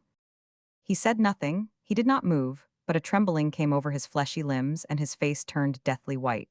Still, he could scarcely believe. She went on with dry throat, forcing out the words that came unwillingly. I'm unworthy of the love and confidence that you gave me. I've deceived you shamefully. I've committed adultery. The word hit him like a blow, and with a cry of rage he stepped forward to his wife, cowering before him, and seized her shoulders. He seized her roughly, cruelly, with strong hands, so that she set her teeth to repress the cry of pain. What do you mean? Have you been in love with someone else? Tell me who it is. She did not answer, looking at him in terror, and he shook her angrily. He was blind with rage now, in a condition which she had never seen before. Who is it? He repeated. You'd better tell me. She shrank away from him, but he held her fast with ruthless hands, and he tightened them so that she could have screamed with pain. Reggie Bassett, she cried at last. He released her roughly, so that she fell against a table. You dirty little beast, he cried. Mrs. Castellan's breath came quickly. She felt about to faint and steadied herself against the table. She was trembling still with the pain she had suffered. Her shoulders ached from the violence of his bands. He faced her, looking as though even now he scarcely understood what she had said. He passed his hands over his face wearily. And yet I loved you with all my heart. I did everything I could to make you happy. Suddenly he remembered something. The other night when you kissed me and said we must come closer together, what did you mean? I'd just broken with Reggie forever, she gasped. He laughed savagely. You didn't come back to me till he'd thrown you over. She stepped forward, but he put out his hands to prevent her. For God's sake, don't come near me or I shall hit you. She stopped dead, and for a moment they confronted one another strangely. Then again he passed his hands across his face, as though he wished to push away some horrible thing before him. Oh God, what shall I do? He moaned. He turned away quickly, and sinking in a chair, hid his face and burst into tears. He sobbed uncontrollably, with all the agony and the despair of a man who has cast shame from him. Paul, for heaven's sake, don't cry, I can't bear it. She went up to him and tried to take away his hands. Don't think of me now, you can do what you like with me afterwards. Think of these wretched people, you can't send them away now. He pushed her away more gently and stood up.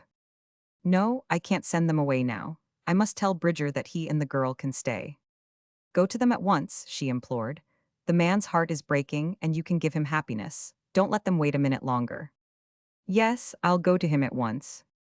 Paul Castellan seemed now to have no will of his own, but acted as though under some foreign impulse. He went to the door, walking heavily as if grown suddenly old, and Grace saw him go out into the rain and disappear into the mist of the approaching night. She stood at the window wondering what he would do, and imagined with a shiver of dismay the shame of proceedings for divorce. She looked at the great trees of Jayston as though for the last time, and tried to picture to herself the life that awaited her. Reggie would make no offer of marriage, nor, if he did, would she accept, since no trace remained of her vehement passion, and she thought of him merely with loathing. She hoped the case, going undefended, would excite small attention, and afterwards she was rich enough in her own right to live on the continent as she chose. At all events, peace of sorts would be hers, and she could drag out somehow the rest of her years. She was thankful now that she had no child from whom separation would be unendurable. Wearily Grace pressed her eyes. What a fool I've been, she cried. Quickly the events of her life marshaled themselves before her, and she looked back with shame and horror on her old self, flippant and egoistic, worthless. So, I hope I'm not like that now. The minutes passed like hours, so that she was surprised because Paul did not return. She glanced at the clock and found that half an hour had gone. The Bridgers' cottage was not more than 5 minutes' walk from the house, and it was incomprehensible that Paul delayed so long. She was seized with fear of impending disaster, and the mad thought came that the gamekeeper, without waiting for his master's words, in his rage and grief had committed some horrible deed. She was on the point of sending a servant to see what had become of her husband. Suddenly she saw him running along the drive towards the house. Dusk had set in, and she could not see plainly. At first she thought herself mistaken, but it was Paul. He ran with little quick steps like a man unused to running, and his hat was gone, the rain pelted down on him. Quickly, she flung open the glass doors that led into the garden and came in.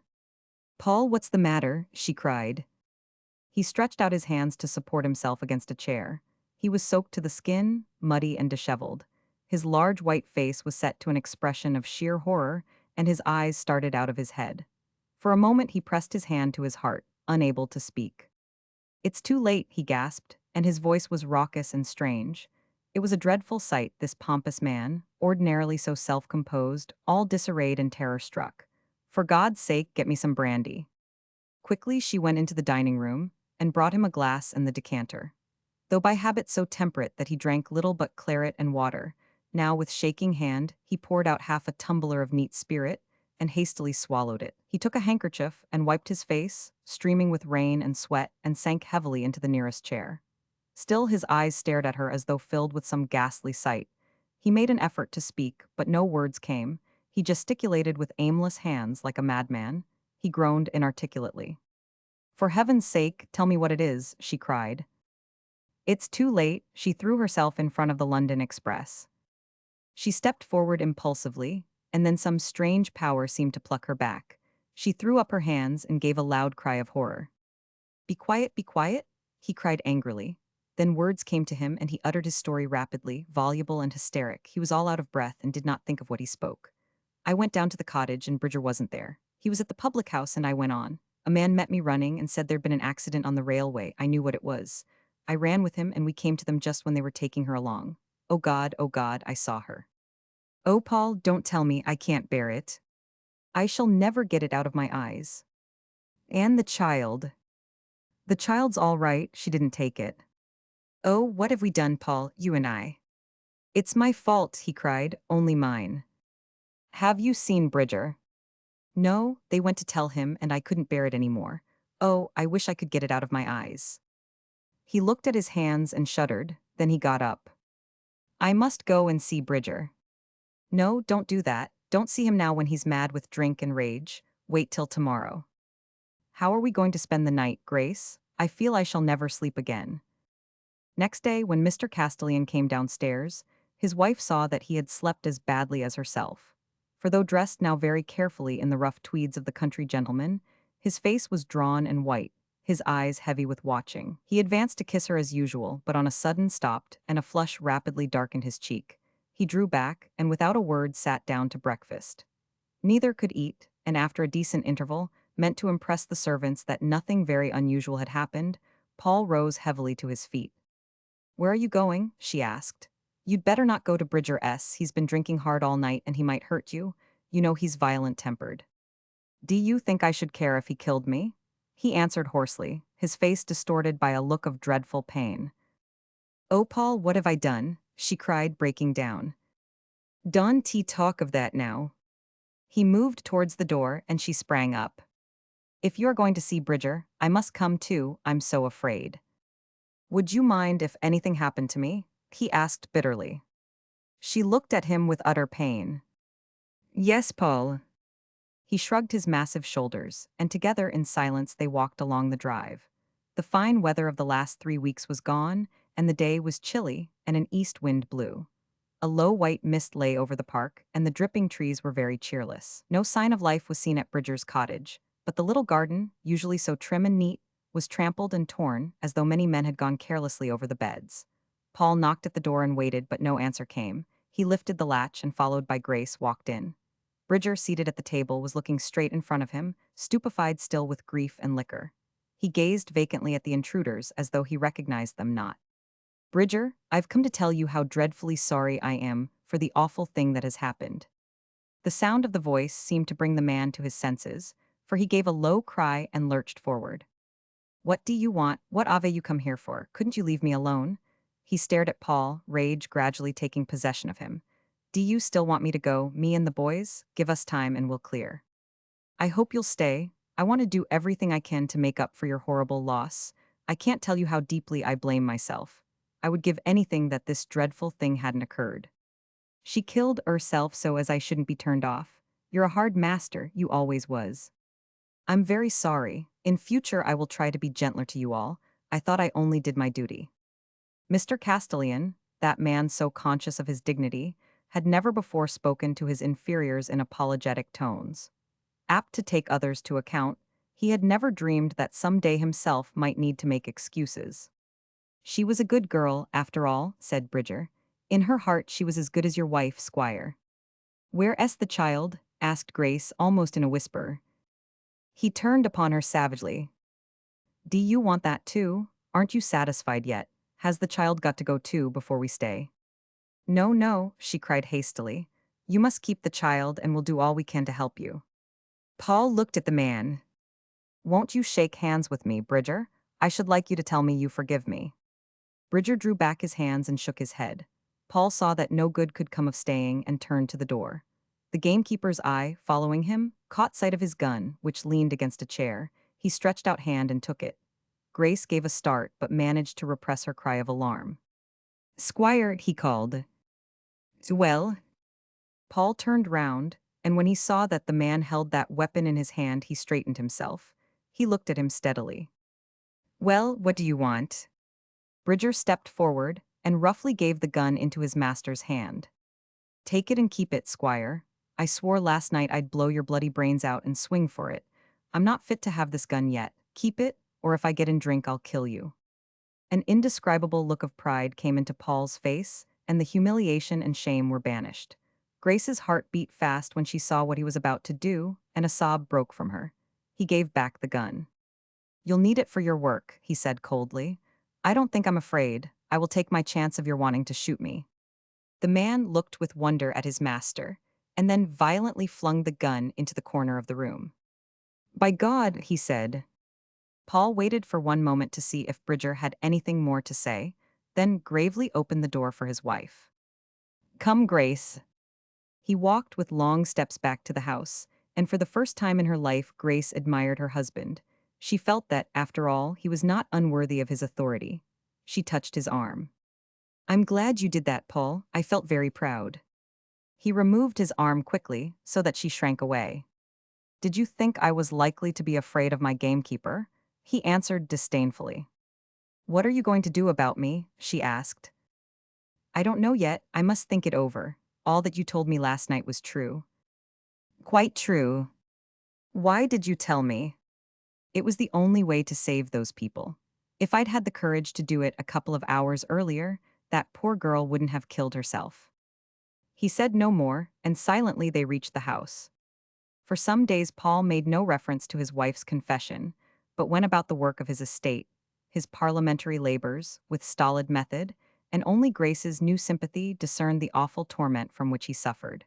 He took care to speak naturally before the servants and his brother, but avoided to be alone with her. His back seemed strangely bent, and he walked with a listless torpor, as though his large limbs were grown suddenly too heavy to bear.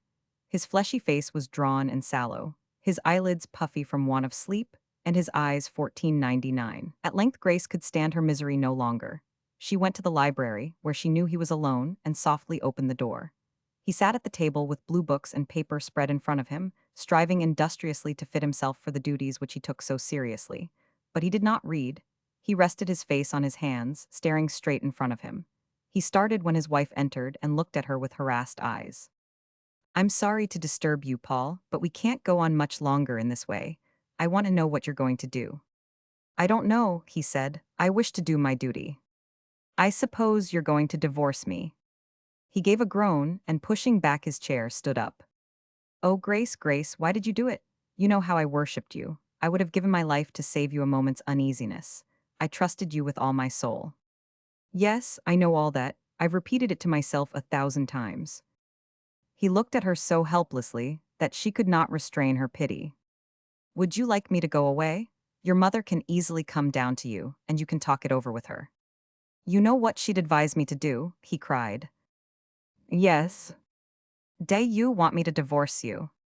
She gave him a look of utter agony, but would not allow the gathering tears to fall from her eyes. With fierce self-reproach, she wished to excite in him no atom of commiseration.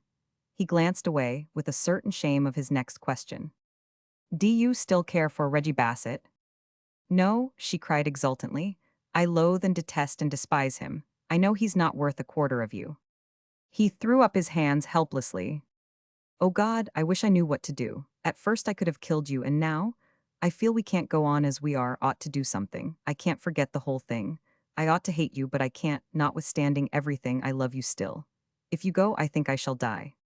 She looked at him thoughtfully, divining in some measure the emotions which tore him in sundry directions. It seemed due to his honor that he should divorce the errant wife, and yet he had not the heart to do it. Anger and shame were banished by utter sorrow. And then, he could not bear the scandal and the public disgrace. Paul Castellan was a man of old-fashioned ideas, and it seemed to him proper for a gentleman to keep his name out of the newspapers. Nor did he like the modern notion that the wronged husband cuts a somewhat heroic figure. He remembered vividly his disgust when a member of his club, divorcing his wife, had sought in the smoking room to excite sympathy by narration of the lady's infidelities. He was proud of his name, and could not bear that it should be covered with ridicule. The very thought shamed him, so that he could scarcely face his wife. "I leave myself entirely in your hands," she said at length. "I will do whatever you wish. Can't you give me a little more time to think it over? I don't want to do anything hastily. I think we'd better decide at once. It'll be much better for you to settle it. You're making yourself 99. I can't bear to see you so awfully unhappy. Don't think about me, think about yourself. What will you do if—" He stopped, unable to continue. "If you divorce me." "No, I can't do that," he cried quickly. "I dare say I'm a doting, weak fool, and you'll despise me even more than you do, but I can't lose you altogether. Oh, Grace, you don't want me to divorce you." She shook her head. "It would be very generous if you could spare me that. Will you be satisfied if I go and live abroad? I promise that you'll have no cause to blame me again. We need tell people nothing. They'll think it's a sort of amicable separation." "I dare say that would be the best thing," he said quietly. "Then's goodbye." She stretched out her hand to him, and the tears in her eyes made everything dim about her. He took it silently. "I want to tell you once more, Paul, how bitterly I regret all the unhappiness I've caused you. I was never a good wife to you. I hope with all my heart that you'll be happier now." "How can I be happy, Grace? You were all my happiness. I can't help it. All these days I've fought against it. I've done all I could, but still, even now that I know you've never cared for me at all, and the rest, I love you with all my heart." The tears ran down her wasted, colorless cheeks, and for a while she could not speak. She withdrew her hand and stood in front of him with head bent down. "I don't ask you to believe me, Paul. I've lied to you and betrayed you, and you have the right to take my words as worthless. But I should like to tell you this before I go. I do love you now honestly. During these last months of wretchedness, I've understood how kind and good you were, and I've been awfully touched by your great love for me. You made me utterly ashamed of myself. Oh, I've been worthless and selfish. I've sacrificed you blindly to all my whims. I've never tried to make you happy. But if I'm less of a cad than I was, it's because of you. And the other day, when you gave that man his gun, I was so proud of you, and I felt such a poor mean creature I could have fallen on my knees before you and kissed your hands." She took her handkerchief and dried her eyes. Then, forcing a smile, for one moment she flashed at him a gay look such as she had been accustomed to give. "Don't think too badly of me, will you?" "Oh, Grace, Grace," he cried. "I can't bear it, don't go. I want you so badly, let us try again." The color rushed to her face, and she went to him quickly. "Paul, do you think you ever can forgive me? I tell you I love you as I never loved you before. Let us try." He opened his arms, and with a cry of joy she flung herself into them. She lifted her lips to him, and when he kissed her she pressed more closely to him. "My darling husband," she whispered. "Oh, Grace, let us thank God for his mercy to us." Next. The summer passed, and Miss Ley went her way as usual, going industriously, with the vivacity of a young girl, to the various entertainments offered by the season. She had a knack for extracting amusement from functions which others found entirely tedious, and with sprightly, good-natured malice related her adventures conscientiously to the faithful Frank. He, of course, remained in London, but once a fortnight went to see Herbert Field at Tercanbury. His visits, though himself knew they were useless, were of singular consolation to the deanery household. His kindly humor and his sympathy had so endeared him that all looked forward with the keenest pleasure to his arrival, and he had a way of arousing confidence, so that even Bella felt nothing more could be done for her husband than Frank 999. On reaching home from Paris, they had settled down very quietly, and though at first the dean felt some uneasiness in Herbert's presence, this was soon replaced by a very touching affection. He learnt to admire the unflinching spirit with which the youth looked forward to inevitable death, the courage with which he bore pain. When the weather grew warmer, Herbert lay all day in the garden, rejoicing in the green leaves and the flowers and the singing of the birds. And forsaking his erudite studies, the dean sat with him, talking of ancient authors or of the roses he loved so well. They played chess interminably, and Bella loved to watch them. The sun, broken into patches of green and yellow by the leaves, coloring them softly. It amused her to see the little smile of triumph with which her father looked up when he made a move to puzzle his opponent, and the boyish laugh of Herbert when he found a way out of the difficulty. They both seemed her children, and she could not tell which was dearer to her. But cruelly the disease progressed, and at length Herbert was confined to bed. A terrible hemorrhage exhausted him, so that Frank could not conceal from Bella his fear that at length the end was coming. For months he's been hanging on a thread, and the thread is breaking. I'm afraid you must prepare yourself for the worst. Do you mean it can only be a question of weeks? She asked with agony. He hesitated for a while, but decided it was better to tell her the truth. I think it's only a question of days. She looked at him steadily, but her face by now was so trained to self-command that no expression of horror or of pain disturbed its steadfast gravity. Can nothing be done at all? She asked. Nothing. I can be of no more use to you, but if it will comfort you at all, you'd better wire for me if he has another hemorrhage. It will be the last. Yes.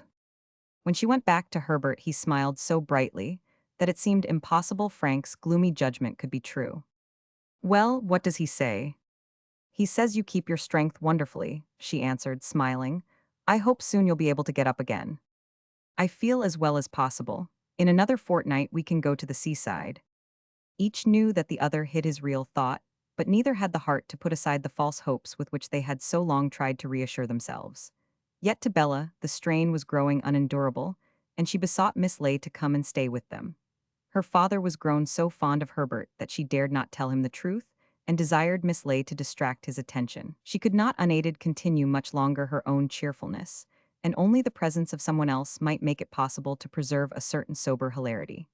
Miss Ley consented, and forthwith arrived, but perceiving that it was her part to add some gaiety to that last act of life, she felt it a little gruesome. It was as though she were invited to some grim festival to watch the poor boy die. However, with unusual energy, she exerted herself to amuse the dean, and having an idea that her powers of conversation were not altogether contemptible, took pains to be at her best. It did Herbert infinite good to hear her talk with the old man, bantering him gently, playing about his words with the agility of a light-winged butterfly, propounding hazardous theories which she defended with all possible ingenuity. The dean took pleasure in the contest, and opposed her with all the resources of his learning and his common sense.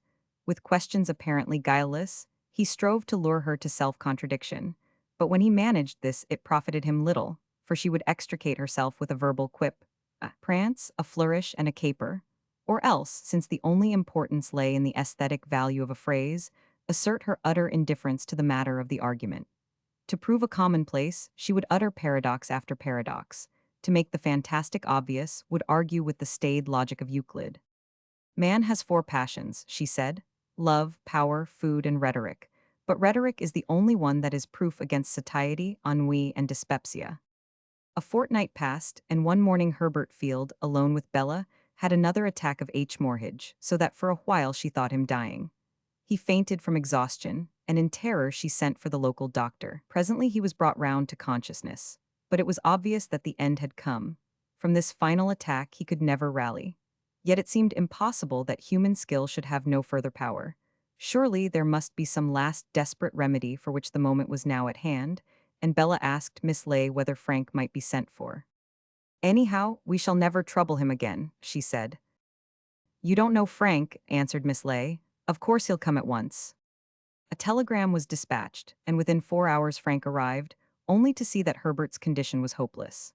He hovered between life and death, kept alive by constant stimulants, and they could do nothing but sit and wait.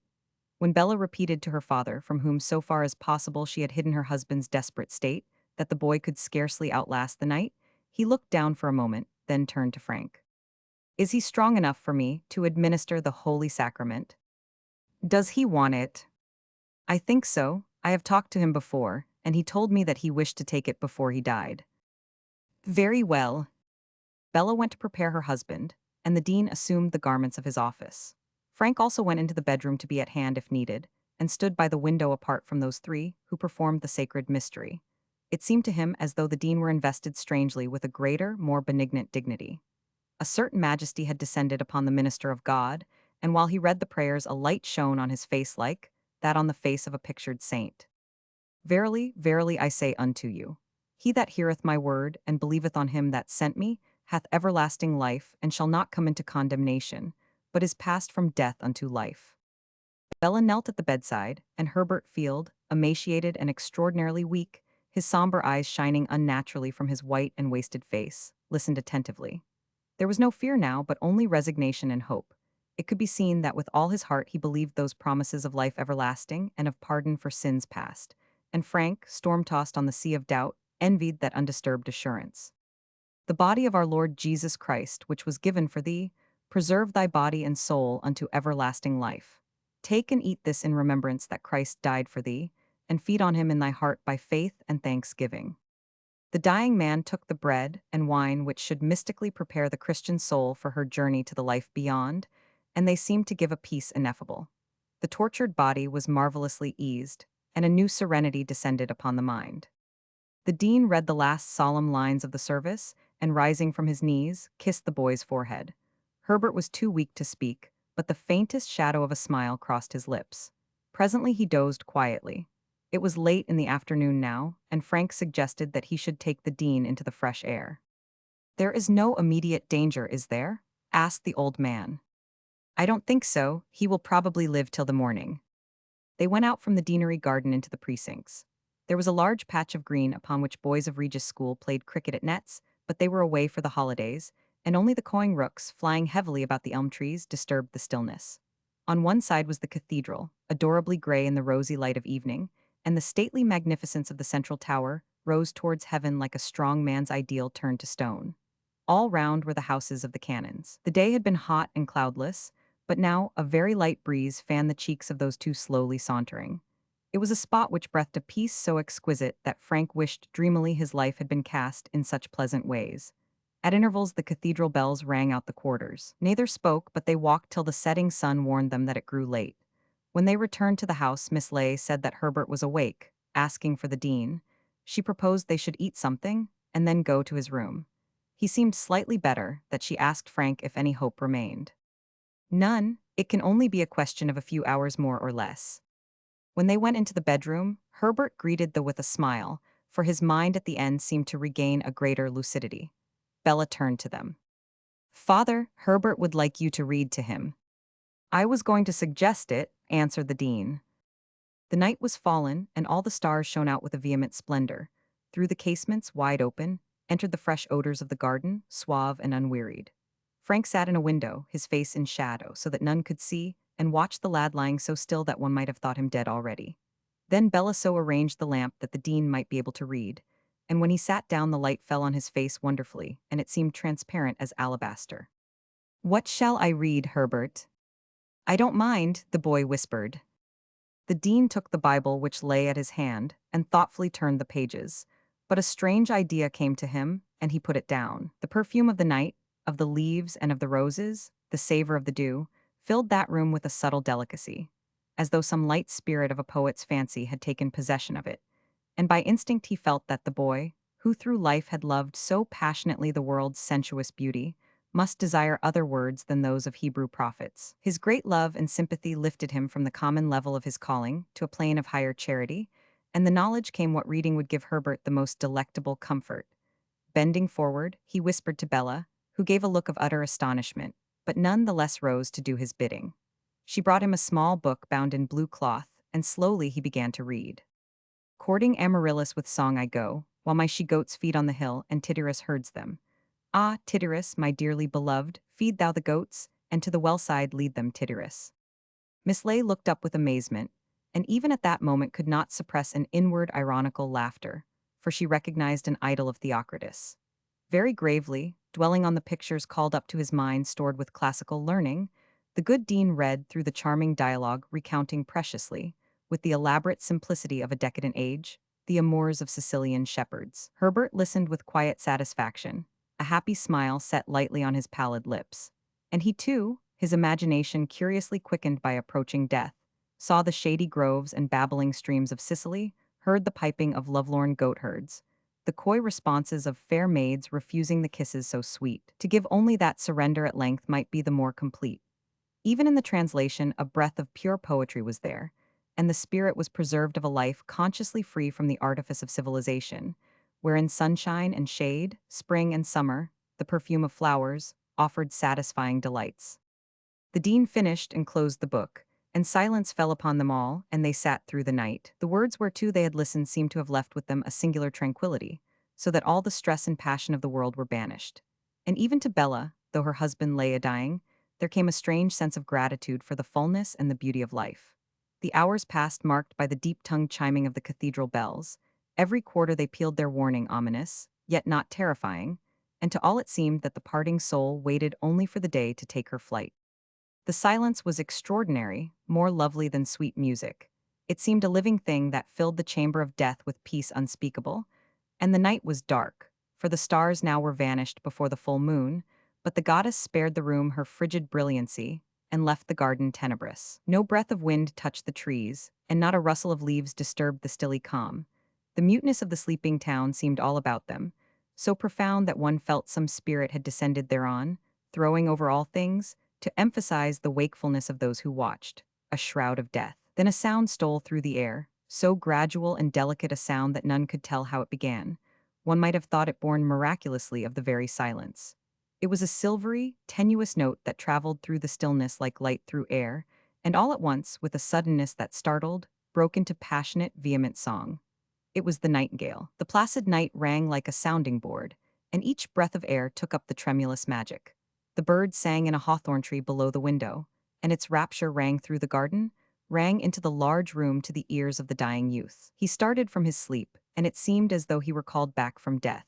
None stirred, all fascinated and imprisoned by that miracle of song. Passion and anguish and exultation, rising and falling in perpetual harmony, sometimes the beauty was hardly sufferable, as though was reached at length the heart's limit of endurance, so that one could have cried out with the sorrow of it. Music was poured upon the listening air, trembling and throbbing with pain, joyous, triumphant, and conscious of might. It hesitated like a lover who knows that his love is hopeless. It was like the voice of a dying child lamenting the loveliness it would never know. It was the mocking laughter of a courtesan for whose sake a man has died. It wept and prayed and gloried in the joy of living. It was all sweetness and tenderness, offering pardon for sins past, and charity and peace and the rest that ever endures. Exalted in the sweet sense of the earth, the multicolored flowers, the gentle airs, the dew, and the white beam of the moon. Inhuman, ecstatic, defiant, the nightingale warbled, drunk with the beauty that issued from his throat. To Herbert, curiously alert, all his senses gathered to one last effort of appreciation. It recalled the land which he had never seen. Hellas, Hellas with its olive gardens and its purling streams, its gray rocks all rosy in the setting sun, and its sacred groves, its blithe airs and its sonorous speech. Passed through his mind Philomel chanting for ever her distress, and Pan the happy shepherd, and the fauns and the flying nymphs. All the lovely things whereof he had read and dreamed appeared before him in one last passionate vision of a glory that was long since set. At that moment he was happy to die, for the world had given him much, and he had been spared the disillusion of old age. But to Frank the nightingale sang of other things, of the birth which follows ever on the heel of death, of life ever new and desirable, of the wonder of the teeming earth and the endless cycle of events. Men came and went, and the world turned on. The individual was not, but the race continued its blind journey toward the greater nothingness. The trees shed their leaves and the flowers drooped and withered, but the spring brought new buds. Hopes were dead before the desired came about. Love perished, the love that seemed immortal. One thing succeeded another restlessly, and the universe was ever fresh and wonderful. He, too, was thankful for his life. And then, suddenly, in the very midst of his song, when he seemed to gather his heart for a final burst of infinite melody, the nightingale ceased, and through all the garden passed a shudder, as though the trees and the flowers and the taciturn birds of the day were distraught because they awoke suddenly to common life. For an instant the night quivered still with the memory of those heavenly notes, and then, more profoundly, the silence returned. Herbert gave a low sob, and Bella went to him quickly. She bent down to hear what he said. "I'm so glad," he whispered, "I'm so glad." Again the cathedral bells rang out, and the watchers counted the deliberate striking of the hour. They sat in silence. And then the darkness was insensibly diminished, As yet there was no light, but they felt the dawn was at hand. A chilliness came into the room, the greater cold of the departing night, and the velvet obscurity took on a subtle hue of amethyst. A faint sound came from the bed, and the dean went over and listened. The end was very nearly come. He knelt down, and in a low voice began to repeat the prayers for the dying. Almighty God, with whom do live the spirits of great men made perfect, after they are delivered from their earthly prisons. We humbly commend the soul of this thy servant, our dear brother, into thy hands, most humbly beseeching thee that it may be precious in thy sight. Wash it, we pray thee, in the blood of that immaculate Lamb, that was slain to take away the sins of the world, that whatsoever defilements it may have contracted in the midst of this miserable world, through the lusts of the flesh or the wiles of Satan, being purged and done away, it may be presented pure and without spot before thee. Miss Ley stood up and touched Frank's arm. Come, she whispered, you and I can do no more good, let us leave them. He rose silently, and following her, they stole very gently from the room. I want to walk in the garden, she said, her voice trembling. But once in the open air, her nerves, taught till then by a great effort of will, gave way on a sudden, and the strong, collected woman burst into a flood of tears. Sinking on a bench, she hid her face and wept uncontrollably. Oh, it's too awful, she cried. It seems so horribly stupid that people should ever die. Frank looked at her gravely, and in a reflective fashion filled his pipe. I'm afraid you're rather upset. You'd better let me write you out a little prescription in the morning. Don't be a driveling idiot, she cried. What do you think I want with your foolish bromides? He did not answer but deliberately lit his pipe, and though Miss Ley knew it not, his words had the calming effect he foresaw.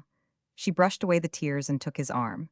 They walked up and down the lawn slowly, but Miss Ley, unused to give way to her emotions, was shaken still, and he felt her trembling. It's just at such times as these that you and I are so utterly helpless. When people's hearts are breaking for a word of consolation, when they're sick with fear because of the unknown, we can only shrug our shoulders and tell them that we know nothing.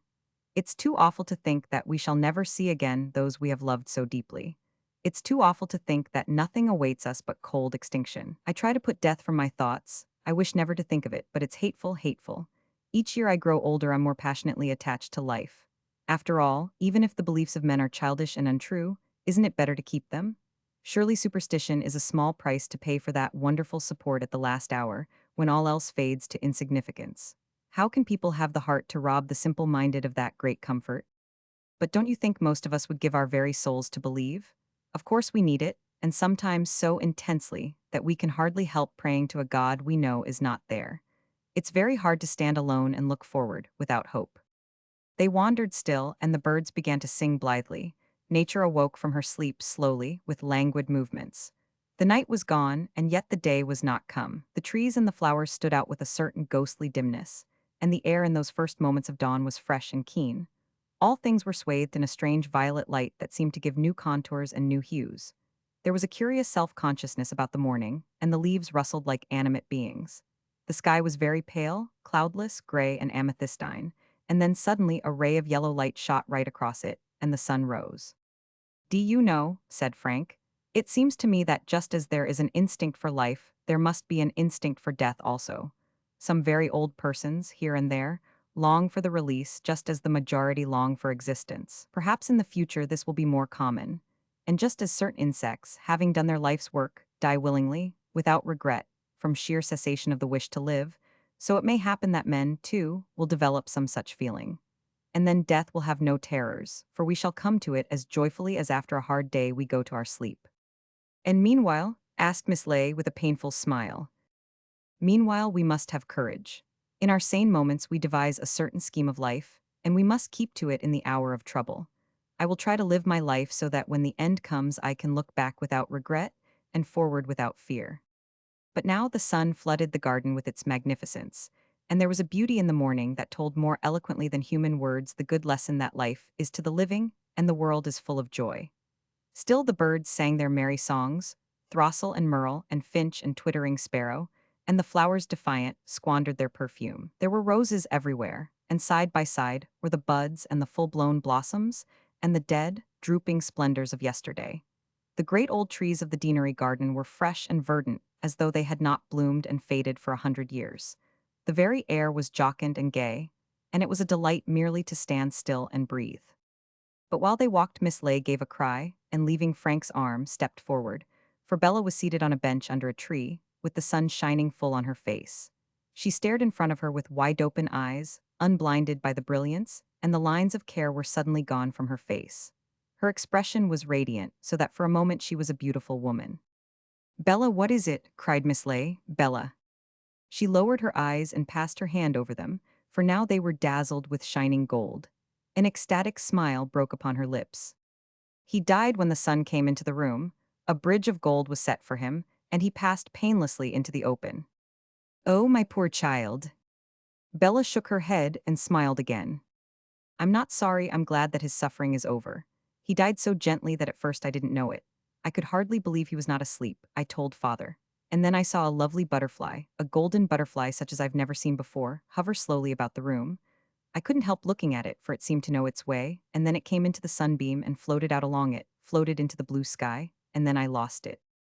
A week later, Miss Ley was in London, where she meant to stay through August, partly because it bored her to decide where to spend that holiday season, partly because Mrs. Barlow Bassett had been forced to go to a private hospital for an operation, but still more because Frank's presence gave her the certainty that she would have someone to talk to whenever she liked. That month vastly amused her, for London gained then somewhat the air of a foreign capital, and since few of her acquaintance remained, she felt free to do whatever she chose without risk of being thought willfully eccentric. Miss Ley dined with Frank in shabby little restaurants in Soho, where neither the linen nor the frequenters were of a spotless character. But it entertained her much to watch bearded Frenchmen languishing away from their native land, and to overhear the voluble confidences of ladies whose position in society was scarcely acknowledged. They went together to music halls over the river or drove on the tops of buses, and discussed interminably the weather and eternity, the meaning of life, the foibles of their friends, Shakespeare, and the Bilharzia H. Matobai. Miss Ley had left Bella and the Dean at Tercanbury. The widow never for a moment lost her grave serenity. She attended the burying of her husband with dry eyes, absently as though it were a formal ceremony that had no particular meaning to her. And the Dean, who could not understand her point of view, was dismayed, for he was broken down with grief, and it was his daughter who sought to console him. She repeated that Herbert was there among them now, and the furniture of the house, the roses of the garden, the blue of the sky, gained a curious significance, since he seemed to be in all things partaking of their comfortable beauty and adding to theirs a more subtle loveliness. Soon Miss Ley received from her friend a letter, enclosing one from Herbert, scribbled in pencil but a few days before his death. She said, "This is apparently for you, and though it is the last thing he ever wrote, I feel that you should have it. It seems to refer to a conversation that you had with him, and I am glad to have found it. My father keeps well, and I also. Sometimes I can scarcely realize that Herbert is dead, he seems so near Tome. I thought I could not live without him, but I am singularly content, and I know that soon we shall be united, and then forever." The letter was as follows. "Dear Miss Ley, you wanted to ask me a question the other day, and were afraid, in case you pain me, but I guessed it and would have answered very willingly. Did you not wish to know whether, notwithstanding poverty and illness and frustrated hopes and the prospect of death, I was glad to have lived?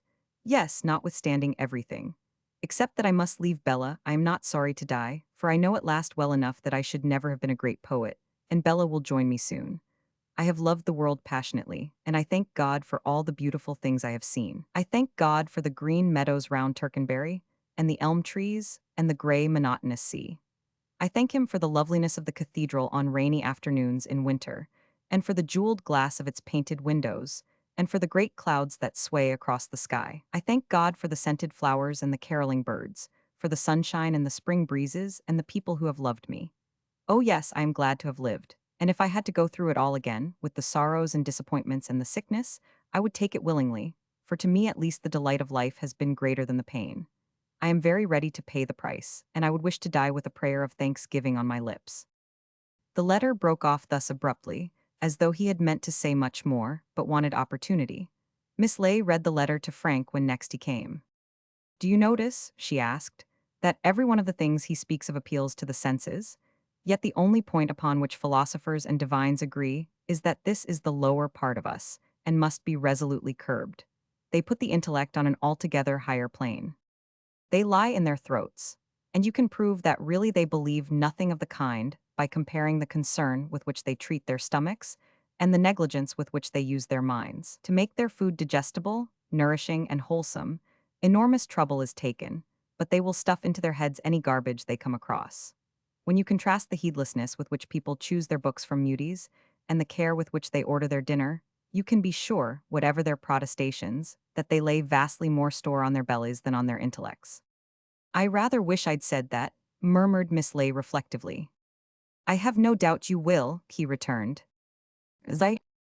Mrs. Barlow Bassett, who cultivated the fashion with the assiduity of a woman not too well assured of her position in society, was preparing to spend August in Hamburg, when a sudden illness prostrated her, and it was found that an immediate operation was needful. She went into a private hospital with the presentiment that she would never recover, and her chief sorrow was that she must leave Reggie, so ill-prepared for the mundane struggle, to go his way alone just when a mother's loving care was most needed for his guidance.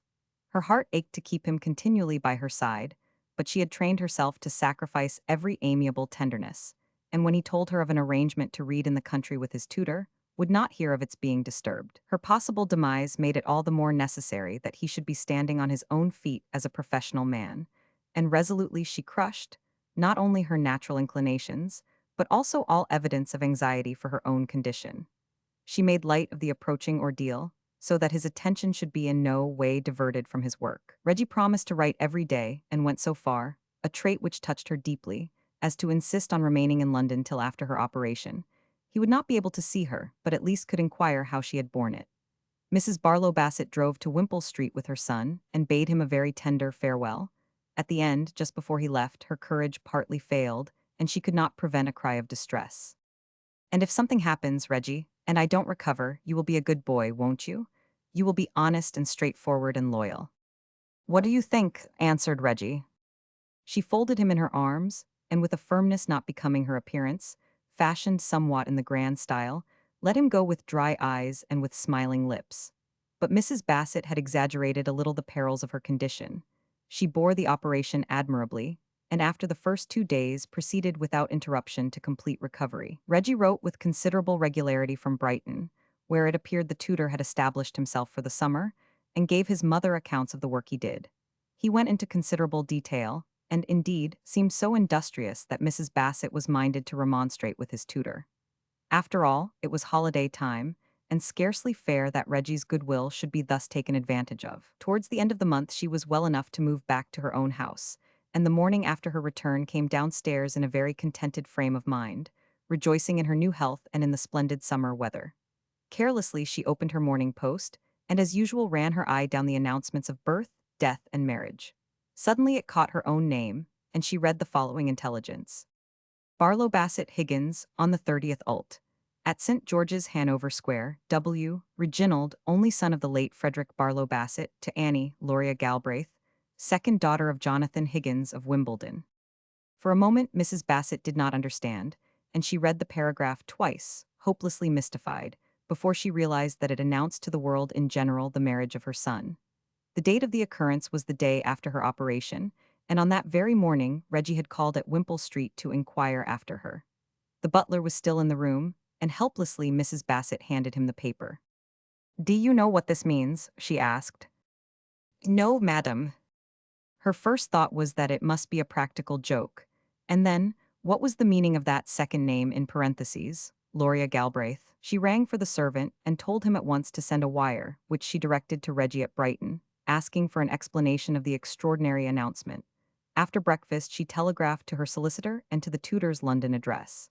The tutor's reply came first, to the effect that he had not seen Reggie since July, and in answer to her second question, he added that himself had been in London all the summer. At length Mrs. Bassett began to understand that something awful had happened. She went into Reggie's room, and coming upon a locked drawer, had it broken open. She found in it a writing case, and with horror and indignation turned out a motley collection of bills, pawn tickets, and letters. She examined them all carefully, and first discovered that accounts for which she had given money were unpaid, and that others, enormous to her economical view, existed of which she knew nothing. Then from the pawn tickets she learned that Reggie had pledged his father's watch, all his own trinkets, a dressing case she had given him, and numberless other things. For an instant she hesitated at the letters, but only for an instant.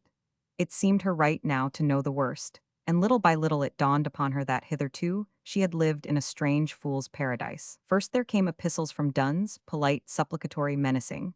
Then a couple of writs, smacking inexperienced eye of prison bars and unimagined penalties.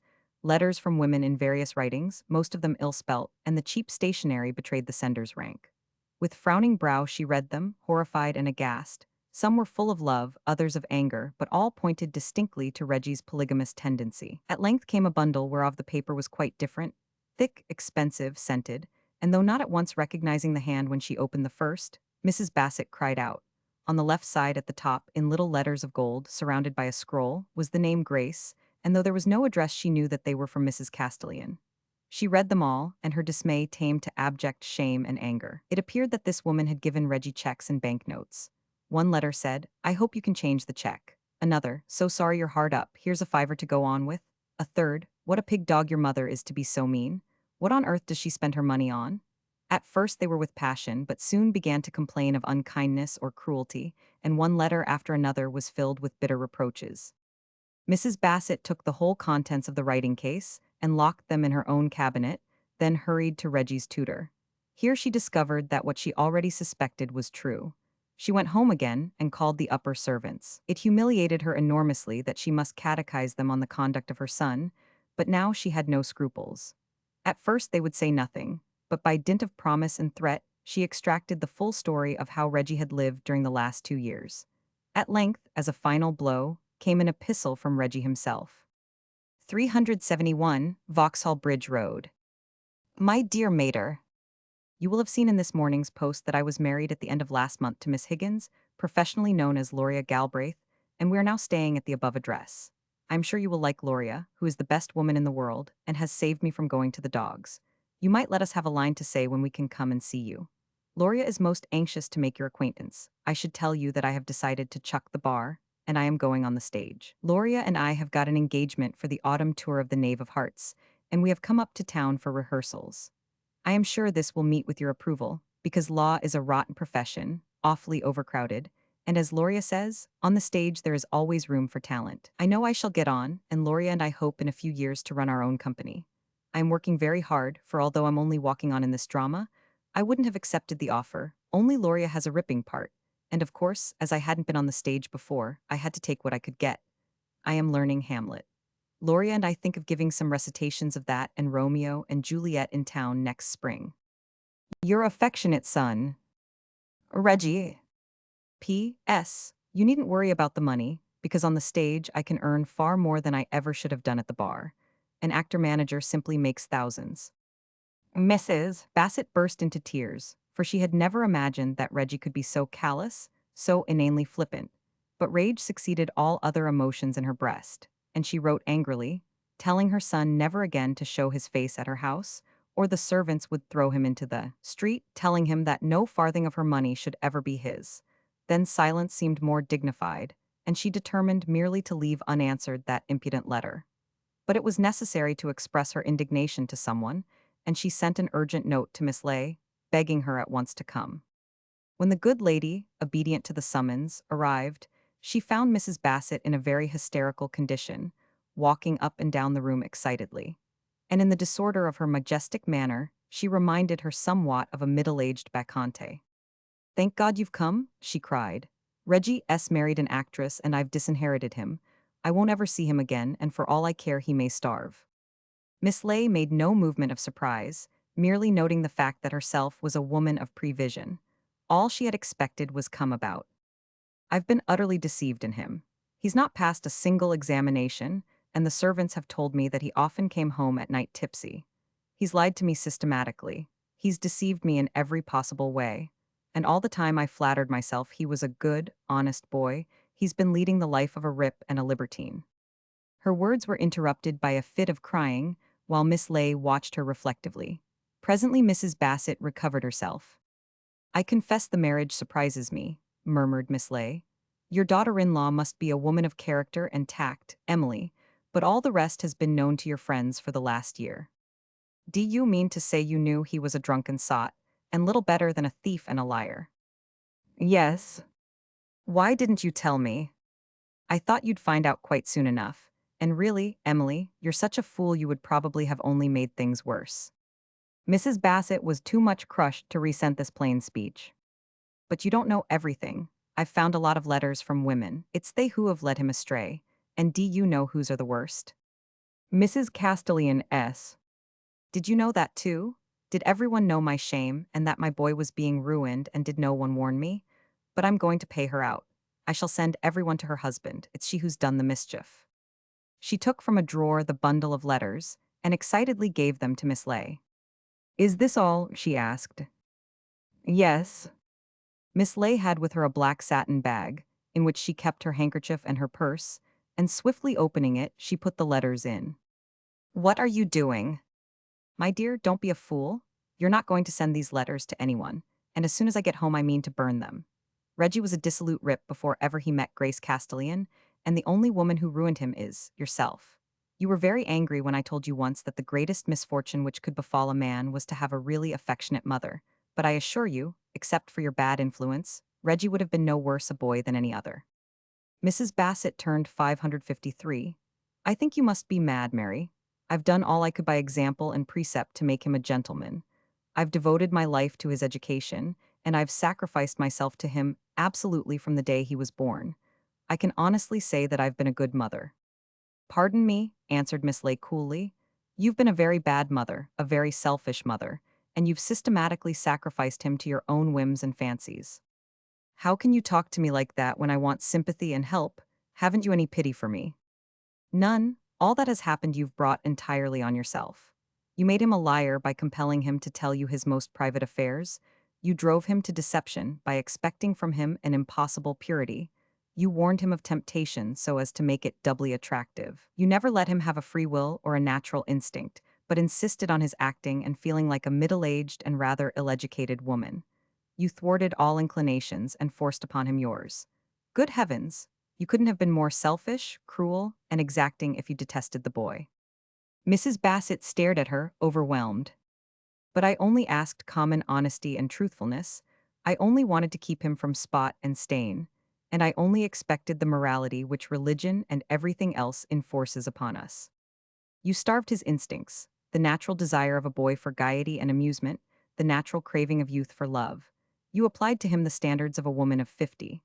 A wise mother lets her son go his own way and shuts her eyes to youthful peccadillos, but you made all these peccadillos into deadly sins. After all, moralists talk a deal of nonsense about the frailty of mankind. When you come to close quarters with vice, it's not really so desperately wicked as all that. A man may be a very good fellow though he does sit up late and occasionally drink more than is discreet, gamble a little and philander with ladies of doubtful fame.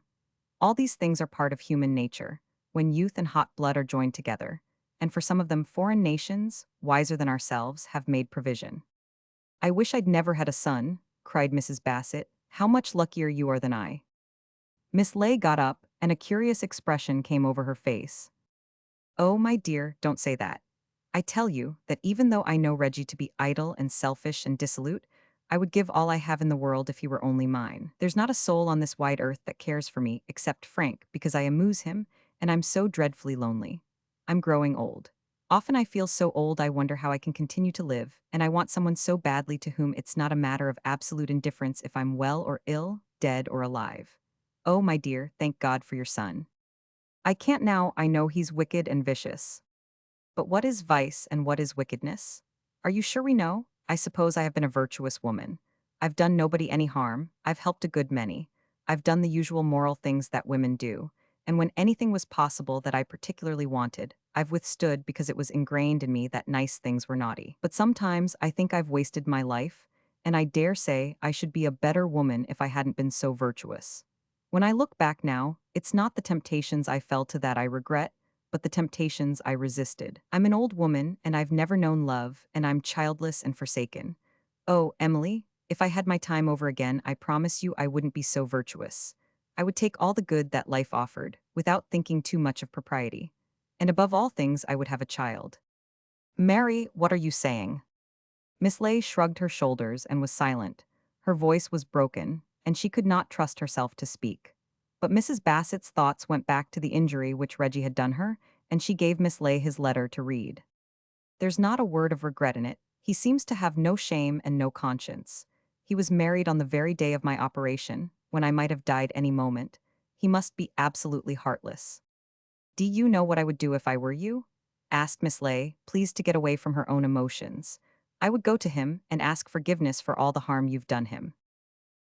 Mary, you must be mad. What need have I for forgiveness?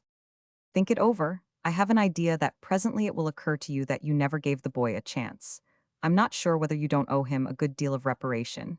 Anyhow, you can't undo the marriage, and it's just possible it may be the saving of him. You're not going to ask me to receive an actress as my daughter-in-law. Fiddle-diddy, she'll make your son a much better wife than a duchess. When Mrs. Barlow Bassett showed her friend Reggie's letter, Miss Lay carefully noted the address, and next day, in the afternoon, proceeded to call upon the new married couple. They lived in a somewhat shabby lodging house in the Vauxhall Bridge Road, that long, sordid street, and Miss Lay was shown into an attic which served as sitting room. It was barely fitted with tawdry furniture, much the worse for wear, but to give a home-like air photographs were pinned on the wall, each with a sprawling flourish for a signature, of persons connected with the stage but unknown to fame. When Miss Lay entered, Reggie, dressed in a suit of somewhat pronounced pattern, with a Homburg tweed hat on his head, was reading the Era, while his wife stood in front of the glass doing her hair. Notwithstanding the late hour, she still wore a dressing gown of red satin, covered with inexpensive lace, which was certainly neither very new nor very clean. Miss Lay's appearance caused some embarrassment, and it was not without awkwardness that Reggie made the necessary introduction. "Excuse me being in such a state," said Mrs. Reggie, gathering up her hairpins, "but I was just going to dress." She was a little woman, plainly older than her husband, and to Miss Lay's astonishment, by no means pretty. Her eyes were handsome, used with full knowledge of their power, and her black hair very fine, but chiefly noticeable was a singular determination of manner, a shrewishness about the mouth, which suggested that if she did not get her own way someone would suffer. She looked rather suspiciously at Miss Lay, but treated her with sufficient cordiality to indicate a readiness to be friendly if the visitor did not prove hostile. "I only heard you were married yesterday," Miss Lay hastened to say as affably as possible, "and I was anxious to make your wife's acquaintance, Reggie." "You've not come from the mater?" he asked. "No." "I suppose she's in a hell of a wax." "Reggie, don't swear, I don't like it," said his wife. Miss Lay shrugged her shoulders and smiled vaguely. Since she was not offered a chair, she looked round for the most comfortable and sat down. Mrs. Reggie glanced uncertainly from her husband to Miss Lay, and then at her own disarranged dress, hesitating whether to leave the pair alone or to sacrifice her appearance. "I am untidy," she said. "Good heavens, it's so refreshing to find someone who doesn't dress till late in the day. When I take off my dressing gown, I put on invariably a sense of responsibility. Do sit down and tell me all about your plans." Miss Lay had the art of putting people at their ease, and the bride succumbed at once to the elder woman's quiet but authoritative way. She glanced at her husband. "Reggie, take off your hat," she said peremptorily. "Oh, I'm sorry, I forgot." When he removed this headgear, Miss Lay noticed that his hair was very long, worn with a dramatic flamboyance. His speech was deliberate, with a certain declamatory enunciation which vastly amused his old friend. His nails were none too clean, and his boots needed polish. "What does the mater think of my going on the stage?" he asked, passing his hand with a fine gesture through his raven locks. "It's the best thing I could do, isn't it, Loria? I feel that I've found my vocation. Nature intended me for an actor. It's the only thing I'm fit for, an artistic career. Tell my mother that I will sacrifice everything to my art. I hope you'll come and see me play." "It will give me great pleasure." "Not in this piece. I only walk on, don't you know? But in the spring Loria and I are going to give a series of recitations." He rose to his feet, and standing in front of the fireplace, stretched out one dramatic hand. "To be or not to be, that is the question. Whether 'tis nobler in the mind to suffer the slings and arrows of outrageous fortune, or to take arms against a sea of troubles, and by opposing end them." He bellowed the words at the top of his voice, uttering each syllable with profound and dramatic emphasis. "By Jove," he said, "what a part, they don't write parts like that now. An actor has no chance in a modern play where there's not a speech more than 2 lines long." Miss Lay looked at him with astonishment, for it had never occurred to her that such a development could possibly be his. Then, glancing quickly at Loria, She fancied that a slight ironical smile trembled on her lips. "I tell you," said Reggie, beating his chest, "I feel that I shall be a great actor. If I can only get my chance, I shall just stagger creation. I must go and see Basil Kent and ask him to write a play for us, Loria." "And are you going to stagger creation too?" asked Miss Ley, blandly turning to Mrs. Reggie. The young woman restrained her merriment no longer, but burst into such a hearty peal of laughter that Miss Ley began to like her. "Will you stay to tea, Miss Ley?" "Certainly, that is why I came." "That's fine, I'll make you some tea in less than no time. Reggie, take the can and go out and get half a pint of milk." "Yes, my dear," he replied obediently, putting on his tweed hat with a rakish swagger, and taking from a table littered with papers, articles of apparel, and domestic utensils a small milk can. "How much money have you got in your pocket?" He pulled out some coppers and 1 silver coin. 1 and 7 pence halfpenny. "Then you'll have 1 and 6 pence halfpenny when you come home. You can buy a packet of straighters for 3 pence, and mind you, ray back in 10 minutes." "Yes, dear." He walked out meekly and closed the door behind him. Mrs. Reggie went to the door and looked out. "His mother brought him up very badly," she explained, "and he's not above listening at keyholes." Miss Ley, shaking with inward laughter, had listened to the scene with amazement. Loria continued her apologetic explanations. "You know, I have to keep a sharp eye on his money because he's rather inclined to tipple. I've got him out of it, but I'm always afraid he'll drop into a pub if I don't look out. His mother must be about the biggest fool you've met, isn't she?" Mrs. Reggie glanced at a box of cigarettes, and the other, noticing the yellow on her forefinger, concluded she was an eager smoker. It was easy to put her in comfort. "Would you give me a cigarette?" "Oh, do you smoke?" cried Loria with a bright look of pleasure. "I was simply dying for a fag, but I didn't want to shock you." They lit up, and Miss Ley drew towards her another chair. "Do you mind if I put my feet up? I always think that only quadrupeds should keep their longer extremities constantly dangling." With a faint smile, she essayed to make smoke rings. "You're all right," said Loria with a little nod. "I'm glad you came. I wanted to have a talk with someone who knew Reggie's mother. I suppose she's in a fury. I wanted him to tell her beforehand, but he didn't dare. Besides, he never does a thing straightforwardly if he can do it crooked. And as for lying, well, he's worse than a woman. You can tell his mother it'll take me all my time to make a gentleman of her son." Miss Ley smiled dryly. "I have seldom seen a newly married woman so keenly alive to the defects of her husband's character." "Reggie's not a bad boy, really," answered his wife, shrugging her shoulders, "but he wants licking into shape." "I wonder why you married him?" asked the other reflectively, knocking off the ash of her cigarette. Loria looked at her sharply, hesitating, then made up her mind to speak openly. "You seem a good sort and a woman of the world, and after all, I'm married and you'll just have to make the best of me. Reggie's good-looking, isn't he?" She glanced at a photograph which stood on the chimney-piece. "And I like him. You know, I've been on the stage 8 years. I went on when I was 16. How much does that make me?" 27, I should say," answered Miss Ley with deliberation. Loria smiled good-naturedly. "Nasty people say I'm 28, but anyhow, I'm sick to death of the stage, and I want to get off it." "I thought you were going to play Juliet to Reggie's Romeo." "Yes, I can see myself. For one thing, I'm quite sure Reggie can't act for nuts, and when they start, they all want to play Hamlet. Why, I never knew a super who carried a banner in a panto who didn't think that if he got his opportunity, he'd be another Irving. Oh, I've heard it so often. Every girl I know has come to me and said, 'Loria, I feel I've got it in me, and I only want a chance.' I'm sick of the whole thing. I don't want to go traipsing about the provinces, working like a nigger all the week, and traveling on Sundays, living in dingy apartments, and all the rest of it. I just let Reggie gas away, and it keeps him out of mischief to learn plays. I thought it would take his mother 3 months to come round, and by that time he'll be sick of it. I like Reggie, and when I've had him in hand for a few months, I shall make a decent boy of him. But I don't pretend for a moment I'd have married him if I hadn't known that his mother had money." "You're a wise woman. In the first place, I can't think how you got him to marry at all. I never thought he'd do it." "My dear Miss Ley, I thought you were a woman of the world. Don't you know that if a girl of my age makes up her mind to marry a man, he must be awfully cute to save himself?" "I confess I had often suspected it," smiled Miss Ley. "Of course, you have to choose your man. I saw Reggie was gone on me, and I led him a dance. You know, we've got a reputation for being wrong uns on the stage, but that's all rot. We're no worse than anyone else, only we've got more temptation. And when anything happens, the papers take it up just because we're professional. But I've known how to take care of myself, and I just let Reggie understand that I wasn't going to be made a fool of.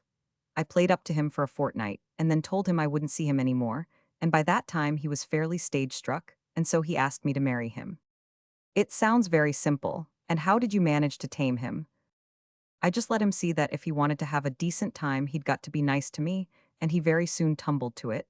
You wouldn't think it, but I've got a nasty temper when I'm roused. He looks up to me like anything, and he knows I don't mean to stand any nonsense. Oh, he'll be all right in 6 months. And what do you want me to tell his mother? Just tell her not to interfere. We're all right with regard to money, and when she calms down, she can make us an allowance. 600 a year will do, and we'll take a house at Bournemouth. I don't want to live in London till I'm sure of Reggie. Very well, answered Miss Lay. I'll say that, and I'll say besides that she ought to thank her stars Reggie has found a decent woman. I have no doubt in a little while you'll make him into quite a respectable member of society. Here he comes with the milk. Reggie entered, and together they began to make tea. When Miss Lay departed, Loria sent him downstairs to show her out. Ain't she a ripper? He exclaimed. And I tell you what, Miss Lay, she's a real good sort. Tell the mater that she's not beneath me at all. Beneath you? My dear boy, she's worth 6 of you. And I dare say under her charge you'll turn into a very passable imitation of a gentleman after all. Reggie looked at her with tragic countenance, flung back his head, and pressed both hands to his manly bosom. Oh, what a rogue and peasant slave am I, he cried. For goodness sake, hold your tongue, she interrupted quickly. She gave him her hand, and while pressing it, he leaned forward confidentially and exclaimed, I'll have grounds. More relative than this, the play's the thing. Wherein I'll catch the conscience of the king. Roman 12. Meanwhile, things with Basil and Jenny had gone from bad to worse. There had been no power in their reconciliation to pacify the fates, and presently another violent quarrel proved that under no circumstances could they live without discord. Basil, training his tongue to silence whatever the provocation, maintained over himself the most careful restraint. But it was very irksome, and in his breast there arose gradually a blind and angry hatred for Jenny, because she made him suffer such unspeakable torture. They had so fallen out of sympathy that he never realized how ardent her love for him still was, and that she tormented him only on this account. So passed the summer, for Basil, crippled with debts, felt bound to remain in chambers through the vacation on the chance of picking up a stray brief which no one else was on hand to take. A profound depression settled upon him, and he brooded hopelessly over the future. What had it to offer but a continuance of this unceasing pain? He looked into the years dragging out their weary length, and it seemed to him impossible to live under such conditions. Only his passion for Hilda Murray supported him, for therein he seemed to find strength to face the world, and at the same time resignation. He had learnt to ask for little from the gods, and was content to love without hope of reward. He was immensely grateful for her friendship, and felt that she understood and sympathized with his distress. Mrs. Murray spent the summer abroad, but wrote often, and her letters made him happy for days. In his solitary walks, he analyzed his feelings endlessly, telling himself that they were very pure, and just because he thought of her so much it seemed to him that he grew better and simpler. In October she returned, and 2 days later Basil called upon her, but was grievously disappointed to find Mr. Farley already on the scene. Basil detested the Vicar of All Souls, detecting in him a rival who lay under no such disadvantage as himself. Mr. Farley was still a handsome man, with the air and presence of a person of importance. His conversation smacked of the diner-out who could discuss urbanely all the topics used at the tables of the cultured. He was diverting and easy, knowing well the discreet thing to say, and about his manner towards Mrs. Murray was a subtle but significant flattery. Basil was hugely annoyed by the familiarity with which he used the woman whom himself could only treat quite formally. They appeared to have little understandings, which made him furiously jealous. Hilda had busied herself in certain charitable concerns of the Vicar of All Souls, and with much laughter they discussed the various amusing things to which these had given rise. Basil went home sullen and resentful, thinking through the whole evening of Hilda, whom he had left with Mr. Farley, and when he went to bed gained no repose. He heard the hours strike one after the other, and turned from side to side restlessly, striving to get a little sleep. His love now was uncontrollable, and he was mad with grief and pain. He tried not to think of Hilda, But each subject he forced upon his brain gave way to her image, and in hopeless woe he asked himself how he could bear with life. He tried to reason, saying that this height of passion could only be temporary, and in a very few months he would look upon the present madness with scorn. He tried to soothe his aching heart by turning his emotion to literary uses, and set himself to describe his agony in words, as though he were going to write it in a novel. But nothing served. When the clock struck 5, he was thankful that only 3 hours remained before he could reasonably get up. He thought to read, but had not the heart to do anything which should disturb the bittersweet of his contemplation. Next morning at breakfast, Jenny noticed that his eyes were heavy with want of rest, his mouth drawn and haggard, and with jealous intuition guessed the cause. She sought to make him angry, and the opportunity coming made some spiteful remark, but he was listless. He looked up wearily, too exhausted to reply. They ate breakfast in silence, and then with heavy heart he set out for his daily work. So things continued through the autumn, and with November the winter set in cold, dark, and wet. Coming home in the evenings, Basil's heart sank when he entered the street in which was his house. He felt sick with the sordid regularity of all those little dwellings exactly like one another. Miss Ley, perhaps ironically, had once remarked that life in a suburb must be quite idyllic, and Basil laughed savagely when he thought that only the milk cart and the barrel organ disturbed the romantic seclusion. He loathed his neighbors, with whom he knew Jenny discussed him, and shuddered with horror at their narrow lives, from which was excluded firmly all that made existence comely and urbane. It was inevitable that quarrels should occur between the pair, notwithstanding Basil's determination to avoid friction, and of late these on both sides were grown more bitter. On a certain occasion, taking up his letters, noticed that one had already been opened, and then somewhat clumsily fastened down. He glanced at Jenny, who was watching him, but she quickly dropped her eyes. Her suspicions had been aroused evidently because of the pink paper.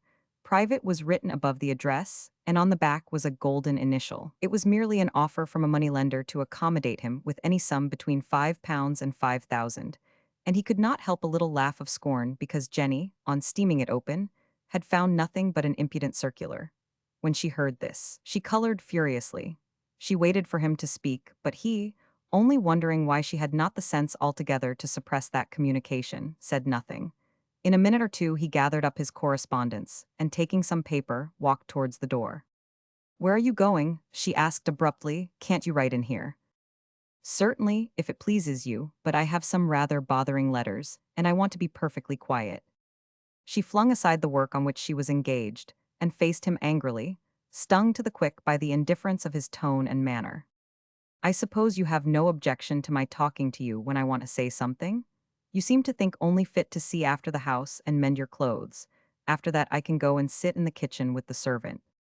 Do you think it's worth while making a scene? We seem to have said all this before so many times." "I want to have it out.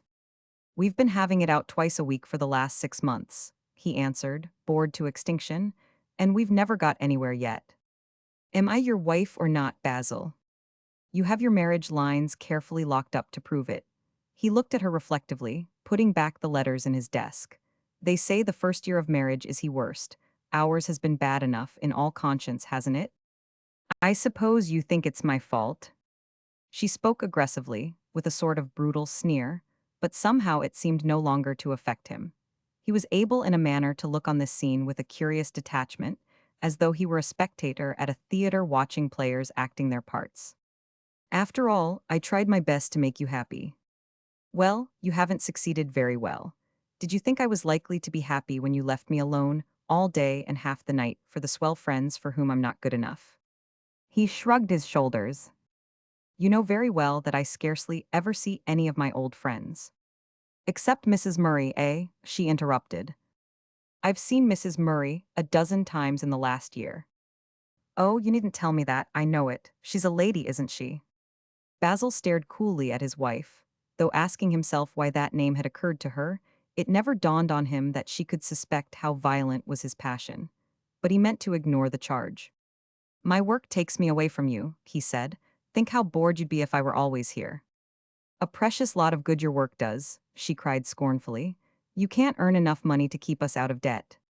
"We are in debt, but we share that very respectable condition with half the nobility and gentry in the kingdom. All the neighbors know that we've got bills with the tradesmen." Basil flushed and tightened his lips. "I'm sorry that you shouldn't have made so good a bargain as you expected when you married me. he replied acidly. I wonder what you do succeed in. Your book was very successful, wasn't it? You thought you were going to set the Thames on fire, and it fell flat, flat, flat. That is a fate which has befallen better books than mine, he answered with a laugh. It deserved it. I didn't expect you to appreciate it. Unfortunately, it's not given to all of us to write about wicked earls and beautiful duchesses. The papers praised it, didn't they? The unanimity of their blame was the only thing that consoled me. I often wonder if the reviewer who abuses you realizes what pleasure he causes to the wife of your bosom. It was Basil's apparent indifference to her taunts, his disdain and bitter sarcasm, that made Jenny lose all restraint. Often she could not see the point of his replies, but vaguely felt that he laughed at her, and then her passionate wrath knew no limits. Oh, I've learnt to know you so well since the baby died, she said, clenching her hands. You've got no cause to set yourself up on a pedestal. I know what you are now. I was such a fool as to think you a hero. You're merely a failure.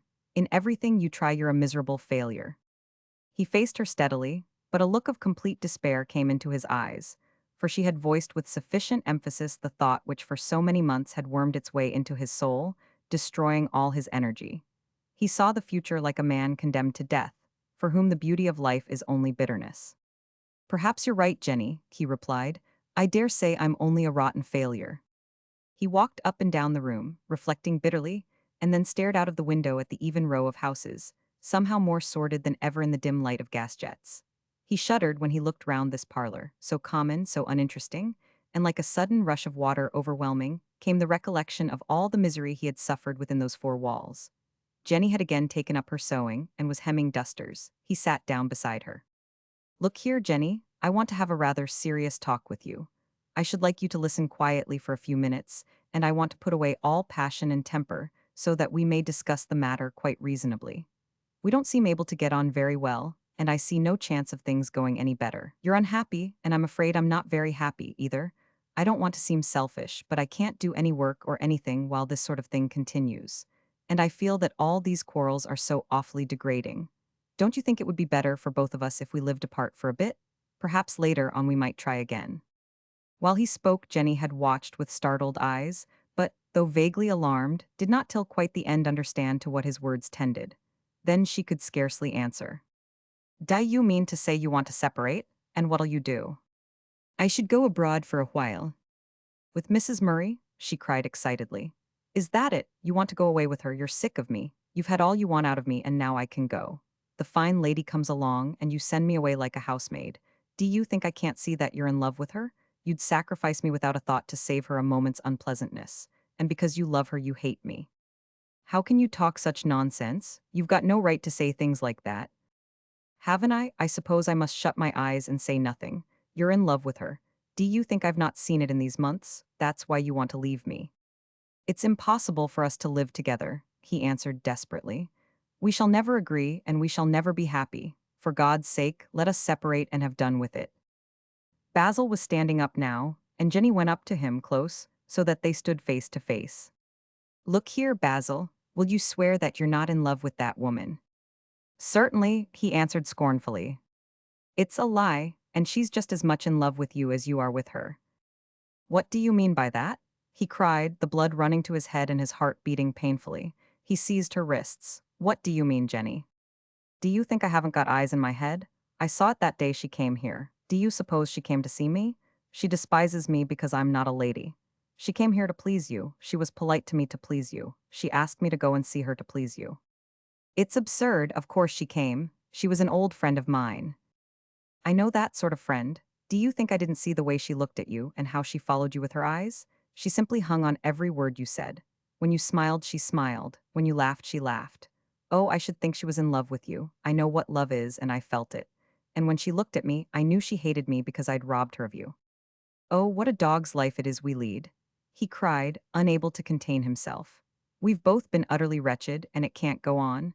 I do my best to hold myself in, but sometimes I feel it's impossible.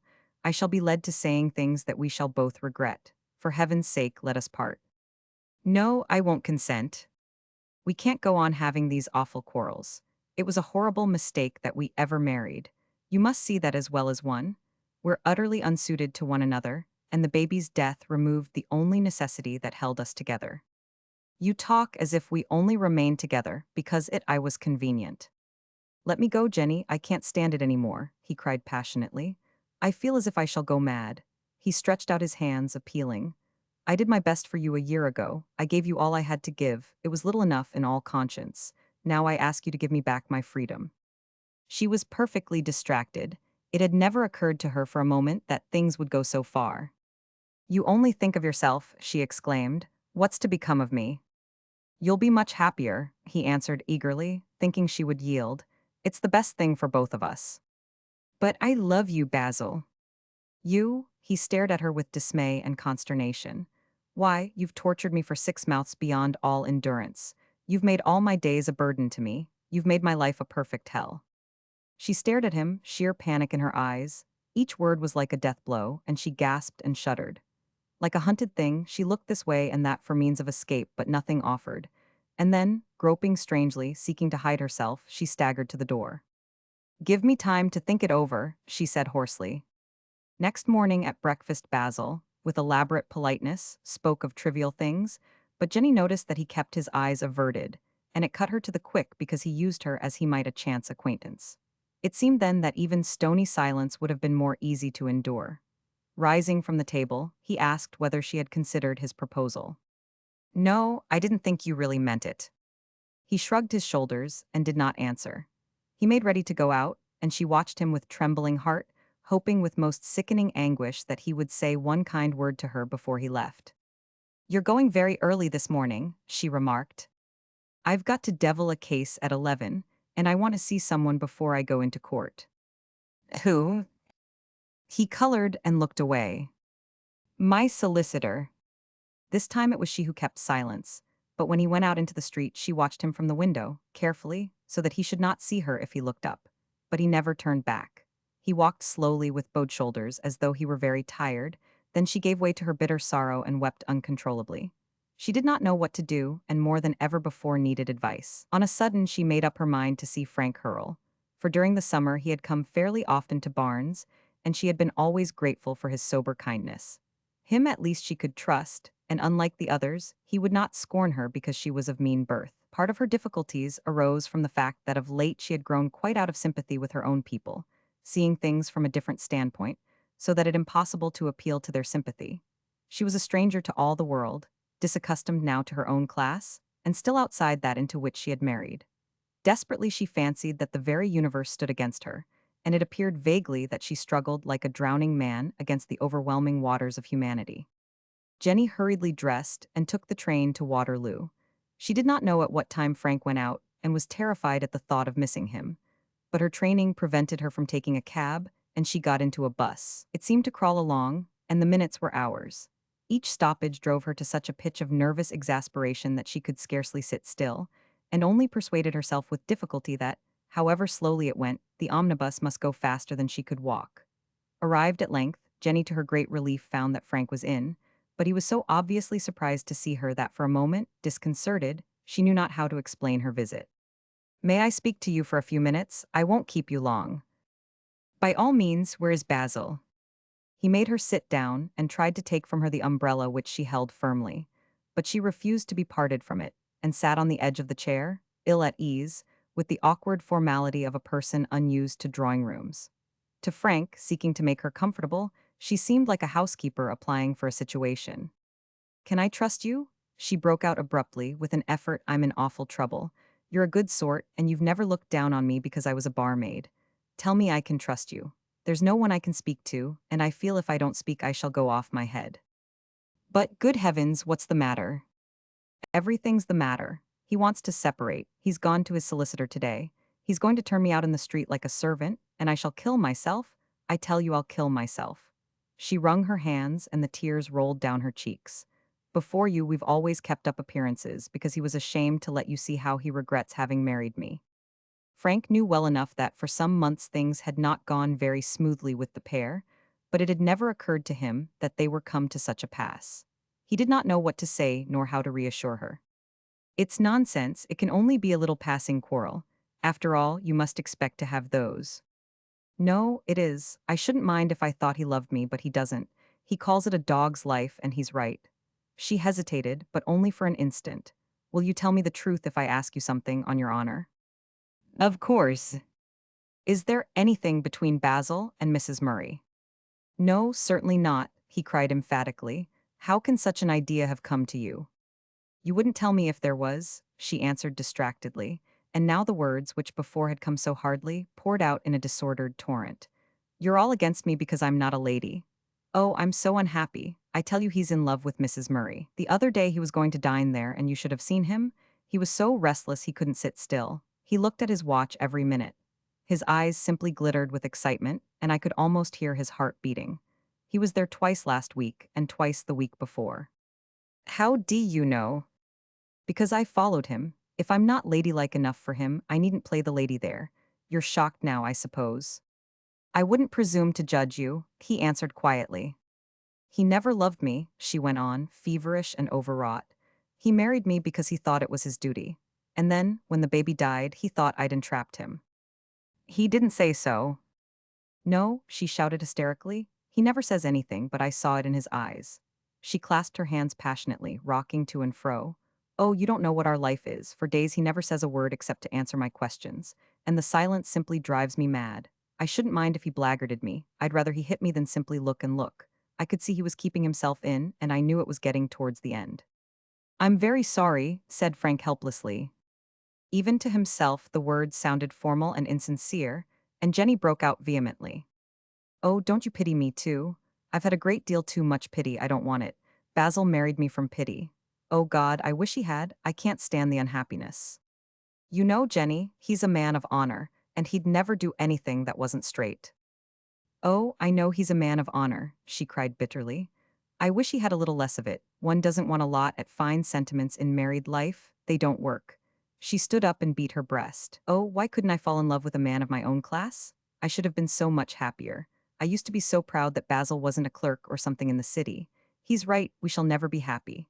It isn't a matter of yesterday, or today, or tomorrow. I can't alter myself. He knew I wasn't a lady when he married me. My father had to bring up 5 children on 210 a week. You can't expect a man to send his daughters to a boarding school at Brighton on that, and have them finished in Paris. He doesn't say a word when I do something, or say something a lady wouldn't, but he purses up his lips and looks. Then I get so mad I do things just to aggravate him. Sometimes I try to be vulgar. One learns a good deal in a bar in the city, and I know so well the things that'll make Basil curl up. I want to get a bit of revenge out of him sometimes, and I know exactly where he's raw and where I can hurt him. You should see the way he looks when I don't eat properly, or call a man a Johnny. It opens up endless possibilities of domestic unhappiness, answered Frank dryly. Oh, I know it isn't fair to him, but I lose my head. I can't always be refined. Sometimes I can't help breaking out. I feel I must let myself go. Her cheeks were flaming, and she breathed rapidly. Never before had she disclosed her heart so completely to anyone, and Frank, watching her keenly, could not understand this curious mingling of love and hate. Why don't you separate then? He asked. Because I love him. Her voice, hard and metallic before, grew suddenly so tender that the change was extraordinary. The bitterness went out of her face. Oh, you don't know how I love him. I'd do anything to make him happy. I'd give my life if he wanted it. Oh, I can't say it, but when I think of him, my heart burns so that sometimes I can hardly breathe. I can never show him that he's all in the world to me. I try to make him love me, and I only make him hate me. What can I do to show him? Ah, if he only knew, I'm sure he'd not regret that he married me. I feel as if my heart was full of music, and yet something prevents me from ever bringing it out. For a while they sat in silence. What is it you wish me to do? Asked Frank at last. I want you to tell him I love him. I can't, I always make a mess of it. Tell him he's all in the world to me, and I will try to be a good wife to him. Ask him not to leave me, and say that I mean everything for the best. She paused and dried her eyes. And couldn't you go to Mrs. Murray and tell her? Ask her to have mercy on me. Perhaps she doesn't know what she's doing. Ask her not to take him away from me. She seized his hands in appeal, and he had no power to resist. I'll do my best, don't be too downhearted. I'm sure it'll all come right and you'll be very happy again. She tried to smile through her tears and to thank him, but her voice refused to help her, and she could only press his hands. With a sudden impulse, she bent down and kissed them. Then quickly, leaving him strangely moved, went out. Roman 13. Jenny had not given Frank a very easy task. and when she was gone he cursed her irritably, her father, mother, husband, and all her stock. He knew Mrs. Murray fairly well, had treated her in illness, and also gone somewhat frequently to the house in Charles Street. But, for all that it was awkward to attack her on a subject of so personal a nature, and he was aware that he lay himself open to an unpleasant rebuke. He shrugged his shoulders, making up his mind to call on her that afternoon and say his say. "She can snub me till she's blue in the face," he muttered. Ignorant of what was in store, Hilda Murray, coming in from luncheon, went into her drawing room, and since the day was wet and dismal, ordered the curtains to be drawn, the lights to be turned on. She relished enormously the warm and comfortable coziness of that room, furnished pleasantly, with a good deal of taste, if without marked originality. There were dozens of such apartments in Mayfair, with the same roomy, chintz-covered chairs, Chippendale tables, and marquetry cabinets with the same pictures on the walls. Wealth was there without ostentation, art without eccentricity. And Mr. Farley, the vicar of All Souls, who came early, recognized with sleek content that a woman who dwelt in such a room must possess a due sense of the proprieties and a gratifying belief in the importance of the London clergy. Meeting her for the first time a year before in Old Queen Street, the amiable parson had quickly grown intimate with Hilda. The robust common sense of Protestantism has made it lawful for the clerical bosom to be affected in due measure by the charms of fair women, and the vicar of All Souls had ever looked upon a good marriage as the culmination of his parochial activities. Hilda was handsome, rich, and sufficiently well born to be the equal of a minister of Christ who stayed with duchesses for 3 days at a time, nor could he think she was quite indifferent to his attentions. Mr. Farley determined to abandon the imperfect state of single blessedness, falling like a ripe apple at the feet of this comely and opulent widow.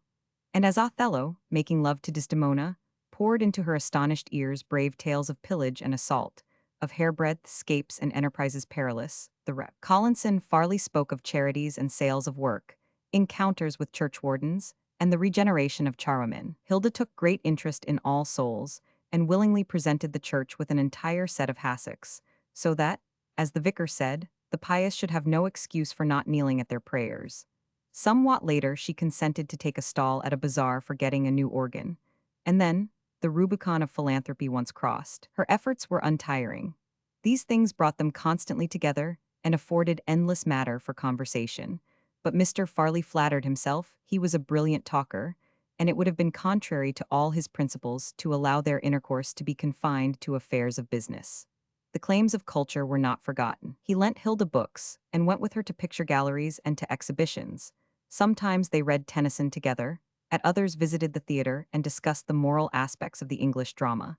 On fine mornings, they frequently studied the Italian masters in Trafalgar Square or the Elgin marbles at the British Museum. Mr. Farley had a vast fund of information and could give historic details or piquant anecdotes about every work of art.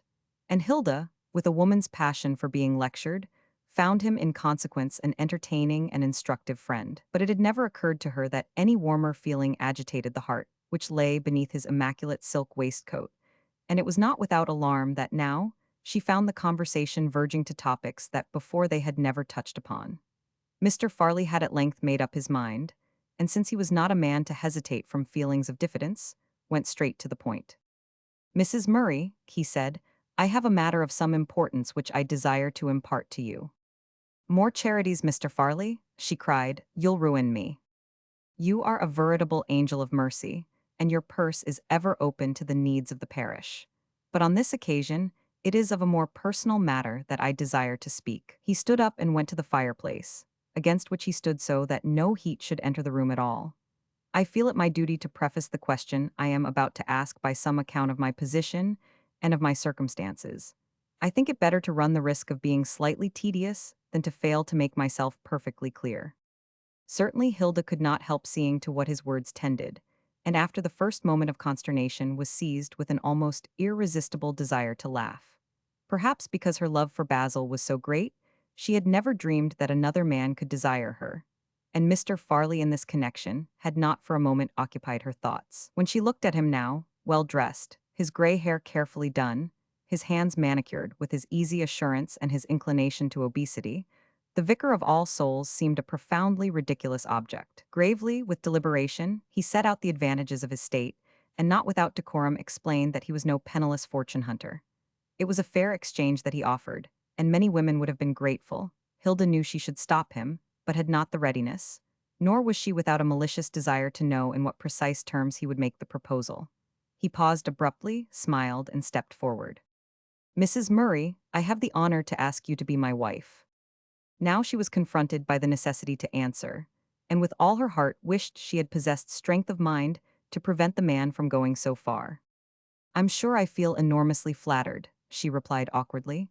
"It never struck me that you cared for me in that way." He put out a deprecating hand. "I don't want an immediate answer, Mrs. Murray. It's a matter that requires grave consideration, and we're neither of us children to plunge into marriage recklessly. It's a great responsibility that we are proposing to take on ourselves, but I should like you to reflect on the real good that you could do as my wife. Do you remember that beautiful passage in Tennyson?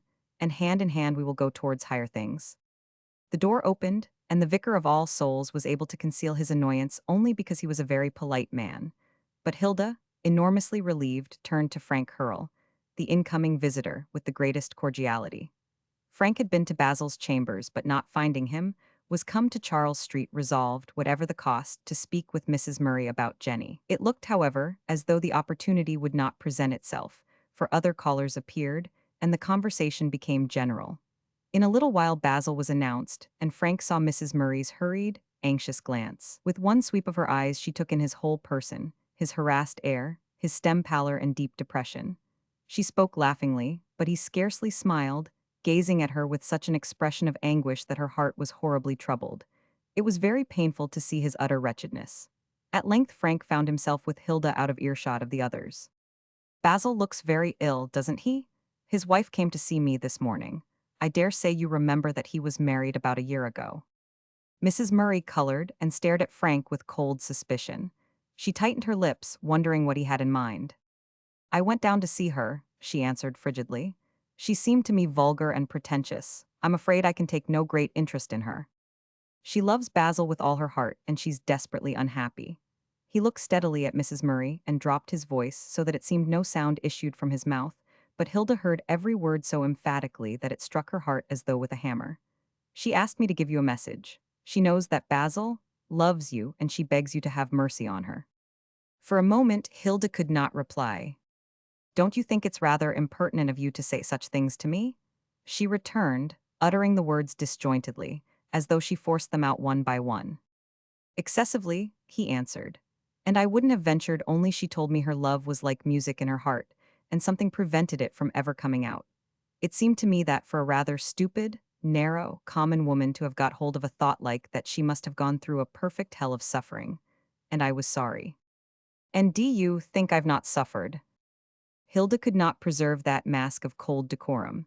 The question thrilled from her, and she had no power to leave it unasked. "Are you very fond of him?" "No, I'm not fond of him. I worship the very ground he treads on." Frank held out his hand to say goodbye. "Then you must do as you think fit. You're playing the most dangerous game in the world. You're playing with human hearts. Forgive me for what I've said." "I'm very glad, for now I know better what to do." I'd forgotten his wife. Frank went away, and presently Mr. Farley, despairing to stay the others out, rose also. Shaking hands with Hilda, he asked when he might come again. In the agitation of her talk with Frank she had completely forgotten his proposal. But now, with a sudden passion for self-sacrifice, it seemed neither grotesque nor impossible. Indeed, if she accepted, it would solve many difficulties, and she determined not to put aside the offer, as at first she intended, but to think it over. At least, she must do nothing rashly. "I will write to you tomorrow," she answered gravely. He smiled and pressed her hand affectionately, already with somewhat the fervor of an accepted lover. Mrs. Murray was left alone with Basil. He turned over the pages of a book, and the trivial action, indicating to her excited temper a callousness which was not his, filled her with anger, so that for an instant, on account of all the pain he caused her, she hated him furiously. "Is that a very interesting work?" she asked coldly. He flung it aside with impatience. "I thought that man was never going. It makes me angry each time I see him here. Are you very much attached to him?" "What an extraordinary question," she answered coolly. "I wonder why on earth you ask it." "Because I love you," he burst out impulsively, "and I hate anyone else to be with you." She stared at him with the utmost calm, and some icy power seized her, so that she felt absolutely no emotion. It may interest you to know that Mr. Farley has asked me to marry him. And what are you going to say? His face had suddenly fallen ashen gray, and his voice was hoarse. I don't know, perhaps yes. I thought you loved me, Hilda.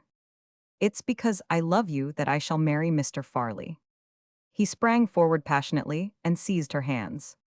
Oh, but you can't, Hilda, it's absurd. You don't know what you're doing. Oh, don't do that for God's sake. You'll make both of us utterly miserable. Hilda, I love you, I can't live without you. You don't know how unhappy I've been. For months I've dreaded going home. When I saw my house as I walked along, I almost turned sick. You don't know how fervently I wished that I'd got killed in the war. I can't go on. But you must, she said. It's your duty. Oh, I think I've had enough of duty and honor.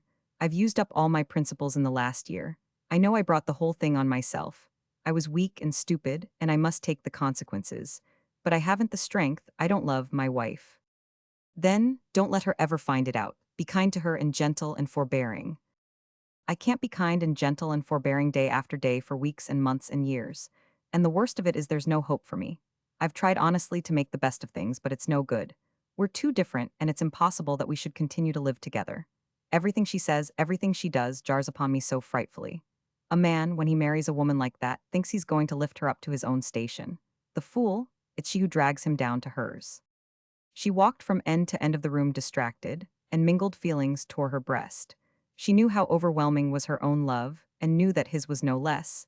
She could not bear to think that he was unhappy. She stopped and looked at him with tear-filled eyes. If it weren't for you, I couldn't have lived, he was saying, and his voice played upon her heartstrings as though they were some strange living instrument. It was only by seeing you that I gathered courage to go on with it, and each time I came here I loved you more passionately. Why did you come? She whispered. I couldn't help it. I knew it was poison, but I loved the poison. I would give my whole soul for one look of your eyes. It was the first time he had said such things to her, and they were very, very sweet. But she tried to be strong. If you care for me at all, do your duty like a brave man, and let me respect you. You're only making our friendship impossible. Don't you see that you're preventing me from ever having you here again? I can't help it. Even if I see you never again, I must tell you now that I love you. For months it's been burning my tongue, and I've scarcely known sometimes how to prevent myself. I made you suffer, I was blind, but I love you with all my heart, Hilda. I can't live without you. He stepped forward, but quickly, with a cry of anguish, she sprang back. For God's sake, don't say such things. I can't bear them. Don't you see how weak I am? Have mercy on me. You don't love me. You know I love you, she cried vehemently, angrily. But because of my great love, I beseech you to do your duty. My duty is to be happy. Let us go where we can love one another, away from England, to some place where love isn't sinful and ugly. Oh, Basil, she cried earnestly, stronger now because she had thrown herself on his charity. Oh, Basil, let us try to walk straight. Think of your wife, who loves you also as much as I do. You're all in the world to her. You can't treat her so shamefully. She sank in a chair and dried her eyes. Her agony had calmed the man's ardent passion, and it wrung his heart that she should weep. Don't cry, Hilda, I can't bear it. He was standing over her, and very gently she took his hand. Don't you understand that we could never respect ourselves again if we did that poor creature such a fearful wrong? She would always be between us with her tears and her sorrows. I tell you I couldn't bear it. Have mercy on me, if you love me at all. He did not answer, and very brokenly she went on. I know it's better to do our duty. For my sake, dearest, go back to your wife, and don't let her ever know that you love me. It's because we're stronger than she that we must sacrifice ourselves. A profound discouragement seized him, and silence fell upon them both. At last he released her hand. I don't know any longer what's right and what's wrong. It all seems confused, it's very hard. It's just as hard for me, Basil. Goodbye then, he said broken-heartedly. I dare say you're right, and perhaps I should only make you very unhappy. Goodbye, my dearest.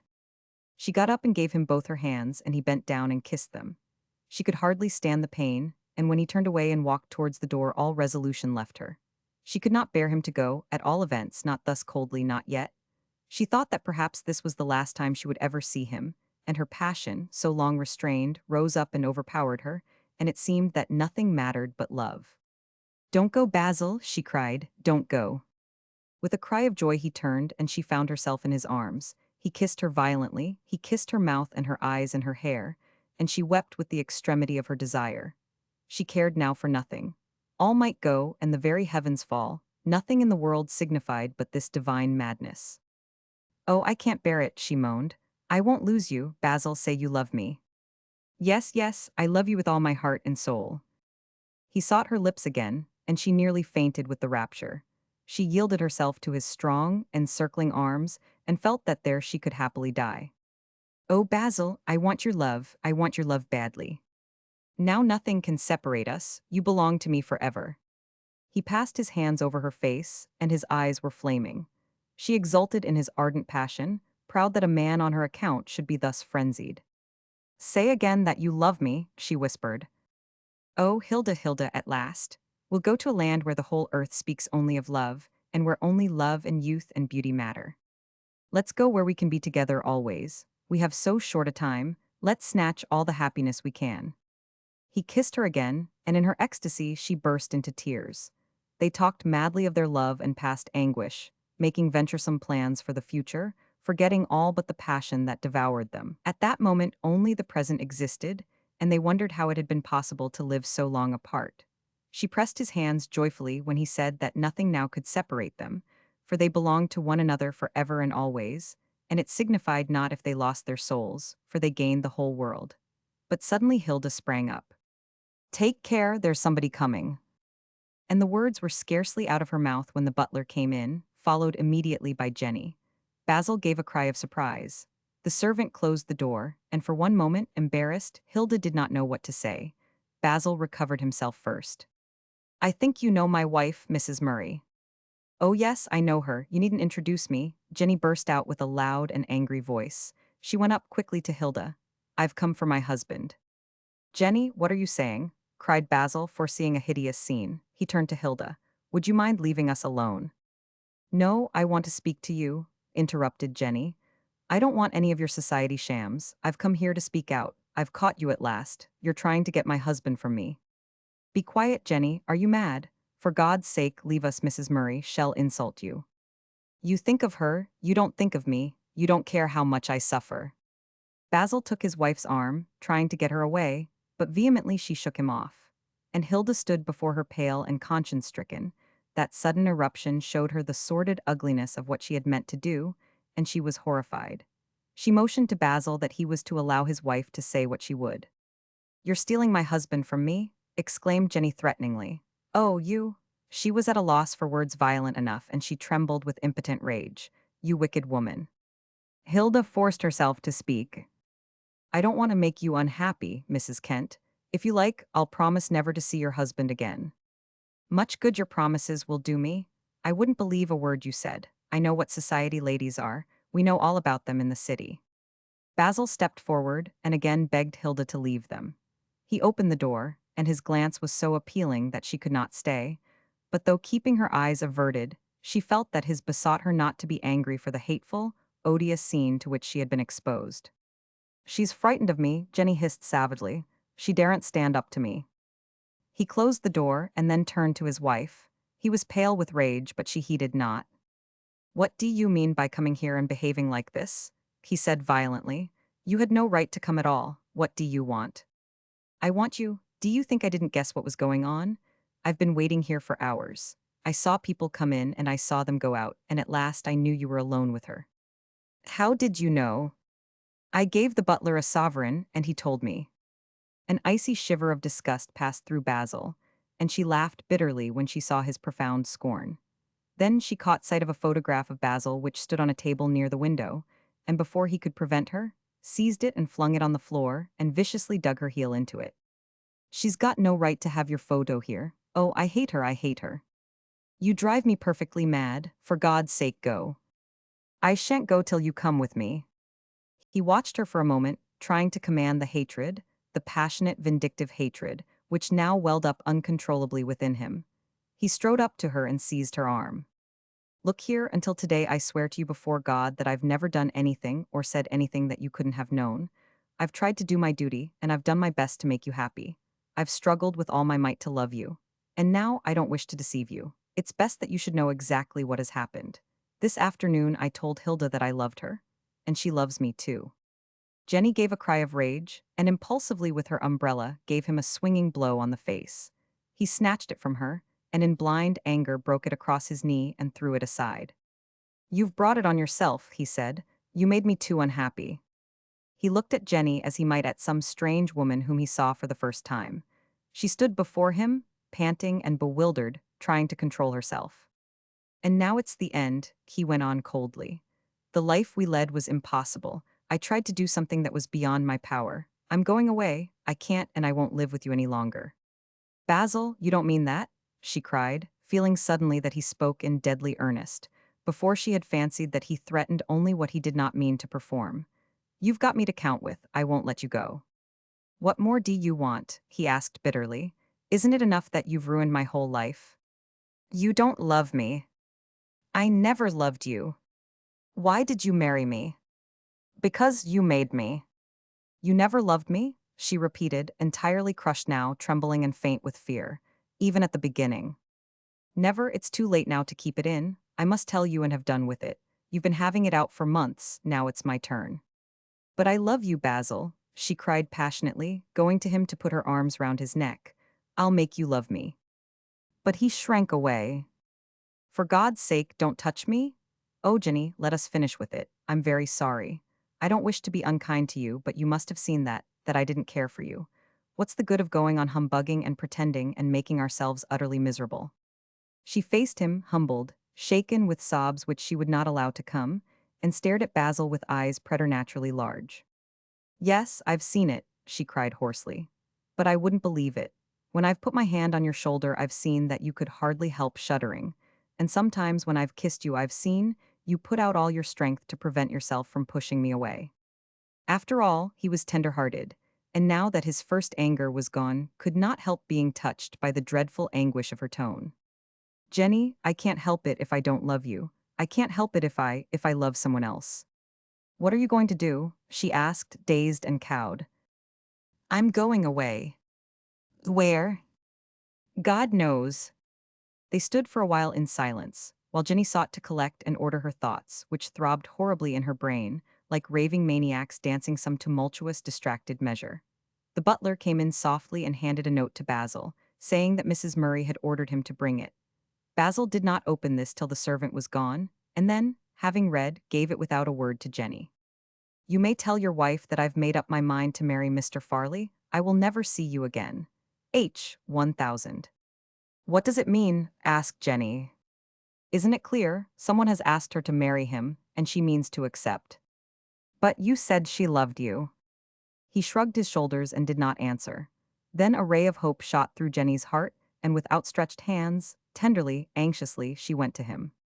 "Oh, Basil, if it's true, give me another chance. She doesn't love you as I love you. I've been selfish and quarrelsome and exacting, but I've always loved you. Oh, don't leave me, Basil. Let me try once more if I can't make you care for me." "I'm very sorry," he returned, looking down. "It's too late." "Oh God, what shall I do?" she cried. "And even though she's going to marry somebody else, you care for her better than anyone else in the world." He nodded. "And even if she does marry that other man, she'll love you still. There's no room for me between you, and I can go away like a discharged servant. Oh God, what have I done to deserve it?" "I'm very sorry to make you so unhappy," he whispered, deeply moved by her utter misery. "Oh, don't pity me. Do you think I want your pity now?" "You'd better come away, Jenny," he said gently.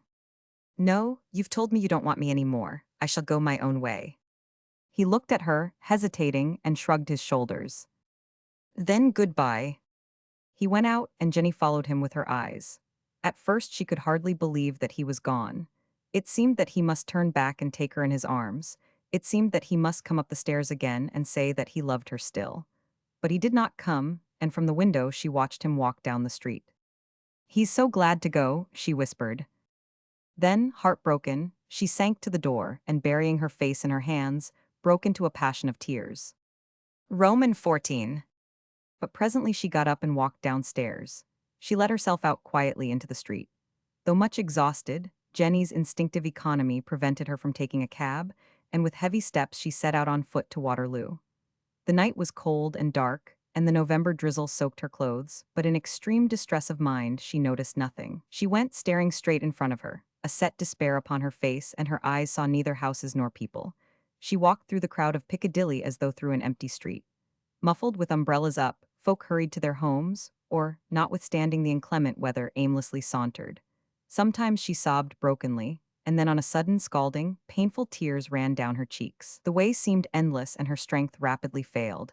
Her limbs, heavier than lead, ached terribly, but she would not drive, for the pain of motion was less than the pain of immobility. She crossed Westminster Bridge and at length, scarcely realizing it, found herself at Waterloo. In so dazed a manner that the porter thought she had been drinking, Jenny asked when there would be a train and sat down to wait. The glitter of electricity difficultly pierced the humid night, and the spaces of the station in that uncertain light seemed vast and cavernous. It was a mysterious place, sordid and horrible, which stretched weirdly to an infinite distance. People came and went, porters passed with luggage, trains arrived and departed, and the whole scene impressed itself on her tortured brain with a hideous, cruel intensity. Having reached Barnes at length, Jenny felt no relief, but if possible, a greater wretchedness, for she remembered how often in summer, under soft blue skies, she had wandered across the common, clinging to Basil's arm. And now it was dark and ugly, and the broom, all charred and bedraggled, even under cover of night, had a dismal, squalid look. She came to the little poky villa, let herself in, and went upstairs, vaguely hoping that Basil, after all, had come back, for it seemed impossible that she would never see him again. But he was nowhere. Now her agony grew too great for tears, and she walked through the house like one demented, mechanically setting straight things which were not in their usual place. In her bedroom, she looked in the glass, comparing herself with Mrs. Murray, and noted with a certain bitter pride the splendor of her hair, the brilliancy of her eyes, the dazzling perfection of her skin. Notwithstanding all she had gone through, Jenny was conscious of a beauty greater than Mrs. Murray's. She was younger, too, and when she recalled the admiration which in the old days at the Golden Crown had been hers, could not understand how it was that with Basil she was so powerless. Other men had cared for her passionately, other men had been willing humbly to do her bidding. Some, devouring her with their eyes, had trembled when they touched her hand. Others turned pale with desire when she smiled upon them. Her beauty had been dinned into her ears, and Basil alone was insensible to it. Then, confusedly, with somewhat of that puritanic instinct which is ever in English blood, Jenny asked herself how she had merited such bitter punishment. She had done her best. She had been a good and faithful wife to Basil, and sought in every way to please him, and yet he loathed her. It seemed that God Almighty was against her, and she stood helpless before a vindictive power. Still hoping against hope, she waited, and knowing at what hour each train was due, spent in agonized expectation the time which must elapse between its arrival and the walk of a passenger from station to house. The evening passed, and one train came after another, but Basil never, and then the last train was gone, and despair seized her, for he would not come that night. She understood that this was really the end, and abandoned utterly that shred of hope which alone had upborne her. She saw again the look of hatred with which he had flung at her the bitter words of scorn. His passion, long pent up, burst forth in that moment of uncontrollable irritation, and when she thought of it she quailed still. With all her heart Jenny wished she had closed her eyes to his doings, for now she would be thankful to keep him even without his love. She would have given worlds not to have forced from him the avowal of his passion for Mrs. Murray. The suspicion which had tortured her before was infinitely preferable to this horrible certainty. She would have borne anything rather than lose him altogether. She would have been grateful even for a look now and then, but never to see him at all. She would far sooner die. Her heart gave a sudden throb. She would far sooner die. That was the solution of it all.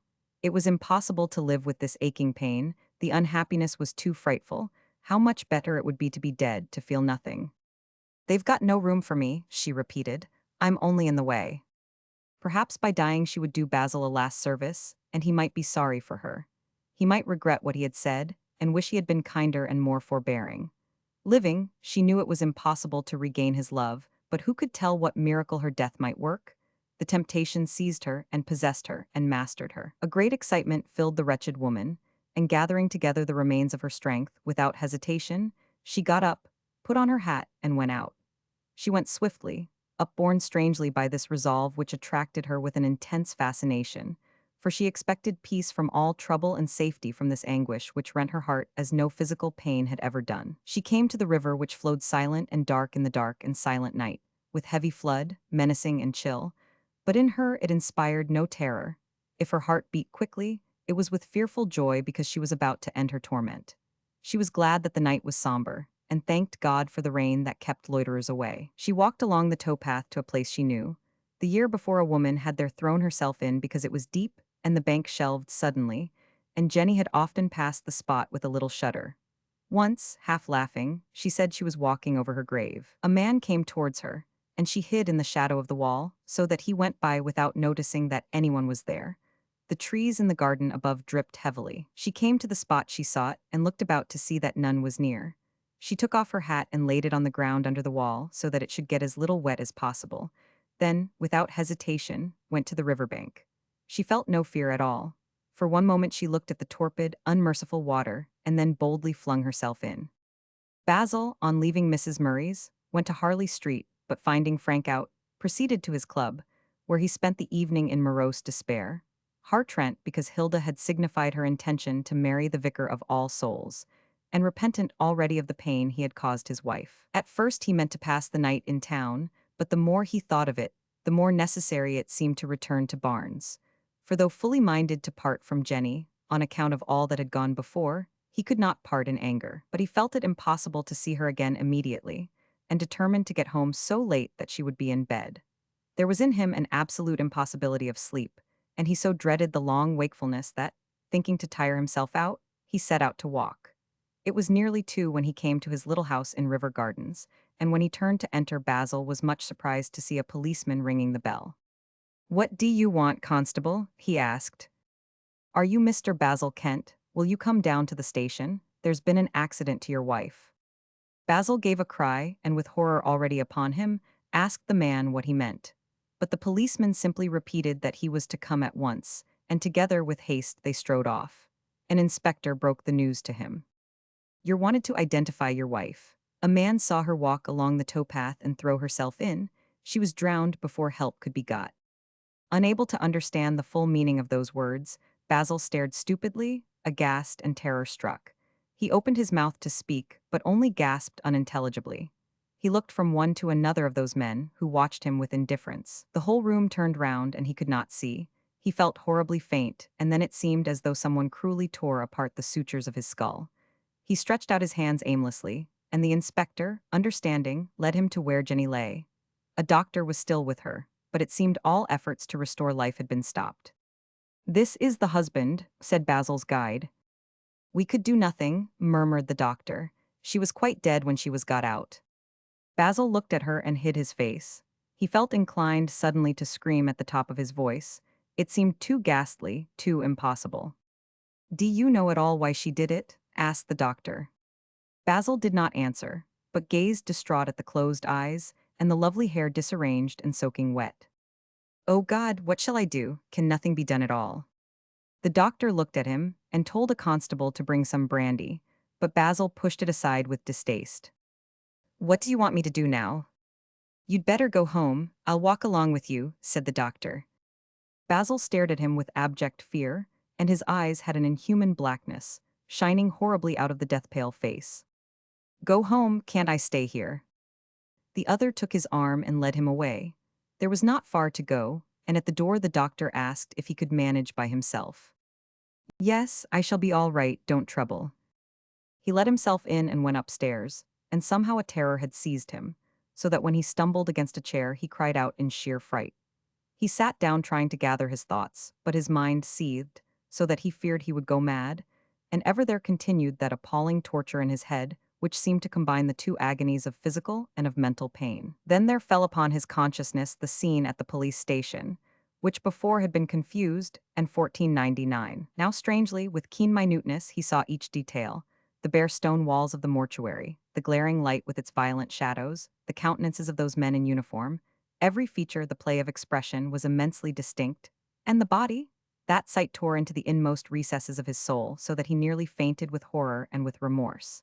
He groaned in his anguish. He never knew it was possible to suffer so dreadfully.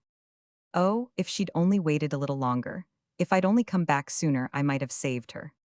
With the same unnatural clearness, he remembered the events of the afternoon, and he was absolutely aghast at his own cruelty.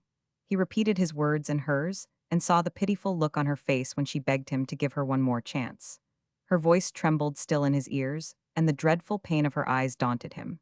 It was his fault, all his fault. I killed her as surely as though I'd strangled her with my own hands. His imagination violently excited, he saw the scene at the riverside, the dread of the murky, heavy stream, the pitiless cold of it. He heard the splash and the scream of terror. He saw the struggle as the desire of life grew for one moment all-powerful. His head reeled with the woman's agony of fear as the water seized on her, and he felt the horrible choking, the vain effort for breath. He burst into hysterical tears. Then he remembered the love which she had lavished upon him, and his own ingratitude. He could only reproach himself bitterly because he had never really tried to make the best of things. The first obstacles had discouraged him, so that he forgot his duty. She had surrendered herself trustfully, and he had given sorrow instead of the happiness for which she was so brightly born, a dreadful death instead of the life which for his sake she loved so wonderfully. And at last it seemed that he could not go on living, for he despised himself. He could not look forward to the coming day and the day after. His life was finished now, finished in misery and utter despair. How could he continue, with the recollection of those reproachful eyes searing his very soul, so that he felt he could never sleep again, and the desire came strongly upon him to finish with existence as she had finished, thus offering in some sort reparation for her death, and at the same time gaining the peace for which she had given so much. A hideous fascination urged him, so that like a man hypnotized he went downstairs, out into the street, along the towpath, and stood at the very place where Jenny had thrown herself in. He knew it well, and notwithstanding the darkness of the night, he could see that something had happened there. The bank was beaten and trodden down. But looking at the water, he shuddered with dismay. It was too bitterly cold, and he could not bear the long agony of drowning, yet she had done it so easily. It appeared that she flung herself in quite boldly, without hesitating for a moment. Sick with terror, loathing himself for this cowardice, Basil turned away and walked quickly from that dreadful spot. Presently he broke into a run and reached home trembling in every limb. That way, at all events, he could not face death. But still he felt it impossible to continue with life, and he took from the drawer of his writing desk a revolver and loaded it. It needed but a slight pressure of the trigger, and there would be an end to the intolerable shame, to the remorse, and to all his difficulties. He stared at the little weapon, so daintily fashioned, and fingered it curiously as though he were bewitched, but then, with vehement passion, flung it from him. He could not finish with the life which, after all, he loved still, and he shuddered with horror of himself because he was afraid. Yet he knew that the pain of a wound was small. During the war he had been hurt, and at the moment scarcely felt the tearing, burning bullet. The clock struck 3. He did not know how to bear the rest of that unendurable night. Nearly 5 hours must pass before it was light, and the darkness terrified him. He tried to read, but his brain was in such a turmoil that he could make no sense of the words. He lay down on the sofa and closed his eyes to sleep, but then with vivid and ghastly distinctness saw Jenny's pale face, her clenched hands and dripping hair. The silence of that room was inhuman. His eye caught some work of Jenny's on a little table, left carelessly when she went out, and he appeared to see her, seated, as was her habit, over her sewing. His anguish was insufferable, and springing up, he took his hat and went out. He must have someone with whom to speak, someone to whom he could tell his bitter, bitter sorrow. He forgot the hour and walked rapidly towards Hammersmith. The road was very lonely, so dark in that cold, starless night that he could not see a step before him, and never a human soul passed by, so that he might have traversed desert places. At length, crossing the bridge, he came to houses. He walked on pavements, and the recollection of the crowds which in the daytime thronged those streets eased him a little of that panic fear which drove him on. His steps, which had been directed without aim, now more consciously took him to Frank. From someone he must get help and advice how to bear himself. In his exhaustion he went more slowly, and the way seemed endless. There were signs at last that the city was awaking. Now and again a cart trundled heavily by with produce for Covent Garden. Here and there a milk shop blazed with light. His heart went out to those early toilers whose busy activity seemed to unite him once more with humankind. He stood for a moment in front of a butcher where brawny fellows, silhouetted by the flaring gas, scrubbed the floor lustily. At last, it seemed hours since he left Barnes. Basil found himself in Harley Street and staggered up the steps. He rang the night bell and waited. No answer came, and with anguish it crossed his mind that Frank might have been called out. Where could he go, for he was exhausted and faint so that he could not walk another step? Since midnight he had trudged a good 16 miles. He rang again and presently heard a sound. The electric light was put on in the hall, and the door opened. "Frank, Frank, for God's sake, take me in. I feel as if I were dying." With amazement Frank saw his friend, disheveled, without a greatcoat, wet, splashed with mud. His face was ghastly pale, drawn and affrighted, and his eyes stared with the unnatural fixedness of a maniac. He asked no questions but took Basil's arm and led him into the room. Then the remains of his strength gave way, and sinking into a chair, he fainted. "Idiot," muttered Frank.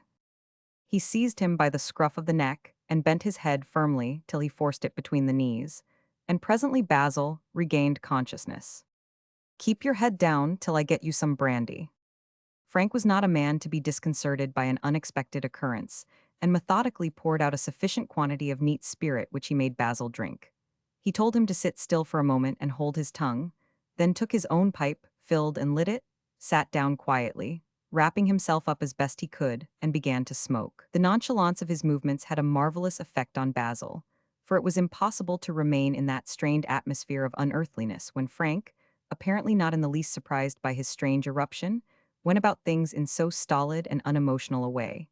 This unconcern exerted a kind of hypnotic influence, so that he felt oddly relieved. At last the doctor turned to him. "I think you'd better take those things off. I can let you have some pajamas." The sound of his voice suddenly called Basil back to the horrible events of his life, and with staring eyes and hoarse voice, cut by little gasps of anguish, he poured out incoherently the whole dreadful story. And then, breaking down again, he hid his face and sobbed. "Oh, I can't bear it, I can't bear it." Frank looked at him thoughtfully, wondering what he had better do. "I tried to kill myself in the night. Do you think that would have done anyone much good? I despise myself. I feel I haven't the right to live, but I hadn't the pluck to do it. People say it's cowardly to destroy one's self. They don't know what courage it wants. I couldn't face the pain. And yet she did it so easily. She just walked along the towpath and threw herself in. And then, I don't know what's on the other side. After all, it may be true that there's a cruel, avenging God who will punish us to all eternity if we break his laws. I wouldn't highfalutin if I were you, Basil. Supposing you came into the next room and went to bed. You'd be all the better for a few hours' sleep." "Do you think I could sleep?" cried Basil. "Come on," said Frank, taking his arm. He led him into the bedroom, and, Basil unresisting, took off his clothes and made him lie down. Then he got his hypodermic syringe. "Now give me your arm and stop still. I'm only going to prick you, it won't hurt."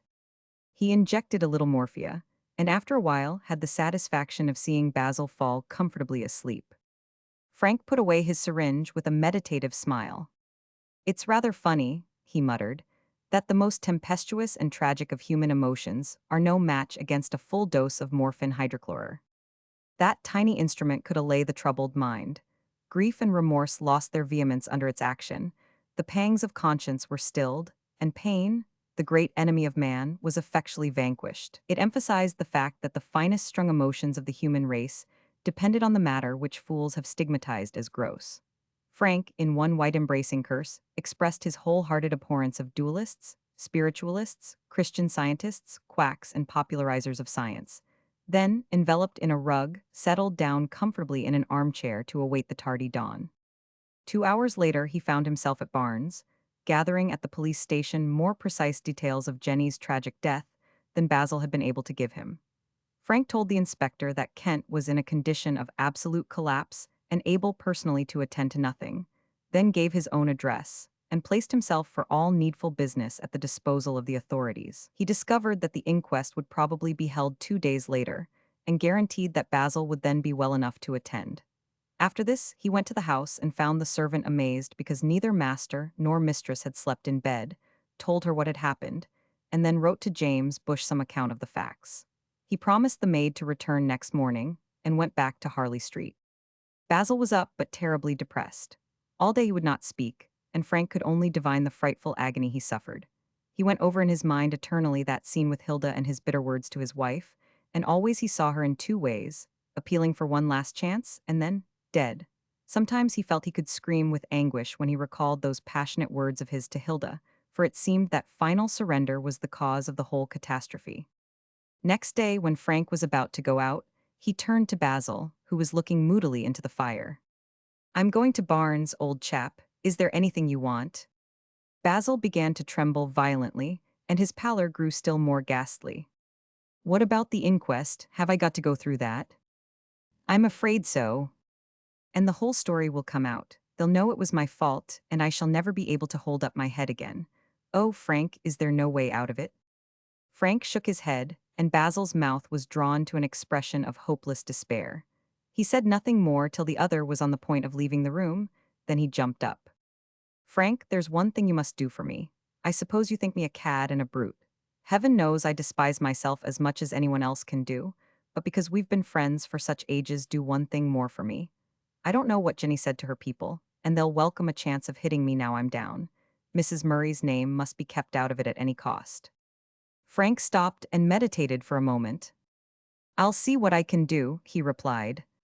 On his way to Waterloo, the doctor went round to Old Queen Street and found Miss Ley breakfasting. How is Basil this morning? She asked. Poor devil, he's in rather a bad way. I scarcely know what to do with him. I think as soon as the inquest is over he'd better go abroad. Why don't you let him stay here till then? I'll feed him up. You'd only fuss, he's much better by himself. He'll just brood over it till his mind is exhausted, and then things will get better. Miss Ley smiled at the scorn with which he refused her suggestion, and waited for him to go on. Look here, I want you to lend me some money. Will you pay £250 into my bank this morning? Of course I will, she answered, delighted to be asked. She went to her desk to get a checkbook, while Frank looked at her with a little smile. Don't you want to know what it's for? Not unless you wish to tell me. You brick. He shook her hand warmly and, glancing at his watch, bolted off to Waterloo. When he arrived at River Gardens, Fanny, the servant who opened the door, told him that James Bush was waiting to see him. She said he had been telling her all he meant to do to ruin Basil, and had been through the house to find papers and letters. Frank congratulated himself on the caution with which he had locked up everything. He walked upstairs softly, and opening the door, found James trying various keys on the writing table. He started away when Frank entered, but quickly recovered his coolness. Why are all these drawers locked up? He asked impudently. Presumably so that curious persons should not examine their contents, answered Frank with great amiability. Where's that man? He's murdered my sister. He's a blackguard and a murderer, and I'll tell him so to his face. I was hoping to find you here, Mr. Bush. I wanted to have a talk with you. Won't you sit down? No, I won't sit down, he answered aggressively. This ain't the ooze that a gentleman would sit down in. I'll be even with I am yet. I'll tell the jury a pretty story. He deserves to be strung up, he does. Frank looked sharply at the auctioneer's clerk, noting the keen, suspicious eyes, the thin lips, and the expression of low cunning, wishing to prevent a scandalous scene at the inquest. For Basil was ill enough and wretched enough without having to submit to cross-examination on his domestic affairs. Frank thought it would not be difficult to bring James Bush to the frame of mind he desired. But the distaste with which this person inspired him led the doctor to use a very brutal frankness. He felt with such a man it was better not to mince matters, and unnecessary to clothe his meaning with flattering euphemisms. What do you think you'll get out of making a row at the inquiry? He said, looking fixedly into the other's eyes. Oh, you've thought of that, have you? Did Master Basil send you to get round me? It won't work, young feller. I mean to make it as odd for Basil as I can. I've 'ad something to put up with, I ave. He simply treated me like dirt. I wasn't good enough for I am, if you please. He hissed the words with the utmost malevolence, and it was possible to imagine that he cared little for his sister's death, except that it gave opportunity for paying off the score which had so long rankled with him. Supposing you sat down quietly and listened to me without interruption for 5 minutes. You're trying to bamboozle me, but you won't. I can see through you as if you was a pane of glass. You people in the West End, you think you know everything. Frank waited calmly till James Bush held his offensive tongue. What do you think the furniture of this house is worth? He asked deliberately.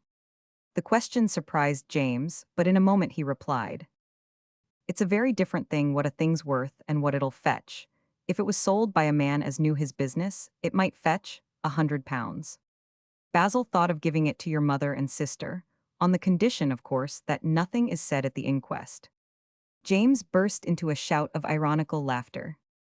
You make me laugh. Do you think you can gag me by giving a houseful of furniture to my mother and sister? I had no such exalted opinion of your disinterestedness, smiled Frank icily. I come to you now. It appears that you owe Basil a good deal of money. Can you pay it? No. Also, it appears there was some difficulty with your accounts in your last place. That's a lie, James interrupted hotly. Possibly, retorted Frank, with the utmost calm. I merely mention it to suggest to your acute intelligence that we could make it uncommonly nasty for you if you made a fuss. If dirty linen is going to be washed in public, there's generally a good deal to be said on both sides. I don't care, cried the other vindictively. I mean to get my own back. If I can get my knife into that man, I'll take the consequences. I understand it is your intention to unfold to a delighted jury the whole story of Basil's married life. Frank paused and looked at the other. I'll give you £50 to hold your tongue. The offer was made cynically, and James actually colored. He jumped up indignantly and went over to Frank, who remained seated, watching with somewhat amused indifference. Are you trying to bribe me? I would have you know that I'm a gentleman, and, what's more, I'm an Englishman and I'm proud of it. I've never had anyone try and bribe me before. Otherwise you would doubtless have accepted, murmured Frank gently. The doctor's coolness greatly disconcerted the little clerk. He felt vaguely that high-flown protestations were absurd, for Frank had somehow taken his measure so accurately that it was no use to make any false pretenses. Come, come, Mr. Bush, don't be ridiculous. The money will doubtless be very useful to you, and you're far too clever to allow private considerations to have any effect on you where business is concerned. What do you think £50 is to me? Cried James, a little uncertainly. You must have mistaken me, said Frank, after a quick look. The sum I mentioned was 150. Oh, he colored again, and a curious look came over his face. That's a very different pair of shoes. Well, Frank observed the struggle in the man's mind, and it interested him to see some glimmering of shame. James hesitated and then forced himself to speak, but it was not with his usual self-assurance, it was almost in a whisper. Look ere make it 200 and I'll say done. No, answered Frank firmly, you can take 150 or go to the devil. James made no reply, but seeing that he agreed, Frank took a check from his pocket, wrote it out at the desk and handed it. I'll give you 50 now, and the rest after the inquest. James nodded but did not answer. He was curiously humbled. He looked at the door and then glanced at Frank, who understood. There's nothing you need stay for. If you're wanted for anything, I'll let you know. Well, so long. James Bush walked out with somewhat the air of a whipped cur. In a moment the servant passed through the room. Has Mr. Bush gone? Asked Frank. Yes, and good riddance to bad rubbish. Frank looked at her reflectively. Ah, Fanny, if there were no rogues in the world, life would really be too difficult for honest men. Roman 15. 6 months went by, and again the gracious airs of summer blew into Miss Lay's dining room in Old Queen Street. She sat at luncheon with Mrs. Castellan, wonderfully rejuvenated by a winter in the East. For Paul, characteristically anxious to combine self-improvement with pleasure, had suggested that they should mark their reconciliation by a journey to India, where they might enjoy a second, pleasanter honeymoon, and he at the same time study various questions which would be to him of much political value. Mrs. Castellan, in a summer frock, had all her old daintiness of a figurine in Dresden china, and her former vivacity was more charming by reason of an added tenderness. She emphasized her change of mind by allowing her hair to regain its natural color. Do you like it, Mary? She asked. Paul says it makes me look 10 years younger and I've stopped slapping up. Entirely, asked Miss Lay with a smile. Of course, I powder a little, but that doesn't count, and you know I never use a puff now, only a leather. You can't think how we enjoyed ourselves in India, and Paul's a perfect duck. He's been quite awfully good to me. I'm simply devoted to him, and I think we shall get a baronetcy at the next birthday honors. The reward of virtue. Mrs. Castellan colored and laughed. You know, I'm afraid I shall become a most awful prig, but the fact is it's so comfortable to be good and to have nothing to reproach oneself with. Now tell me about everyone. Where did you pass the winter? I went to Italy as usual, and my cousin Algernon with his daughter spent a month with me at Christmas. Was she awfully cut up at the death of her husband? There was really a note of genuine sympathy in Mrs. Castellan's voice, so that Miss Lay realized how sincere was the change in her. She bore it very wonderfully, and I think she's curiously happy. She tells me that she feels constantly the presence of Herbert. Miss Lay paused. Bella has collected her husband's verses and wishes to publish them, and she's written a very touching account of his life and death by way of preface. Are they any good? No, that's just the tragedy of the whole thing. I never knew a man whose nature was so entirely poetical, and yet he never wrote a line which is other than mediocre. If he'd only written his own feelings, his little hopes and disappointments, he might have done something good. But he's only produced pale imitations of Swinburne and Tennyson and Shelley. I can't understand how Herbert Field, who was so simple and upright, should never have turned out a single stanza which wasn't stilted and forced. I think in his heart he felt that he hadn't the gift of literary expression, which has nothing to do with high ideals, personal sincerity, or the seven deadly virtues, for he was not sorry to die. He only lived to be a great poet, and before the end realized that he would never have become one. Miss Leigh saw already the pretty little book which Bella would publish at her own expense, the neat type and wide margin, the dainty binding. She saw the scornful neglect of reviewers, and the pile of copies which eventually Bella would take back and give one by one as presents to her friends, who would thank her warmly, but never trouble to read 10 lines. "And what has happened to Reggie Bassett?" asked Grace suddenly. Miss Leigh gave her a quick glance, but the steadiness of Mrs. Castellan's eyes told her that she asked the question indifferently, perhaps to show how entirely her infatuation was overcome. "You heard that he married." "I saw it in the Morning Post." His mother was very indignant, and for 3 months refused to speak to him. But at last I was able to tell her that an heir was expected, so she made up her mind to swallow her pride and became reconciled with her daughter-in-law, who is a very nice, sensible woman. "Pretty?" asked Grace. "Not at all, but eminently capable. Already she has made Reggie into quite a decent member of society. Mrs. Bassett has now gone down to Bournemouth, where the young folks have taken a house, to be at hand when the baby appears. It's reassuring to think that the ancient race of the Barlow Bassets will not be extinguished," murmured Grace, ironically. "I gathered that your young friend was settling down because one day he returned every penny I had lent him." "And what did you do with it?" asked Miss Leigh. Grace flushed and smiled whimsically. "Well, it happened to reach me just before our wedding day, so I spent it all in a gorgeous pearl pin for Paul. He was simply delighted."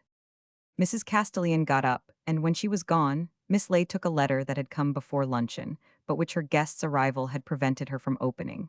It was from Basil, who had spent the whole winter on Miss Leigh's recommendation in Seville. She opened it curiously, for it was the first time he had written to her since, after the inquest, he left England. "My dear Miss Leigh, don't think me ungrateful if I have left you without news of me, but at first I felt I could not write to people in England. Whenever I thought of them, everything came back, and it was only by a desperate effort that I could forget. For some time it seemed to me that I could never face the world again, and I was tormented by self-reproach. I vowed to give up my whole life to the expression of my deep regret, and fancied I could never again have a peaceful moment or anything approaching happiness. But presently I was ashamed to find that I began to regain my old temper. I caught myself at times laughing contentedly, amused and full of spirits. And I upbraided myself bitterly because only a few weeks after the poor girl's death, I could actually be entertained by trivial things, and then I don't know what came over me, for I could not help the thought that my prison door was opened. Though I called myself brutal and callous, deep down in my soul arose the idea that the fates had given me another chance. The slate was wiped clean, and I could start fresh. I pretended even to myself that I wanted to die, but it was sheer hypocrisy. I wanted to live and to take life by both hands and enjoy it. I have such a desire for happiness, such an eager yearning for life in its fullness and glory. I made a ghastly mistake, and I suffered for it. Heaven knows how terribly I suffered and how hard I tried to make the best of it. And perhaps it wasn't all my fault. Even to you I feel ashamed of saying this. I ought to go on posing decently to the end. In this world, we're made to act and think things because others have thought them good. We never have a chance of going our own way. We're bound down by the prejudices and the morals of all and sundry. For God's sake, let us be free. Let us do this and that because we want to and because we must, not because other people think we ought. And do you know the worst of the whole thing? If I'd acted like a blackguard and let Jenny go to the dogs, I should have remained happy and contented and prosperous, and she, I dare say, wouldn't have died. It's because I tried to do my duty that all this misery came about. The world held up an ideal, and I thought they meant one to act up to it. It never occurred to me that they would only sneer. Don't think too badly of me because I say these things. They have come to me here, and it was you who sent me to Seville. You must have known what effect it would have on my mind, tortured and sick. It is a land of freedom, and at last I have become conscious of my youth. How can I forget the delight of wandering in the Sierps, released from all imprisoning ties, watching the various movements as though it were a stage play? yet half afraid that a falling curtain would bring back the unendurable reality. The songs, the dances, the happy idleness of orange gardens by the Guadalquivir, the gay turbulence of Seville by night. I could not long resist it, and at last forgot everything but that time was short and the world was to the living. By the time you get this letter, I shall be on my way home. Yours ever, Basil Kent. Miss Ley read this letter with a smile and gave a little sigh. I suppose at that age one can afford to have no very conspicuous sense of humor, she murmured. But she sent Basil a telegram asking him to stay, with the result that 3 days later the young man arrived, very brown after his winter in the sunshine, healthy and better looking than ever. Miss Ley had invited Frank to meet him at dinner, and the pair of them, with the cold unconcern of anatomists, observed what changes the intervening time had wrought on the impressionable nature. Basil was in high spirits, delighted to come back to his friends, but a discreet soberness, underlying his vivacity, suggested a more composed temperament. What he had gone through had given him perhaps a solid store of experience on which he could rest himself. He was less emotional and more mature. Miss Ley summed up her impressions next time she was alone with Frank. Every Englishman has a churchwarden shut away in his bosom, an old man of the sea whom it is next to impossible to shake off. Sometimes you think he's asleep or dead, but he's wonderfully tenacious of life, and sooner or later you find him enthroned in full possession of the soul. I don't know what you mean by the word soul, interrupted Frank, but if you do, pray go on.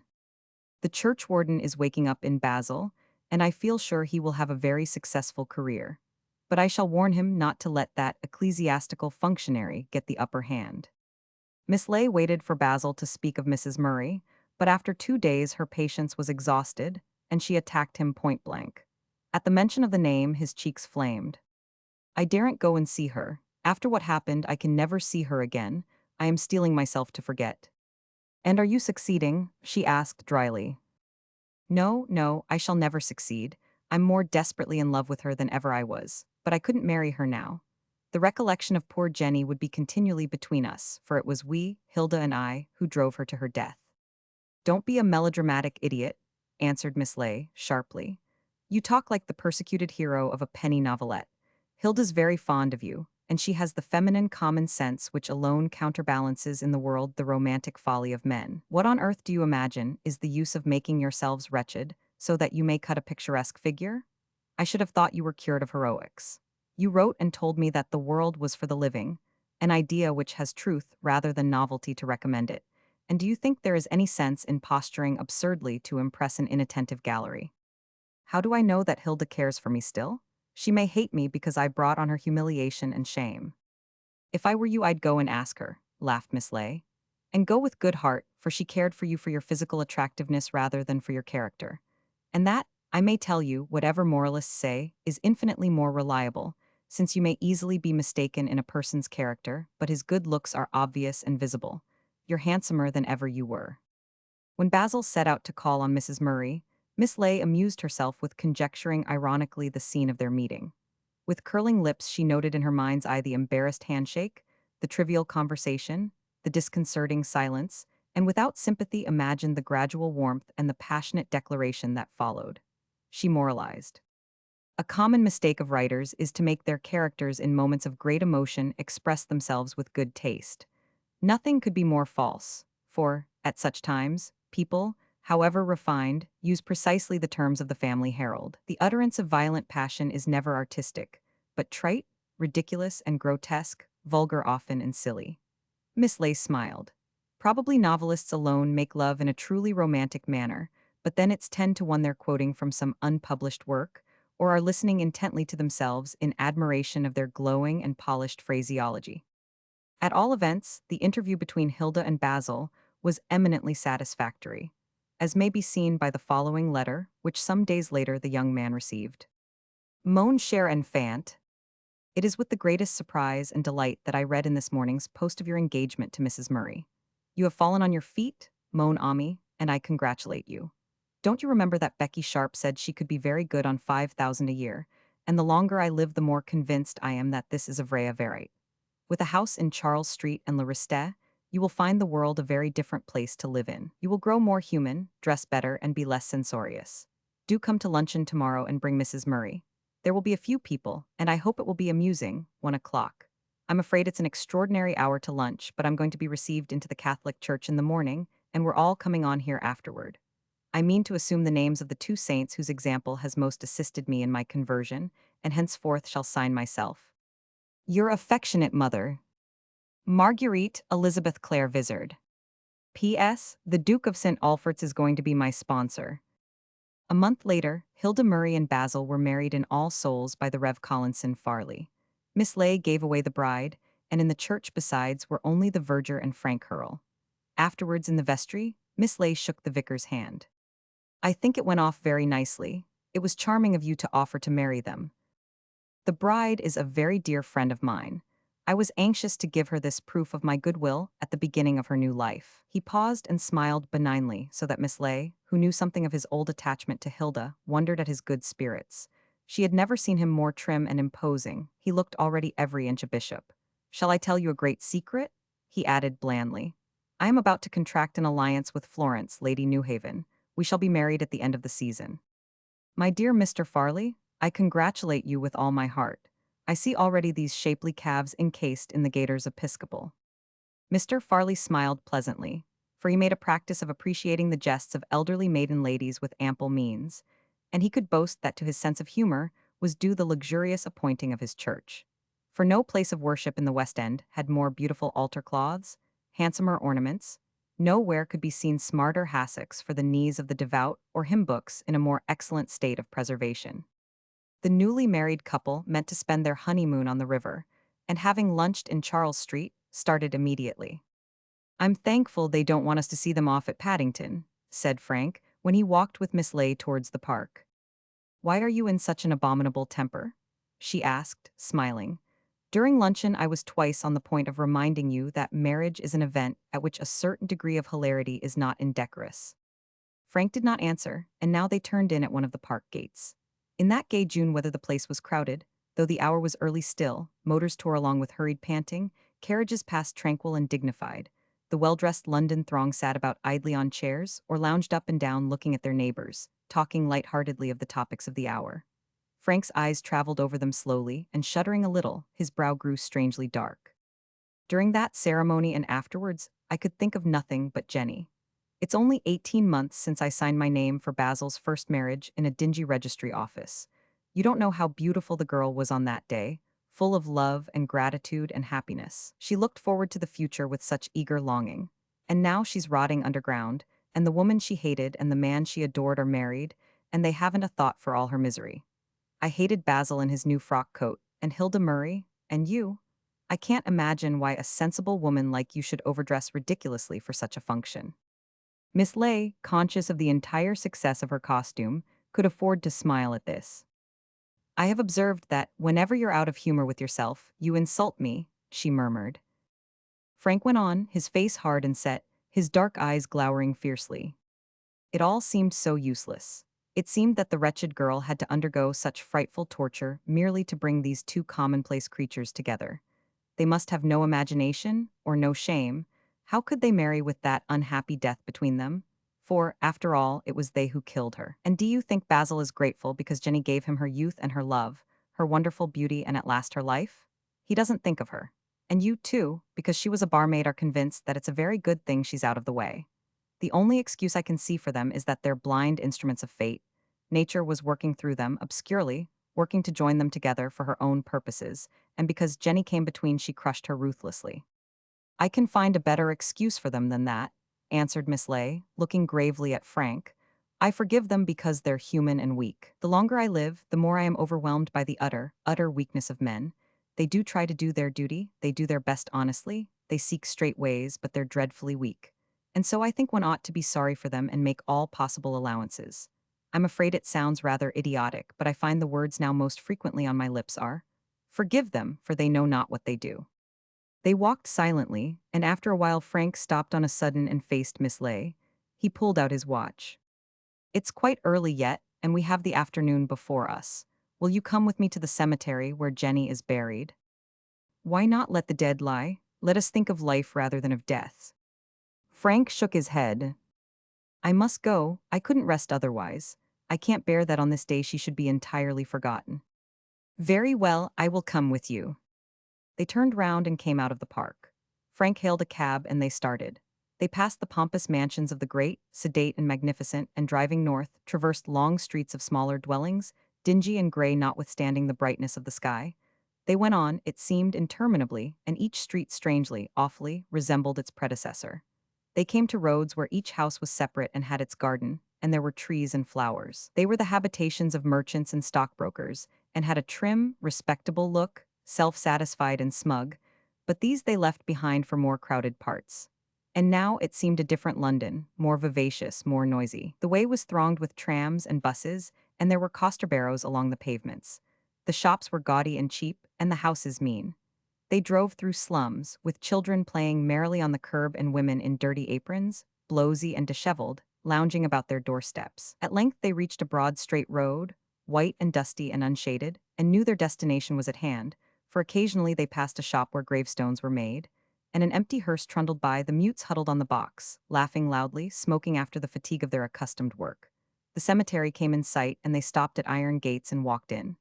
It was a vast place, crowded with every imaginable kind of funeral ornament, which glistened white and cold in the sun. It was hideous, vulgar, and sordid, and one shuddered to think of the rude material minds of those who could bury folk they loved in that restless ground wherein was neither peace nor silence. They might prate of the soul's immortality, but surely in their hearts they looked upon the dead as common clay, or they would never have borne that they should lie till the day of judgment in that unhallowed spot. There was about it a gross, businesslike air that was infinitely depressing. Frank and Miss Ley walked through, passing a knot of persons, black-robed, about an open grave, where a curate uttered hastily, with the boredom of long habit, the most solemn words that man has ever penned.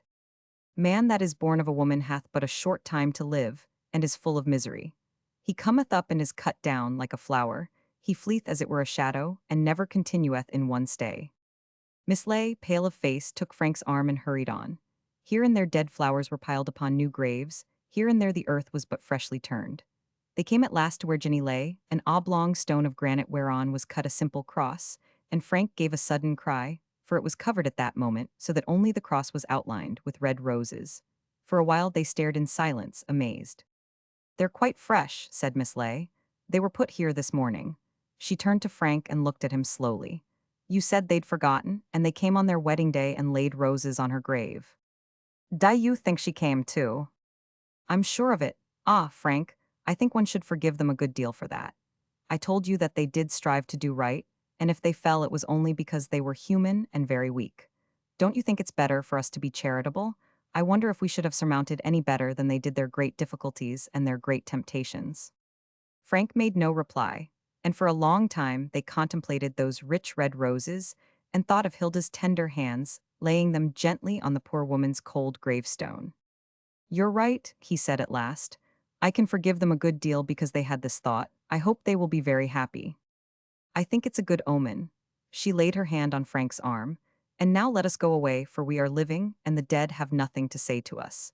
You brought me here, and now I want to take you on farther to show you something more." He did not understand, but followed obediently till they came to the cab.